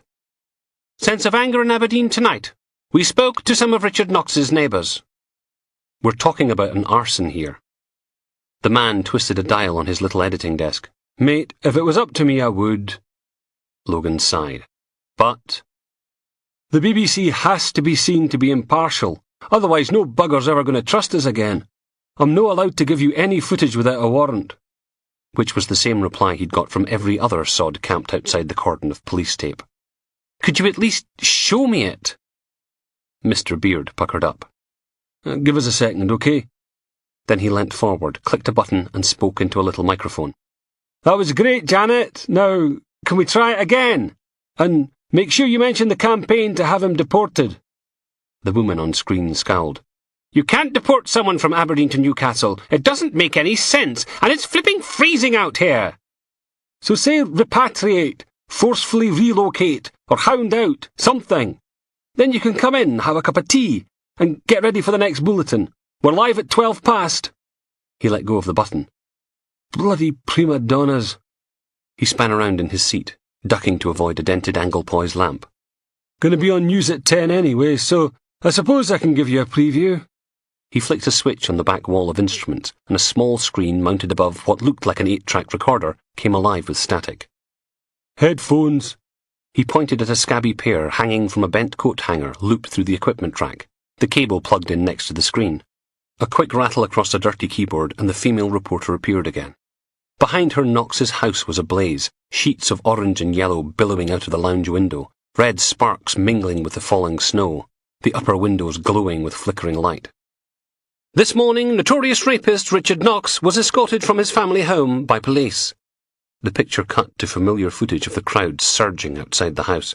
After angry scenes, local residents and people from as far away as Cheshire descended on a quiet Aberdeen street when a northeast newspaper revealed that Knox was living in the city's Cornhill district. Cut to a puffy-faced man with a strawberry birthmark across one cheek. No right, is it? Why should we be lumbered with Newcastle's perverts? Then a woman, with her hair scraped back in a Tory facelift. Revolting, so it is. It's an utter disgrace. A teenager, with more acne than skin, nose like a sharpened pencil. Nasty, gay, loud bleep. Shouldn't he ever been allowed out of prison? Back to the reporter. But events escalated this evening as tensions, already running high, exploded into violence. Another cut. Night. Snowing. The crowd had thinned down to the hardcore frozen few. Then someone emerged from off-camera, a lit petrol bomb in their hand. It sizzled across the screen, leaving a trail of glowing white, and the camera swung around to watch it explode against the granite wall of Knox's house. The flash was bright enough to overload the camera for a moment, and then it was back in focus, just in time to catch the second bomb being thrown. It burst on the sill of the broken lounge window, sending burning petrol all over the curtains. With Knox moved on to an undisclosed location, the police are appealing for calm, but it seems unlikely that local anger will be diffused so easily. Another shot of the reporter, staring straight at the camera. This is Janet Milton, BBC News, Aberdeen. The screen went blank. Logan pulled up one side of his headphones. How do I rewind? Big black knob to your right. The transit side door slid open, and there was the reporter. She froze, 1 foot up on the van's floor, thick flakes of white speckling her shoulders and hair, nose and ears a deep shade of pink. Her forehead creased. Where am I supposed to sit? Logan turned his back on her, twisting the big black knob till she appeared on the screen again. Come on, Gavin, this is ridiculous. Shut the door, Janet. Freezing me nuts off here. You're freezing yours off. What about mine? There's a thermos in the cab. Logan stuck the headphones back on and set the report running again, shutting out the argument. But events escalated this evening as tensions, already running high, exploded into violence. The first petrol bomb was too quick. The cameraman didn't have time to catch much more than the rough shape of someone wrapped up in a padded jacket hurling the bottle. But the second time, he'd got the camera round in time to catch the thrower's centre frame. Logan hit pause. It was either a very effeminate man or a slightly butch woman. Difficult to tell with all the padding. They had a black and white bobble hat pulled down over their ears, wisps of dark hair sticking out of the bottom. Eyes screwed up, nose crinkled. A checkered scarf covered the lower half of their face, and they were wearing what looked like a blue North Face jacket, the logo just visible in the left chest, with matching gloves. So that probably meant no prints on the bottle. Logan frowned, then took off the headphones and hung them back on the improvised hook. Do you have any other shots of who threw the petrol bomb? You're bloody impossible, Gavin. How am I supposed to work under these conditions?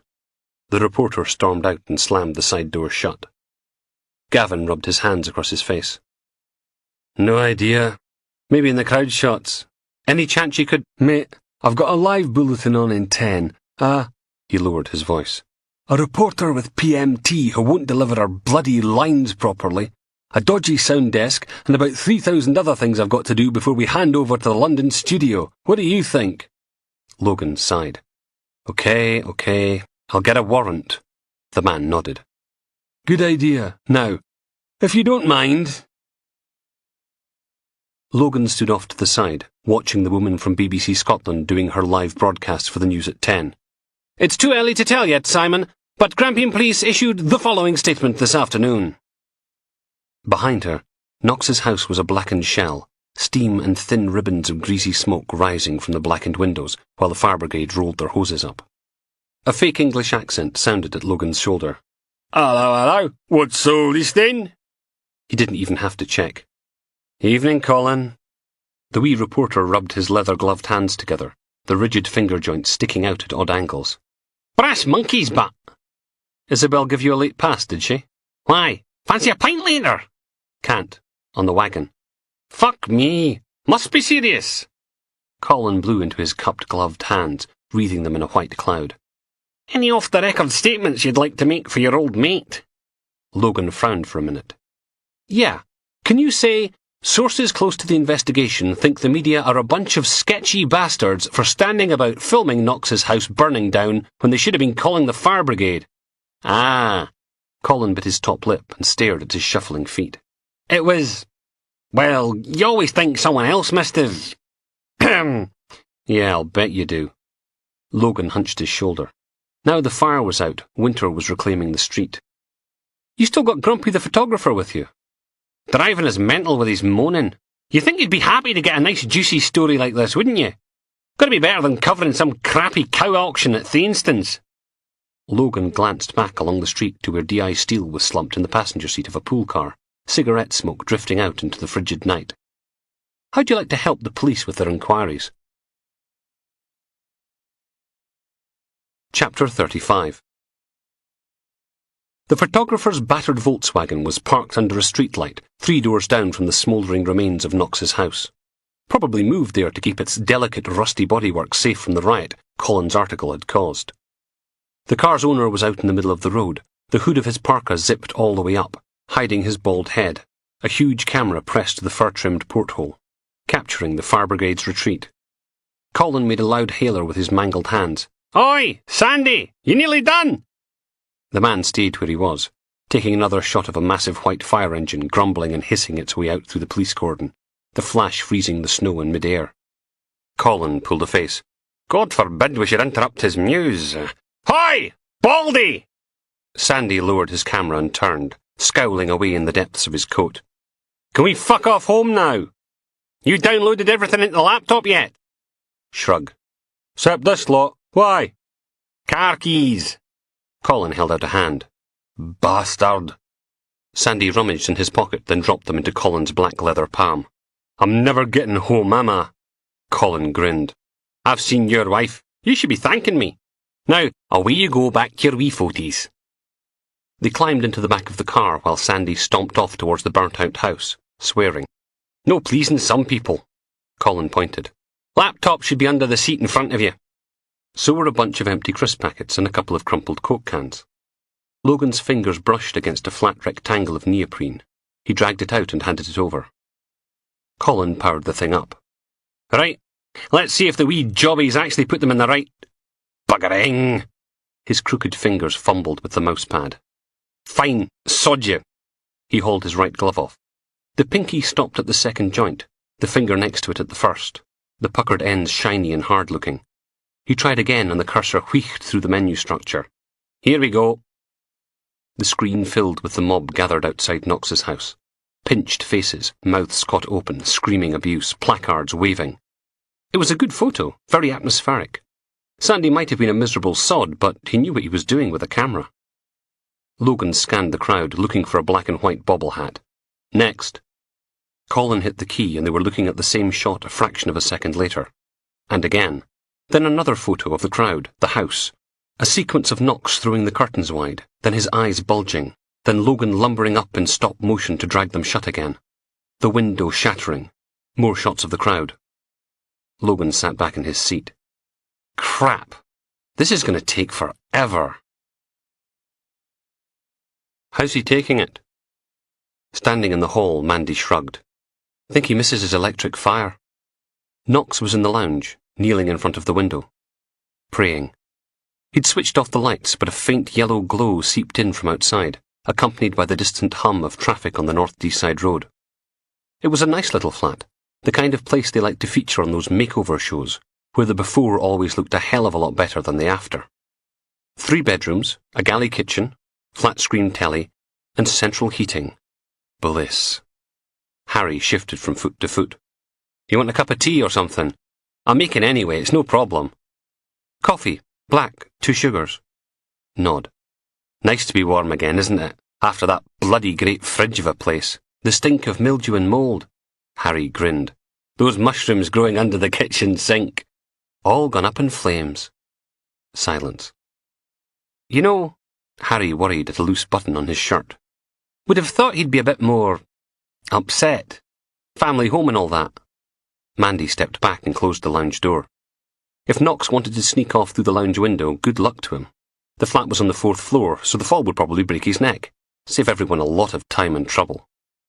She followed Harry through to the kitchen and watched him fill and boil the kettle. I'm still not happy about the security. Yeah, well, he shrugged. They'll get the CCTV installed outside tomorrow. We can manage for one night, right? You want a biscuit? What if there's an old manny living next door? Rocky or caramel wafer? Got any hobnobs? Harry handed over the biscuit tin. Even if he gets all horny, he can't do anything about it. Not with you and me here, and that pair from the Perv Patrol sitting out. Harry cleared his throat, then pulled on a smile. Richard, you want a cuppa? Knox was standing in the doorway, wiping his sleeve across his eyes. Me mum was born in that house. Mandy's got chocolate bickies. The weedy little man took a deep shuddering breath, then helped himself to an orange penguin. Kind of a relief, like, in a way. He peeled back the wrapper. Was tying us to the past, wasn't it? All them ghosts holding us back. Yeah. Maybe it's for the best. That's the spirit. Harry spooned bitter-smelling brown granules into 3 mugs, then sloshed boiling water over the top. Onwards and upwards, eh? You know, Knox opened the fridge and peered inside. Instead of takeaway tomorrow, I could whip us up a prawn curry if someone nips down the shops. Feels like I haven't had a home-cooked meal in months. Mandy nudged the fridge door shut again. Maybe later. Need to get stuff organised. Knox stared at the vinyl floor for a moment, his cheeks flushing a deep rose pink. Shrug. If you like. Harry put a hand on his shoulder. We're getting another visit from Babs and Paul tomorrow. I'll ask them to swing by Asda on the way. Get the prawns and stuff. I like a nice curry. Don't you, Mandy? He stared at her, making his eyes go wide like she was supposed to feel guilty about denying Knox his little MasterChef moment. Sometimes Harry could be a bit of a tit. He nodded, like they'd all agreed it was a great idea. Right, you let me know what you need, and I'll phone Babs. Knox smiled. It made his face even pointier, like a shaved rat. Then he scribbled down a long list of ingredients and handed it over. Might as well do it properly, like. Not the same if it all comes out of a jar. Sounds good. Back in a tick. Knox waited till the kitchen door clunked shut. You don't like us, do you? Mandy shrugged. Why do you think that? The way you look at us. Like I'm still inside. A Rule 43. Dirty fucker who likes to rape old men. I just want everyone to be safe. That's not me anymore. God reached out to us in prison. I was standing there, watching this bloke Rupert bleed to death on the landing, and I was thinking, maybe he's got the right idea, you know? They gave him 8 years because his home computer was full of photos. Little boys getting shagged off the internet. Took a safety razor, snapped it open, and hacked through his veins from elbow to wrist. Couldn't take the shame and the guilt anymore. Knox's eyes were focused somewhere between the vinyl floor and his knees, biting his bottom lip. Maybe your mate had the right idea. And that's when I heard his voice. Richard, he says. Richard, you're one of me creatures and I love all me creatures. Doesn't matter what you've done in the past, like, you've got a bit of us in you. Put you on this earth to do me work, didn't I? Can't go throwing it all away like this idiot. Thought God spoke all thee and thou, like in the Bible. Knox looked up, staring straight at her with those rodenty little eyes. It's all God's work, isn't it? Everything we do serves His purpose. Even raping old men. War, famine, pestilence, death. He made all them things. Ethnic cleansing, suicide bombers, drought, global warming, AIDS, swine flu, tidal waves, earthquakes. If you took everyone who died in the last 100 years and stacked all the bodies up, it had reached from here to the moon 4.5 times. A small smile. Not given to us to understand his plans, is it? Mandy didn't know who was creepier, Richard Knox or his God. Julie sits on the end of the hotel bed, feet tucked up under her, watching the telly. It's Sky's 24-hour news thing, some plastic-haired bloke being all serious about the situation in Afghanistan. Tony takes another swig from his mug, the sharp edge of cheap brandy turning into instant warmth and sweetness. Think Julie would notice if he helped himself to another wrapper of fizzy coke? Probably. Then there'd be some serious fucking fireworks. Have to make do with supermarket brandy. Neil clumps in through the front door, cradling a couple of big brown paper bags from KFC round the corner. The smell of deep-fried chicken wafts out into the cramped room. Bloody freezing! He dumps the bags on the bed and wriggles out of his coat. Julie looks up. Sweetheart, you're getting snow all over the carpet. Like Santa's bloody grotto out there. She stretches out a foot and wriggles a pink and green polka dot sock. Not wearing any shoes, darling? Neil freezes, scoops up his coat and hurries into the bathroom, comes back with a bunch of towels and dumps them on the wet carpet. Sorry. Tony holds his breath, waiting for it to kick off, but Julie just shrugs and goes back to the telly. Neil opens one of the bags and peers inside. Who wanted corn on the cob? Julie holds up a hand and Neil passes her dinner over. Thanks, babe. Tony gets a bunless banquet for one with a side of beans. Or the fat bastard special, as Neil calls it. Cheeky bugger. He can talk like. Neil pulls out a little wax paper bag of thin, rustling chips and crams a handful into his gob. Yeah, Knox phoned about half an hour ago, and Nibs took the call. Julie holds up a hand. Shh! That report about Knox's house burning down is on again. Kicks off with someone silhouetted against the flames chucking a petrol bomb, placards, angry faces, fire engines, then some local plod bigwig giving a statement about how Grampian police don't like vigilantes.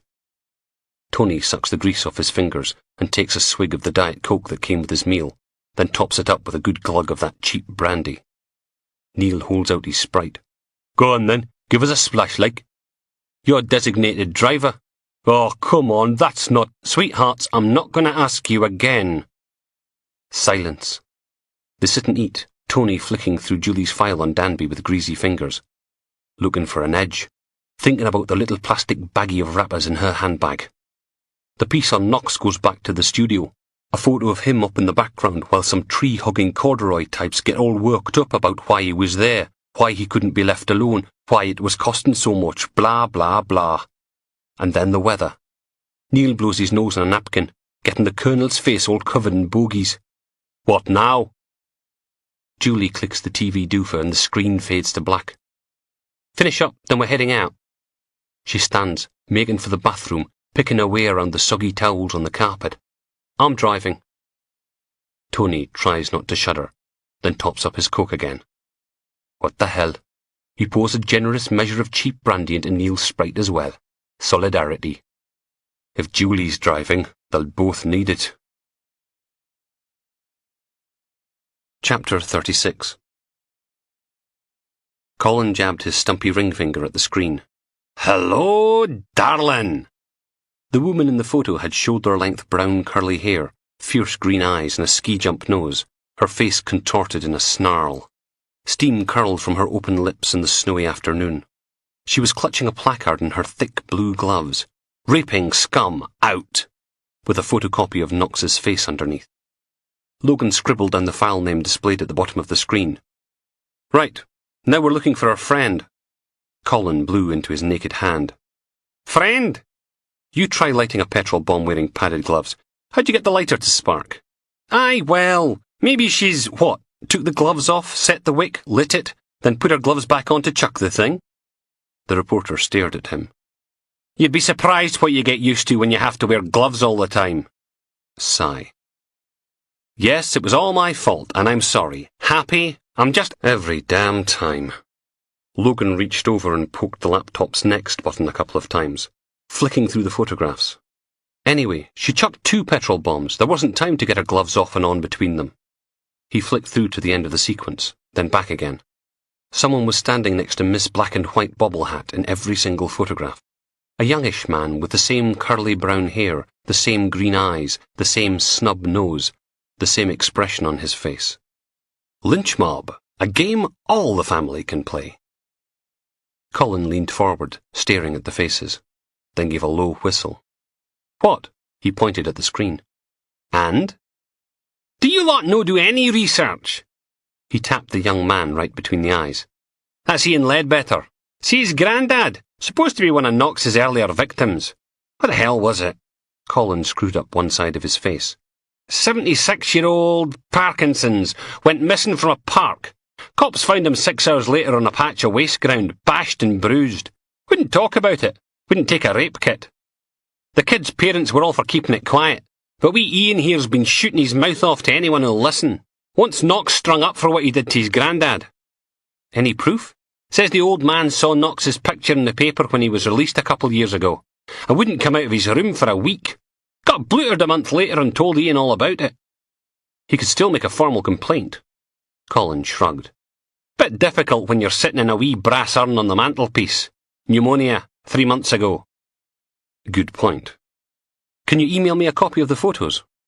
Do you one better? Colin dug about in his jacket with his stumpy-fingered hand and produced a little blue USB stick with "The Aberdeen Examiner, serving the North East since 1856" printed on the side. Snoring rattled the windows of the CID pool car. Steele was slumped back in the passenger seat, a dead cigarette butt dangling from her open mouth, stuck to her lower lip, a slug trail of ash tumbling away down the front of her padded jacket. Logan tried the door handle.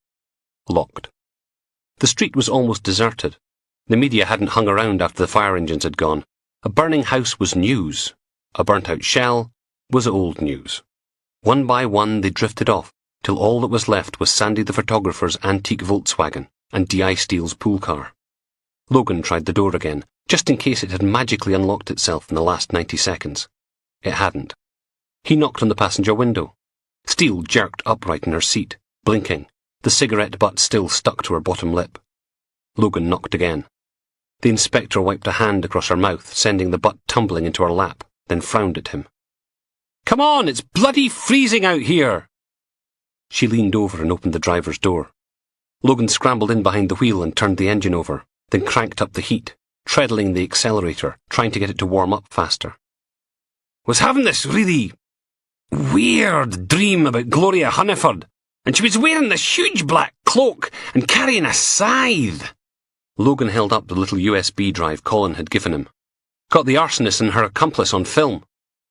And she had this massive red strap on, and she wanted... You still got that airwave handset on you? Steele blinked again, then shuddered. How long does it take to get hypothermia? Mobile phone'll do. Steele passed over her little Nokia, and Logan punched in the number for control, then waited for someone to pick up at the other end. Yeah, I need you to run a PNC check on one Ian Ledbetter, Newcastle, late teens, early 20s. While you're there, see if he's got a sister or a female cousin. Had on a minty. He pinned the phone between his shoulder and his ear, flipped his notepad open, and pulled the lid off his biro with his teeth. Scribbling down the details as control gave him everything the police national computer had on Ian and Wendy Ledbetter. Right, I need you to get a lookout request on both of them. Fit for? Arson, Richard Knox's house. Oh, aye. You sure we shouldn't give them a medal instead? Just get them picked up. He snapped the phone shut and handed it back. Got any fags? All out. He clicked on the headlights and pulled away from the curb, the Vauxhall's wheels crunching through the snow. In that case, you can drop us off at home on your way back to the station. Logan groaned. It's nearly 11. I'm not going back to the... You've got to sign the pool car back in, you idiot. And while you're at it, check on the search teams. I want to know what else is lurking in Gallagher and Yates' grotto of fun. And tell Big Gary I said to put us both down till midnight on the overtime. Got a kid in the way after all. Nighttime CID were all gathered around the middle set of desks in the office, drinking tins of iron brew and sharing 2 coffee table-sized pizzas, the smell of garlic, tomato and spicy sausage hanging in the air. Detective Inspector Bell handing out the food and telling stories of the good old days. Logan turned down a slice and slumped over to the DS's cubbyhole. Someone had stuck up a sheet of A4 on the wall with "The Wee Hoose" printed on it. The door was locked. Oh, for fuck's... He closed his eyes, screwed up his face, then placed a hand against the wood. Know what? Who cared? Steele would just have to wait for her update. It wasn't as if she could do anything about it till the morning anyway. And at least this way he'd be home before midnight, hopefully to find Samantha still at the flat. Logan turned on his heel and the door clunked open behind him. Crap. He turned back and pushed through into the little room. Doreen's desk was as immaculate as ever. Mark's was covered with dusty cardboard boxes from the archives, but Biohazard Bob's was a disaster area. He was sitting with his back to the door, ruffling a sheath of paper into some kind of order. Logan paused. You weren't in here playing with yourself, were you, Bob? The DS cleared his throat. Didn't look around. Just getting caught up on some paperwork. With the door locked? Shrug. He ran a hand across his face. What are you doing here? Thought your shift ended 6 hours ago. You and me both. Logan collapsed into his office chair, jabbed a finger at the computer's power button. Ding Dong's got pizza out there if you fancy it. Another shrug. Not hungry. Silence. Just the whir and bleep of the machine coming online.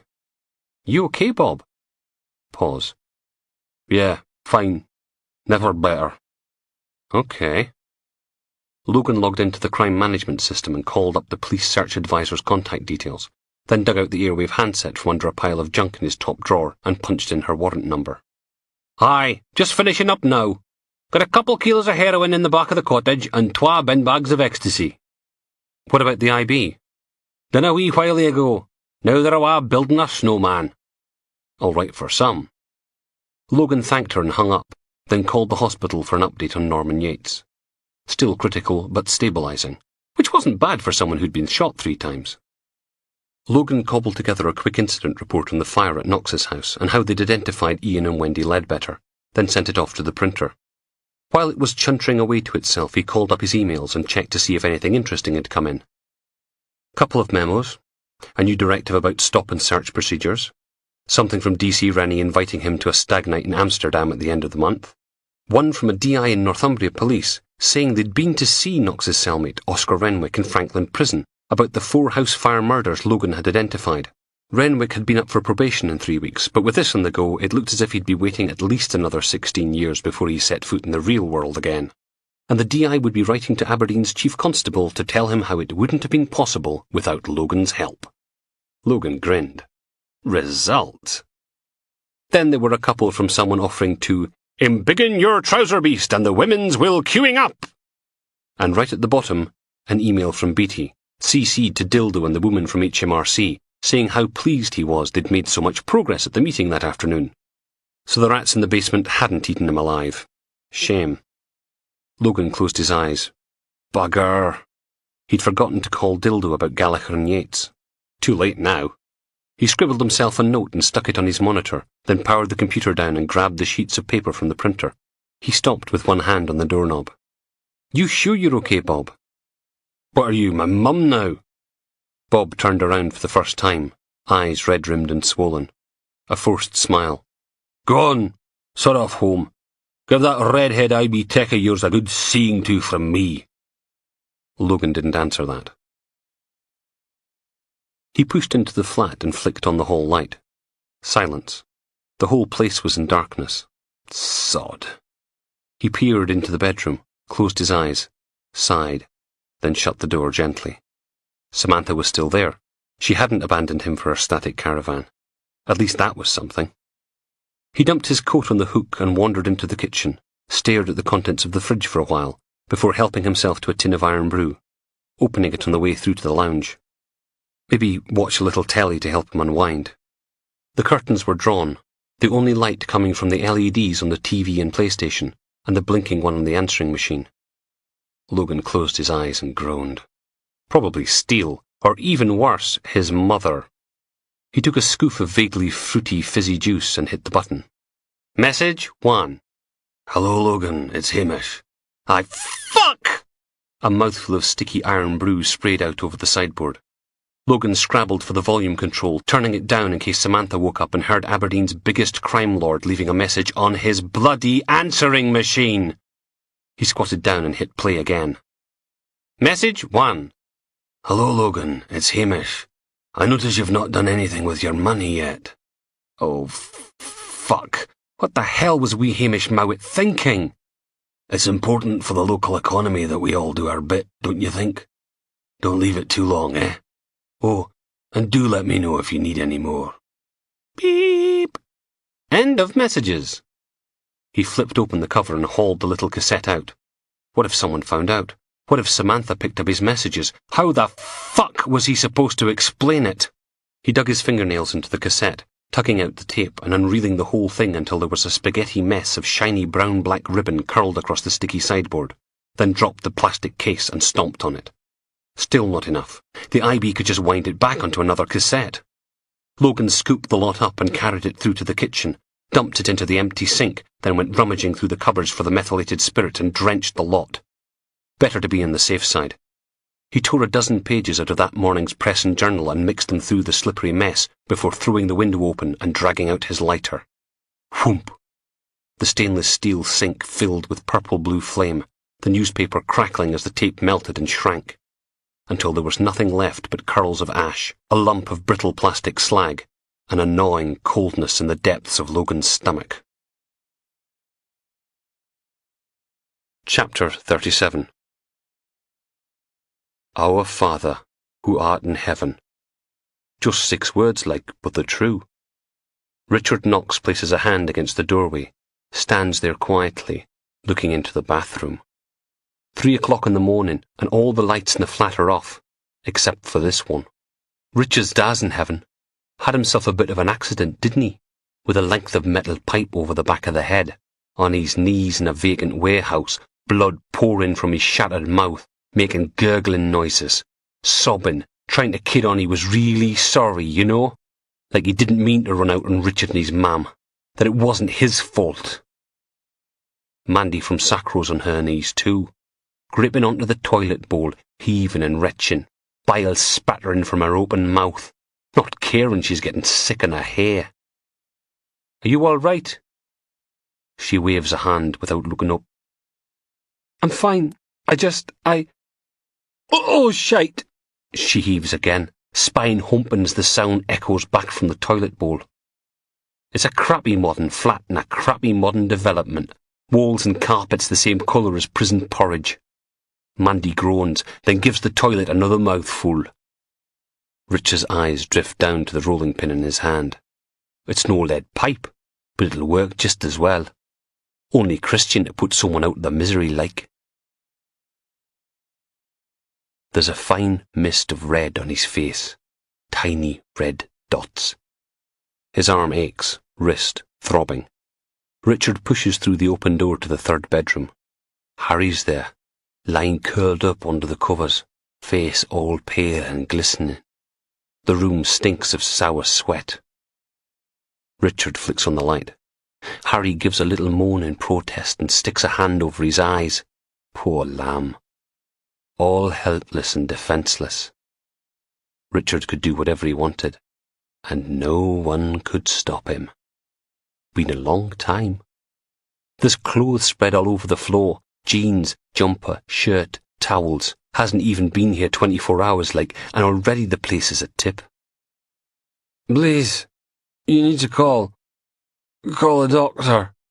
Voice all slurred and blurry. Richard licks his lips. They taste of copper pennies. Course, Harry's a bit young, isn't he? Bit podgy. Not quite Richard's type. Still. Been a long, long time. He steps inside. Hey, Harry. Not feeling so well? Harry forces a smile. Something didn't agree with me. Richard smiles back. It's called flunitrazepam. You know, Rehypnol. Takes everyone different, your mate Mandy's in the bathroom spewing a ring. Sometimes happens if you take it with alcohol. Think she's a secret drinker? He closes the door. Not that Mandy's going to interrupt them, just, modesty in that. Rehyp, a.k.a. the date rape drug. Richard steps towards the bed, unfastening his belt. Then the secret mobile phone he's not supposed to have bleeps. Got a new text message. All it says is downstairs. He checks his watch. 20 minutes early. Richard shuffles to the front window and peers out at the street 4 stories below. There's a big black car sitting in the car park at the back of the flats. Its hot exhaust pluming out into the cold night air. Sorry, Harry. Love to stay and get better acquainted, but me lift's here. 20 minutes. Maybe they'll wait. Chapter 38. Fuck. This was no way to start a Tuesday morning. 8:30 and the day was already ruined. Logan puffed back up the 8 flights of stairs to the 4th floor, then stood at the top, wheezing and dizzy. Got to cut back on the fags. He straightened up and shambled through the door into the corridor. Knox's new flat was part of a huge, ugly development, a long, winding terrace that looked more like municipal buildings from the 1970s than modern housing. A developer's dream. Build them cheap, pile them high, and charge a fortune. There were 6 flats on the 4th floor, all leading off the main corridor. Alpha 39 were second on the scene, so they'd been given the task of going door to door, stopping people from getting to work.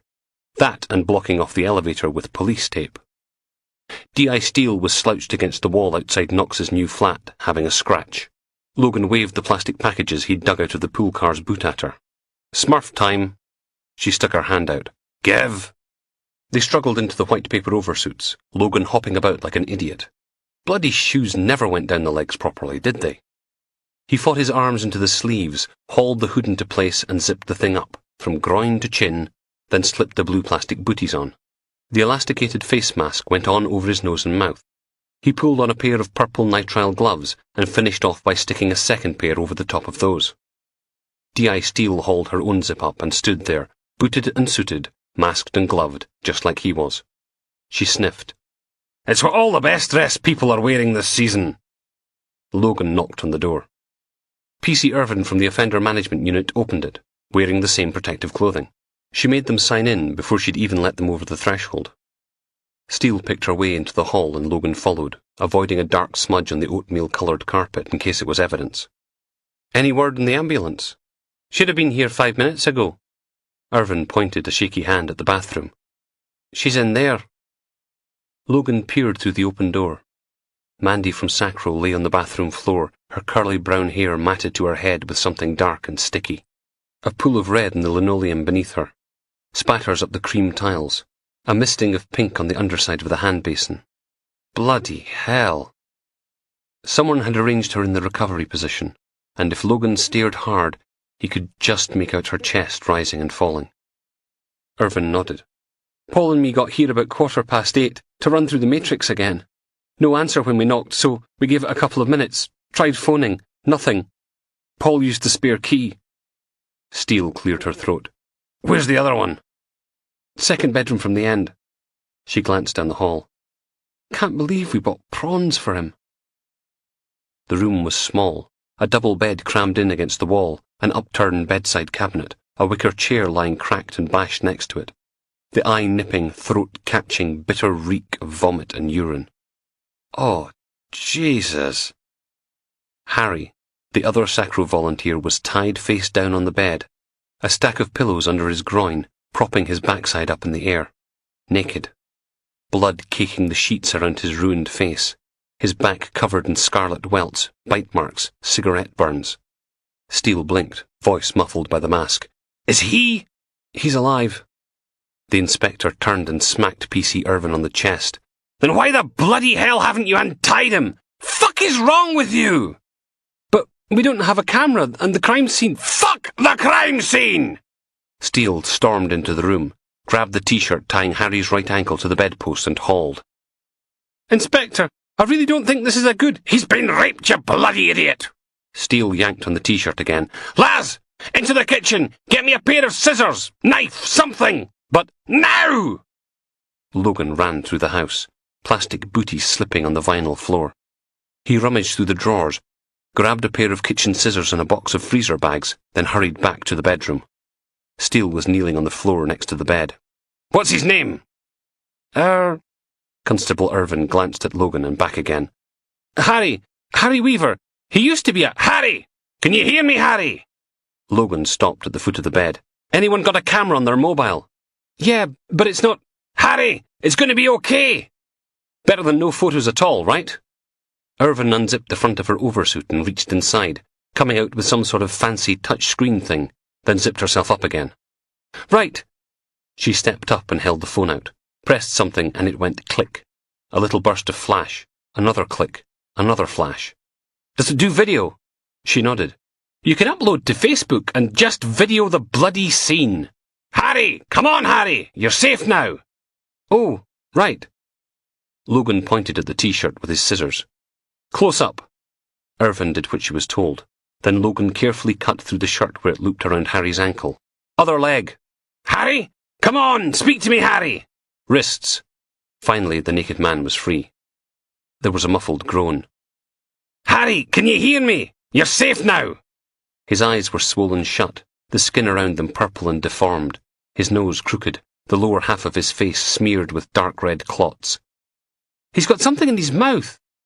PC Irvin stuck her phone in his face, till Steele batted her away, leaving scarlet smears on her white oversuit. The inspector cupped one hand around Harry's forehead, supporting it while she pulled a matted lump of black from his mouth.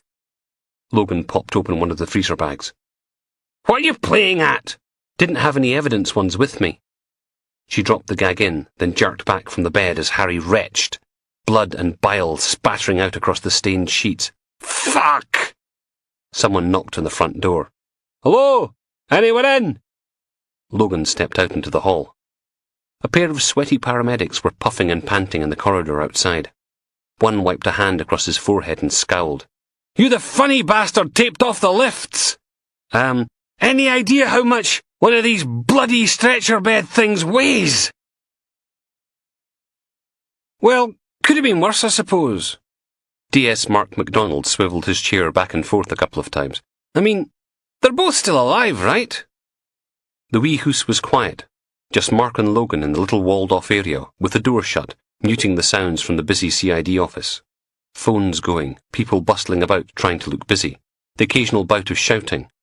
The predictable aftermath of something going seriously wrong. Mark nodded at the room outside.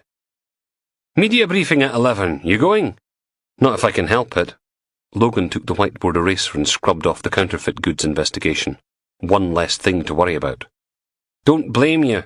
Finished that big fraud case yesterday, so Finney's got me down for information support. Mark took another sip at his coffee. I bloody hate media briefings. Like feeding time at the zoo. And all the animals are bastards. Logan went back to his desk and checked his email again. Success. The big IB lab on Nelson Street had rushed through the DNA from the bite marks on Harry Weaver's back and thighs. Their report was full of the usual disclaimers and bet hedging. But right at the bottom was the bit Logan wanted. The DNA was a 99.98% match for Richard Knox. Not only that, the bite pattern was identical to the teeth marks they had on file from William Bruckley, Knox's Newcastle victim. Not exactly unexpected news, but everything that tied Knox to the attack helped. The rest of the forensic evidence was still being examined. Fibres in the bedroom, the soil from a partial footprint in the hallway, something that looked like tears on the back of the victim's thighs. Logan turned back to Mark. "You talked to Bob recently?" "Biohazard?" The DS shuddered. "Not since he had that curried mackerel. Jesus, we should get danger money." "You think he's okay?" Frown. "What's he done?" Logan shrugged. "It's probably nothing." He swiveled back to his computer.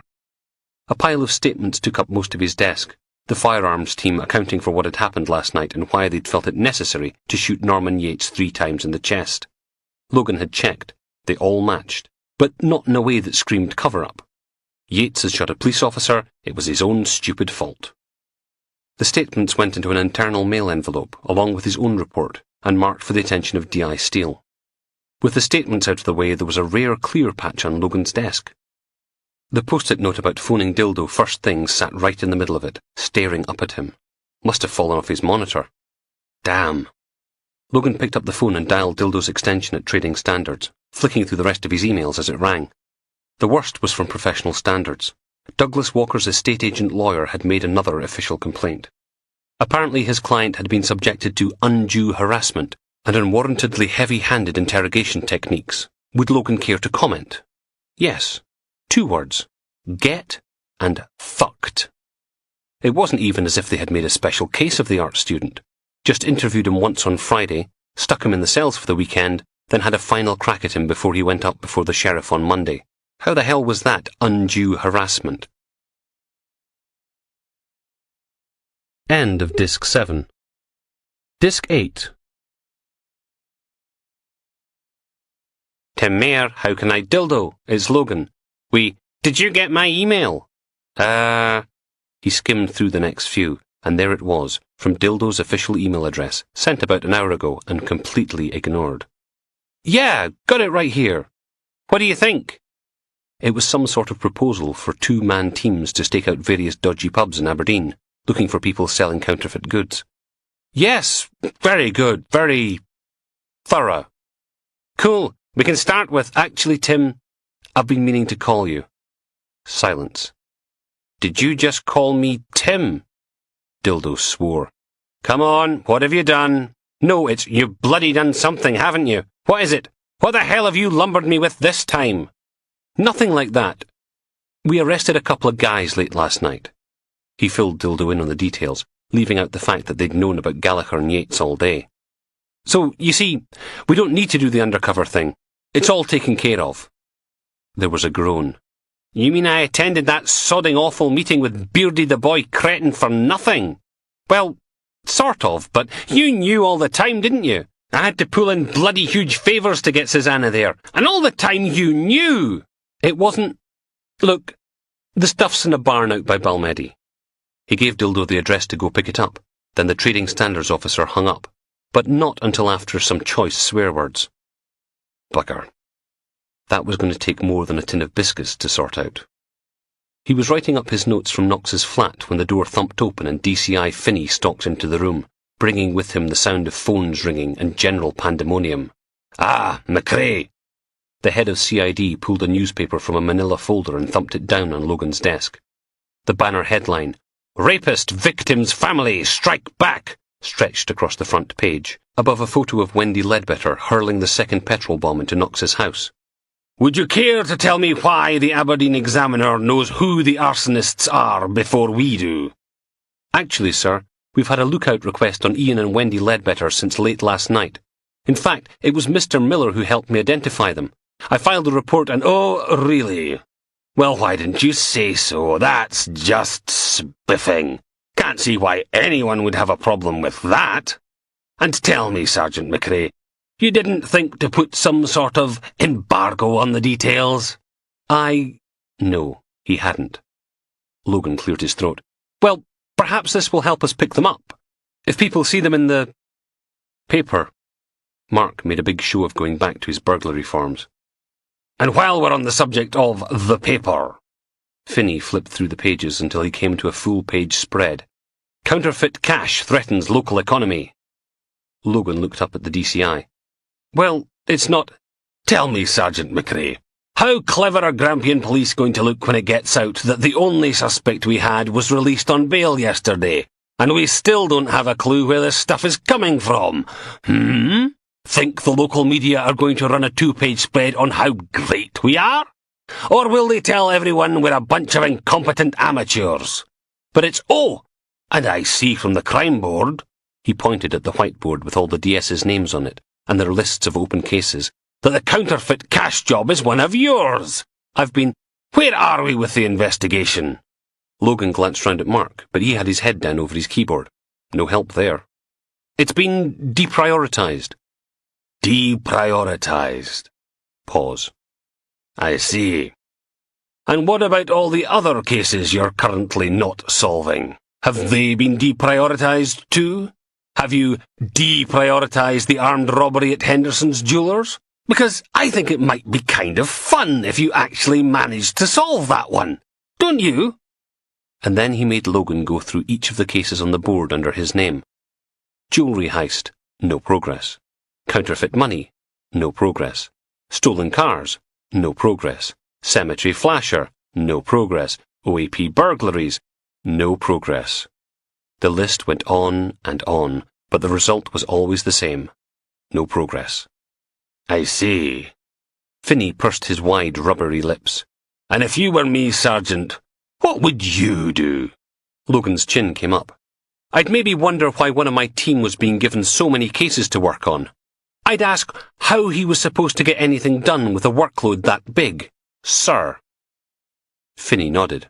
And yet you still found time to help Northumbria Police with one of their unsolved crimes from 20 years ago. Bloody hell. Only Finney could make solving the murder of an entire family sound like a bad thing. Perhaps, Sergeant, you'd find it a little easier to deal with your own caseload if you weren't so busy helping others with theirs. Do you think? The DCI poked the newspaper again. You're supposed to be a detective, Sergeant. Get out there and detect something! And then Finney was gone, slamming the door behind him. Logan collapsed into his seat. Christ. Mark sniffed. Don't mind Finney. His arse is knitting buttons because Knox is missing. Give it a couple of weeks and it'll all blow over. The DS shook his head. Why didn't you tell him about the dodgy goods you seized last night? Didn't get the chance. Every time he tried, Finney had moved on to the next stalled case. Word to the wise, never take a case off the board till Finney's there to see you do it. Logan made a few calls, chasing up the investigations Finney had moaned about, then sodded off to the canteen for a cup of coffee and a sticky bun. Biohazard Bob had taken a table by the window, gazing out at the grey lump of the mortuary on the other side of the rear podium car park. Logan settled in beside him. Please tell me that's not beans on toast. Bob shrugged and shovelled in another mouthful. Why should I be the only bastard suffering? There was a pause. Okay, I'll bite.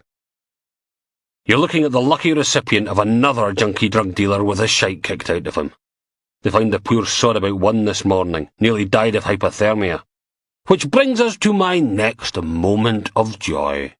He scooped up more beans and chewed as if they were poisonous. You remember Big Willie? The tramp used to hang about on George Street, occasionally getting his knob out for the tourists. Turned up behind the recycling bins at Sainsbury's stiff as a board. Got his post-mortem in 20 minutes. Yeah? Logan took a sip of coffee. Well, I just got my arse handed to me by Finney for solving a 20-year-old murder in Newcastle. Bob picked up his milky tea and held it out. I hereby call to order the inaugural meeting of the World's a Bag of Shite Club. They clinked mugs and drank. Bob cleared his throat. I think Deborah's having an affair. Silence. You sure? She's out all the time. She's never interested in sex. Won't even get undressed if I'm in the room. He ran a hand across the bald patch at the back of his head. Then there's the secret phone calls. Cryptic messages on the machine. Well, maybe... Logan blew a breath at the ceiling, searching. Maybe you should talk to her. A short, bitter laugh. What if she says yes? I can't. God, you're a happy-looking pair of monkeys. Logan looked up to see Samantha standing over him, carrying a tray of wax paper cups and tinfoil parcels. She slid the tray onto the table, then plonked herself down in the seat opposite. Today's outfit was black jeans, black boots, and a black hoodie top over a ragamuffin t-shirt, her scarlet hair sticking out at improbable angles.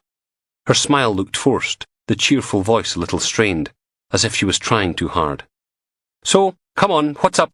Did naughty Mrs. Steele touch you too and make you feel dirty? Bob patted her hand. Sammy, my dear, if you ever get tired of this pudding-faced loser, I'll happily abandon the wife and kids for you. OK, so I'm not the prettiest, but I make up for it with an unfeasibly large dick and ear-breathing techniques. I'll keep that in mind. She stole a scoop of Logan's coffee. That's cold. Listen, I got the results back on that second batch of forged notes you dropped off. Fingerprints aren't up to much, but if you can get me a printing press, I can match the ink. If I ever come up with a suspect, I'll let you know. Samantha sat back. Boy, you do have a dose of the dark and moodies, don't you? Been one of those days. Mistake.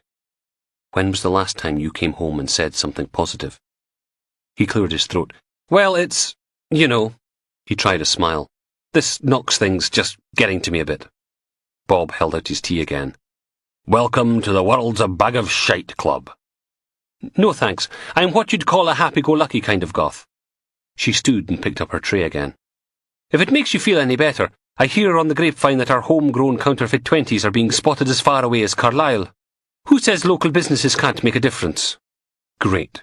So now Cumbria Constabulary would be moaning to Aberdeen's Chief Constable, who'd pass it on, till it dolloped onto Logan's head in a great steaming pile. Hurrah! God, now you look even worse. A frown creased her forehead, making the piercing in her eyebrows sparkle. Listen, Knox escaping. It wasn't your fault. Doesn't help Harry Weaver, though, does it? Poor bastard was tied to the bed, beaten and raped. No, he wasn't. I was there. I saw him. Covered in burns and bites, and no, I mean he wasn't raped.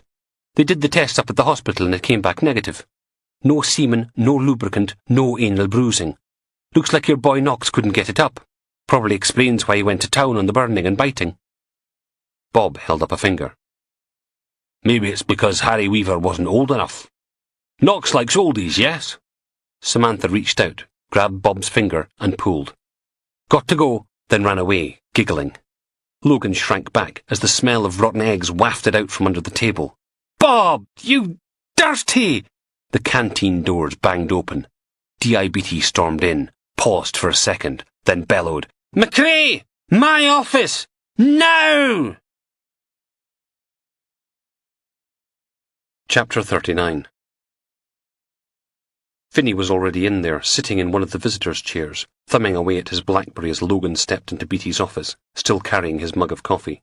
The bearded DI stomped round behind the desk and sat, glowering. Well? Logan stared back at him.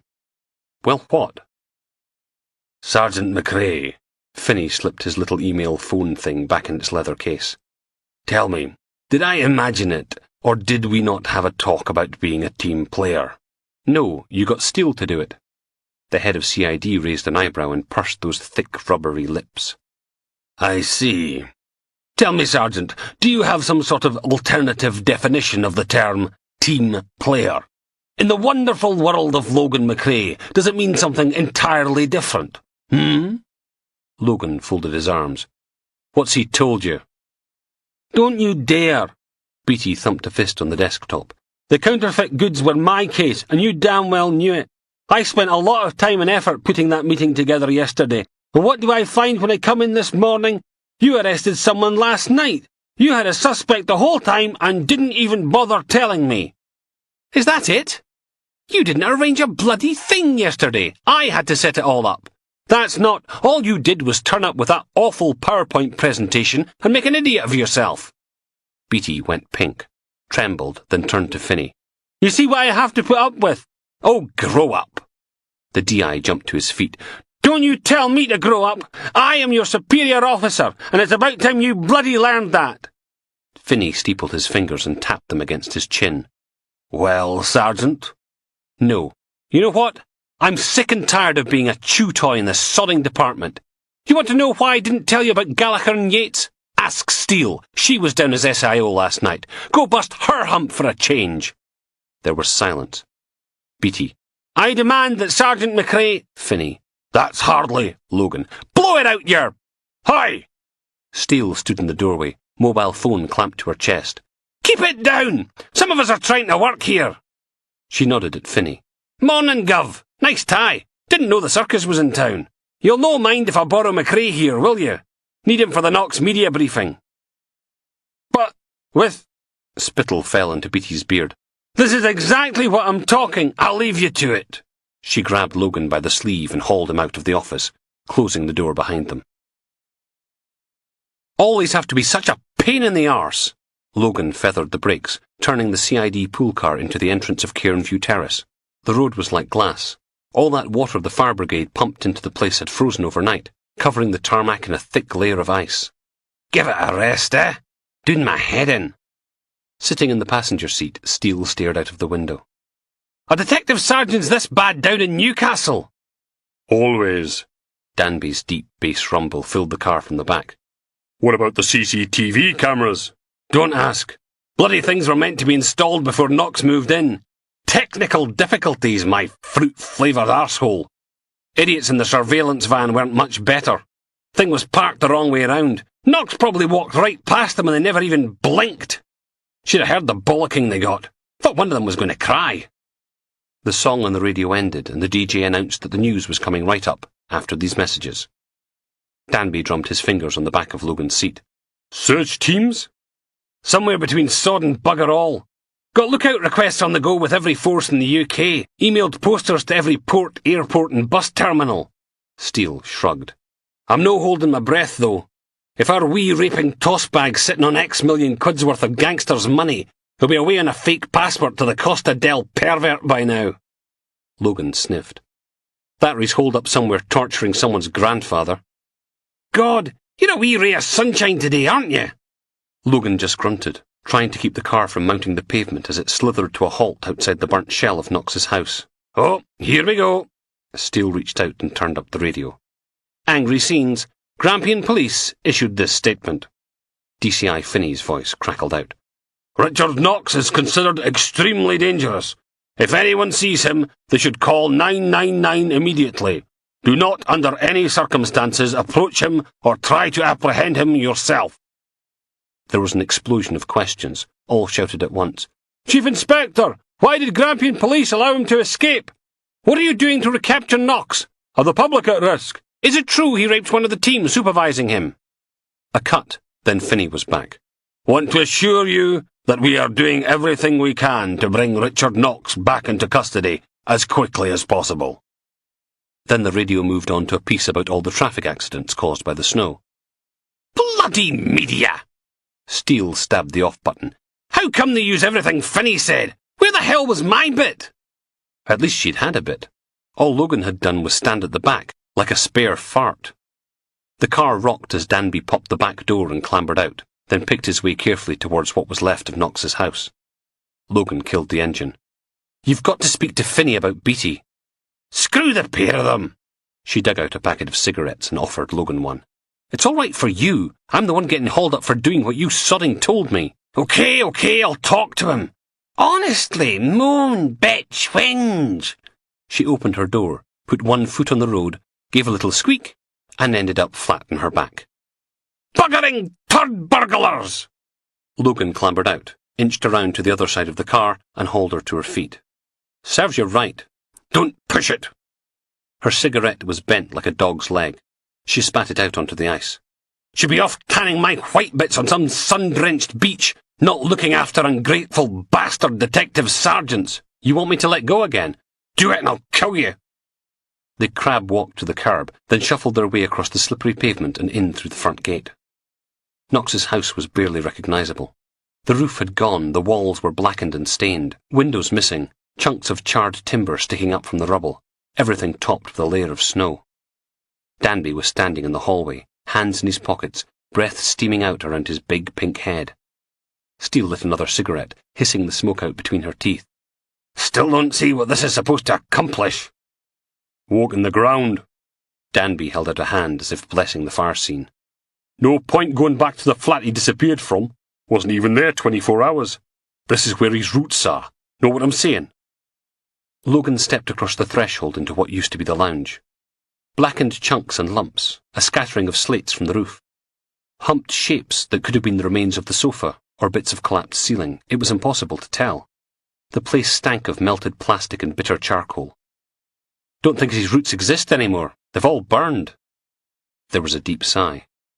That's what I'm worried about. The only place he's got left now is his mother's old house in Newcastle.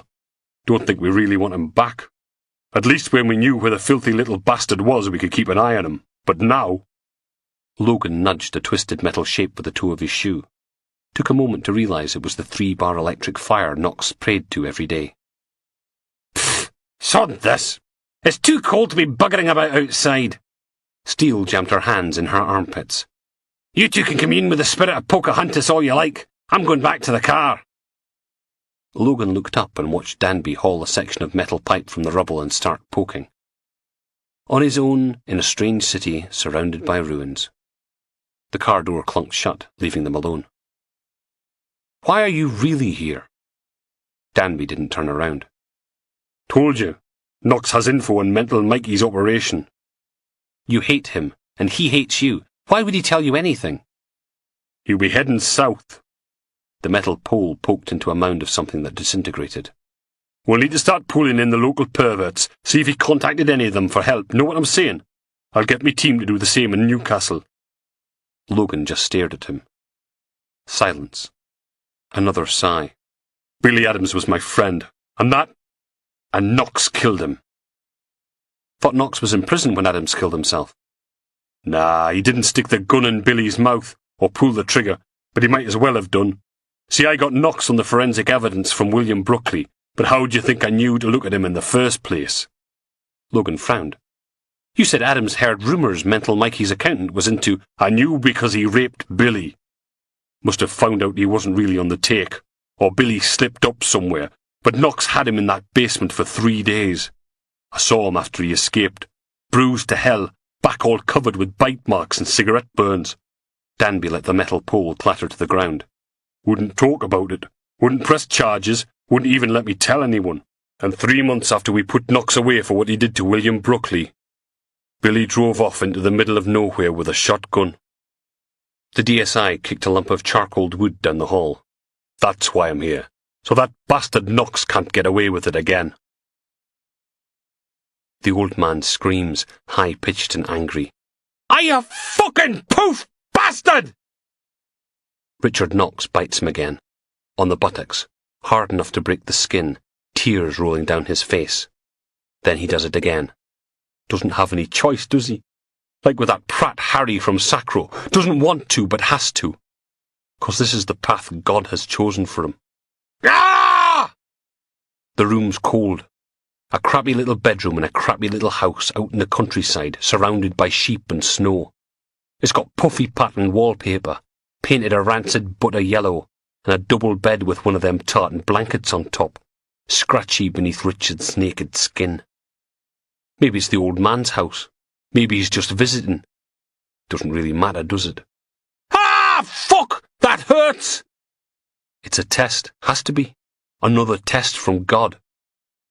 Richard stifles a sob, face pressed against the old man's thigh, and bites down. Hard. Chapter 40. Any luck? Steele didn't look up from the paperwork heaped on her desk. Bugger all! Fair enough. Logan added another couple of sheets to the pile. I got them to pull all the security camera footage for any businesses within half a mile of the Sacro flat, like Danby wanted. No sign of Knox. Steele was a dead jellyfish in her chair, staring at the ceiling tiles, limbs hanging loose. Finney's going mental. The newspapers and TV are milking it like a pregnant whore. Peasants are revolting, and we've still got sod all clue where Knox is. You speak to Finney and Beattie yet? Susan won't talk to me. My career's a used sodding tampon. I've got itchy bits, and I'm out of fags. Scowl. If there is a God, he's a rotten bastard! Logan dug out a packet of silk cut and chucked it onto the desk. I'm cutting down. She just flopped there. Why am I even bothering? Gallagher's up in front of the sheriff at 3:30. Want to go have another go at him? Or the van driver? Never makes any bloody difference, does it? She winkled out one of Logan's cigarettes and opened her office window. Where's Danby? Logan stared at her. Are you going to speak to Finney and Beattie or not? I'll talk to them. Jesus, nag, nag, nag. You're worse than bloody Susan. Do you want to get me fired? I said I'll talk to them. She reached into a drawer, then threw something across the desk at him. A mobile phone. Not that you deserve it. It was one of those touchscreen jobs, all new and shiny. It must have cost a fortune. Logan felt his face flush. Thanks. Nicked it from the lost and found. Get your mate the van driver in an interview room and I'll go see Lord Volderfinney. The SIM card was about the only bit of Logan's mobile still in one piece. He popped the back off his new, slightly stolen phone, slipped it in, and turned the thing on.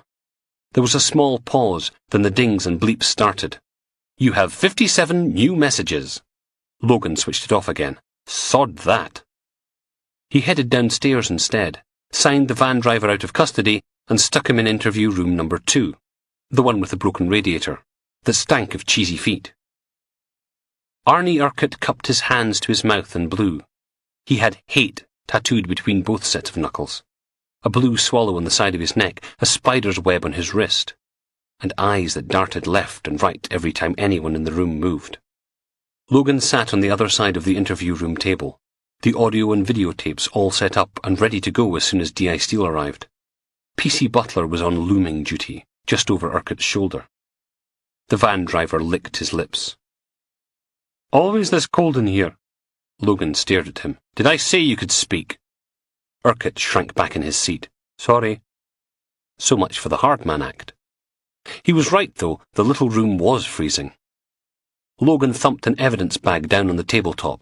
There were 2 rectangular packages inside, both about the size of a house brick, wrapped in light brown packing tape. One was slit open, showing the hard packed powder within. Uncut heroin. About 650,000 quid's worth. Urquhart squirmed. Did that sound like a question to you? He pressed his lips together, looked down at his tattooed hands, shrugged. This stuff came from Fraserburgh, didn't it? Saturday night. Urquhart fidgeted. You can answer that. A DI was stabbed, Arnie. That's attempted murder, and you're an accomplice. He flinched, as if he'd been slapped. But... Logan suppressed a smile. Now all they needed was Steele to get her finger out and... The door opened. Speak of the devil. The inspector stood just outside the room, lips pressed into a thin, downturned line. Stick him back in his cell. Logan got to his feet. Mr. Urquhart was just about to... I don't care. Our wee art student friend with a counterfeit 20s. His mum and dad just got back from Corfu. Found him in his bedroom. Gin and sleeping tablets. Chapter 41. He was in here. The PC opened the door. The familiar smells of turpentine, oil paint and bitter vomit curled around Logan as he followed Steele into the room. The house was silent, just the tick-tock of a clock somewhere on the floor below. The constable flicked on the light, turning the window into a mirror. Douglas Walker's bedroom looked much the same as it had the last time Logan was there. The same half-sketched painting on the easel, the same unmade single bed, the same flat-pack wardrobe with the same little computer desk and cheap swivel chair. The only difference was the puddle of sick on the floor next to an empty litre bottle of Plymouth gin and a little white packet from a chemist's. Logan snapped on a pair of gloves, squatted down, picked up the empty packet and read the label. Temazepam. Steele wrinkled her nose. Can we no open a window or something? Logan levered up the edge of the mattress, peering between it and the bed frame. Nothing. The inspector's voice came from over by the wardrobe. If you're looking for porn, I can bring some in tomorrow. You like Dutch gay hardcore, right? Looking for counterfeit money, actually. If he was getting more in from Middleton, it'll be around here somewhere. He let the mattress fall back and Steele sat on the end. She glanced around the room. "He leave a note?" The constable shrugged. "Dunno, didn't want to disturb anything." "Bay left a poem. Artistic types always leave bloody poetry." Logan went through the chest of drawers, wardrobe, computer desk, the toolbox full of oil paints and charcoals, but there was no sign of any notes, suicide or counterfeit. Nothing. "Wanted to keep it mysterious." Logan stared at her. "It's not funny." She shrugged. "If he'd actually managed to do himself in, then it wouldn't be funny. But he didn't, did he? Cocked it up. That's bloody students for you. They'll no put the effort in." The constable shifted his feet. "He's in a coma."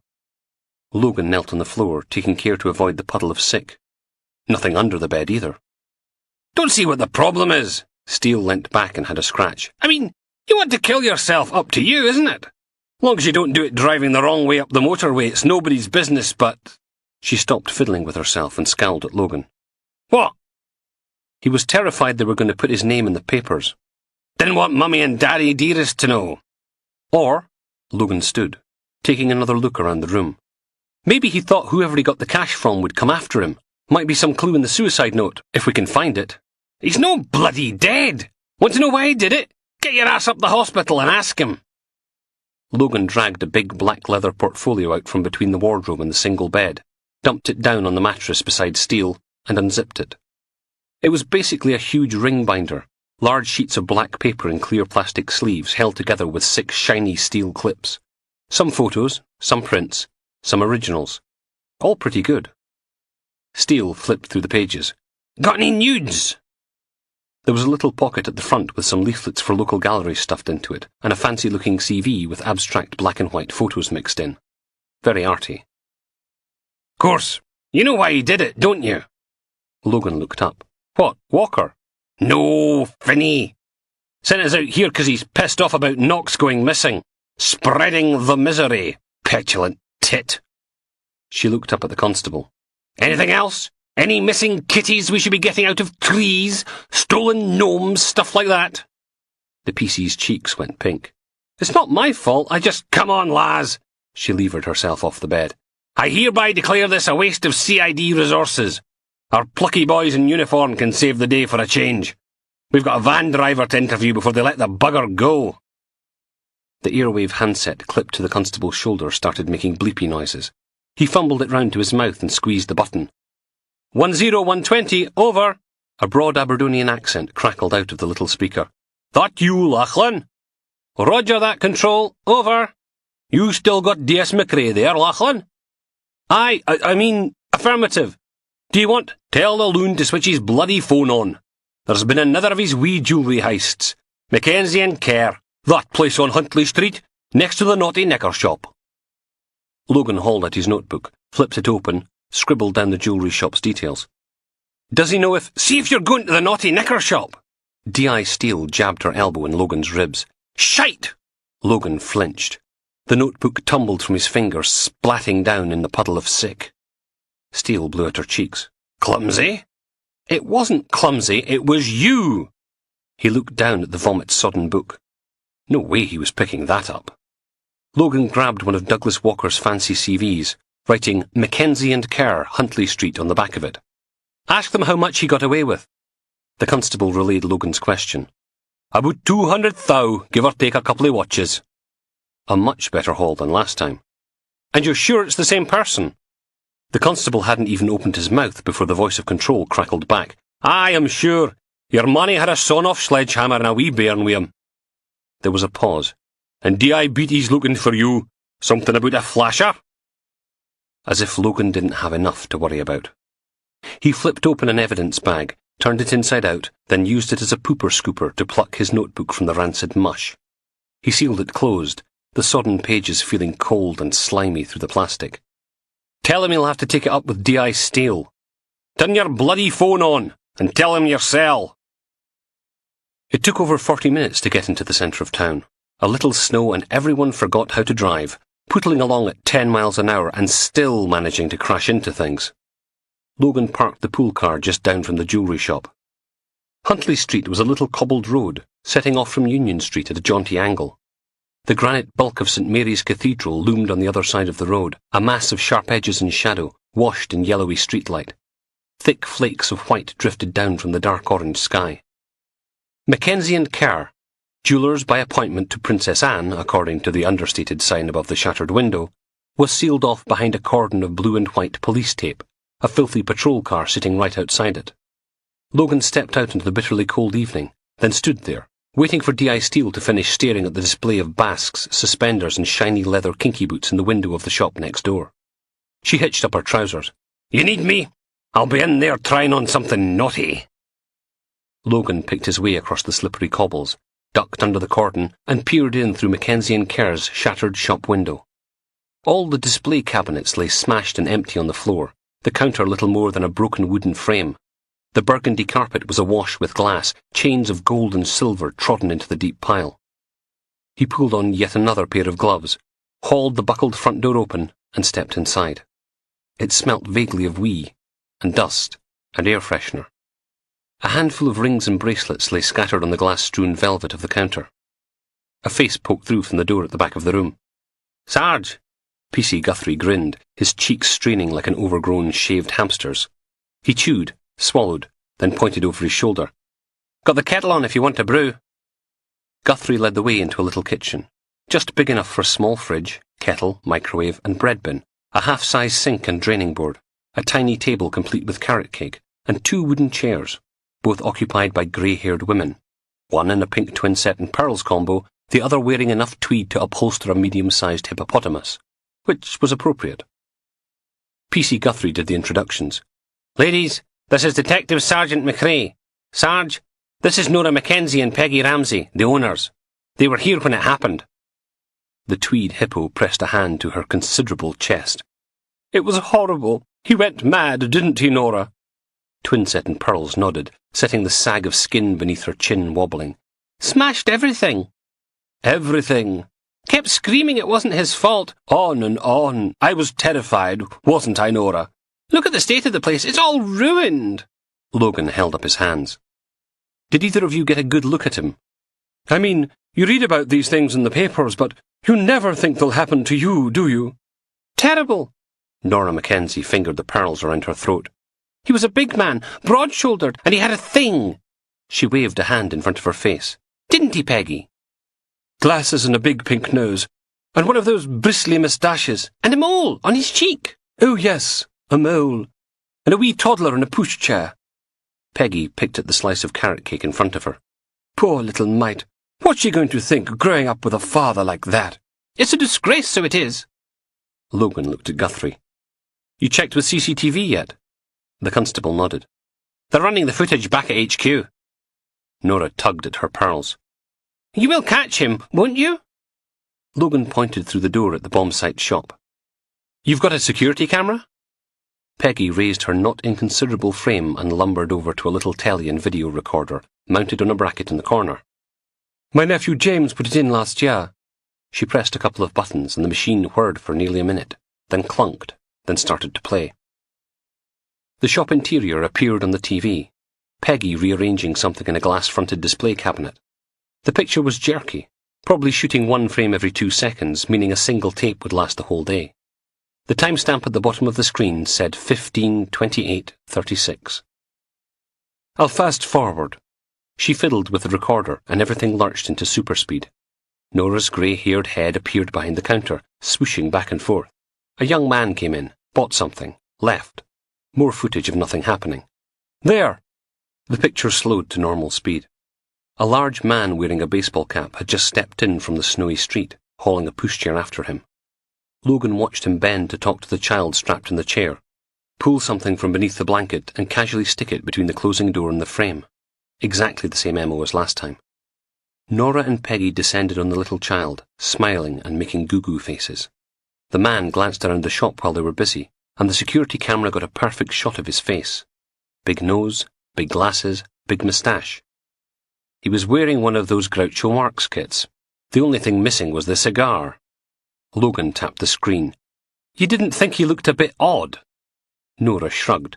"Well, they do these days, don't they?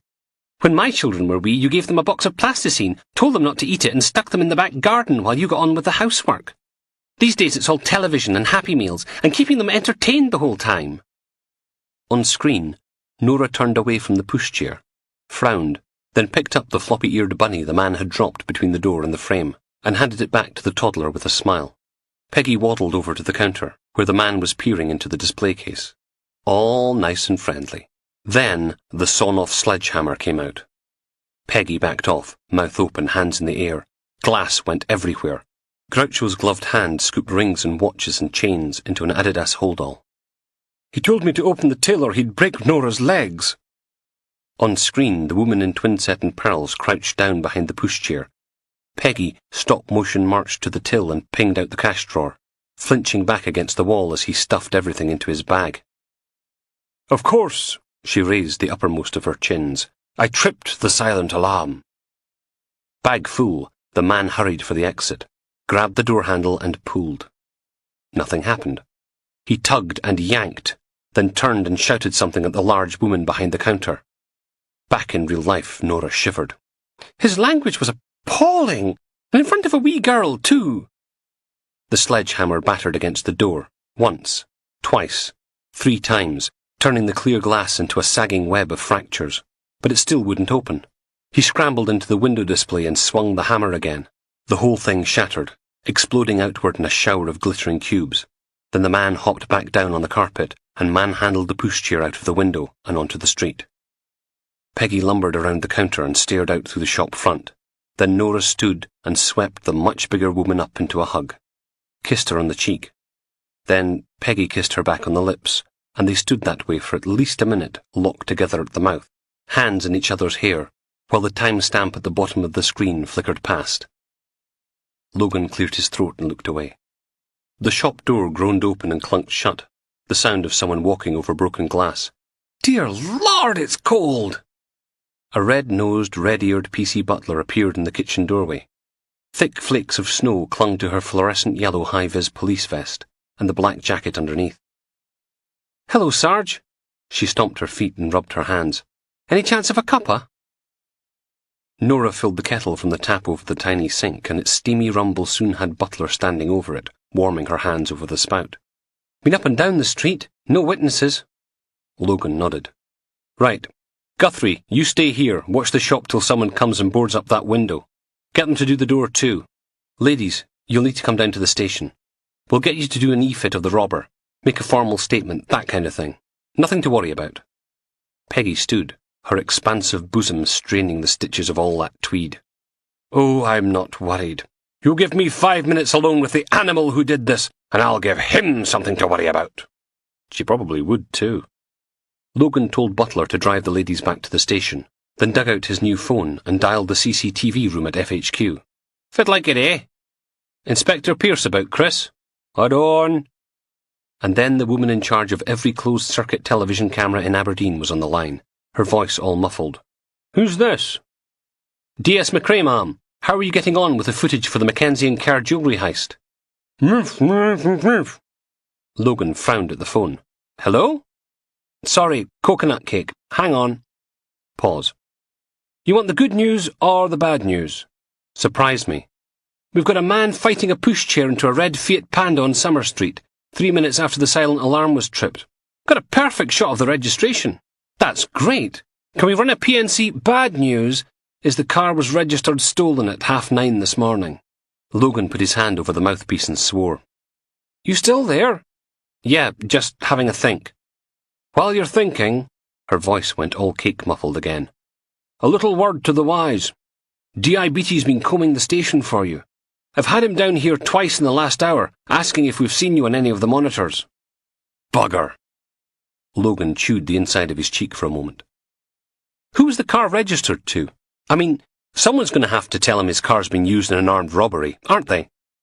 I'll get control to send a couple of uniforms soon as anyone's free. No.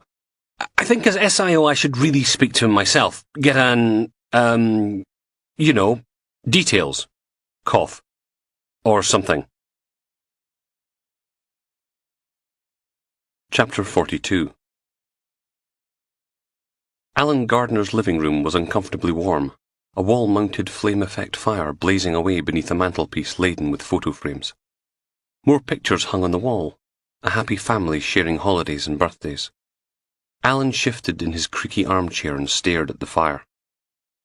Might as well have it up full blast. Bloody electric's getting disconnected tomorrow. What little hair he had left was white and tufty, most of it concentrated in 2 feral eyebrows, the rest holding on for dear life behind his ears. He sighed, looking out at the Spartan living room, reflected in the black mirror of the bay window. No television, no sofa, no bookcases. There wasn't anywhere for Logan to sit. He reached for his notebook, top lip curling as his fingers touched the evidence bag he'd stuck it in, locking in all that vomity goodness. It was all cold. Can you remember where you parked your car, Mr. Gardner? The man shrugged, then worried at a hole in his threadbare green jumper. My wife died last year. March. Kidney failure. We were on holiday in Kenya. Logan looked above the mantelpiece, finding a happy blonde lady with her balding husband, the pair of them grinning like idiots in the basket of a balloon, pale yellow grass far below. I'm sorry. At least it was quick. He shifted again, making the chair creak. Quick and painful. Doctors said there was nothing they could do. Hit Stacey really hard, losing her mum like that, never getting to say goodbye. Silence. About the car, Mr. Gardner? What? Oh. Yes. It was parked round the corner. Couldn't get it out front because that idiot next door always leaves his sodding car outside my house, rubbing it in because he's got a brand new Audi estate and I'm driving a third-hand Fiat Panda. Gardner tugged at a bushy eyebrow. Surprised he doesn't park his wife out there too. Logan scribbled the details down on the sheet of paper he'd liberated from Douglas Walker's bedroom. Have to pick up a new notebook when he got back to the station, one that didn't reek of art student vomit. He checked his watch. Nearly 6:15. Beatty would be long gone, back home to put curlers in his beard or whatever the hell it was he did when he wasn't making Logan's life miserable at work. Right, well, I suppose I should be heading. Gardner hauled himself out of his chair and walked Logan to the front door. Are you a family man, Sergeant? Logan pursed his lips. It's kinda complicated. Gardner nodded, his eyes watery rimmed with pink, bit his bottom lip. Never gets any easier, does it? He rubbed his hand across his face. I'm sorry, it's been a tough couple of months. Logan laid a hand on his arm. If we find your car, I'll let you know. Can I get a crime number for the insurance? I'll get someone to phone it through. Logan trailed off. The hallway had a set of stairs leading up to the first floor. Did you hear... There it was again, a soft gurgling noise. Logan looked back at Gardner, then took a step towards the stairs. Well, Gardner unsnibbed the front door. Anyway, thanks for coming. I know you must be very busy. Upstairs the gurgling stopped and the crying started, quickly building to anguished howls. Gardner smiled, a single bead of sweat trickling down his pink neck. I must have left the TV on in the bedroom. Logan put his hand on the balustrade. The old man flinched. If I search this place, am I going to find a pushchair, a sawn-off sledgehammer, and a bag full of stolen jewellery? I don't... Your car wasn't stolen, was it? Gardner just sagged. The upstairs bedroom seemed to be the only place in the whole house with any furniture.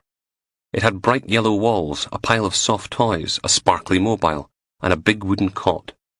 A little girl, dressed in a tiny princess/fairy costume, was imprisoned inside, holding onto the bars.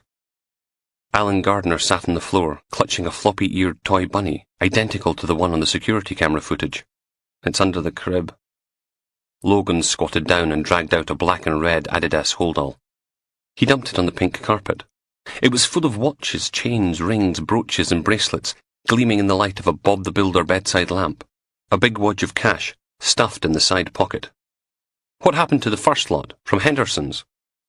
Sent it off to one of those cash for gold places you see on the telly. Haven't even got the cheque back yet. Alan Gardner, I'm arresting you on suspicion of... I didn't have any choice. He kept his eyes fixed on the bunny rabbit. Where's the sledgehammer? She's my daughter. What was I supposed to do? Let him hurt her. Logan turned and looked at the fairy princess in the cot. Who'd want to hurt a little girl? Not Nicole. Her mum. Stacey. My daughter. Gardner creaked himself upright and handed the rabbit into Nicole's sticky little fingers. When Laura died, Stacey Stacey got involved with the wrong kind of people. Started taking drugs, drunk all the time. She just couldn't cope. Gardner reached down and ruffled his granddaughter's hair.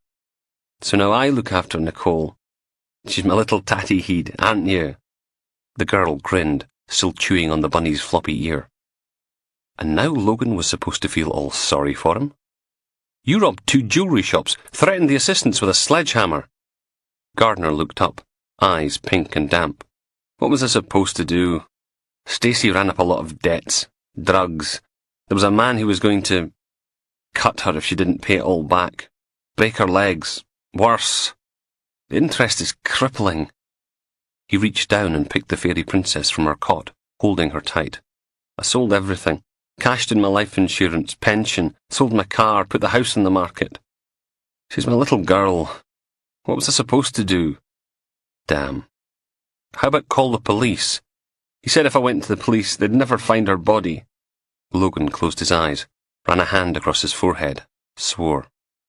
What's his name? I don't know. I never spoke to him. But you said he always made Stacey phone. They stood there in the gaily coloured bedroom, Logan swearing, Gardner crying, Nicole making nonsensical gibbery sing-song noises. Custody was busy, shouts and threats coming from the lower corridor of cells where the female prisoners were normally kept. Logan hefted the sawn-off sledgehammer onto the desk, along with the Adidas holdall, both stuffed into oversized evidence bags. 2 exhibits to sign in and 1 prisoner. The custody sergeant nodded, reached below the level of the desk, pulled out a clipboard, and clacked it down next to Logan's evidence bags. Sergeant Downey's skin was so pale it fluoresced slightly in the overhead light, his hooded eyes moving restlessly across his twilight domain, the poster boy for generations of exuberant inbreeding. He raised an eyebrow, giving Logan's prisoner the long, hard stare.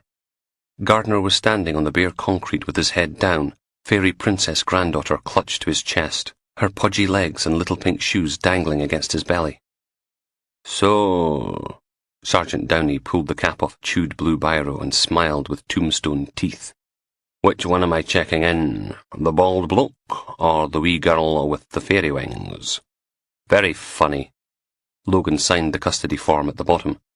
Mr. Gardner's going to be helping us with those jewellery heists. I see. The sergeant took the clipboard back and started ticking boxes. And would Mr. Gardner like a wake-up call, newspaper, a breakfast in bed? Don't be a dick, Jeff. Twitch. Fair enough. You got any PCSOs knocking about? I need someone to look after the kid till social services get here. Sergeant Downey laughed. You're kidding, right? I've got half a female rugby team downstairs screaming blue bloody murder. Must be that time of the month. Speaking of which, he leant forward and lowered his voice to a whisper. Think Steele's on the blob, too. Been stomping about like someone smeared her tampons with deep heat. Beware of the lesbian. Logan's phone was ringing again. The wee hoose had been relatively quiet, unlike the main CID office, giving him a chance to type up Alan Gardner's confession before heading off home. He peered at the phone's display, making sure it wasn't that idiot Beatty before picking up. McRae? DSI Danby's huge bass voice boomed out of the earpiece. Any news on Knox? Logan snatched the phone away from his ear. Bloody hell! He trailed off.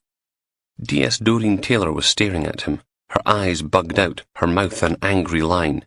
She pointed at the little fairy princess sitting on her desk, legs dangling over the edge. Nicole's wings were getting crumpled, and the chocolate biscuit they'd used as a bribe to stop her crying was slowly making its way all over her face. Doreen jabbed her finger at him, her voice a sharp whisper. Language! Logan grimaced. Sorry. He swiveled his chair around until he had his back to them both, then turned the volume down on the phone. Sorry, sir. Had to close the door. They're still swamped with sightings of Knox. That last part was true, at least. The phones hadn't stopped ringing in CID all day. How many worth chasing up? Backshift are still checking, but you know what it's like. A big case like this brings out all the loonies. Logan clicked on his email and skimmed through till he got to the message from the hospital. Harry Weaver from Sacro woke up an hour ago. D.S. MacDonald interviewed him, but he can't remember anything. Talk's report says he was full of Rohypnol. The woman? Too early to tell. There was a pause. Been on to me team. No one in Tyneside's heard from Knox since he left, but there's a lot of folk wanting their hands on mental Mikey's nest egg. Better tell your people to keep their eyes open for Newcastle gangsters. Know what I'm saying? Logan groaned. Christ, that's all A pad of pink post-it notes clattered off his monitor. Doreen had her finger out again. Language! Oops. Logan went back to the phone, thanked Danby, and hung up. Newcastle gangsters. As if things weren't complicated enough. The handset had barely touched the cradle before it was ringing again.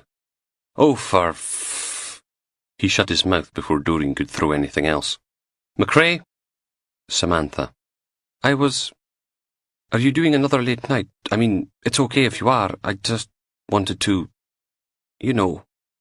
Logan checked the time on the computer. 19:40. Nearly 3 hours after the end of his shift. Drowning in paperwork. Caught the guy doing over the jewellery shops.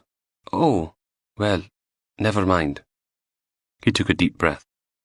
Actually, I'm just about done. How about I pick up a Chinese on the way home and... Sod it. I can't. I've got an unattended minor here.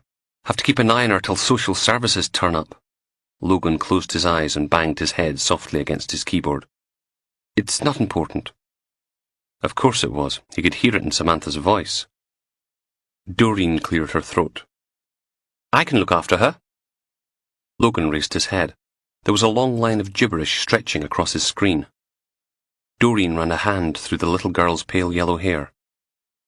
Nicole can help me prepare case papers for the golf club murder. Can't you, Nicole? The fairy princess stuck her thumb in her chocolatey mouth and sooked. To be honest, she'd probably be more help than most of CID. Hello, you still there? Logan made more keyboard gibberish. I'm on my way. Chapter 43. Logan picked his way down Marshall Street, a plastic bag from a nice little Chinese carryout on King Street swinging from one hand. The council hadn't bothered to grit this bit, and the pavement was a treacherous mixture of snow and ice, which would have been bad enough, but the road made a steep descent from Union Street all the way down to the docks, turning the whole thing into a toboggan run. The wind wasn't helping any either, hammering icy nails into his face, making his skin throb and ache with cold. He slithered to a halt outside the building's front door and fumbled in his pocket for the keys. Could barely see the lock in the gloom. He shifted sideways, letting the streetlight's yellow glow fall on the scarred wood. The key skittered around the lock before finally going in. And then the light disappeared. God's sake! Bulb had probably blown again. The seagulls liked to eat the rubber sealant, letting the water in, because they were rotten, evil, bastarding things.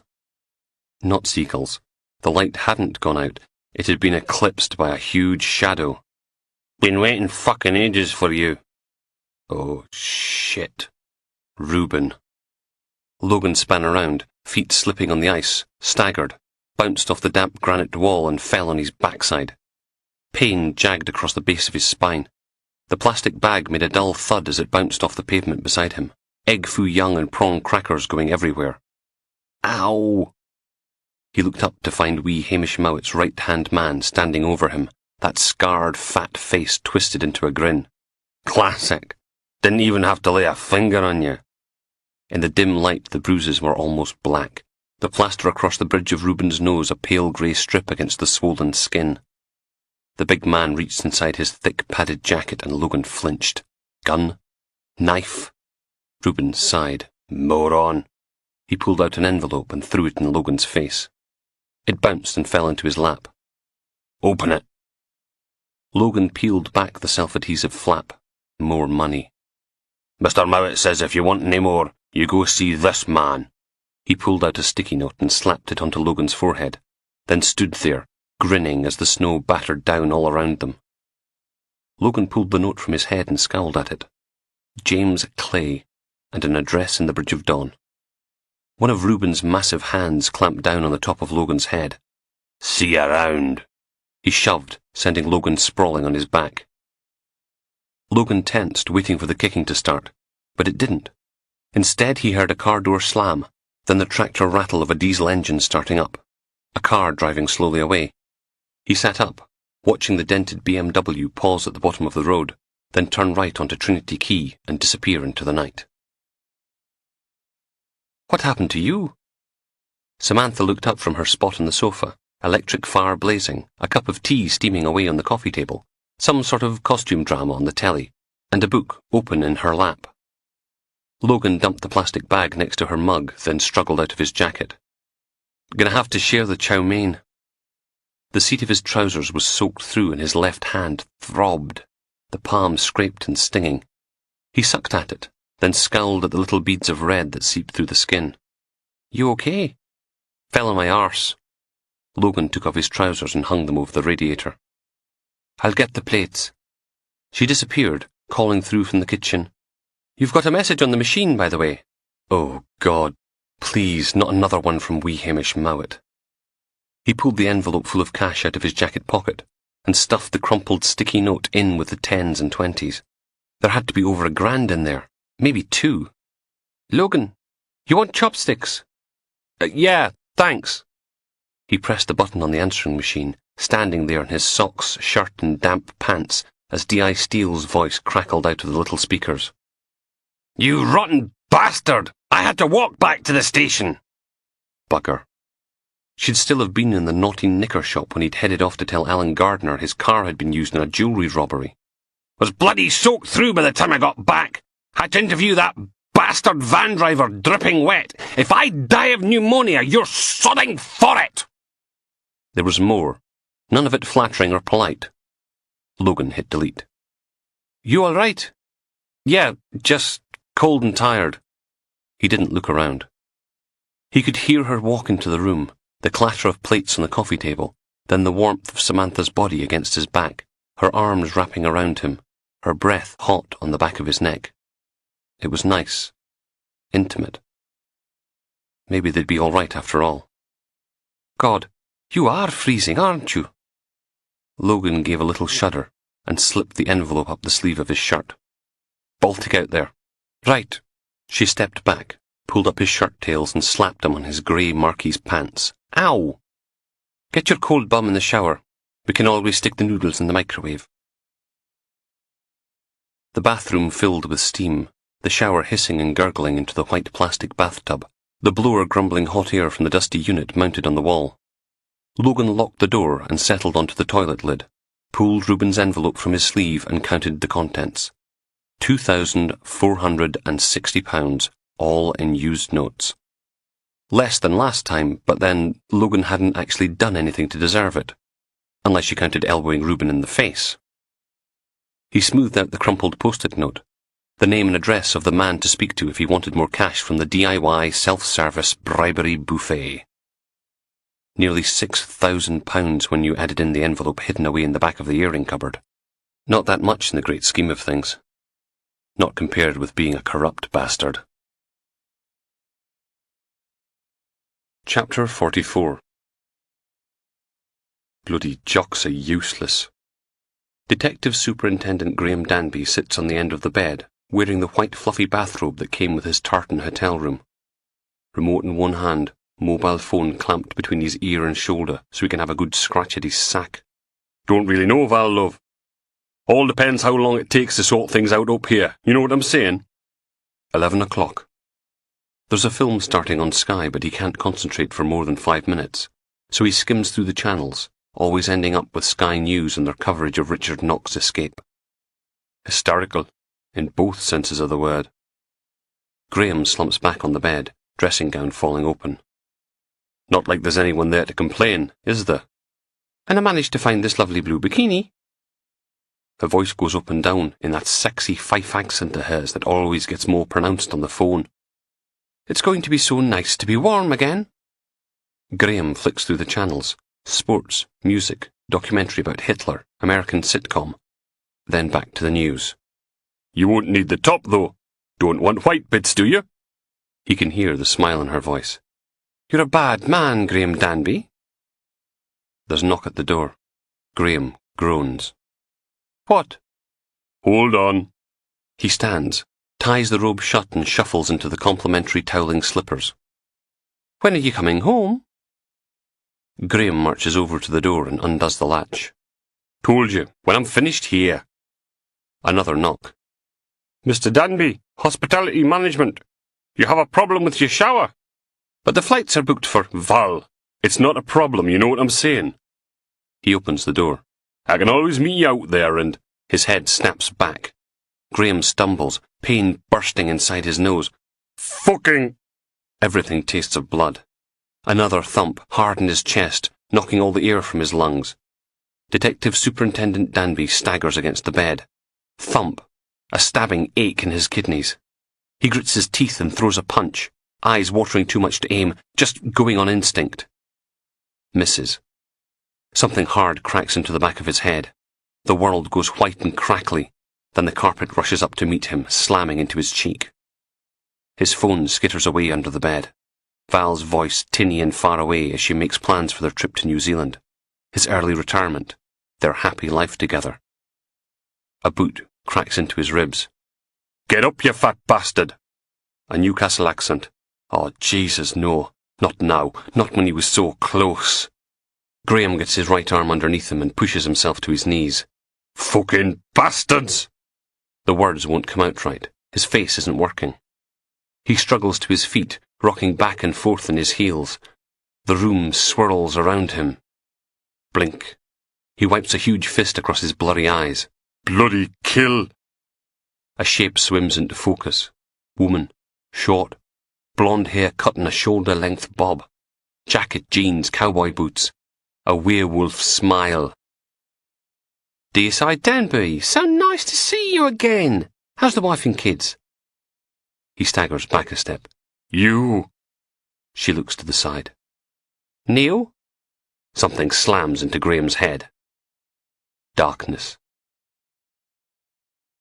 They carry him down the service stairs at the back of the building. Can't use the lifts because of the security cameras. Neil grunts, arms wrapped around Danby's torso. Christ, he weighs a ton! Doesn't look too great either. His face is all covered in blood. There's a big lump on the back of his shiny head, and the bruises are already starting to darken. They pause on the next landing, catching their breath. Danby's white bathrobe is all stained red down the front, flopping open. Tony frowns. What? Can see his cock? Then don't bloody look! Julie's waiting for them at the bottom of the stairs, where there's a little car park and some industrial-sized wheelie bins. Tony peers out the door at the falling snow. Cameras. Don't sweat it, babe, all taken care of. She frowned. Why's he got his knob out? Did you guys get all amorous halfway down the stairs? Neil grimaces. No offence, but this bastard's heavy. Okie doke. She leads the way to the generic white van they stole earlier, the number plates fudged a bit with black electrical tape. Well, you'd have to be a right mentalist to use your own car, wouldn't you? Some nosy bastard or CCTV camera always sees something. Julie pops open the back doors and they tumble Danby inside, hands fastened behind his back with thick black cable ties, legs strapped together at the ankle, duct tape gag over that big hairy gob of his. She ducks into the passenger seat and comes back with something tartan, a pillowcase from the room. She slips it over Danby's battered head, then fastens another cable tie around his neck, just below his chin. Tony shifts his feet. Are you sure that's... Don't worry, darling, he's not going to choke. She smiles. You can ride in the back to make sure if you like. Tony looks at the scarred, rusty metal floor of the van, then at the front seats. Actually, I think you can ride in the back. Julie's not smiling anymore. Tony clears his throat, stares at the ground for a moment, then clambers up into the cold metal interior and pulls the door shut behind him. Julie and Neil get in the front. The van slips out of the car park, windscreen wipers clunking back and forth. OK, so it's uncomfortable and cold in the back, but it's nothing compared to what's waiting for Danby, is it? Always got to look on the bright side. Moonlight casts a cold white bar across the bed, shining through the gap between the curtains, turning the scratchy tartan blanket monochrome beneath his naked elbows. Hands together, head bowed in prayer. Our Father, who art in heaven. He can hear the old man swearing in the other room.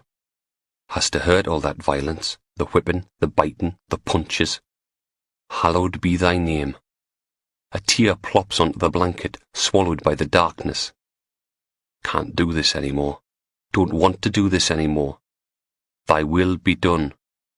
That's the razor blade in the forbidden apple, isn't it? Richard stands, wipes his palm across his wet cheeks. His hand aches, the knuckles swollen and cracked, covered in bruises. Cradling it against his chest, he picks his way through the gloom to the window and stands there, with the blade of moonlight slicing down his naked body. The skin so pale it looks dead. Thy kingdom come. He peers out through the gap in the curtains. There's a car sitting in the snowy driveway, a new-looking people carrier. Richard doesn't know if it belongs to the old man or not, on earth as it is in heaven. Doesn't really matter, does it? Too risky to take it. People would know. The police have got them cameras now that photograph your number plate and run it against some sort of database. Richard leans forward and breathes on the glass, turning it white, then draws on it with a finger, making a circle with a cross in the middle. It's not a crucifix unless it's got Jesus on it, you know? His Granny Murray would have tanned his backside for drawing graven images like, so it's just a cross. Empty. Waiting for its sacrificial offering. Crying condensation tears. Moonlight makes it glow. And then the clouds sweep back in and the moon's gone, leaving the world to the shadows. Icy snow rattles the window. Richard shivers, his pale naked skin covered with goose pimples. Let there be darkness. End of Disc 8. Disc 9. Chapter 45. D.I. Steele slumped back against the corridor wall, knocking a watercolour of old Aberdeen squint against the burgundy wallpaper. If you were a chubby Geordie bastard, where would you run off to? Logan peered around the doorframe into the hotel room. 3 IB techs, all smurfed up in SOC white, were going over the room with fingerprint powder, cotton swabs, and sticky tape. There was a stain of cherry red in the oatmeal carpet by the end of the bed. Did you get anything useful out of Urquhart, the van driver? She narrowed her eyes. I've still no forgiven you for making me walk back in the bloody snow. You know that, don't you? I said I'm sorry. So you should be. Sniff. For some reason the silly sod thought he was looking at attempted murder. Nearly peed himself to cut a deal. He's given us the whole smuggling operation from... Inspector? One of the IB techs, on their hands and knees at the side of the bed, dropped until their chest was resting on the carpet, one arm reaching into the space between the bed and the floor, round arse wiggling as they dug about. Logan recognised the view. Samantha. Think I've found something. She beckoned one of the other techs over, a bloke with a huge digital camera slung around his neck. He lay down next to her and took a couple of shots. Then Samantha pulled a small silver mobile phone out from under the bed. She flipped it open in her purple-gloved hand and pressed a couple of buttons. Last call was made at 5 to 11 last night from home. Think it's Newcastle number. Lasted 20 minutes. Steele stuck her hand out. Give. From the front, Samantha didn't look much like herself, everything hidden by that baggy white suit, the hood covering her bright red hair, wearing a face mask and safety goggles. She hesitated for a moment, slipped the phone into an evidence bag, wrote the time, date, location, and other details into the appropriate boxes printed on the outside, then handed it to another tech with a clipboard, who made some more notes. Steele puffed out her cheeks. Today would be nice. The crime scene manager didn't even look up. Sounds like someone got out of the wrong side of bed this Pete, I'm warning you. My holiday's been cancelled, my wife's no speaking to me, and I've got itchy bits. Don't screw me about. Evidentiary procedures exist for a reason, Inspector. He went back to making notes. Logan looked up and down the hall. Have you checked the tapes from the lobby and the lifts? I noticed the security cameras when Steele smacked him one. Course I bloody checked. Nothing. Must have taken the service lift to the back stairs. Got IB looking for trace as we speak. I have done this kind of thing before, you know. Logan wandered off to the end of the corridor, opened the door marked emergency exit, and stared down the service stairs. Bare concrete steps, plain walls. Sod carrying someone like Danby down that lot. Be just asking for a hernia. Someone cleared their throat behind him, and Logan sighed. What now? Just wanted to say hello. Samantha. She had her SOC hood thrown back, exposing a wildfire eruption of scarlet hair, her face mask dangling on the elastic just beneath her chin. He pulled on a smile, leaned in and kissed her. "Hello." Logan nodded back towards the room. "Any ideas?" "Rough guess. It's an abduction. If they wanted him dead, there'd be a big pink corpse in there." She ran a hand through her hair. "You see the papers today?" "What? Tyneside sex beast strikes again?" Richard Knox had attacked an old man living in Cove, just south of the city, and the Aberdeen Examiner somehow managed to secure a huge exclusive. Finney hadn't exactly been pleased, especially when it turned out that Danby had gone missing too. "Actually," a little wrinkle appeared between Samantha's neatly plucked eyebrows. "You know what? It'll wait." She leaned in and planted a soft kiss on his lips. "Now I'm really starting to worry." She looked away. "They found that kid's suicide note, the art student. He'd posted it on Facebook. Got a 2-page spread in the Examiner, printed the whole thing. Said he couldn't live with the constant police harassment." Logan stared at her. "What bloody harassment? I interviewed him twice." She backed off, hands up. "Hey, I'm only telling you what was in the note." "Little bastard! How could he say that?" Logan buried his face in his hands. You know what this means, don't you? Parents make a formal complaint and I get hauled up in front of professional sodding standards again." Which explained why Big Gary wouldn't look him in the eye when he'd signed in at the station this morning. Steele came lumbering up the corridor. "Called the number. Danby's wife. She spoke to him last night. Hung up after the line went dead for a while. Says he falls asleep in front of the telly a lot." Steele looked Samantha up and down. "Hey, Red?" "Inspector?" Silence. "So, tell me." Steele smiled. "Collar and cuffs. They match." "I need to get back to the scene." Samantha marched back towards Danby's hotel room, her cheeks bright pink. Logan closed the stairwell door. "Did you have to do that?" "Love life's in the crapper, remember? Gotta get my jollies where I can."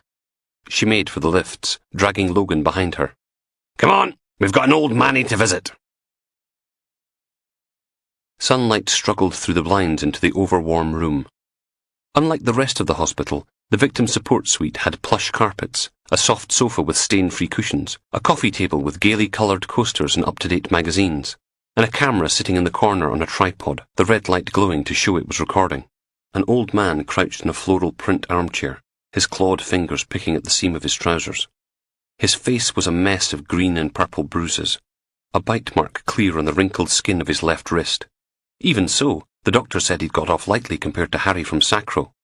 Small mercies. His voice was barely a whisper. "Want to go home?" "I know, Jimmy, I know. We just need to ask you a few more questions." The family liaison officer shifted on the sofa. "Can you describe the man who attacked you?" "Don't want to be here. Want to go home." Sitting in the little observation room next door, Logan watched D.I. Steele reach forward and take one of Jimmy's hands. "It's okay, Jimmy. We'll take you home soon. We just want to make sure we catch whoever hurt you." Her voice came from a small speaker bolted to the wall on the dark side of the two-way mirror. Logan settled back in his plastic chair and picked up the copy of that morning's Aberdeen Examiner, abandoned on the little desk where the DVD recorder and the TV screen sat. The front page headline screamed, "Tyneside sex beast strikes again! Richard Knox on rape rampage in the northeast," above a photo of Jimmy Evans' bruised face. Christ knew how Colin Miller managed to get his hands on the victim before the police. According to the paper, Jimmy Evans was a retired shipbuilder from Sunderland who'd moved to the northeast of Scotland after the death of his wife. An unremarkable man who'd lived an unremarkable life right up until yesterday afternoon. He'd come home and discovered someone breaking into his garage, tried to be a have-a-go hero, and ended up with Richard Knox. There was a lurid account of the attack, and then a little tagline saying, "Comment on page 6. Sod the commentary. Logan flipped through the rumpled newsprint, looking for Douglas Walker's suicide note. He found it on pages 9 and 10, printed like a screen grab, complete with the first few replies and comments from the art students' Facebook friends. Steele had been right.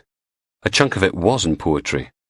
According to the accompanying article, Walker was a naive young man who'd got caught up in things he didn't understand and been persecuted by the police because of it.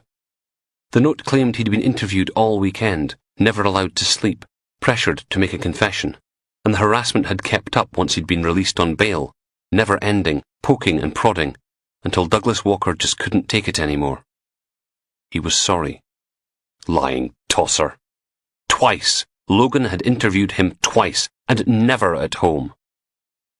Through in the victim support lounge, Steele and the FLO were still trying to tease information out of Knox's latest victim. Logan pulled out his phone, grimacing as his fingers touched the evidence bag with his puke-stained notebook in it. He pulled that out too and dumped it on the desk. Should really throw the thing out. But it had Douglas Walker's statement in it, his handing over of the hold-all full of counterfeit notes, and his agreement to come into the station voluntarily. All the stuff professional standards would need to see. He picked up his new mobile and called Colin Miller. Lads, foo's your news, my sheep-shagging friend? Where did you get the exclusive? What? No witty repartee? Sigh. Which one? Got 3 in the paper the day. Sex scandal rocks local school, drug dealers vigilante fears, or Tyneside sex beast. That one. How did you get hold of Jimmy Evans before we did? The Almani. His son emailed me. Logan flipped back to the paper's front page. Colin's Aberdeen Examiner email address was printed under his byline. Email? Member of the BlackBerry generation, Laz. Online 24/7. Found out just in time to get it in. Hold the front page, the whole works. Brilliant, so it was. Pause. So, what do you think? Knox has to be escalating, right? First his Sacro handler, and now the old boy. 2 in 2 days. I'm not giving you a quote, Colin. Oh, come on, man. I'll make it sources close to the investigation if you like. Logan put the paper back on the tabletop. Tell me about Jimmy Evans and I'll think about it. The son's up visiting from Sunderland with his wife. They come back from some party, and there's the old man in the back garden, wandering in the snow, wearing nothing but his jim-jams. They bundle him into the car and drive him straight to A&E. Son emails me from the waiting room, 'cause he's seen my stuff in the papers. They didn't search the house. Laz, if your dad was working on a dose of hypothermia with his face all battered, would you? Chapter 46. I'm not your enemy, Logan. The chief inspector took a sip of tea, peering at him over the rim of the mug. All I'm saying is I should be out there, searching the house. Oh, I'm sure DI Steele can manage without you for an hour or so.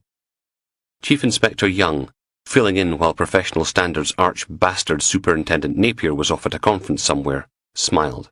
He had broad shoulders, short hair greying at the temples, big meaty fists, the knuckles criss-crossed with scar tissue, and small dark eyes surrounded by starburst wrinkles.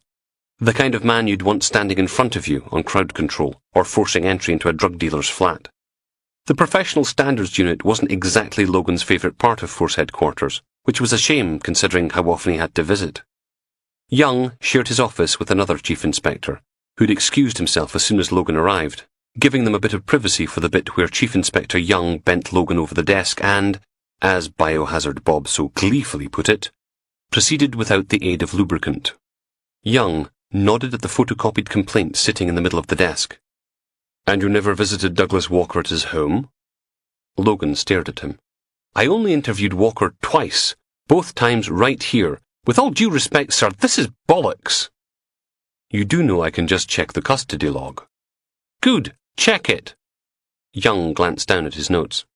His lawyer claims this was part of an orchestrated campaign of harassment that started when you dragged Walker into the station under false pretenses. Not this again.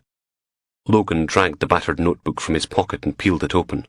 The bitter, sharp scent of bile crept into the room. Chief Inspector Young recoiled slightly in his seat. What is that smell? It kind of fell in some sick. The pages were all stuck together on one side, so Logan stole the silver letter opener from the room's other desk and started flicking them apart, setting a little avalanche of pale yellow flakes free. Sunday, 31st January. Attended caravan in Steading Development, questioned Danny Saunders and fiancée Stacey Gardner in relation to armed robbery at Henderson's Jewellers. Sergeant, I really don't think that's necessary. Hold on. He snicked a few more sheets loose. Saturday, 30th January. Attended incident at Richard Knox's house. Knox agitated and destroying his possessions. No charges made. A couple more and he had the declaration Walker had signed, the one saying he was coming into the station voluntarily. Look, all done by the book. Logan held the notebook out. Young backed away from the desk slightly. Any chance you can put that back in its bag? Logan did, then swept the little pile of yellow flakes left behind into the bin. I showed Walker's lawyer everything at the time. He's just chancing his arm. The chief inspector sat back in his leather chair, eyes creased, mouth working silently on something. You know, DCI Finney has asked if we would consider taking you on secondment to professional standards. Logan stared back, and he'd thought the frog-faced bastard had been joking. Did he? You look horrified. Thank you, sir.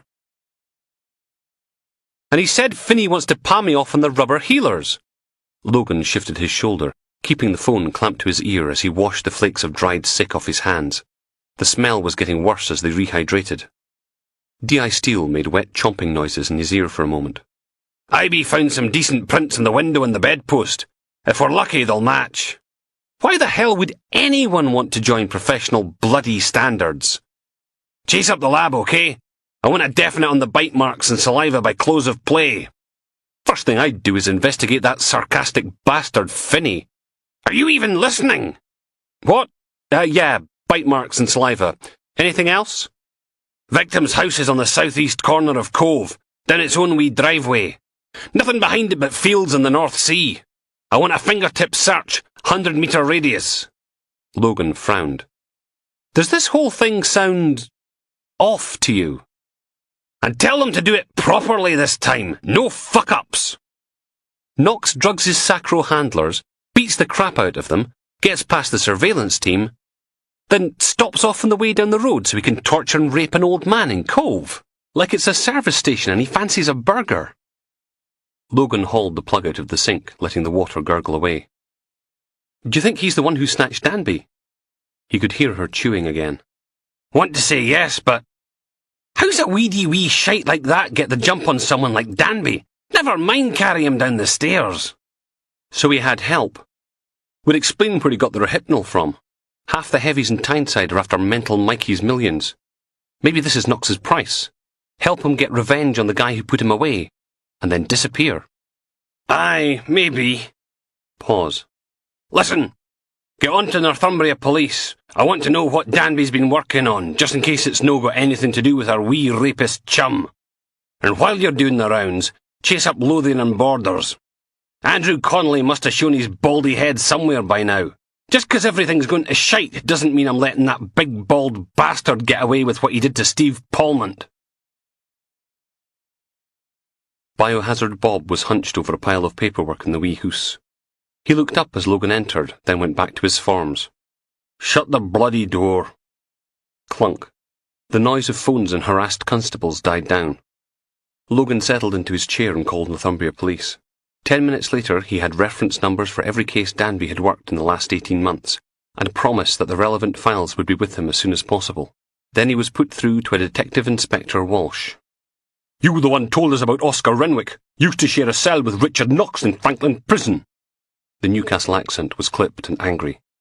Logan frowned at the receiver. Yes? You got any idea how many man-hours we wasted looking into that? Wasted? But he was nowhere near any of them house fires. None. Had cast-iron alibis. You know what I mean? Logan opened the spreadsheet of Knox's cellmates from Franklin Prison. But Knox said Renwick told him Knox is a sex offender, remember? They manipulate, that's what they do. But Knox managed to smuggle a mobile phone into his cell, and Renwick sold him out to one of the prison officers. Knox knew Renwick was going to be up for parole soon, so he told you a happy little fairy tale about murdered families. Bang! Big investigation and no parole for Renwick. Knox was using you to get his own back, and you fell for it. But I didn't know, and now I've got me governor breathing down me neck for all the overtime I've blown on this, Sergeant. Thanks. Thanks a bloody heap. But he was talking to a dead line. The DI had hung up. Logan leant forward, banged his head on the desk, and swore for a bit. You ever think about the job? Logan sat up. What? The job. Bob was facing the wall, but he was speaking to Logan. What the point is. Every sodding day. Bob nodded. It's like the whole bloody city's on fire, and all we can do is piss on the bit in front of us. He thumped his pen down on the desk. I'm fucking sick of getting my pubes scorched off. Logan laughed, but Bob wasn't even smiling.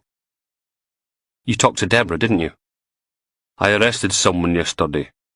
Every time his 11-year-old daughter got a bad mark on her homework, he'd tie her to the hot water pipes in the basement and crank the central heating up full. Arms and legs covered with these huge weeping blisters. His own daughter. Bob's shoulders sagged. Fuck's wrong with people? You want to swap horror stories? Because I've got some good ones. I talked to Deborah last night. Stood there and demanded to know what the fuck was going on. The secret phone calls, the weird messages, the whole lot. You know why she won't get undressed if I'm in the room? Why she won't let me fucking touch her? He picked up a box file and hurled it across the room, then sat there staring at the paperwork fluttering to the carpet. Shit. I'm sorry, Bob. She's been seeing a specialist. Breast cancer. He slumped back in his seat and stared at the ceiling tiles. Found a lump 6 months ago. She was scared to tell me in case I left her. Can you believe that? It went quiet again, and then Bob's phone rang. He sighed, rubbed his face, then picked up. Bob's House of Bouncy Boobies, Bob speaking. It was like watching someone pretending to be Biohazard Bob Marshall. The crude humour, the language, the mannerisms were all there, but there was no life to the performance. Logan picked up his own phone and set up Steele's fingertip search, then told the media office to get posters with Knox's face up in all the petrol stations from Aberdeen to London. It was a long shot, but if he had a car, he'd have to stop and fill it up somewhere. Then Logan downloaded everything he could from the police national computer relating to Danby's case numbers and sent the whole lot off to the printer in the corner. He bundled everything into a manila folder and grabbed his coat. Logan stood there for a moment, then put his hand on Bob's shoulder and gave it a squeeze. Still on the phone, Bob just nodded. Logan closed the door behind him. He headed down to the front desk. Big Gary was on, sucking his teeth and reading his book again, hunched over it like a fat gargoyle. Logan knocked on the worktop. Any chance of a pool car? No. Those idiots in nighttime CID have written off 4 of them since Monday, and there's a waiting list for the rest. Oh, come on, Gary, I only need it for... Did you get my message?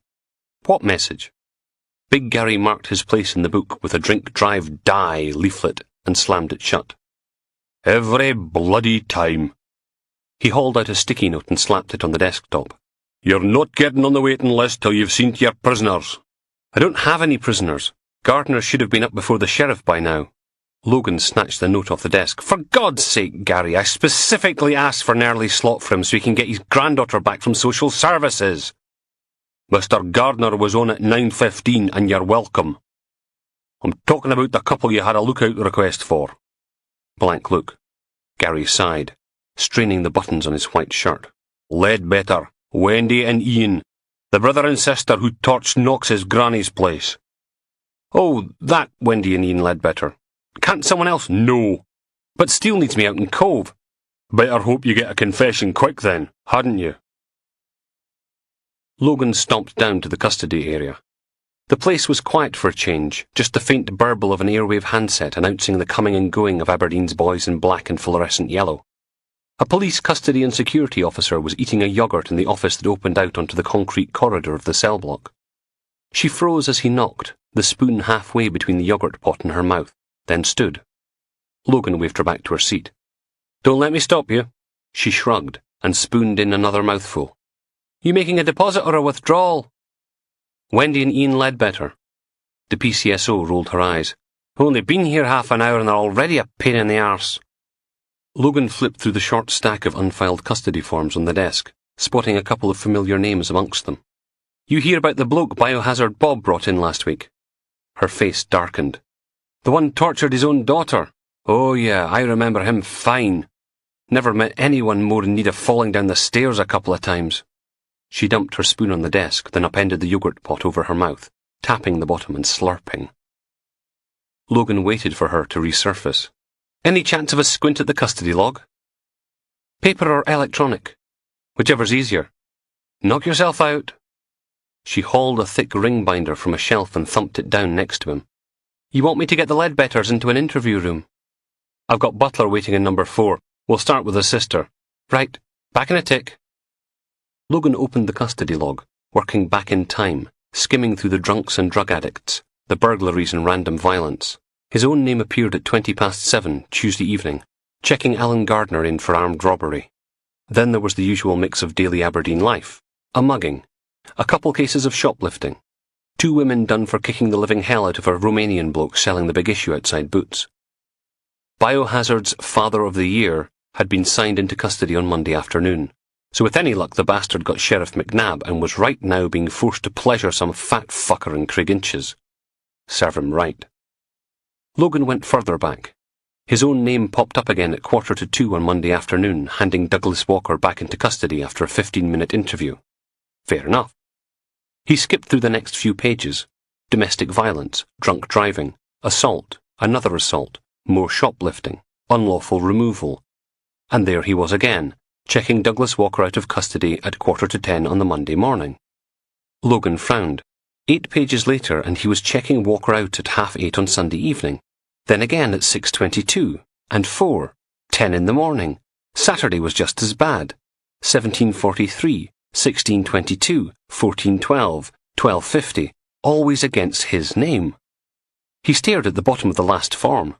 It looked like his signature, but there was no way he'd actually signed it. Right, the sisters in 4 with Butler. The PCSO marched back into the room. Did you know that cheeky sod D.S. MacDonald tried to grab my "This is bollocks"? Logan held the custody log up, then slammed it back on the desk. I was nowhere near Douglas Walker on Saturday or Sunday. She pursed her lips. Okay. Who's been screwing with the log? She backed off a step. Why would anyone screw with the custody log? Look at it! He thrust the heavy ring binder at her. I interviewed Douglas Walker twice. This thing has me doing it 11 bloody times. The PCSO picked her way carefully around the edge of the room, making for her desk, keeping as much distance between them as possible. Maybe you should check the computer. She smiled, but it didn't go anywhere near her eyes. Yes, I can do that, right now. Checking the computer. Logan thumped the custody log back on the desk. That's not my signature! For the next 2 minutes, the only sound was the rattle-clack of fingers on keyboard. Then the PCSO cleared her throat. You know, your prisoner's been sitting in the interview room for a while now, and maybe... What does it say? Silence. Diabetes down as the attending officer. Chapter 47. The PCSO had fallen behind after the first 2 flights of stairs, but Logan wasn't waiting for her to catch up. He stormed down the corridor to Diabetes' office and barged through the door. It bounced off a filing cabinet with a loud clang and started to swing shut. Logan marched in. Beatty was sitting behind his desk, eyes wide, phone clamped to his ear. What? Logan slammed the custody log down on the desktop, hard enough to send a mug of tea spiralling to the new carpet. What the hell did you do? Beatty shrank back. I'm on the phone. You're going to be on your arse in a minute. The PCSO's voice came from the open door behind him. I told you he'd taken it. Then a man. Sergeant McRae, would you care to explain yourself? Logan didn't need to look around. He knew it was Chief Inspector Young from Professional Standards, which meant he was probably already screwed. Beatty faked the custody log. The DI's chin came up. I don't know what you're... Here! Logan yanked the ring binder open, whipping through the pages until he got to the first forged custody record, the one that said he'd interviewed the art student at 9:15 on Monday morning. Douglas Walker, checked out of custody at 09:45 Monday by D.S. McRae. Chief Inspector Young appeared at Logan's shoulder. And how does that... At 9:45 I was making sure Richard Knox got through the lynch mob outside his house in one piece. You can check with D.I. Steele and 6 PCs. It was on the bloody telly. He flipped back a few pages. 6:20 Sunday night, I was arresting Angus Black for possession in Blackburn. This says I was interviewing Walker again, but the computer log says it was Beatty. The DI lumbered to his feet. Sergeant, how dare you suggest... Logan slammed his hand down on the open ring binder. What? You couldn't figure out how to fiddle the electronic version? Bit more difficult than faking a signature, was it? Beattie looked at C.I. Young. "Chief Inspector, I want to make a formal complaint about D.S. McRae's behaviour. You're a witness, right? You and—" He pointed at the PCSO. "You! He threatened me, and I'll do more than bloody threaten you!" He lunged, but Young was faster, wrapping one of those huge scarred hands around Logan's arm. "I think we should all calm down, don't you? He tried to attack me. You saw him." Logan had another go, but Young's grip was solid. And then everyone froze as DCI Finney appeared in the doorway. "Tell me, gentlemen, am I running a CID department or a playground for badly behaved children?" Silence. Logan tore his arm out of Young's grip, pointed at Beattie. "Tell him what you did. D.S. McRae is being abusive and threatening. You lying bastard!" Young had to restrain him again. Beattie backed away. "I want him brought up on charges, and that's enough!" Finney's voice made the paintings rattle on the walls. "You will both behave like professional police officers, or I'll suspend the pair of you." He checked his watch. "Chief Inspector Young, would you be so kind as to escort D.S. McRae back to your office for a small chat about appropriate workplace behaviour?" He turned to face Logan and Beattie. "And I'll expect both of you in my office at 5 this evening, when we shall discuss your conduct. Do you understand?" Logan stiffened. "Sir?" "Sir, it's not my fault. He barged in and— Do you understand, Inspector Beattie?" The beardy idiot deflated a bit. "Yes, sir." "We've got a rapist on the loose and a missing detective superintendent. I suggest you redirect your energies to getting out there and bloody well finding them." Then the head of CID turned a thin smile on the PCSO. "And Marie, I hate to be a stick in the mud, but the custody log is not supposed to leave the custody area." Pink crept up from the white collar of her shirt. "But don't let it happen again." "We didn't do nothing." Wendy Ledbetter folded her arms across her chest. The white Tyvek SOC suit they'd given her to wear, while her own clothes were being examined, made rustling noises as she shifted in her seat. Up close she looked older than he'd been expecting, her face hard and cold, scowl lines already beginning to etch themselves around her eyes and mouth. "I am now showing Mrs. Ledbetter Exhibits 3, 4, 5, and 6. Logan laid the photos out on the interview room table, starting with the figure throwing the petrol bomb, then moving on to the reference shots of Wendy and her brother Ian in the crowd outside Knox's home. She shrugged. "Could be anybody. Got the face covered like." "We found traces of petrol on your jacket, your gloves, your jeans, and your shoes, Wendy. See, petrol's funny that way. It's like glue. Sticks to everything. Maybe I was filling up me car, had a bit of an accident. Ever think of that?" Logan packed the photos away again. "Fine. Lie. See if I give a toss." He stood.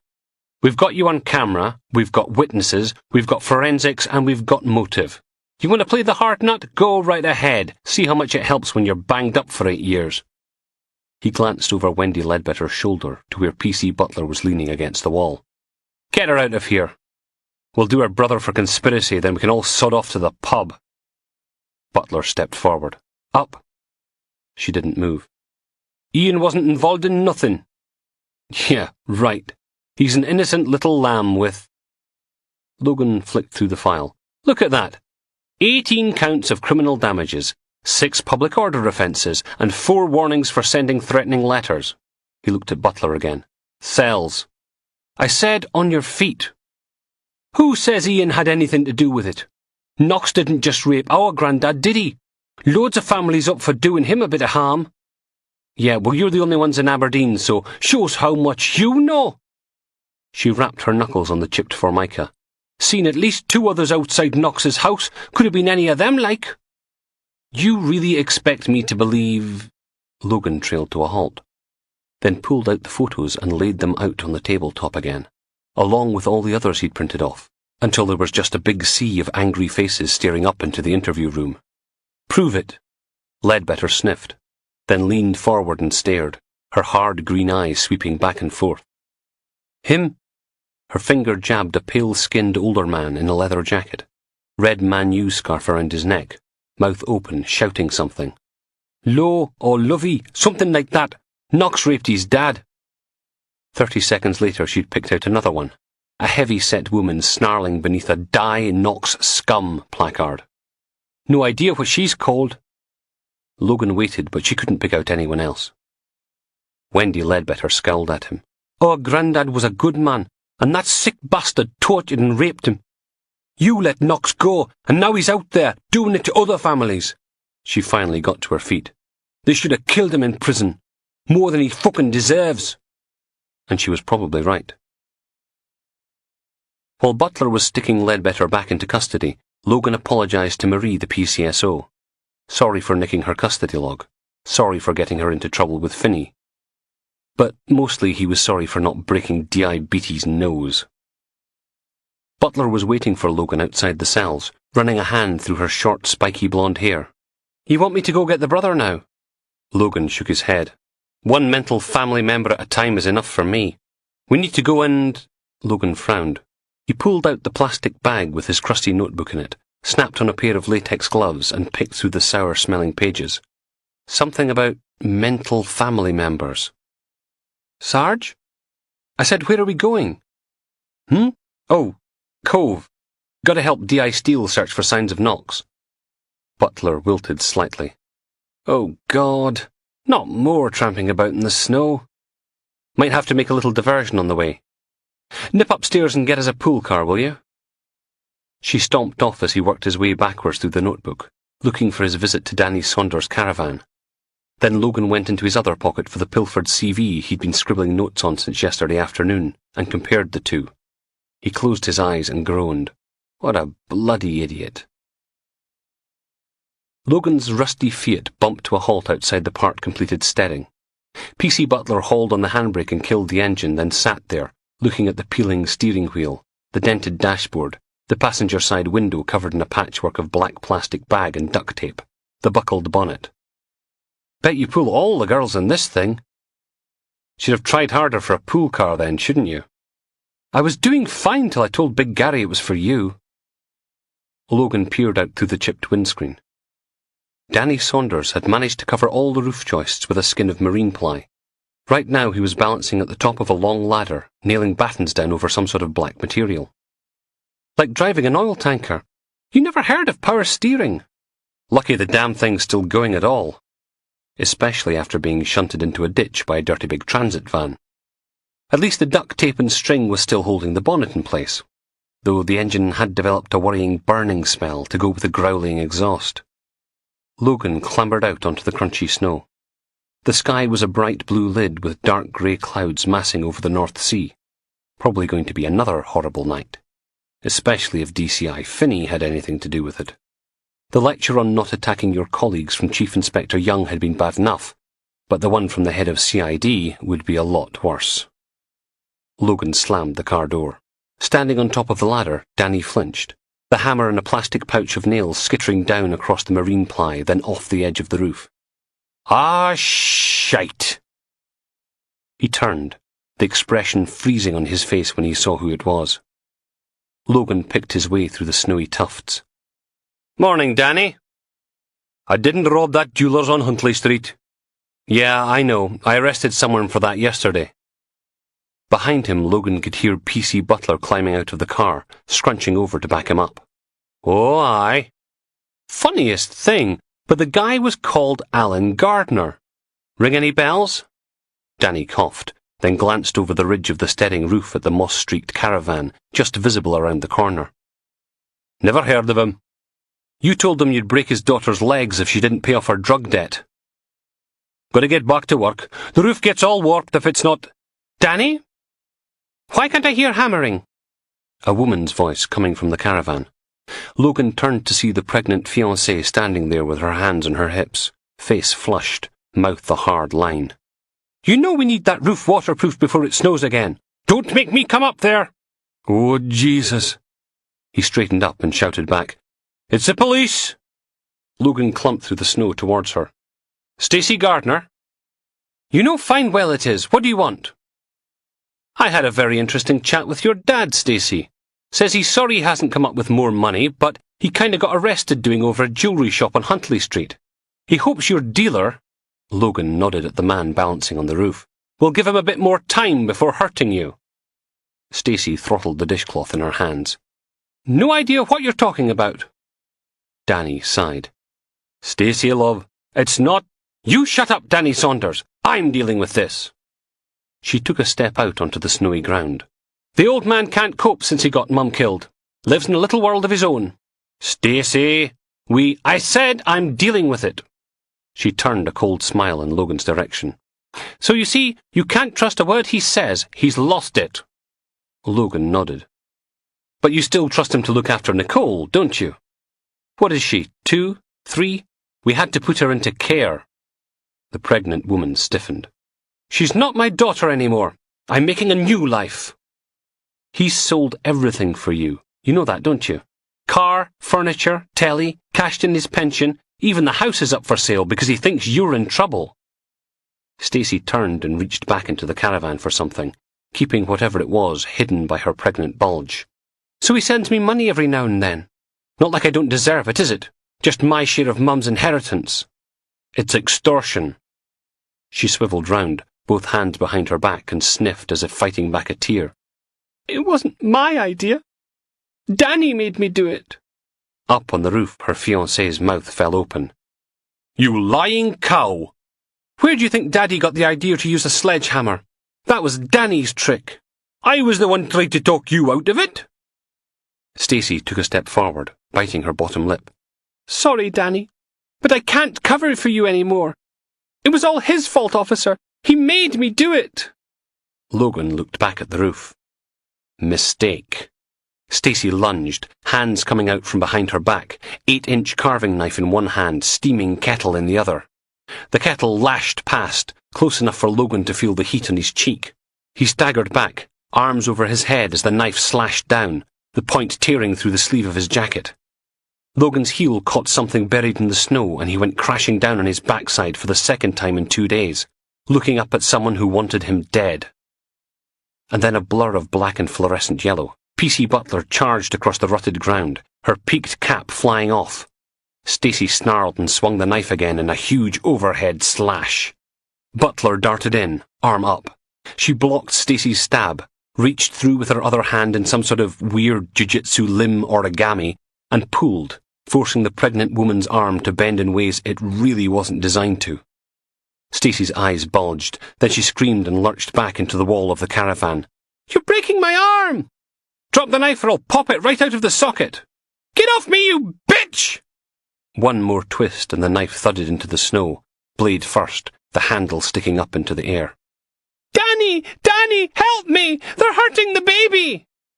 But Danny just sat on the roof of his house and stared at her.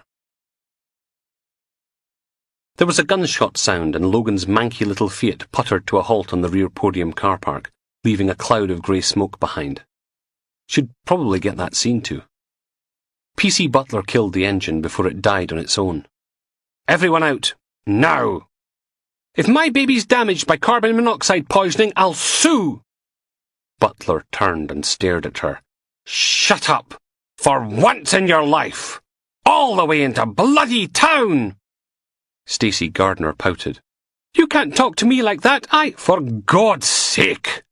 Sitting next to her on the threadbare back seat, Danny Saunders gritted his teeth. Give it a rest, Stacey. That's right! Shout at the pregnant woman in handcuffs! Oh yes, you're such a big man, aren't you, Danny? Such a big... Logan climbed out and slammed the car door shut, cutting off the rest. P.C. Butler stood on the other side of the dented Fiat, massaging her temples. Why are we not allowed to gag prisoners anymore? Just get them processed and we'll head out to Cove. Let someone else listen to her bitch and moan for a while. Butler glared at the sky for a moment, sighed, pulled on her peaked cap, then wrenched open the car door and folded the driver's seat forward. I said everyone out!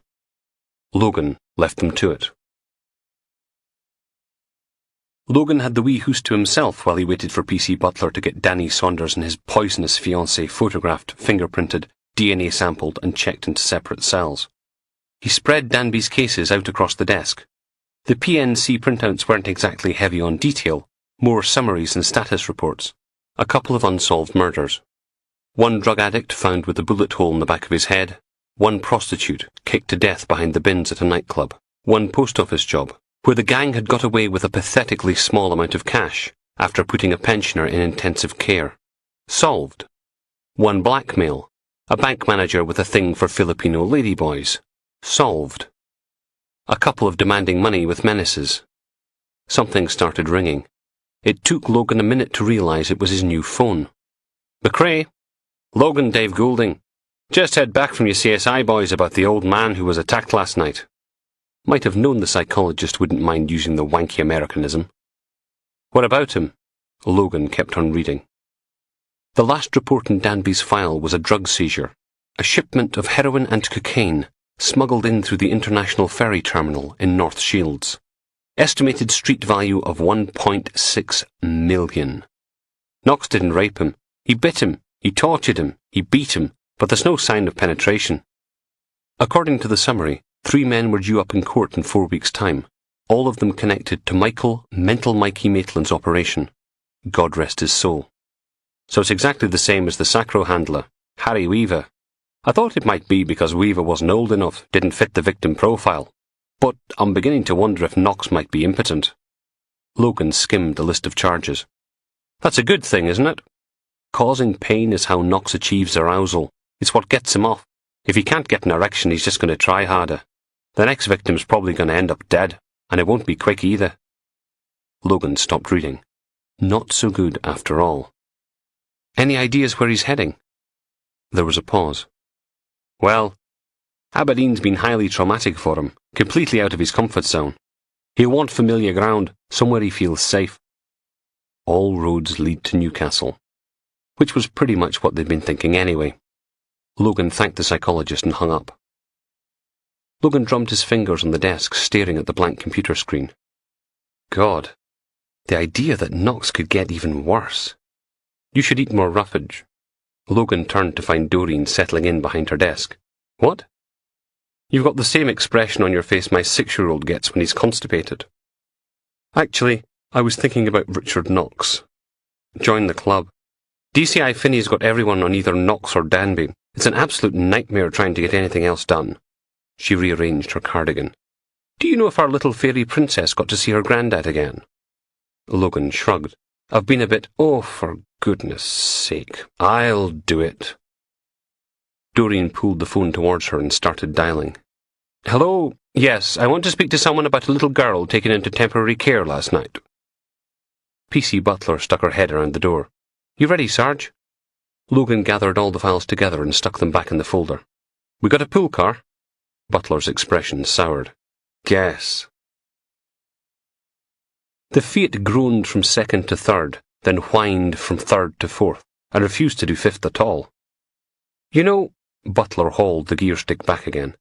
I've got some friends who could arrange a little electrical fire, if you like, claiming the insurance. I'll bear that in mind. Not that he'd get much for it. The thing only cost him £200. Logan ran his finger across the dashboard, leaving a clean grey line in the dust. Suppose you were a gangster. Cool, Butler grinned. Do I get to kneecap that sleazy git D.S. MacDonald? Just shut up and listen, okay? Suppose you were a gangster and some police officer had just cost you over $1.5 million in drugs. He's got 3 of your men banged up waiting for trial, and if they turn Queen's evidence, it's going to be bad news for your other business interests. What do? She didn't even pause. Kill them. Get a couple of mentalists inside to shank the bastards. Send out a message. No one squeals. Logan looked at her. What if they're loyal? Not worth the risk. Got to cut out the cancer before it spreads. She slowed down for a corner, the tires rumbling over a lumpy mixture of slush and ice. Then you go after the pig. Logan turned back to the window. That's what I was thinking. He awake yet, babe? Dunno, think he's faking it. One way to check. Pain lances through Detective Superintendent Graham Danby's nipples. His eyes snap open and he roars. Or tries to. There's something over his mouth. Something over his head making everything dim and muffled. He rocks back and forth, fire burning across his chest. Gotta love the titty twister like. Fucking hell, that hurts. Then the woman's voice is back again.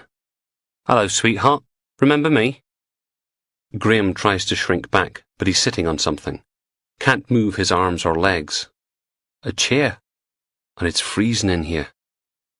He'd been wearing the white fluffy dressing gown he'd found in the hotel room wardrobe, the one with the matching slippers in the little plastic bag.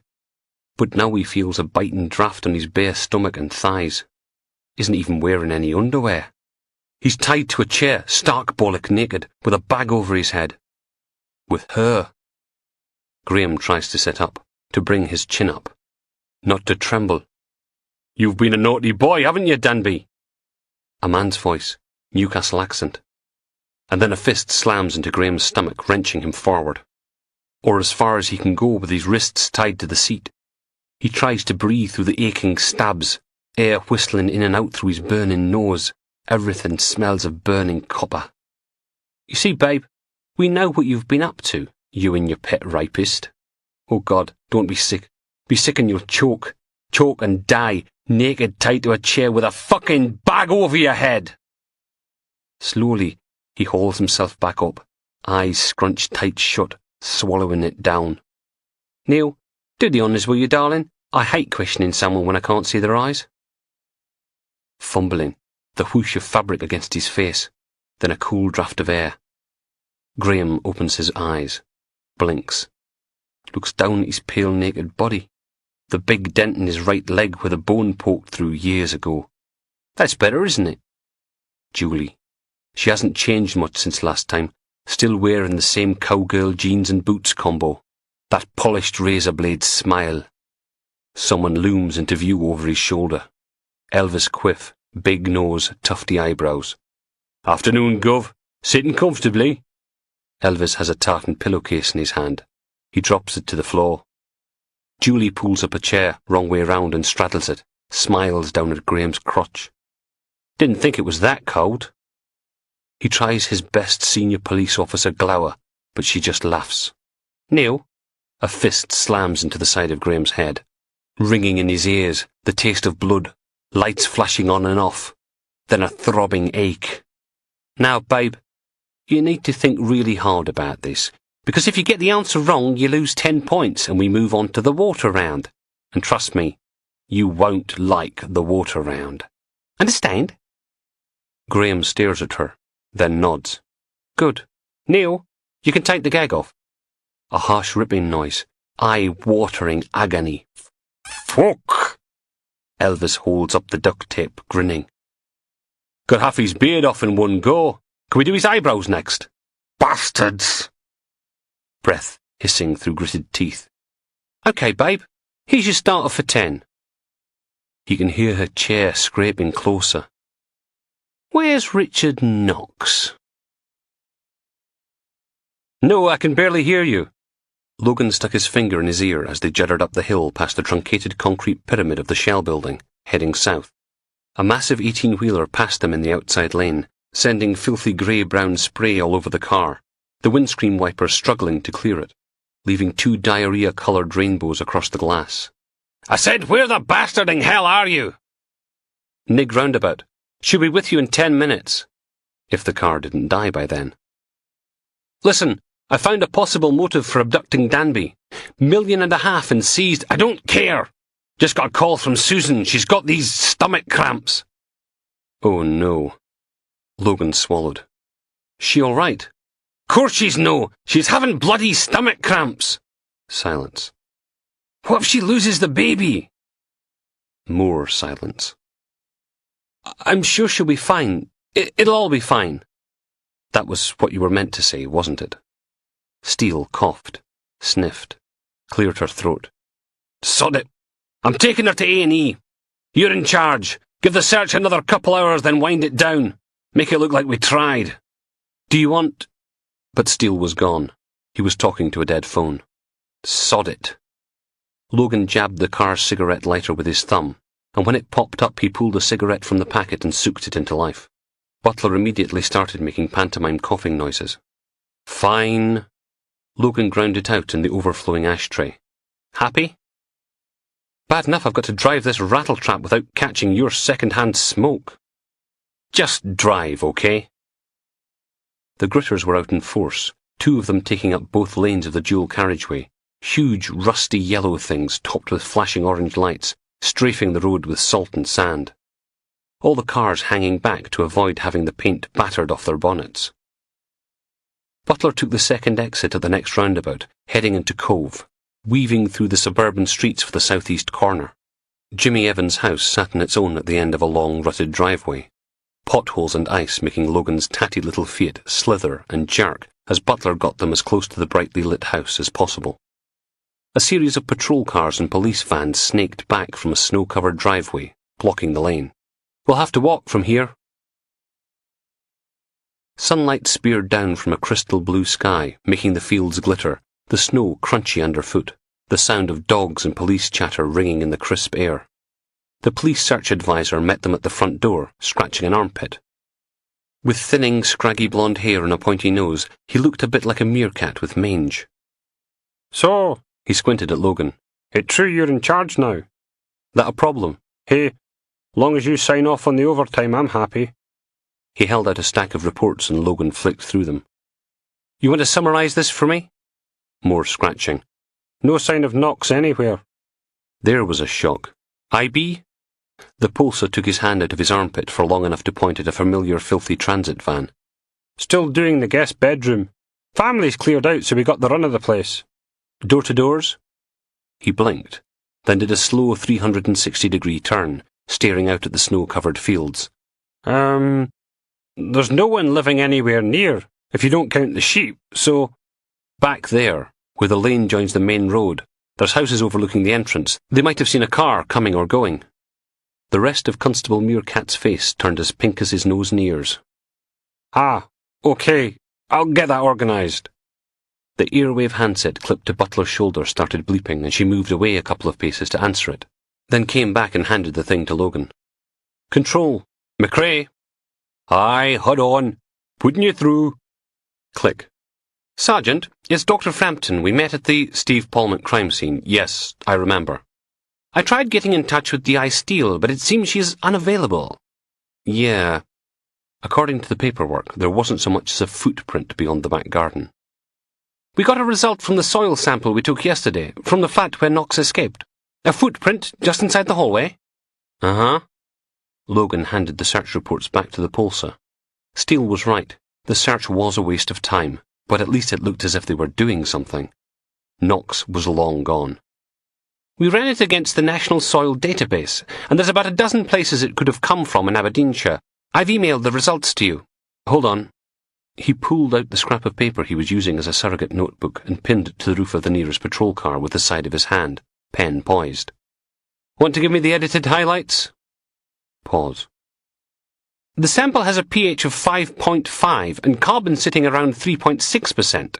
Add in silt at 11% and that makes it Cairn Robin. You see, the general SSKIB values for soils like these, place names. Honestly, it'll be quicker if you just give me place names." "Oh, I see." She cleared her throat. "Yes, well, Cairn Robin is a pretty small series. There's only 395 hectares in the whole of Scotland. In isolated pockets around Cove, many House, and near the mouth of Eithon at the Sleek of Tarty." Logan crabbed them out on the paper, then put his hand over the mouthpiece, leant over to the pulsar. "Any signs of a break-in?" "Back door. The lock's been gouged with a screwdriver." He went back to the call. "Time. You see, a soil sample is like a fingerprint." "Thanks, Doctor. That's great. I'll be in touch." He hung up before she could launch into anything else. Logan stood there, tapping the handset against his chin. Butler raised an eyebrow. "Something?" He turned to the pulsar and slapped his hand on the roof of the patrol car. "You got keys for this?" Turned out it wasn't even locked. Logan slipped into the passenger seat and fired up the little grey laptop mounted on the dashboard, using it to log into his Grampian police email address. Half a dozen messages from Beatty, which he ignored, and right after them the one from Dr. Frampton. He opened it, then clicked on the JPEG attachment, shifting in his seat as the picture file downloaded. It was a high-resolution map that looked as if it was made from stitched-together screenshots, the areas where the soil matched the print in the flat highlighted in red. One cluster of red blobs sat north of Balmedy, near Donald Trump's golf resort. One was about halfway to Peterhead, but the biggest concentration lay along the coast just south of Cove. Logan frowned at the screen. Most were just fields, but 2 of the blobs had houses in them. Logan zoomed in on the cove section. See this? Constable Itchy squinted. No, that's wrong. He stuck his finger on the laptop screen and drew a little greasy circle inside the red bit. That's the search area. Steele only wanted 100 metres. Are we meant to search the rest of it?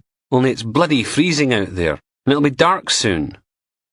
Why was there mud from around the victim's home on the carpet of Knox's Sacro flat?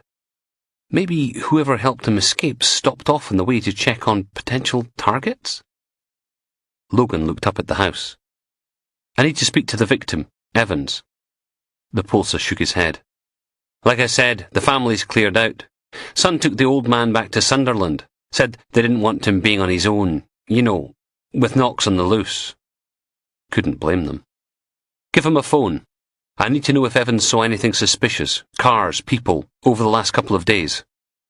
Mind you, they'd have to be pretty open-minded mobsters to find their accountant an old man to torture and rape. Sarge? Logan blinked. Right, you 2 go grab a cup of tea. I've got some calls to make. Chapter 48. Richard Knox shivers. Standing at yet another bedroom window, wrapped only in his granny's patchwork quilt, the one that smells of old woman and cat. The back garden's pretty, like one of them Christmas cards with robins on it. All plants and snow and ice and that, fresh flakes floating down like cigarette ash. His hand hurts even more now, can barely move the first 3 fingers, they're so swollen. He pulls the quilt tighter around his shoulders, then creeps over to the door and puts his ear against it. They're arguing again. Arguing about him. Out in the middle of nowhere, let the bastard freeze to death. That wasn't the plan. I'm just saying, we don't have to. You can't just... Richard goes back to the window, gives the sash a one-handed tug, even though he knows it's locked. What's he going to do? Jump down into the garden, clamber over the back fence and run away into the snow with his cock hanging out and a quilt round his shoulders, like a pervert playing Batman? The big bloke with the grey hair's right. He'd freeze to death. So instead, Richard settles back on the edge of the bed and clutches his granny's old Bible to his naked chest. He sniffs, wipes his nose with the palm of his good hand, then smears the silvery slime on the bare mattress. At least it's stopped bleeding. Not exactly what he'd had in mind, is it? Naked in some strange bedroom, waiting for them to decide how they're going to make him suffer. 3:10, yesterday morning. There's a knock at the door. Richard stands there in the bedroom of his little Sacro flat, eyes closed, swearing, then hauls his trousers up again. Mood's ruined now. He gathers his things, the quilt Granny Murray made, the suitcase with Grandad Joe's clothes in it, the plastic bag. Lying on the bed, Harry just cries. Richard hauls everything he owns to the front door and opens it. There's a man standing in the corridor outside, pale leather jacket, black ski mask over his head, sawn-off shotgun in his hands. Very sinister. Richard hands him the suitcase. You're early. Someone else steps up, done up in IRA chic like his mate. Where are they? You can put the guns away. I've taken care of me, minders. Now, a fist slams into Richard's stomach. His knees give way and he thumps to the carpet, arms wrapped around his aching innards, breath coming in ragged gulps.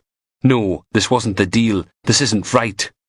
The first man shoves past and his mate steps up and kicks Richard in the chest, hard enough to flip him over onto his back. It's like being shot, but all he can do is gasp, can't even struggle as they drag him back into the flat. Clunk, the door closes. Man number 2 stops dead, staring into the bathroom. Then he peels off his ski mask, exposing a face like skimmed milk. His jaw falls open, eyes wide. Then he turns to Richard.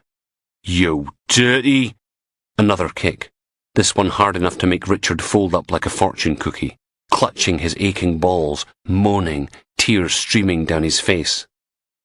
The other one says, What the hell's wrong with you? Bathroom, look in the bathroom. Fucking hell. Another kick. There's someone else in here. Silence. Fuck. And then they're back, dragging him through into the bedroom.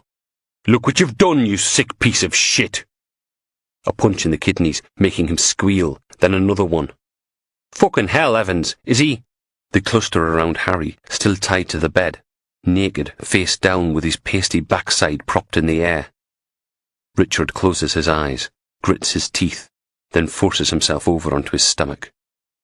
Waves of fire ripple out from the small of his back, groin aching, chest burning. Get out of here, now, arm over arm, crawling along the oatmeal-coloured carpet. Hey, get back here, you little sod! Rough hands grab him, haul him back towards the bed and Harry's naked body. This what gets you off, is it? A backhand slap snaps Richard's head sideways and he starts to cry. They're gonna kill him. They're gonna beat him to death in some crappy council housing flat for sex offenders. The one in the pale leather jacket backs up a step. You know what? This works. Fuck it, this works really well. Gotta call an ambulance. Police. Grab him. Lo, look at the guy on the bed. We have to. Fine, I'll do it myself. Those rough hands again, dragging Richard across the carpet, shoving his face against Harry's naked thigh. Richard struggles, but the guy digs his knuckles into the back of his neck. Bite him. Go on, bite him like you did my dad, you fucking freak! Don't, please! He hauls Richard's head back, then rams it forward into the hairy, clammy skin. You do as you're told, or so help me God, I'll break every fucking bone in your fucking body! I don't! Pain rips through his hand, bones grating against each other as the big man stamps on Richard's knuckles, crushing them against the carpet. Fucking bite him! Richard opens his mouth wide and sinks his teeth into Harry's cold flesh. Chapter 49. Logan closed the front door behind him. The beautiful blue sky was gone, replaced by a layer of featureless grey that hurled little shards of ice at him, stinging his ears and nose, cheeks and fingers. He shuffled into the lee of a police van, trying to get his lighter to work. Fourth time lucky. It caught and Logan dragged in a lungful of smoke, then spluttered it right back out again. Only his second cigarette today.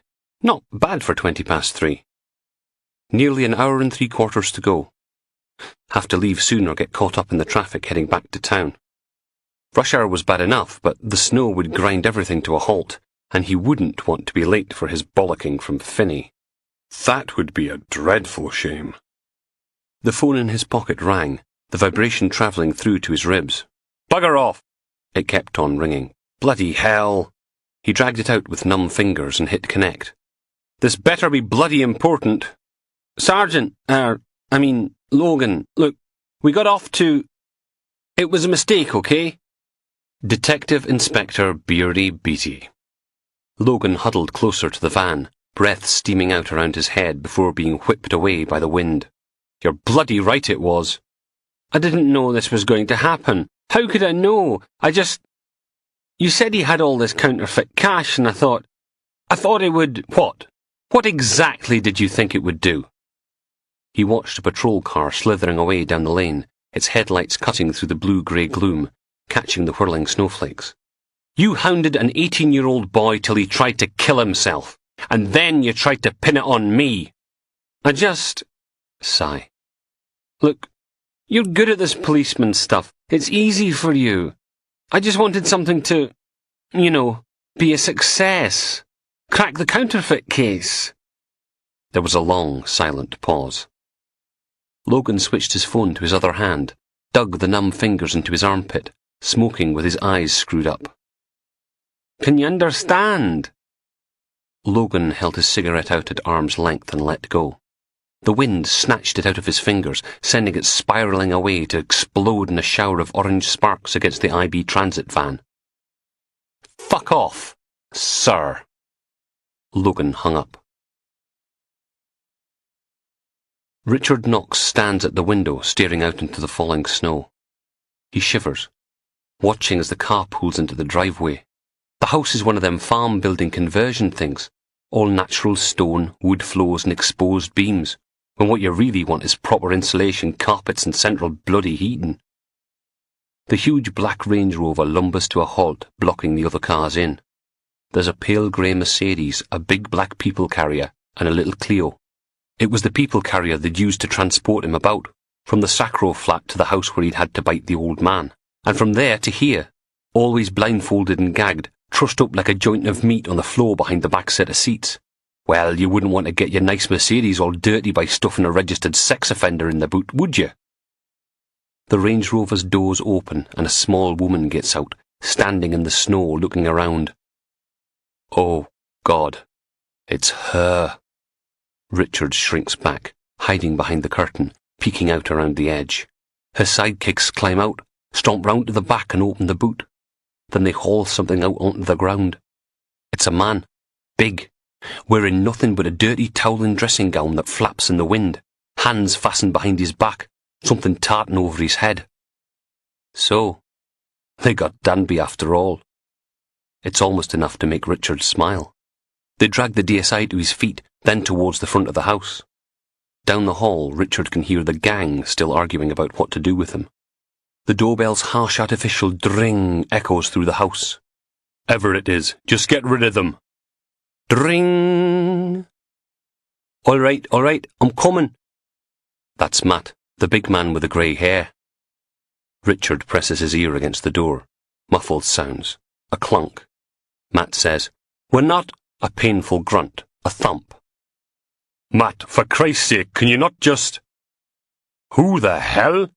And then that estuary English accent. Go get him. I don't know what you think you're doing, but I'm calling the police. I said go fucking get him. Knox, here, now. Logan's little Fiat made a grinding, rattling noise. You hear that? Butler coaxed them around the roundabout and onto South College Street. That's the sound of the transmission eating itself. There was a bang, and another cloud of grey smoke spiralled out into the dark afternoon, but the car kept on going. He dug out his phone. Should really call Steele and find out if Susan was okay. Might not have her mobile on, though, not in the hospital, and what if it was bad news? He called FHQ instead and asked for Constable Guthrie. There was a pause then. Hello? Have you got that info I asked for? The old bloke got attacked, the one from Cove. What about him? Did a full background check like you said. Get this. According to a DS from Sunderland, his brother was one of Knox's victims. Almost went to trial, but the brother backed out after a visit from a couple of local heavies. Talk about your unlucky family, eh? About to get even unluckier. What about the man in the picture? Lowe. Yeah, Bruce Lowe. His dad went missing for a week. Turned up covered in bruises and bites. Wouldn't talk to anyone. Ended up in a psychiatric care home. Died of bronchitis 8 months ago. Butler hooked a left onto Portland Street, bypassing the long queue of traffic waiting at the lights, the Fiat towing a growing pillar of smoke behind it. Even in a dying car they'd made pretty decent time. It wasn't even 4 yet. Did you do the property search? Yeah, but it's not... Oh, hold on, just come in. What's it say? Dear Constable Guthrie, blah blah blah. Right, Bruce Lowe bought a converted steering about half a mile outside Newborough 3 years ago. Logan smiled. Finally something was going his way. Richard Knox falls to his knees on the cold, hard kitchen tiles. Tries not to cry out. The kitchen's all rosewood units, green marble worktops and stainless steel appliances. A big enough room, but it's already pretty crowded, you know. The gang that snatched him from the Sacro flat are standing behind him, down the end with the cooker, where there aren't any exits. Matt, a tall, thin man with grey hair. Bruce, pale leather jacket, even paler skin, and a plain, dumpy woman called Ellen. On the other side of the room are the 3 people Richard really hoped never to see again. Julie and her pet thugs. Not that she really needs help, know what I mean? A breakfast bar juts out of the wall, partitioning the kitchen in 2. Danby slumped over it. He doesn't move, doesn't say anything, just lies there, shivering, his legs a deep angry pink, that tartan bag still over his head. Richard gathers the quilt around himself, hiding his shriveled naked cock. Julie smiles at him. Hi, babe. You miss me? Matt steps forward. Look, I don't know what you think you're playing at, but... Neil, The Elvis impersonator takes a step forward and slaps Matt hard enough to send him crashing against the working surface. A mug shatters on the tiles next to Richard. He flinches, can't help himself. Neil grins as Matt struggles upright with tears in his eyes, one hand clutched to his scarlet cheek. "Anyone else fancy a go?" Silence. Bruce takes a small step forward. Dumpy old Ellen puts a hand on his arm. "Don't." He raises his pale chin. "This is my home." "Good for you, sweetheart. Love what you've done with the place." Julie perches on a stool at the breakfast bar. "Now, you all know why we're here, so why don't we act like grown-ups and no one else needs to get hurt?" Bruce balls his fists. "He raped my father. And you want revenge, correct?" Bruce nods. "And you're going to, what, kick him to death? Have yourself a lynch party? Batter his brains in with a hammer?" A voice from the doorway says, "We're going to hand him over to the police." They all turn to look at the old man standing there in his fleece and jeans. Face is a right mess, you know, all covered in bruises. He purses his lips, raises an eyebrow at Julie. "Who the hell are you?" "Well, well, well, if it's not Mr. Jimmy Evans. We were reading all about your terrible ordeal in the papers this morning, babe. Feeling better?" The old man's chin comes up. "We're handing him over to the police." "I see." Julie smiles. "And then what? They believe your trumped-up charges and he goes back to prison for the rest of his sordid little life? That the idea?" "They won't have any choice. He's out, sweetie. He'll be out in 6, 7 years tops.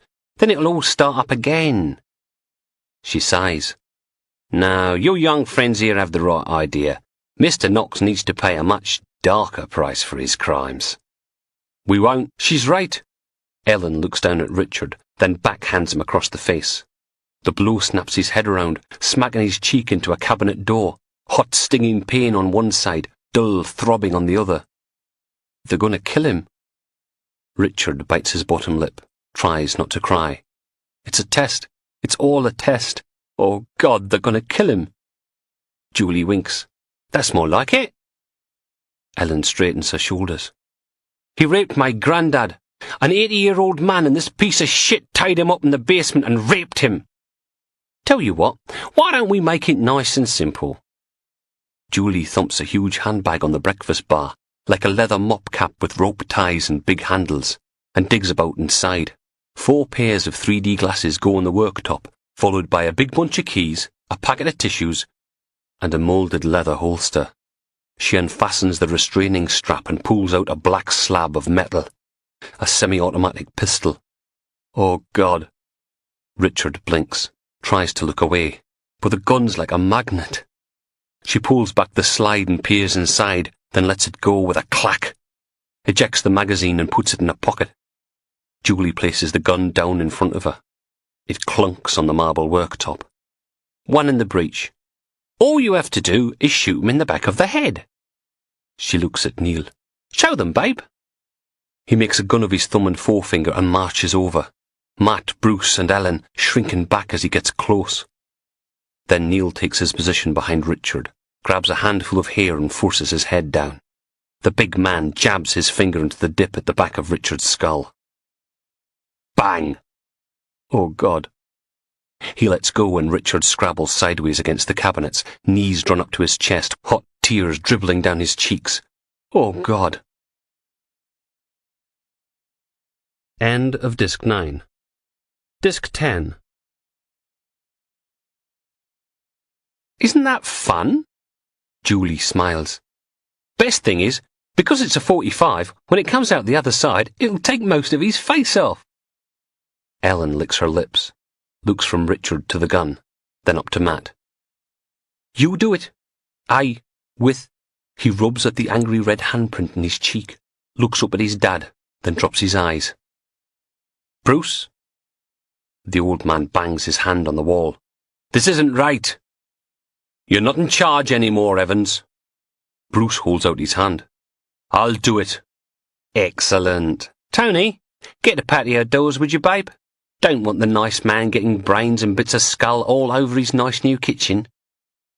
Tony, The one who doesn't look like Elvis hesitates a second, then does what he's told. Cold air floods the room. The security light comes on at the back of the house. The garden's almost featureless, an expanse of crisp white. The trees and bushes bent under the weight of snow, more flakes swirling down from the dark sky. Oh, God! Please! Neil grabs Richard's arm. No, please! God, no, please! Richard snatches at the cabinet handle, holding on, knuckles going white. He stares at the old man. Don't let them do it! But Jimmy Evans just turns his back. Please! Neil kicks Richard in the ribs. He screams but doesn't let go. Please! You... His head jerks backwards and hot copper fills his mouth, a ringing noise followed by a wave of fire. He lets go. Neil drags him across the kitchen tiles, over the lip of the patio doors and tumbles him out into the snow. So cold against his naked skin it burns. Richard scrabbles to his knees, hands clasped in front of him, tears and snot running down his face as they form a circle around him, looming. He chokes back a sob. Please! Please! I didn't mean it! You don't have to! Shut up! Julie holds the gun out to Bruce. There you go, babe. Just like we showed you. One shot to the back of the head and it's all over. We'll even help you get rid of the body. Bruce takes the gun. Oh, God. Please, it wasn't my fault. I've changed. I'm not like that anymore. Bruce scuffs through the snow until he's standing directly behind Richard, then grabs a handful of hair and forces his head forward. Something hot runs down Richard's frozen thigh, steaming in the frigid air. Please don't do this. The gun barrel presses into the skin of his neck, right where Tony's finger was. Richard closes his eyes. Father, why have you forsaken me? Now the only noise is the roar of the wind, the groan and creak of the trees. Neil sighs. Some down today would be nice, like. I don't think I shoot him. The fucker raped you, old man. Do it. The barrel presses harder into Richard's skin. Neil's screaming now. Kill him! Silence. Then Julie says, Not so easy, is it, Bruce? Bruce drags in a huge breath and sobs. I want to. I really want to. But I can't. The barrel drifts away and Richard falls forward, vomiting into the snow. Oh, thank you. Thank you, merciful God. Thank you. You want me to do it, sweetheart? I can if you like. It's no problem. Richard stares at her, warm bile cooling on his chin as she reaches out and takes the semi-automatic from Bruce's limp fingers. Takes a step, so she's standing in front of Richard, the gun barrel a supermassive black hole, sucking everything into it. Any last words, babe? All Richard can think of is, Please. She straightens her arm and pulls the trigger. Chapter 50. Logan's Fiat gave one last almighty bang and died, jittering to a halt on Queen Street. PC Butler pursed her lips, pulled the keys out of the ignition, and pointed through the windscreen. You want to get out and push? FHQ loomed black and grey up ahead, all the windows shining bright through the swirling snow, less than 200 feet away. Almost made it.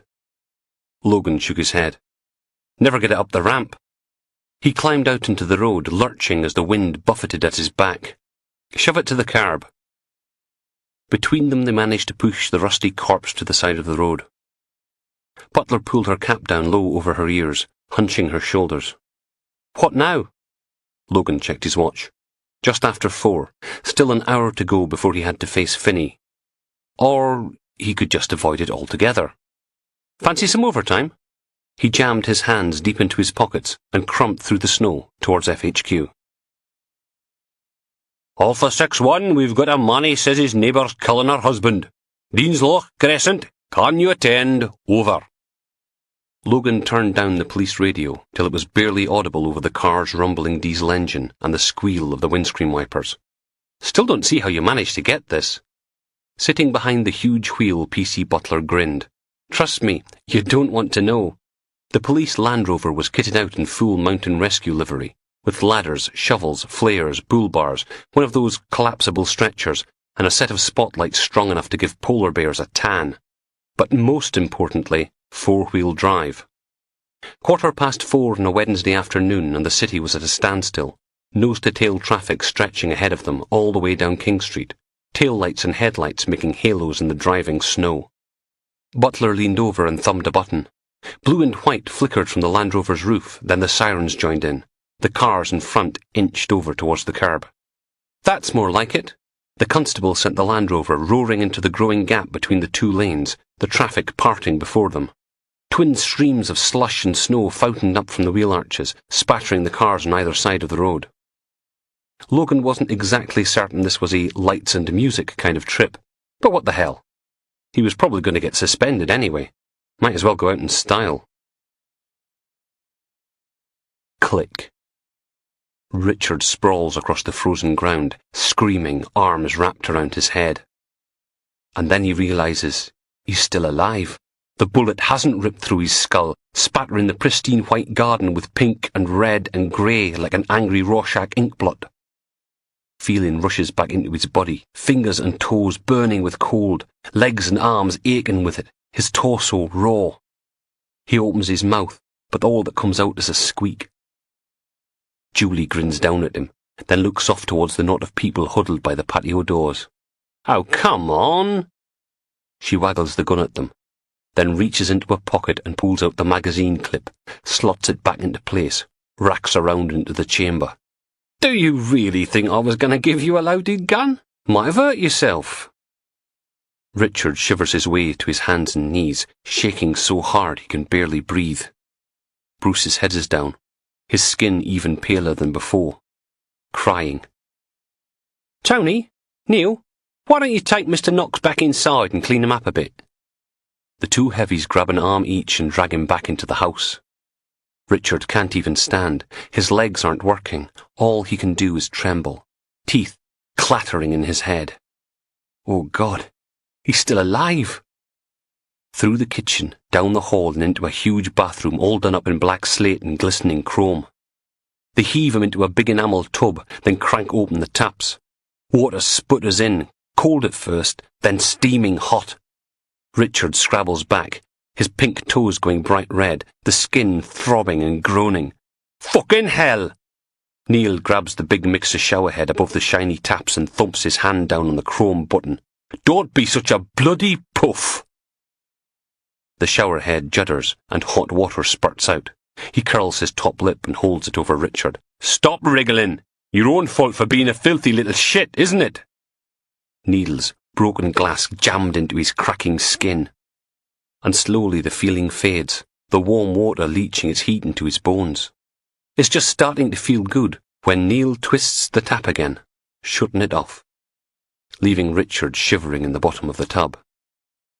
Tony, the quiet one, settles on the toilet lid and stares at Richard's pink naked body.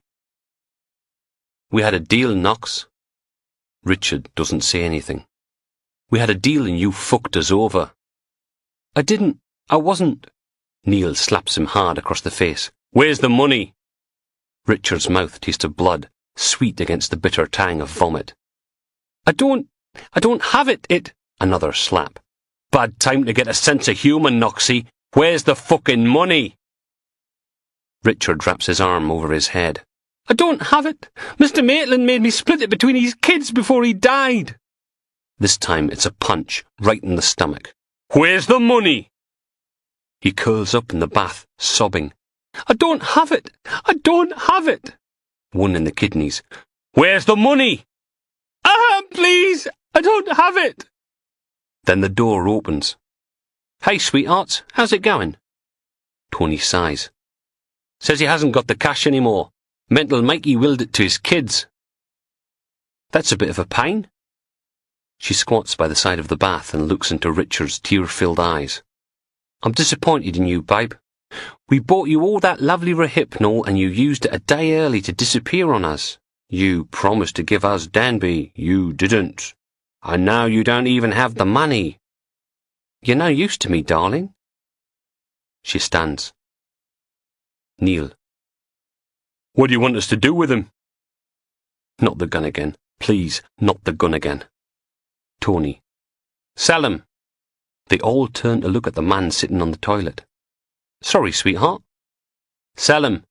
They're all scrabbling to claim mental Mikey's empire back home, aren't they? Cunningham, Dawson, that violent prick Smithy. Bet any of them would pay good money to get their hands on Knox, especially if we don't tell them he's not got Mikey's cash anymore." "Oh God, no. Smithy'll kill him." And not quickly. Richard knows because he's seen it. Julie smiles. "Excellent idea. Might even give us a bit of leverage down south. Can't do it direct, though. Too risky. But we could go through an intermediary, someone local." "What about that little weasel you've been getting info off?" "Who? Portman?" She shakes her head. "Silly bugger went and got himself killed, didn't he, babe? But I might know a man."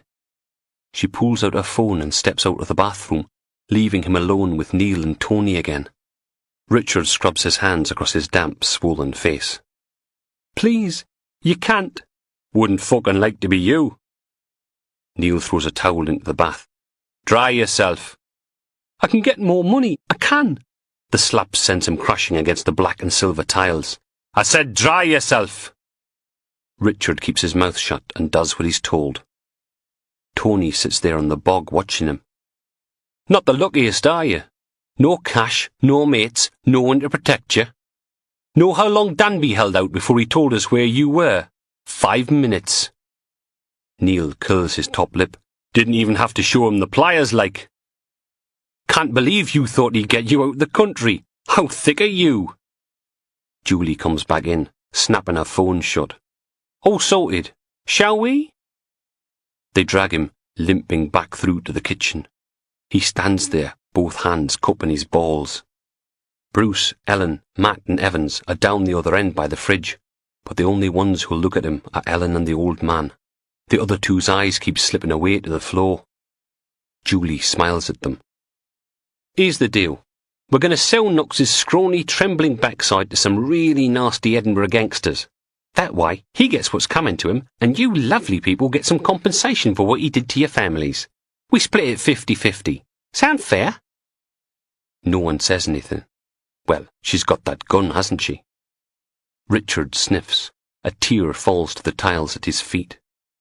Ellen bends down, scoops up the quilt Granny Murray made, and flings it at him. "Here, you can take your shit with you." Richard grabs it, bottom lip trembling, breathing in the smell of the old lady and her house. If they're going to sell him to Cunningham or Smithy, he'd be better off out in the garden with a bullet in his brain. At least that way it'd be quick. He wraps himself in the quilt, and then Ellen snatches something off the working surface, a tatty Asda carrier bag. "All of it." Richard catches the Bible before it hits him, clutches the crackly plastic to his chest, closes his eyes and thanks God. Evan steps forward and dumps the old suitcase on the kitchen floor. "I didn't want it to end like this, but you deserve whatever's coming to you, Knox. I hope you rot in hell." Then Neil and Tony march Richard down the corridor and back out into the snow. They flip open the locks on the big Range Rover, haul the boot open and shove him inside. They're back 2 minutes later with Danby, the bathrobe flapping open in the eddying snow. After the warmth of the shower, Richard's hands and feet throb with the cold. Probably got frostbite or hypothermia or something like that. Tony throws the battered leather suitcase in on top of them. "Don't go getting sexy with your roommate, okay?" And then he slams the boot shut. Danby still has that tartan thing over his head. His skin's cold, pale and pebbled like a supermarket chicken. His hands cable-tied behind his back. They haven't bothered to do that to Richard. Don't think he'll put up a fight. Don't care if he sees their faces either. Because they know he won't live long enough to tell anyone. And he knows they're right. Richard sniffs, wiping away a tear with his sore hand. The doors clunk open, then closed again.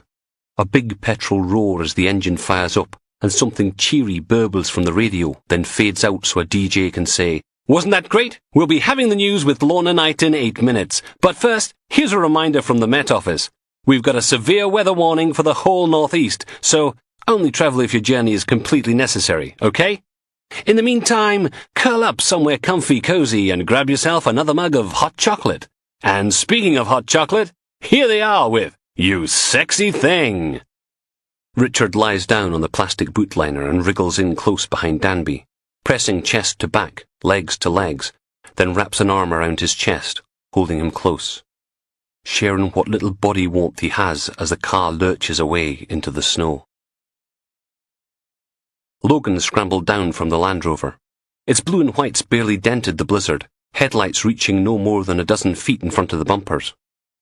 The house was isolated, a long rectangle of freshly pointed granite with a slate roof.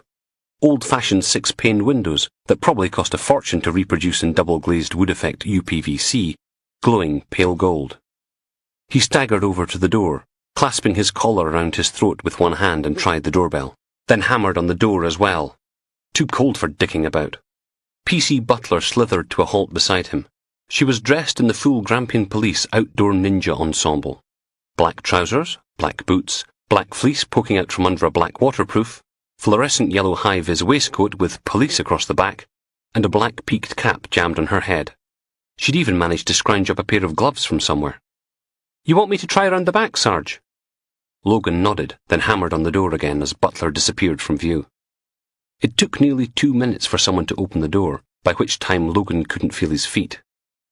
A woman stood in the doorway, short, heavy-set, bleary-eyed. It was her, the woman Wendy Ledbetter had picked out from the picture, the one with the Die Knox Scum placard. She blinked at him a couple of times. "Can I help you?" Geordie accent. Logan hauled his warrant card out of his pocket. "Police." She looked at it, then looked at him, then sighed. "Best come in."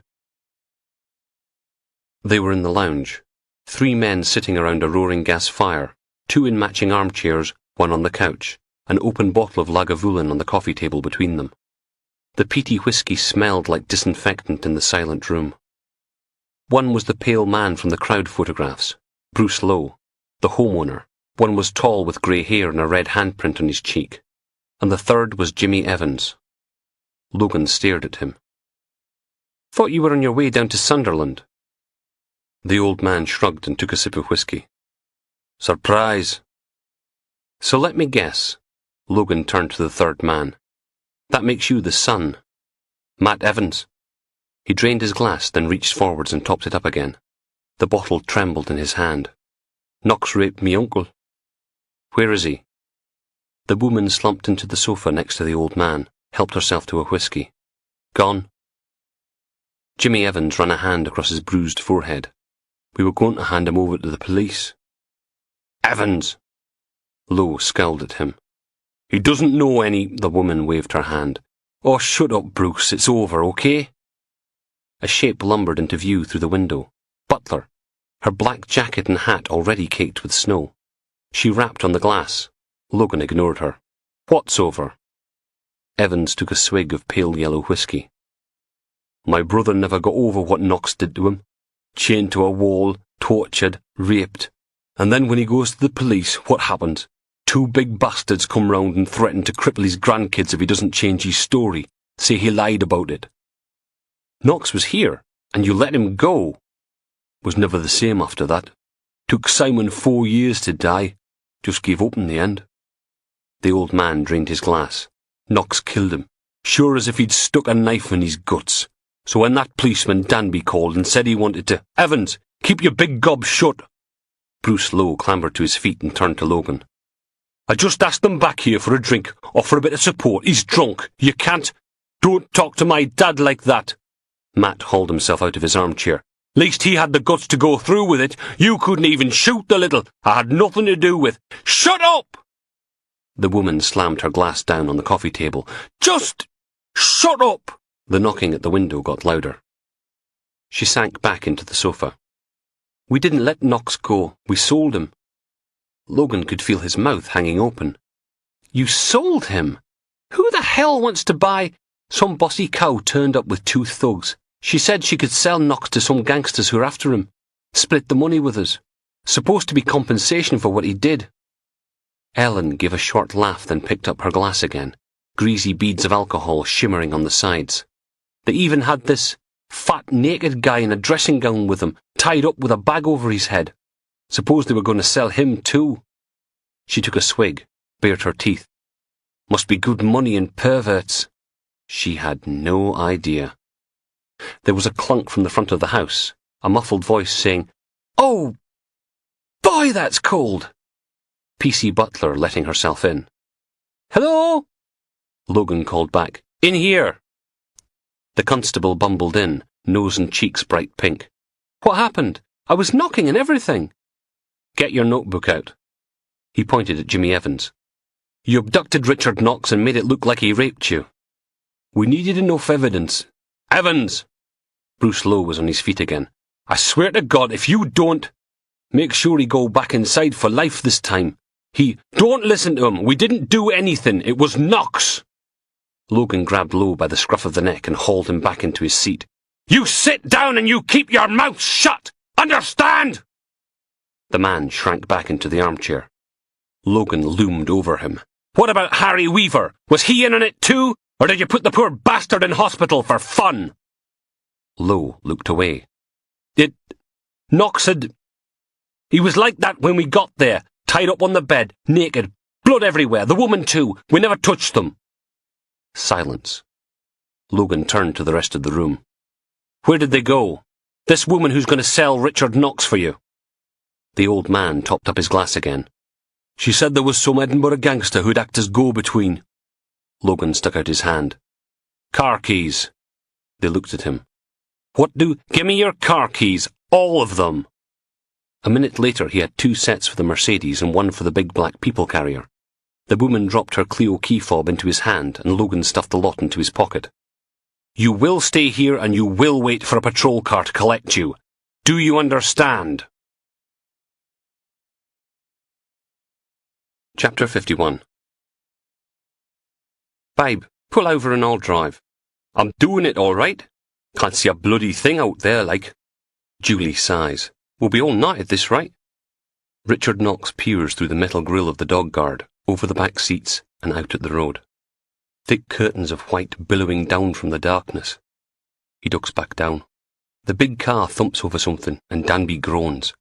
Turns out the tartan bag's just a pillowcase, held in place by a thick cable tie round his throat.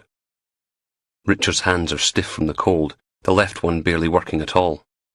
Every time he moves his fingers it's like being stabbed, but he manages to ease the pillowcase out from under the cable tie and up over the big man's head. Danby's face is pale. Well, except for the bruises, the black eye, and the swollen lip. Richard strokes the superintendent's face, feeling the stubble scratch beneath his fingertips. Poor old soul. Then the big man coughs, his whole body rattling, face going bright pink. A deep, ragged breath and he slumps back. A thin stream of spit dribbles out the side of his mouth. Richard takes a corner of Granny Murray's quilt and wipes it away. "You sold us out. Said I could go away on me own, live me life somewhere." Danby closes his eyes, breath coming in deep wheezes. "You raped him." Richard hangs his head. "You raped him and he blew his head off with a shotgun." "You said if I shared the cash with you, you'd help us escape, instead of which you set us up."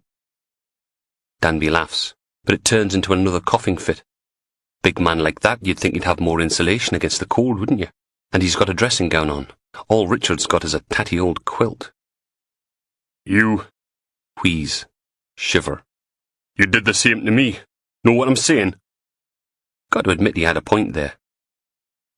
"Don't suppose it helps, but I'm sorry."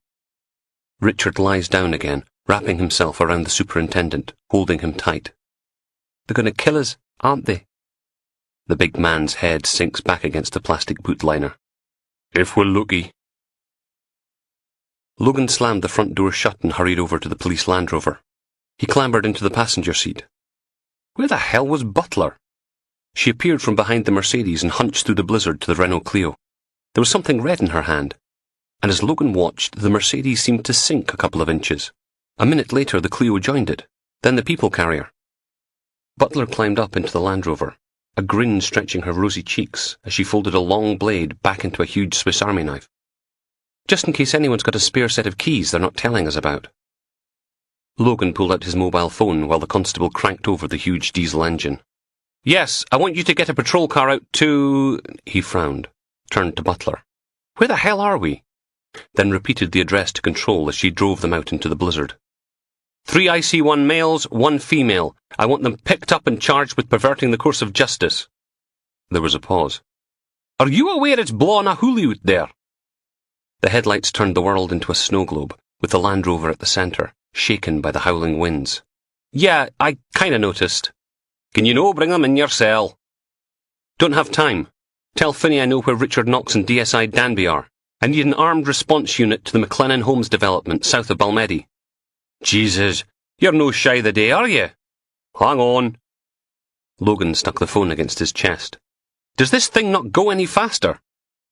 Butler didn't even look round, kept her face straight ahead, eyes narrowed, staring out into the driving snow. It's Scott of the Antarctic out there. The little country road twisted and turned, dry-stained dikes on either side disappearing under drifts of white. Do your best, okay? Back to the phone. So am I getting my ARU or not? But the voice on the other end wasn't the wee tuchter from Control anymore. It was the head of CID. Sergeant McRae, tell me, was it my imagination, or did I instruct you to be in my office at 5? Yet here we are at 4:30 and you're asking for a firearms team? Logan filled him in on his visit to Bruce Lowe's steading. Where are you? Logan peered through the windscreen. A signpost flared in the gloom, reflecting back the Land Rover's headlights. Just coming into Newborough now. So, firearms team? I'll get an ARU out to Camberwick Green as soon as I can. In the meantime, you are not authorised to take any action until they get there. If you get yourself killed just to avoid our meeting, I will be highly pissed off. Is that clear? Yes, sir. Newborough wasn't a big place. The A90, the main road north to Ellen and Peterhead, ran through the middle of the little town, and as soon as they turned onto it, Butler put her foot down. Normally, at this time on a Wednesday, there would be a steady stream of traffic coming the other way, trying to beat the rush hour out of Aberdeen. But today it was quiet, just the occasional 18-wheeler crawling its way north. Butler's airwave handset bleeped into life as they reached the outskirts of Balmedy, Control calling to say that the firearms team had just left FHQ. Then it was Logan's phone's turn. He checked the display. DI Steele. How is she? They'll no tell me what's going on. A sniff. Silence. Should arrest the whole bloody lot of them. He tried to force a smile into his voice. I'm sure it'll be... So have you sodded up all my cases yet? Of course not. It's fine. The Land Rover slowed, bouncing to a halt at a break in the central divide, opposite a sign saying, McLennan Homes, sight traffic only. Then they rumbled across the other carriageway and up to the sight gate. Anything else going on? Logan looked out at the high chain-link fence and the signs caught in the Land Rover's headlights. Site patrolled by guard dogs, no entry to unauthorised personnel, warning, razor wire, danger of death. He swallowed. Yeah, no, everything's fine. Tell Susan we're all asking for her, okay? They said an awkward goodbye, then Logan slid the phone back into his pocket. The gate was open, not all the way, just wide enough for a large car to squeeze through. Butler drove the Land Rover in. On the other side the road was virtually invisible, a set of rutted tyre tracks disappearing into the gloom. Logan turned and peered into the back of the vehicle. We got any weapons? Sarge? I thought we were meant to wait for the cavalry. If this was America, they'd have shotguns and tear gas and riot gear and ammo, instead of which they had a big first aid kit, some road flares, and enough rope to build a bouncy bridge over the River Dee. Fat lot of good that was going to do. The car lurched to a halt, throwing him backwards against his seatbelt. Oi, careful! Butler tapped him on the shoulder. We've got company. She was right. A set of headlights glowed in the darkness, getting closer. Sod! Logan glanced left, then right. Block the road! The constable wrestled with the steering wheel, three-point turning the Land Rover until it was parked side-on. Then Logan reached into the back, grabbed a couple of the road flares, and clambered out into the snow. It was like being punched with a fistful of ice. He staggered, letting the car door slam shut in the wind. Fuck, it was cold. He lurched over the rutted surface, about 6 feet from the Land Rover's bonnet, pulled the plastic cap off the first flare, and struck the igniter across the end. It sputtered, then sent out a gout of lurid scarlet flame. Logan jammed the other end into the snow, then hurried around to the other side and stuck the second one behind the car. With the blue and white lights flashing in the middle, there was no way you could miss the police Land Rover. He hobbled back to the driver's side. Butler wound down the window and said something Logan couldn't hear over the howling wind. What? I said we're supposed to wait. Logan pointed through the whipping snow to the approaching headlights. You want to let them just drive right past you? Butler thumped back against the headrest, sighed, then undid her seatbelt and climbed out into the snow. She hauled on her gloves and hunched her shoulders up round her ears. Must be bloody mad. The headlights got bigger and bigger, and then a huge black rectangle growled out of the snow. It stopped 10 feet from their makeshift roadblock and sat there with the engine idling. Logan wiped the snow from his face and stumbled through the gusting wind to the huge car, PC Butler swearing along behind. It was one of those massive Range Rover sports jobs, the kind that looked as if they'd been designed out of Lego. 3 people, 2 in the front, 1 in the back. Logan knocked on the driver's window. It buzzed down and the driver smiled at him. She had blonde hair cut in a bob and jazz on the stereo. Can I help you, officer? English. Probably Essex or something. The man in the passenger seat scratched his eyebrow, keeping his eyes on the road. The one in the back seat yawned, then ran a hand through his greying quiff, all very nonchalant. Can I see some ID? The woman's smile got bigger. I'll show you mine if you show me yours, babe. Logan gritted his teeth, unzipped his jacket and pulled out his warrant card, trying to stop his pink fingers from shaking. Nice one. She reached down between the seats, rummaged, then produced a black leather card holder, handed it out of the window. Logan flipped it open. It was a warrant card just like his, only where his said Grampian Police, hers said Soccer. He checked it twice before handing it back. Care to tell me what the Serious Organised Crime Agency is doing on a building site north of Aberdeen, Sergeant... Bultitude, was it? Nope. Logan stared at her. In the back seat, Elvis shifted from one buttock to another. Close the window, Julie? Getting a draft, like? The woman went to buzz the window back up again, but Logan slapped his hand on the sill. We're not finished here. Yes, we are, babe. He stared at her. It was you, wasn't it? 2 men and a woman. You're the ones who took Richard Knox from Bruce Lowe's place. Where is he? And where's DSI Danby? The man in the passenger seat sighed. Not again. The woman's smile became sharper. That's neat to know, Sergeant. Don't screw me about. Where are they? She raised an eyebrow. Neil? Fucking have it. The back door popped open and Elvis climbed out into the snow. Typical Geordie, he didn't even have his coat on, just a black shirt picking up a dandruff coating of snow. He flexed his arms. Jesus, he was big. 6'2", 6'3", arms like a bodybuilder's. Logan's other hand dug deeper into his pocket, fingertips wrapping around the little canister of pepper spray. Out of the corner of his eye, he saw PC Butler take a step forwards, the harsh clack of her extendable baton clearly audible over the wind on the Range Rover's engine. Is there a problem, Sarge? The big man just looked at the pair of them, then smiled, cricked his neck from side to side. A gust of wind buffeted Logan. There's a firearms team on its way.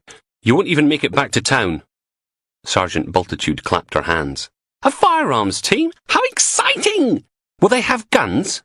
She dipped back out of sight, then came back with a semi-automatic pistol clutched in her hand. Like this one? She brought it around until it was pointing at Logan's face. He felt his bowels clench, held his hands out, palms open. Let's not. This is how it's gonna go down, babe. You get back in your little plodmobile and drive away, nice and peaceful. Otherwise... She made a little circular motion with the gun barrel. Logan stared up at her, swallowed, tried not to tremble. Where's Knox? Bultitude pursed her lips. Brave. I like that. She nodded back towards the building site. You actually did it? You sold him to Malcolm McLennan's mob? You're supposed to be police officers. A shrug. Your milk the knife's the tip of a Europe-wide smuggling iceberg.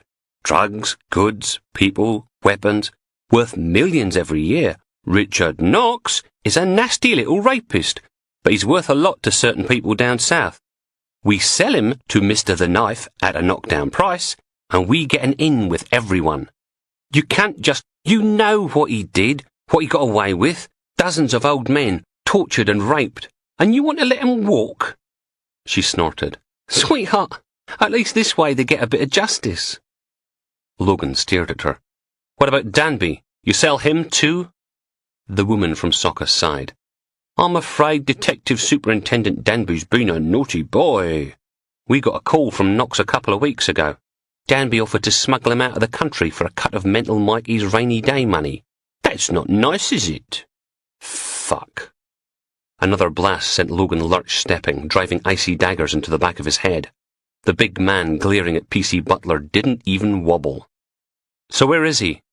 Sorry, babe, that's need to answer the fucking question! Her eyes narrowed, lips thinning over bared teeth. The man in the passenger seat buried his head in his hands. Oh, Christ, here we go. The gun had drifted away. Now it was back, pointing at Logan's face. I don't like your... Julie. The passenger leant over and touched her shoulder. Don't. Last thing we need is local plod and a mission getting in the way. You know what I'm saying? Nobody talks to me like that. I know. He licked his lips. Look, we can't tie Danby to Mental Mikey's money, can we? Not if Knox has given the bloody stuff away. We've got nothing on him, like. This sweaty, we're gonna have to let him go anyway. Know what I'm saying? It's not worth the aggro. There was a pause. She pulled her face into a tight smile, eyes narrow slits as she stared at Logan. You want Danby? The driver's door popped open and she climbed down, stomped through the whipping snow past Angry Elvis and around to the Range Rover's boot. She hauled the hatch up with one hand, the other still wrapped around the gun, reached in and dragged something out. It hit the ground with a thud and a grunt, just as Logan turned the corner. You want him? You can have him. Detective Superintendent Danby lay on his side in the snow, dirty white bathrobe rucked up around his middle, the skin on his legs and buttocks worryingly pale. What did you do? When he wakes up, tell the corrupt bastard he's mine. She slammed the boot shut again. Neil, get your ass back in the car. We're leaving. Elvis flexed his shoulders again, curled his hands into fists. We're gonna let these jock bastards... Maybe you didn't hear me, babe. The big man froze, eyes darting back towards the Range Rover. He cleared his throat, spat. The wind snatched it away before it got anywhere near the ground. He got back in the car. She marched back to the driver's door and climbed inside, buzzed the window up, then put her foot down. The huge 4x4's wheels span, sending a spray of snow and ice across Danby's pale, crumpled body. And then it was off, swinging around the police Land Rover, over one of the road flares and away into the distance. Logan let out the breath he'd been holding in, then bent over and clutched his knees. Dear God. PC Butler appeared at his shoulder. Shame. I was looking forward to tearing that big bastard's head off. He looked at her. It was official. He was surrounded by nut jobs. Help me get Danby back to the car. They cleared a space in the back seat, then bundled a DSI inside. There was an electric blanket thing in a box in the boot with its own heavy battery pack. They draped it over him, then wrapped him in layers of space blankets, the crackly silver and gold sheets making him look like a baked potato. Butler strapped the detective superintendent into place. Hospital? Building site. Damn. They left the road flares burning, and Butler did another slithering three-point turn to get the Land Rover facing the right way. Then Logan told her to kill the blue flashing lights as they drove deeper into the development. You sure about this, Sarge? Nope. Logan pulled out his phone. No signal. He reached over and plucked the airwave handset from Butler's shoulder. Control still didn't have an ETA for the firearms team. The whole Bridge of Dawn was gridlocked after a bendy bus slid sideways across all four carriageways, between the bridge and Balgownie Road, trying to avoid a three-car pile-up. They were having to divert via Grantham in snow-laden rush hour. The message from DCI Finney was to sit tight and not do anything stupid. Logan hit the disconnect button. PC Butler looked at him. We're going to do something stupid, aren't we? Yep. Chapter 52. The development loomed out of the blizzard. Skeleton houses, the hunched shapes of machinery. First stop, the site office. The lights were on, but when Logan sent Butler out to try the door, it was locked. No one inside. A little after 5 and the sun was long gone. Now everything beyond the reach of the headlights was enveloped in darkness. The police Land Rover bumped over something in the snow, the front end rearing up, then the back. Behind them, Danby groaned again. At least he was still alive. Probably more than they could say for Richard Knox. Butler let the 4x4 rumble to a halt. "Think we've run out of road." Logan peered into the whirling white and inky black. Last time he was here with PC Martin and her cadaver dog, Wardrobe, the further away from the site office they got, the more complete the houses were. Assuming they hadn't just staked Knox out to freeze to death in the great outdoors, he'd be in something that at least had a roof on it. The Land Rover was fitted with a roof-mounted spotlight. Logan grabbed the handle and flicked the switch. A crack sounded above his head, and the harsh white beam leapt out through the snow. He fiddled with the handle, swinging the spotlight about, trying to get a feel for it, then did a slow sweep left to right. Didn't matter how strong the light was, it could only penetrate so far before the whirling flakes consumed everything. He pointed towards the nearest property with a roof. "That way." The Land Rover bumped and rolled its way slowly through the drift-covered landscape. The first house was dark. So was the second one, blue and white police tape snapping and writhing outside it. The third was dark too, but a pale glow oozed out from the downstairs window of house number 4. "There!" Logan snapped off the spotlight. Butler killed the engine and the headlights. Darkness. Now the only sound was the howling wind and the creak of springs as the Land Rover rocked with each blast. "Right." They both stayed where they were, in the dark, watching the house through the windscreen. Butler cleared her throat. "We got any sort of plan?" "No." Logan licked his lips. Melting snow plastered his hair to his head, trickling down the back of his neck and into his collar. I'll take the front. You go round the back." He pulled his damp sleeve back, exposing his watch. "What time have you got?" She checked. 1:15. "Right. We go in at 20 past. Quietly, understand?" Butler nodded and they synchronized watches. "You sure about this, Sarge?" "Nope. You?" The constable pulled out her extendable baton, undid her seatbelt, took 3 deep breaths, opened the door, and jumped out into the night.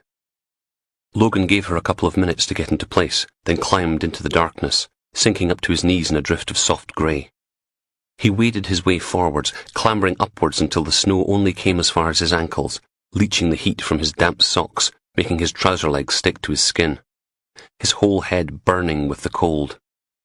The front door was painted some dark colour, indistinguishable in the gloom, but the little portico offered a bit of shelter from the whipping snow. Logan checked his watch. 20 past in 3, 2, 1. He grabbed the handle. Thank God it wasn't locked. He threw the door open and stumbled into the house. A tiny hallway, door leading off to one side, probably a toilet. Stairs leading up to the first floor. Set of glass doors to the right. That was where the light was coming from. He looked through into a small lounge. They were obviously still finishing off the property. A stack of skirting boards lay beneath the front window. 2 or 3 boxes of bathroom tiles, a table-mounted circular saw, rolls of silver-backed rock wool, a nail gun, drums of thick grey electrical cable, some stuff for fitting carpets, a toolbox, a plastic bag of screws, the shiny thorns of metal glinting in the glow of a big battery torch that lay on the floor.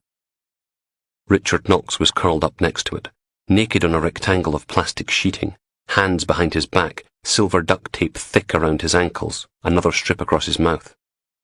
Where the hell was PC Butler? Logan checked his watch again. 21 minutes past. Butler should have been here by now. Logan reached for the glass panel door and froze. There was someone in the room with Knox. A man, dressed in a thick padded jacket, goatee beard, glasses, comb-over. The project manager, Brett. Brett crouched down beside Knox with his back to the door, and Logan caught a flash of needle-nosed pliers. And then Knox writhed, screaming behind the gag as Brett twisted and pulled and shoved. Damn it, now he didn't have any choice. Logan eased the door open and crept inside, matching his footfalls to Knox's muffled yells, eyes darting around the room in case Brett wasn't working alone. The project manager sat back on his haunches, staring down at Knox. "I'm going to keep doing this until you tell me where the money is. You may have the rest of them fooled, but I know you've still got something hidden away, haven't you?" He opened the pliers and something metal fell to the floor. Shall we take another one out? I think Logan battered him over the head with the torch. The project manager slumped sideways, the pliers bouncing out of his hands. Not the most heroic rescue in the world, but it worked. He rolled Brett over onto his front and cuffed his hands behind his back. The plastic sheeting Knox lay on was spattered with droplets of scarlet. About a dozen little dark spines stuck out of his upper arm and shoulder, surrounded by angry red welts, oozing blood. About the same number again were just empty, bloody holes. Just like Steve Palmont. Logan shifted around until his back was to the wall, then crouched down and patted Knox on the cheek. The little man's eyes snapped open. He flinched back, screaming behind his gag. Logan slapped him and hissed, "Shut up, you idiot! I'm not going to hurt you!" He stole another look around the room. "Are there any more of them?" Knox drew a shuddering breath in through his nose and nodded. Bugger. Where the bloody hell was Butler? Logan reached down for the edge of the duct tape gag and froze. Might be a better idea to leave it where it was. Get Knox out of here as quietly as possible before the rest of Malcolm McLennan's thugs got back. "Can you walk?" No response. "I said, can you walk?" The thin, naked man just blinked at him. One way to find out. Logan sneaked over to the toolbox, looking for anything with a decent blade to cut through the duct tape. There was a battered Stanley knife in one of the trays with SP scratched into the handle. Perfect. The mechanism was stiff, but he managed to slide the rusty triangular blade out, then squatted over Knox's ankles and started sawing. "Wouldn't bother if I was you." A Glaswegian accent right behind him. Logan froze. Where was Police Constable fucking Butler when you actually needed her? 18 minutes past 5, 6 minutes ago. PC Vicky Butler edged her way around the corner of the detached house. She'd abandoned the standard fluorescent yellow high-vis waistcoat back in the car. Can't sneak up on anyone when you glow in the dark, can you? She flexed her fingers around the handle of the extended truncheon, feeling the weight. Dear Lord, it was cold. She crept along the back wall, ducking under the kitchen window, making for the French doors. Vicky peeled the cuff of her glove back and checked the time. 30 seconds to go. 29. 28. Her feet were going numb, even through 2 pairs of socks. 17. 16. 15. She tightened her grip on the truncheon. 12. 11. 10. Vicky inched closer to the French doors. 6. 5. 4. 3. She placed a black-gloved hand on the door handle. 0. And then she heard it. A low growl coming from right behind her. Oh, crap. She turned, slowly. There was a dark shape slinking through the snow towards her. Big, muscular, snow sticking to its black fur. Jesus, that was a big dog. Vicky backed off, nice and slow. Good doggy? The growl became a snarl. Fuck. Andy Connolly, a.k.a. Mr. Big and Bald, wiped his hands in a wodge of blue paper towels. From above, Logan could hear the sound of a cistern filling up again. Completely missed the flush. Connolly dropped the towels on the floor as Logan stood. Andrew Connolly, I am arresting you on suspicion of the murder of Steve Palmont. He doesn't have the money anymore. Logan pulled out his pepper spray. Face down, on the ground. Do it. That's what you're after, right? Mental Mikey's little £18 million nest egg. 18 million? Shrug. So they say. Well, little shite's frittered it all away, hasn't he? On the floor. Transferred into the offshore bank accounts of Mikey's successors. Connolly frowned. Shame. Could have done with a couple million, you know. Set me up somewhere warm and sunny till the heat dies down on that Palmont prick. Connolly nudged the unconscious project manager with his foot. Course, this crawly wee fuck wanted to give it all to the boss, didn't he? Wanted to make up for all the dodgy goods and drugs you bastards seized. I'm not telling you again. On the floor, now. See, if Knox doesn't have the money anymore, he's fuck all use to nobody. You want him? You can have him. Lying on the floor behind him, Knox mumbled, kicking the floor. Yeah, I want him. Shrug. Connolly turned and walked through the lounge door. He's yours. Logan frowned. That was a lot easier than he'd been expecting. He glanced back at Knox lying trussed up on the floor, opened his mouth to say something, and then Connolly hit him, a side-on rugby tackle that sent them both crashing against the wall, hard enough to crack the plasterboard. They went down in a tangle of limbs, Logan gasping for breath as his scarred stomach screamed at him, swinging fists, elbows, knees, anything to get the bastard off. Only Connolly was bigger, heavier, and a hell of a lot stronger. Less than 30 seconds and he had Logan pinned to the chipboard, face down, with his knee in the middle of Logan's back. The big man grabbed a handful of Logan's hair, hauled his head up off the floor, then slammed it down again. Logan threw an elbow back, but all he got from Connolly was a grunt. His forehead battered into the chipboard again. Bright lights chasing darkness, jackhammers in his brain, thumping. And then a hand grabbed his flailing wrist and pinned it to the floor. Never, ever take your eyes off the prize. Connolly reached over with his other hand and Logan watched him drag the nail gun over. Fucking get off me! The nail gun's nozzle was cold against the back of Logan's hand. See, it's got a pressure safety trigger. Have to press down to fire. Thunk. Logan screamed, even though the pain hadn't kicked in yet. He stared at his hand. The nail was sticking through his sleeve, pinning it to the chipboard. Thunk! Another nail on the other side. Kneeling on top of him, Connolly laughed. What? You thought I was going to put a nail through your fucking hand? What kind of animal do you think I am? Sides. Get blood on the floor. Have to hack up that whole chunk of chipboard and replace it. Get the fuck off me! Ah, well. It's only chipboard. Thunk. Silence. There was a half-inch of dark grey metal sticking up out of the back of Logan's hand. Fire raced up his arm. Fuck!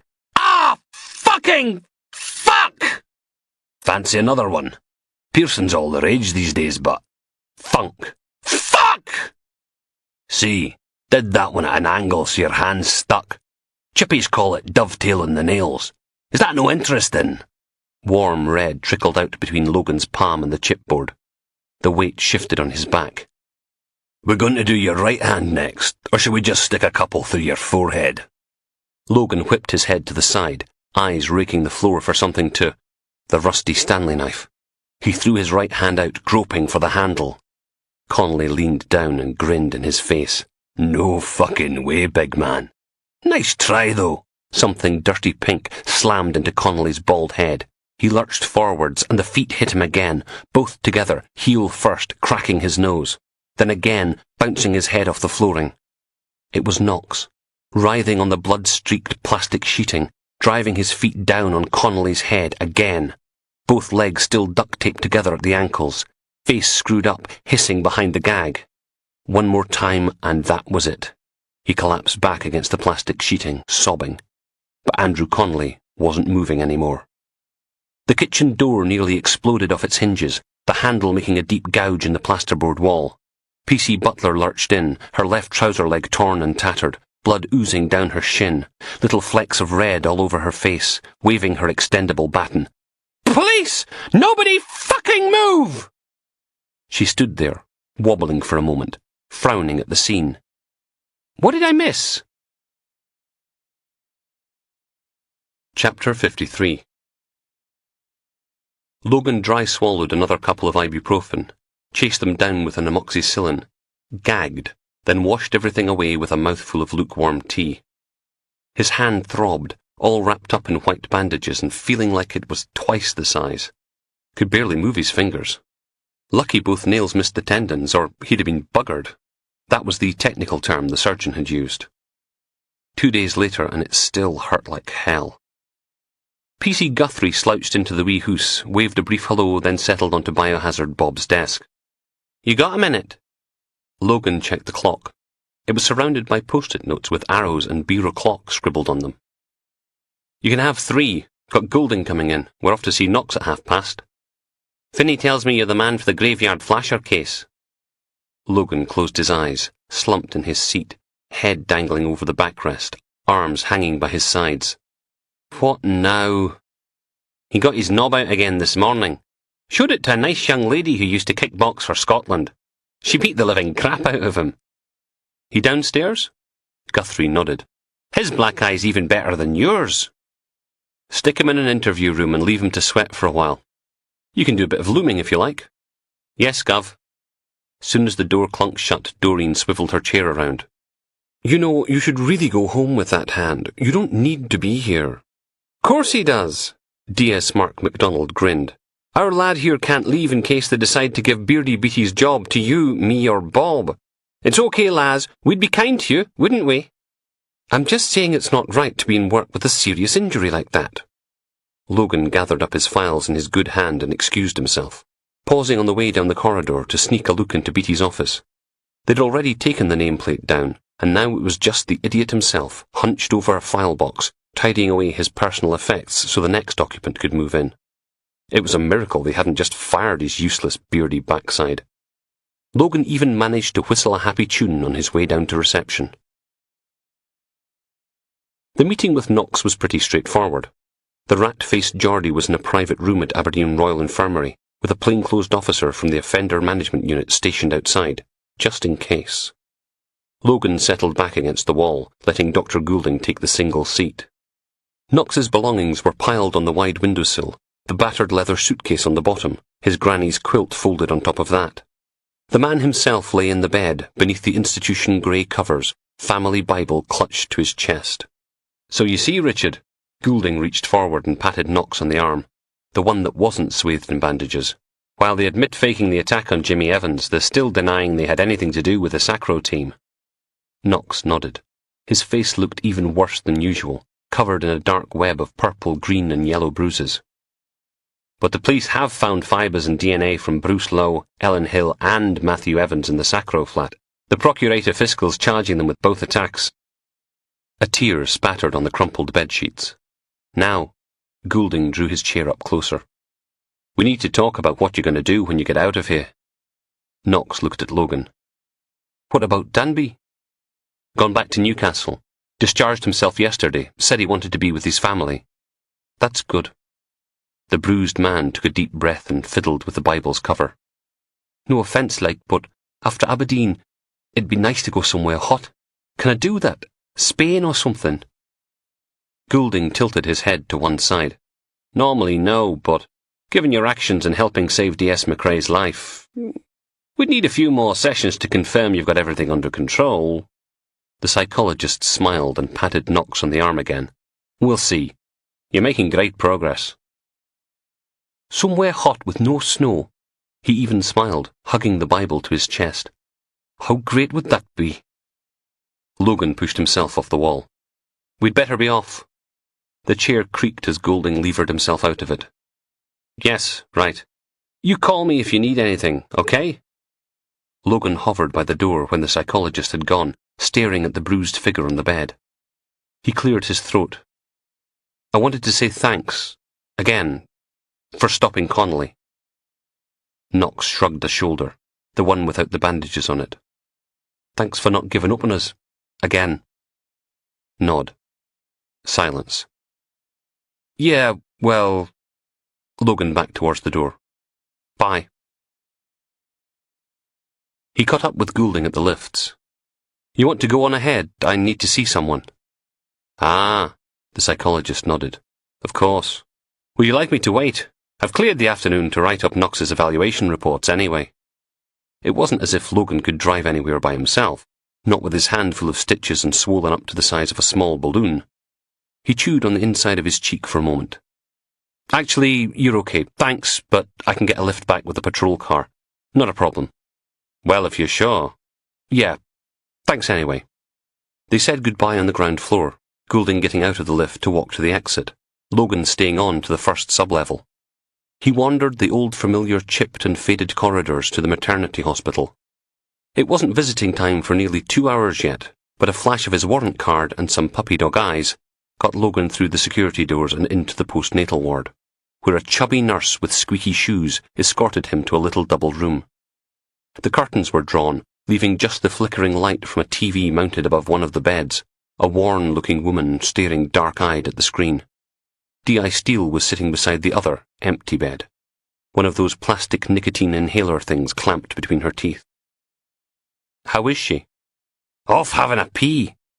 Steele looked up, her face a road map of wrinkles and creases, dark purple bags under her eyes. "You look like shite." Logan sank into the chair next to her with a grunt. Everything ached. "Not exactly page 3 material yourself." "Chicky wee shite." But she was smiling as she said it. "Any news?" "Been on the phone to Soccer. Said they couldn't comment on any ongoing investigation, assuming there actually was one, which they refused to confirm or deny. Wouldn't even tell me if Sergeant Julie Bultitude really exists or not. The bastards could have been anyone."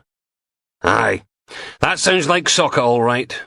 Steele creaked her way out of her seat, rubbed at the small of her back. "Come on, I'll introduce you." The little intensive care ward was dim behind the glass partition, green lights winking in the gloom on half a dozen microwave oven-sized plastic incubators. Steele cupped her hands to the glass, then leaned her head into the hollow. Logan did the same. "Which one?" "Second from the right, third row. Jasmine." A little pink bundle of wrinkled skin with a tube up her nose, taped to her cheek with a white strip. Little fingers, little toes. Wire stuck to her chest with sticky pads covered in printed teddy bears. God, she's tiny. 9 weeks preterm. That's sod all these days. Before you know it, she'll be nicking fags and nicking Bacardi breezers round the back of the shops. Steele straightened up and slapped Logan on the back, hard enough to make him wince. Who knew your knob would turn out useful for something, eh? This is a last and final boarding call for flight SZ515 to Plymouth. Would all remaining passengers please go to gate number 6 where the flight is now closing? Detective Superintendent Graham Danby shuffles another step forward in line. Fastbag drop his ass. What's the point of doing everything online when it takes half a bloody hour to get your stuff checked in? He leans left, favouring his gammy leg, and peers around the two chavs in Nike tracksuits. Looks like the only exercise this pair get is waddling to the door to pay for their home delivery pizza. Know what I'm saying?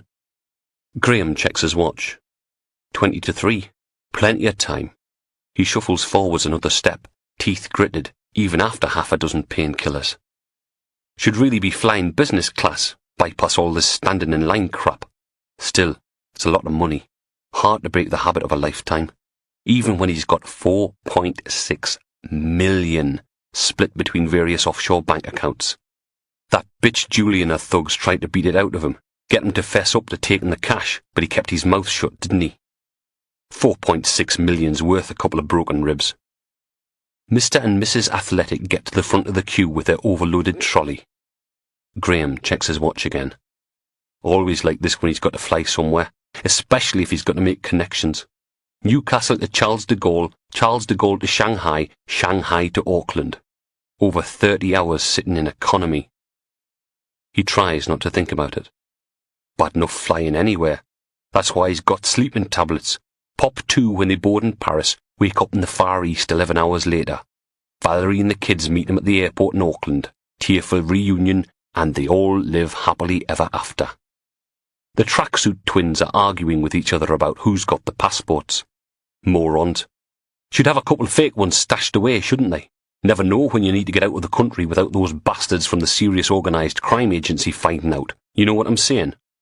Preparation. That's the key. This is a general boarding call for flight BA1333 to London Heathrow. Would all passengers please come forward to gate number 2 with their boarding cards ready for inspection? Someone taps him on the shoulder, but Graham doesn't look round. You can bloody well wait your turn like everyone else. Now, Mr. Danby, is that any way to talk to an old friend? A deep, gravelly voice, the words wafting into his ear in a cloud of extra strong mint. Graham keeps his eyes fixed on the fatties. Alfie, thought you were doing a 6-stretching home. Very kind of you to take an interest, Mr. Danby, but got out early, didn't I? Good behaviour. The mint smell gets stronger, making Graham's stomach clench. Mr. Cunningham wonders if you'd like to join him for a drink, Mr. Danby. Discuss a certain shipment of his you intercepted. He swallows, keeping the bile down. Love to, Alfie, but I've got a plane to catch. Know what I'm saying? Something hard jabs into his back. RSVP, Mr. Danby. We wouldn't want to make Mr. Cunningham invite your wife and kids too, would we? He'd do it too, no matter how far away they were. Fucking hell. He'd been so close. Head down, Graham picks up the handle of his trundle case and follows Alfie out of the queue. What other choice does he have? The canteen was quieter than the wee hoose, so Logan grabbed a table there. Tin of iron brew, Tunnock's tasty caramel wafer, making little chocolate shrapnel while he copied notes out of his vomity notebook and into the new one he'd just signed out of stores. Took a while to cross-reference it all back to the original, with page numbers and everything, but at least now he could leave the stinky thing in its plastic bag buried away in a filing cabinet in case it was ever needed, instead of carting it about the whole time. That done, he moved on to the scrap of paper he'd liberated from Douglas Walker's bedroom, copying the notes he'd made on Jimmy Evans, the Mackenzie and Kerr jewellery heist, and Douglas Walker's attempted suicide. He flipped it over and gave the art student's CV a scan. Mediocre pass marks in maths, French, physics and English. Top marks for art and design. Summer job at a graphic design agency. Part-time at a printer's in Bridge of Dawn, paying his way through university. Logan stared at the name written in for a reference. James Clay. The same name that was on the yellow sticky that came with the last envelope of cash from wee Hamish Mowat. Logan closed his eyes, leant forward and banged his bruised forehead off the tabletop. Bloody idiot. It's important for the local economy that we all do our bit, don't you think? It wasn't a bribe. It was a tip-off. 2 patrol cars, 1 police van, and Dildo Mayor's Vauxhall Vectra sat in the little car park outside an unremarkable industrial unit in the Bridge of Dawn. The sign above the big roller doors proclaimed, James Clay, printing with style, next to a big cartoon exclamation mark with glasses, a cheesy grin, and its hands full of papers. Classy. Inside, a huge printing press sat towards the back of the unit, the smell of hot dust and oil-based ink drifting out into the cold afternoon. Reams of paper were stacked on pallets along the walls, a big electric guillotine, a collating and folding machine. In the corner, a kettle was finally coming to the boil, watched by half a dozen of Aberdeen's finest in full uniform. A little breeze-block office was built against one wall, full of desks, drawing boards, filing cabinets, and paper samples. Logan poked the scan button on a digital radio again, and the display cycled round to original FM. An old Crowded House song bounded out of the speakers. Sitting on the edge of a half-sized filing cabinet, Susanna Frayne from Her Majesty's Revenue and Customs leant forward and tapped Logan on the shoulder. "Turn it up. I like this one." Then settled back, singing along quietly. She did the same for the next song, and then it was the news. A bit about Richard Knox. Investigations proceeding into the body discovered at McLennan's Homes Balmedy development earlier this week. A new goalkeeper signed for Aberdeen Football Club. Weather. More snow on its way. And then the travel, according to which Friday afternoon rush hour traffic was terrible. Surprise, surprise. A large window separated the office from the print shop. Dildo gazed out at the constables searching the place. He stuck his hands in his pockets, rocking back and forth on his heels. "We got a call today from this bloke who wants us to get him a refund from a prostitute calling herself Big Eleanor, works down the docks. Says he entered into an oral contract with her in good faith." Dildo made hand and mouth gestures, poking his tongue into his cheek to sell the mime. "Only now he's heard a rumour that she's really a man. Thinks he's been a victim of misrepresentation and fraud." Susanna smiled. "What does he want? His deposit back?" Logan shook his head. "Thanks for lowering the tone." "Hey, could be worse." Dildo grinned. "At least I didn't tell you about the DVDs we seized last week. There was this one with 2 midgets, a redhead, a jar of Vaseline, and a Shetland pony. Dildo!" The man from Trading Standards sighed. "You were a lot more fun before you became a dad. Remember that time we—" Dildo drifted to a halt. There was a constable standing on the other side of the window holding a sheet of A1 paper against the glass. It was covered in a rainbow of banknotes, pink, purple, brown and blue, 50s, 20s, 10s and 5s. Had to be 300 or 400 quid's worth on the one sheet. The constable stuck his head around the door. "Found a huge stack of them under a pile of annual reports. We're millionaires! Wah ha ha ha ha! Susanna was staring at him, with one eyebrow raised. We'll, start loading them into the van. Dildo wrapped an arm around Logan's shoulder. Lass, my man, I may just have to buy you a pint tonight. Can't. He held up his bandaged hand. Antibiotics. And by the time he was off them, it'd be 3 weeks without a single drink. One by willpower, the rest by doctor's order. Now, if he could just cut out the cigarettes and learn to eat meat again, he'd be back where he was 2.5 years ago. Still, it was better than nothing. Richard Knox stands at the window of his hospital room, looking out at the snow-covered world. The car park's busy, so are the roads, gritted from pristine white to glistening black. Richard smiles. Been a while since he's had a good day. And okay, it feels like he's been run over by a minibus and the antibiotics turn his stomach, but he's getting better, you know. That psychologist Goulden said so. Responding to therapy. Changed man. Been telling him that the whole time. Found God, didn't he? Oh, God found him. Doesn't really matter in the end. Long as you tell them what they want to hear. He hugs the threadbare Bible to his chest. All those notes and scribbles. Exodus 29:45, 18:20. Nehemiah 9:12, Ezekiel 38:3.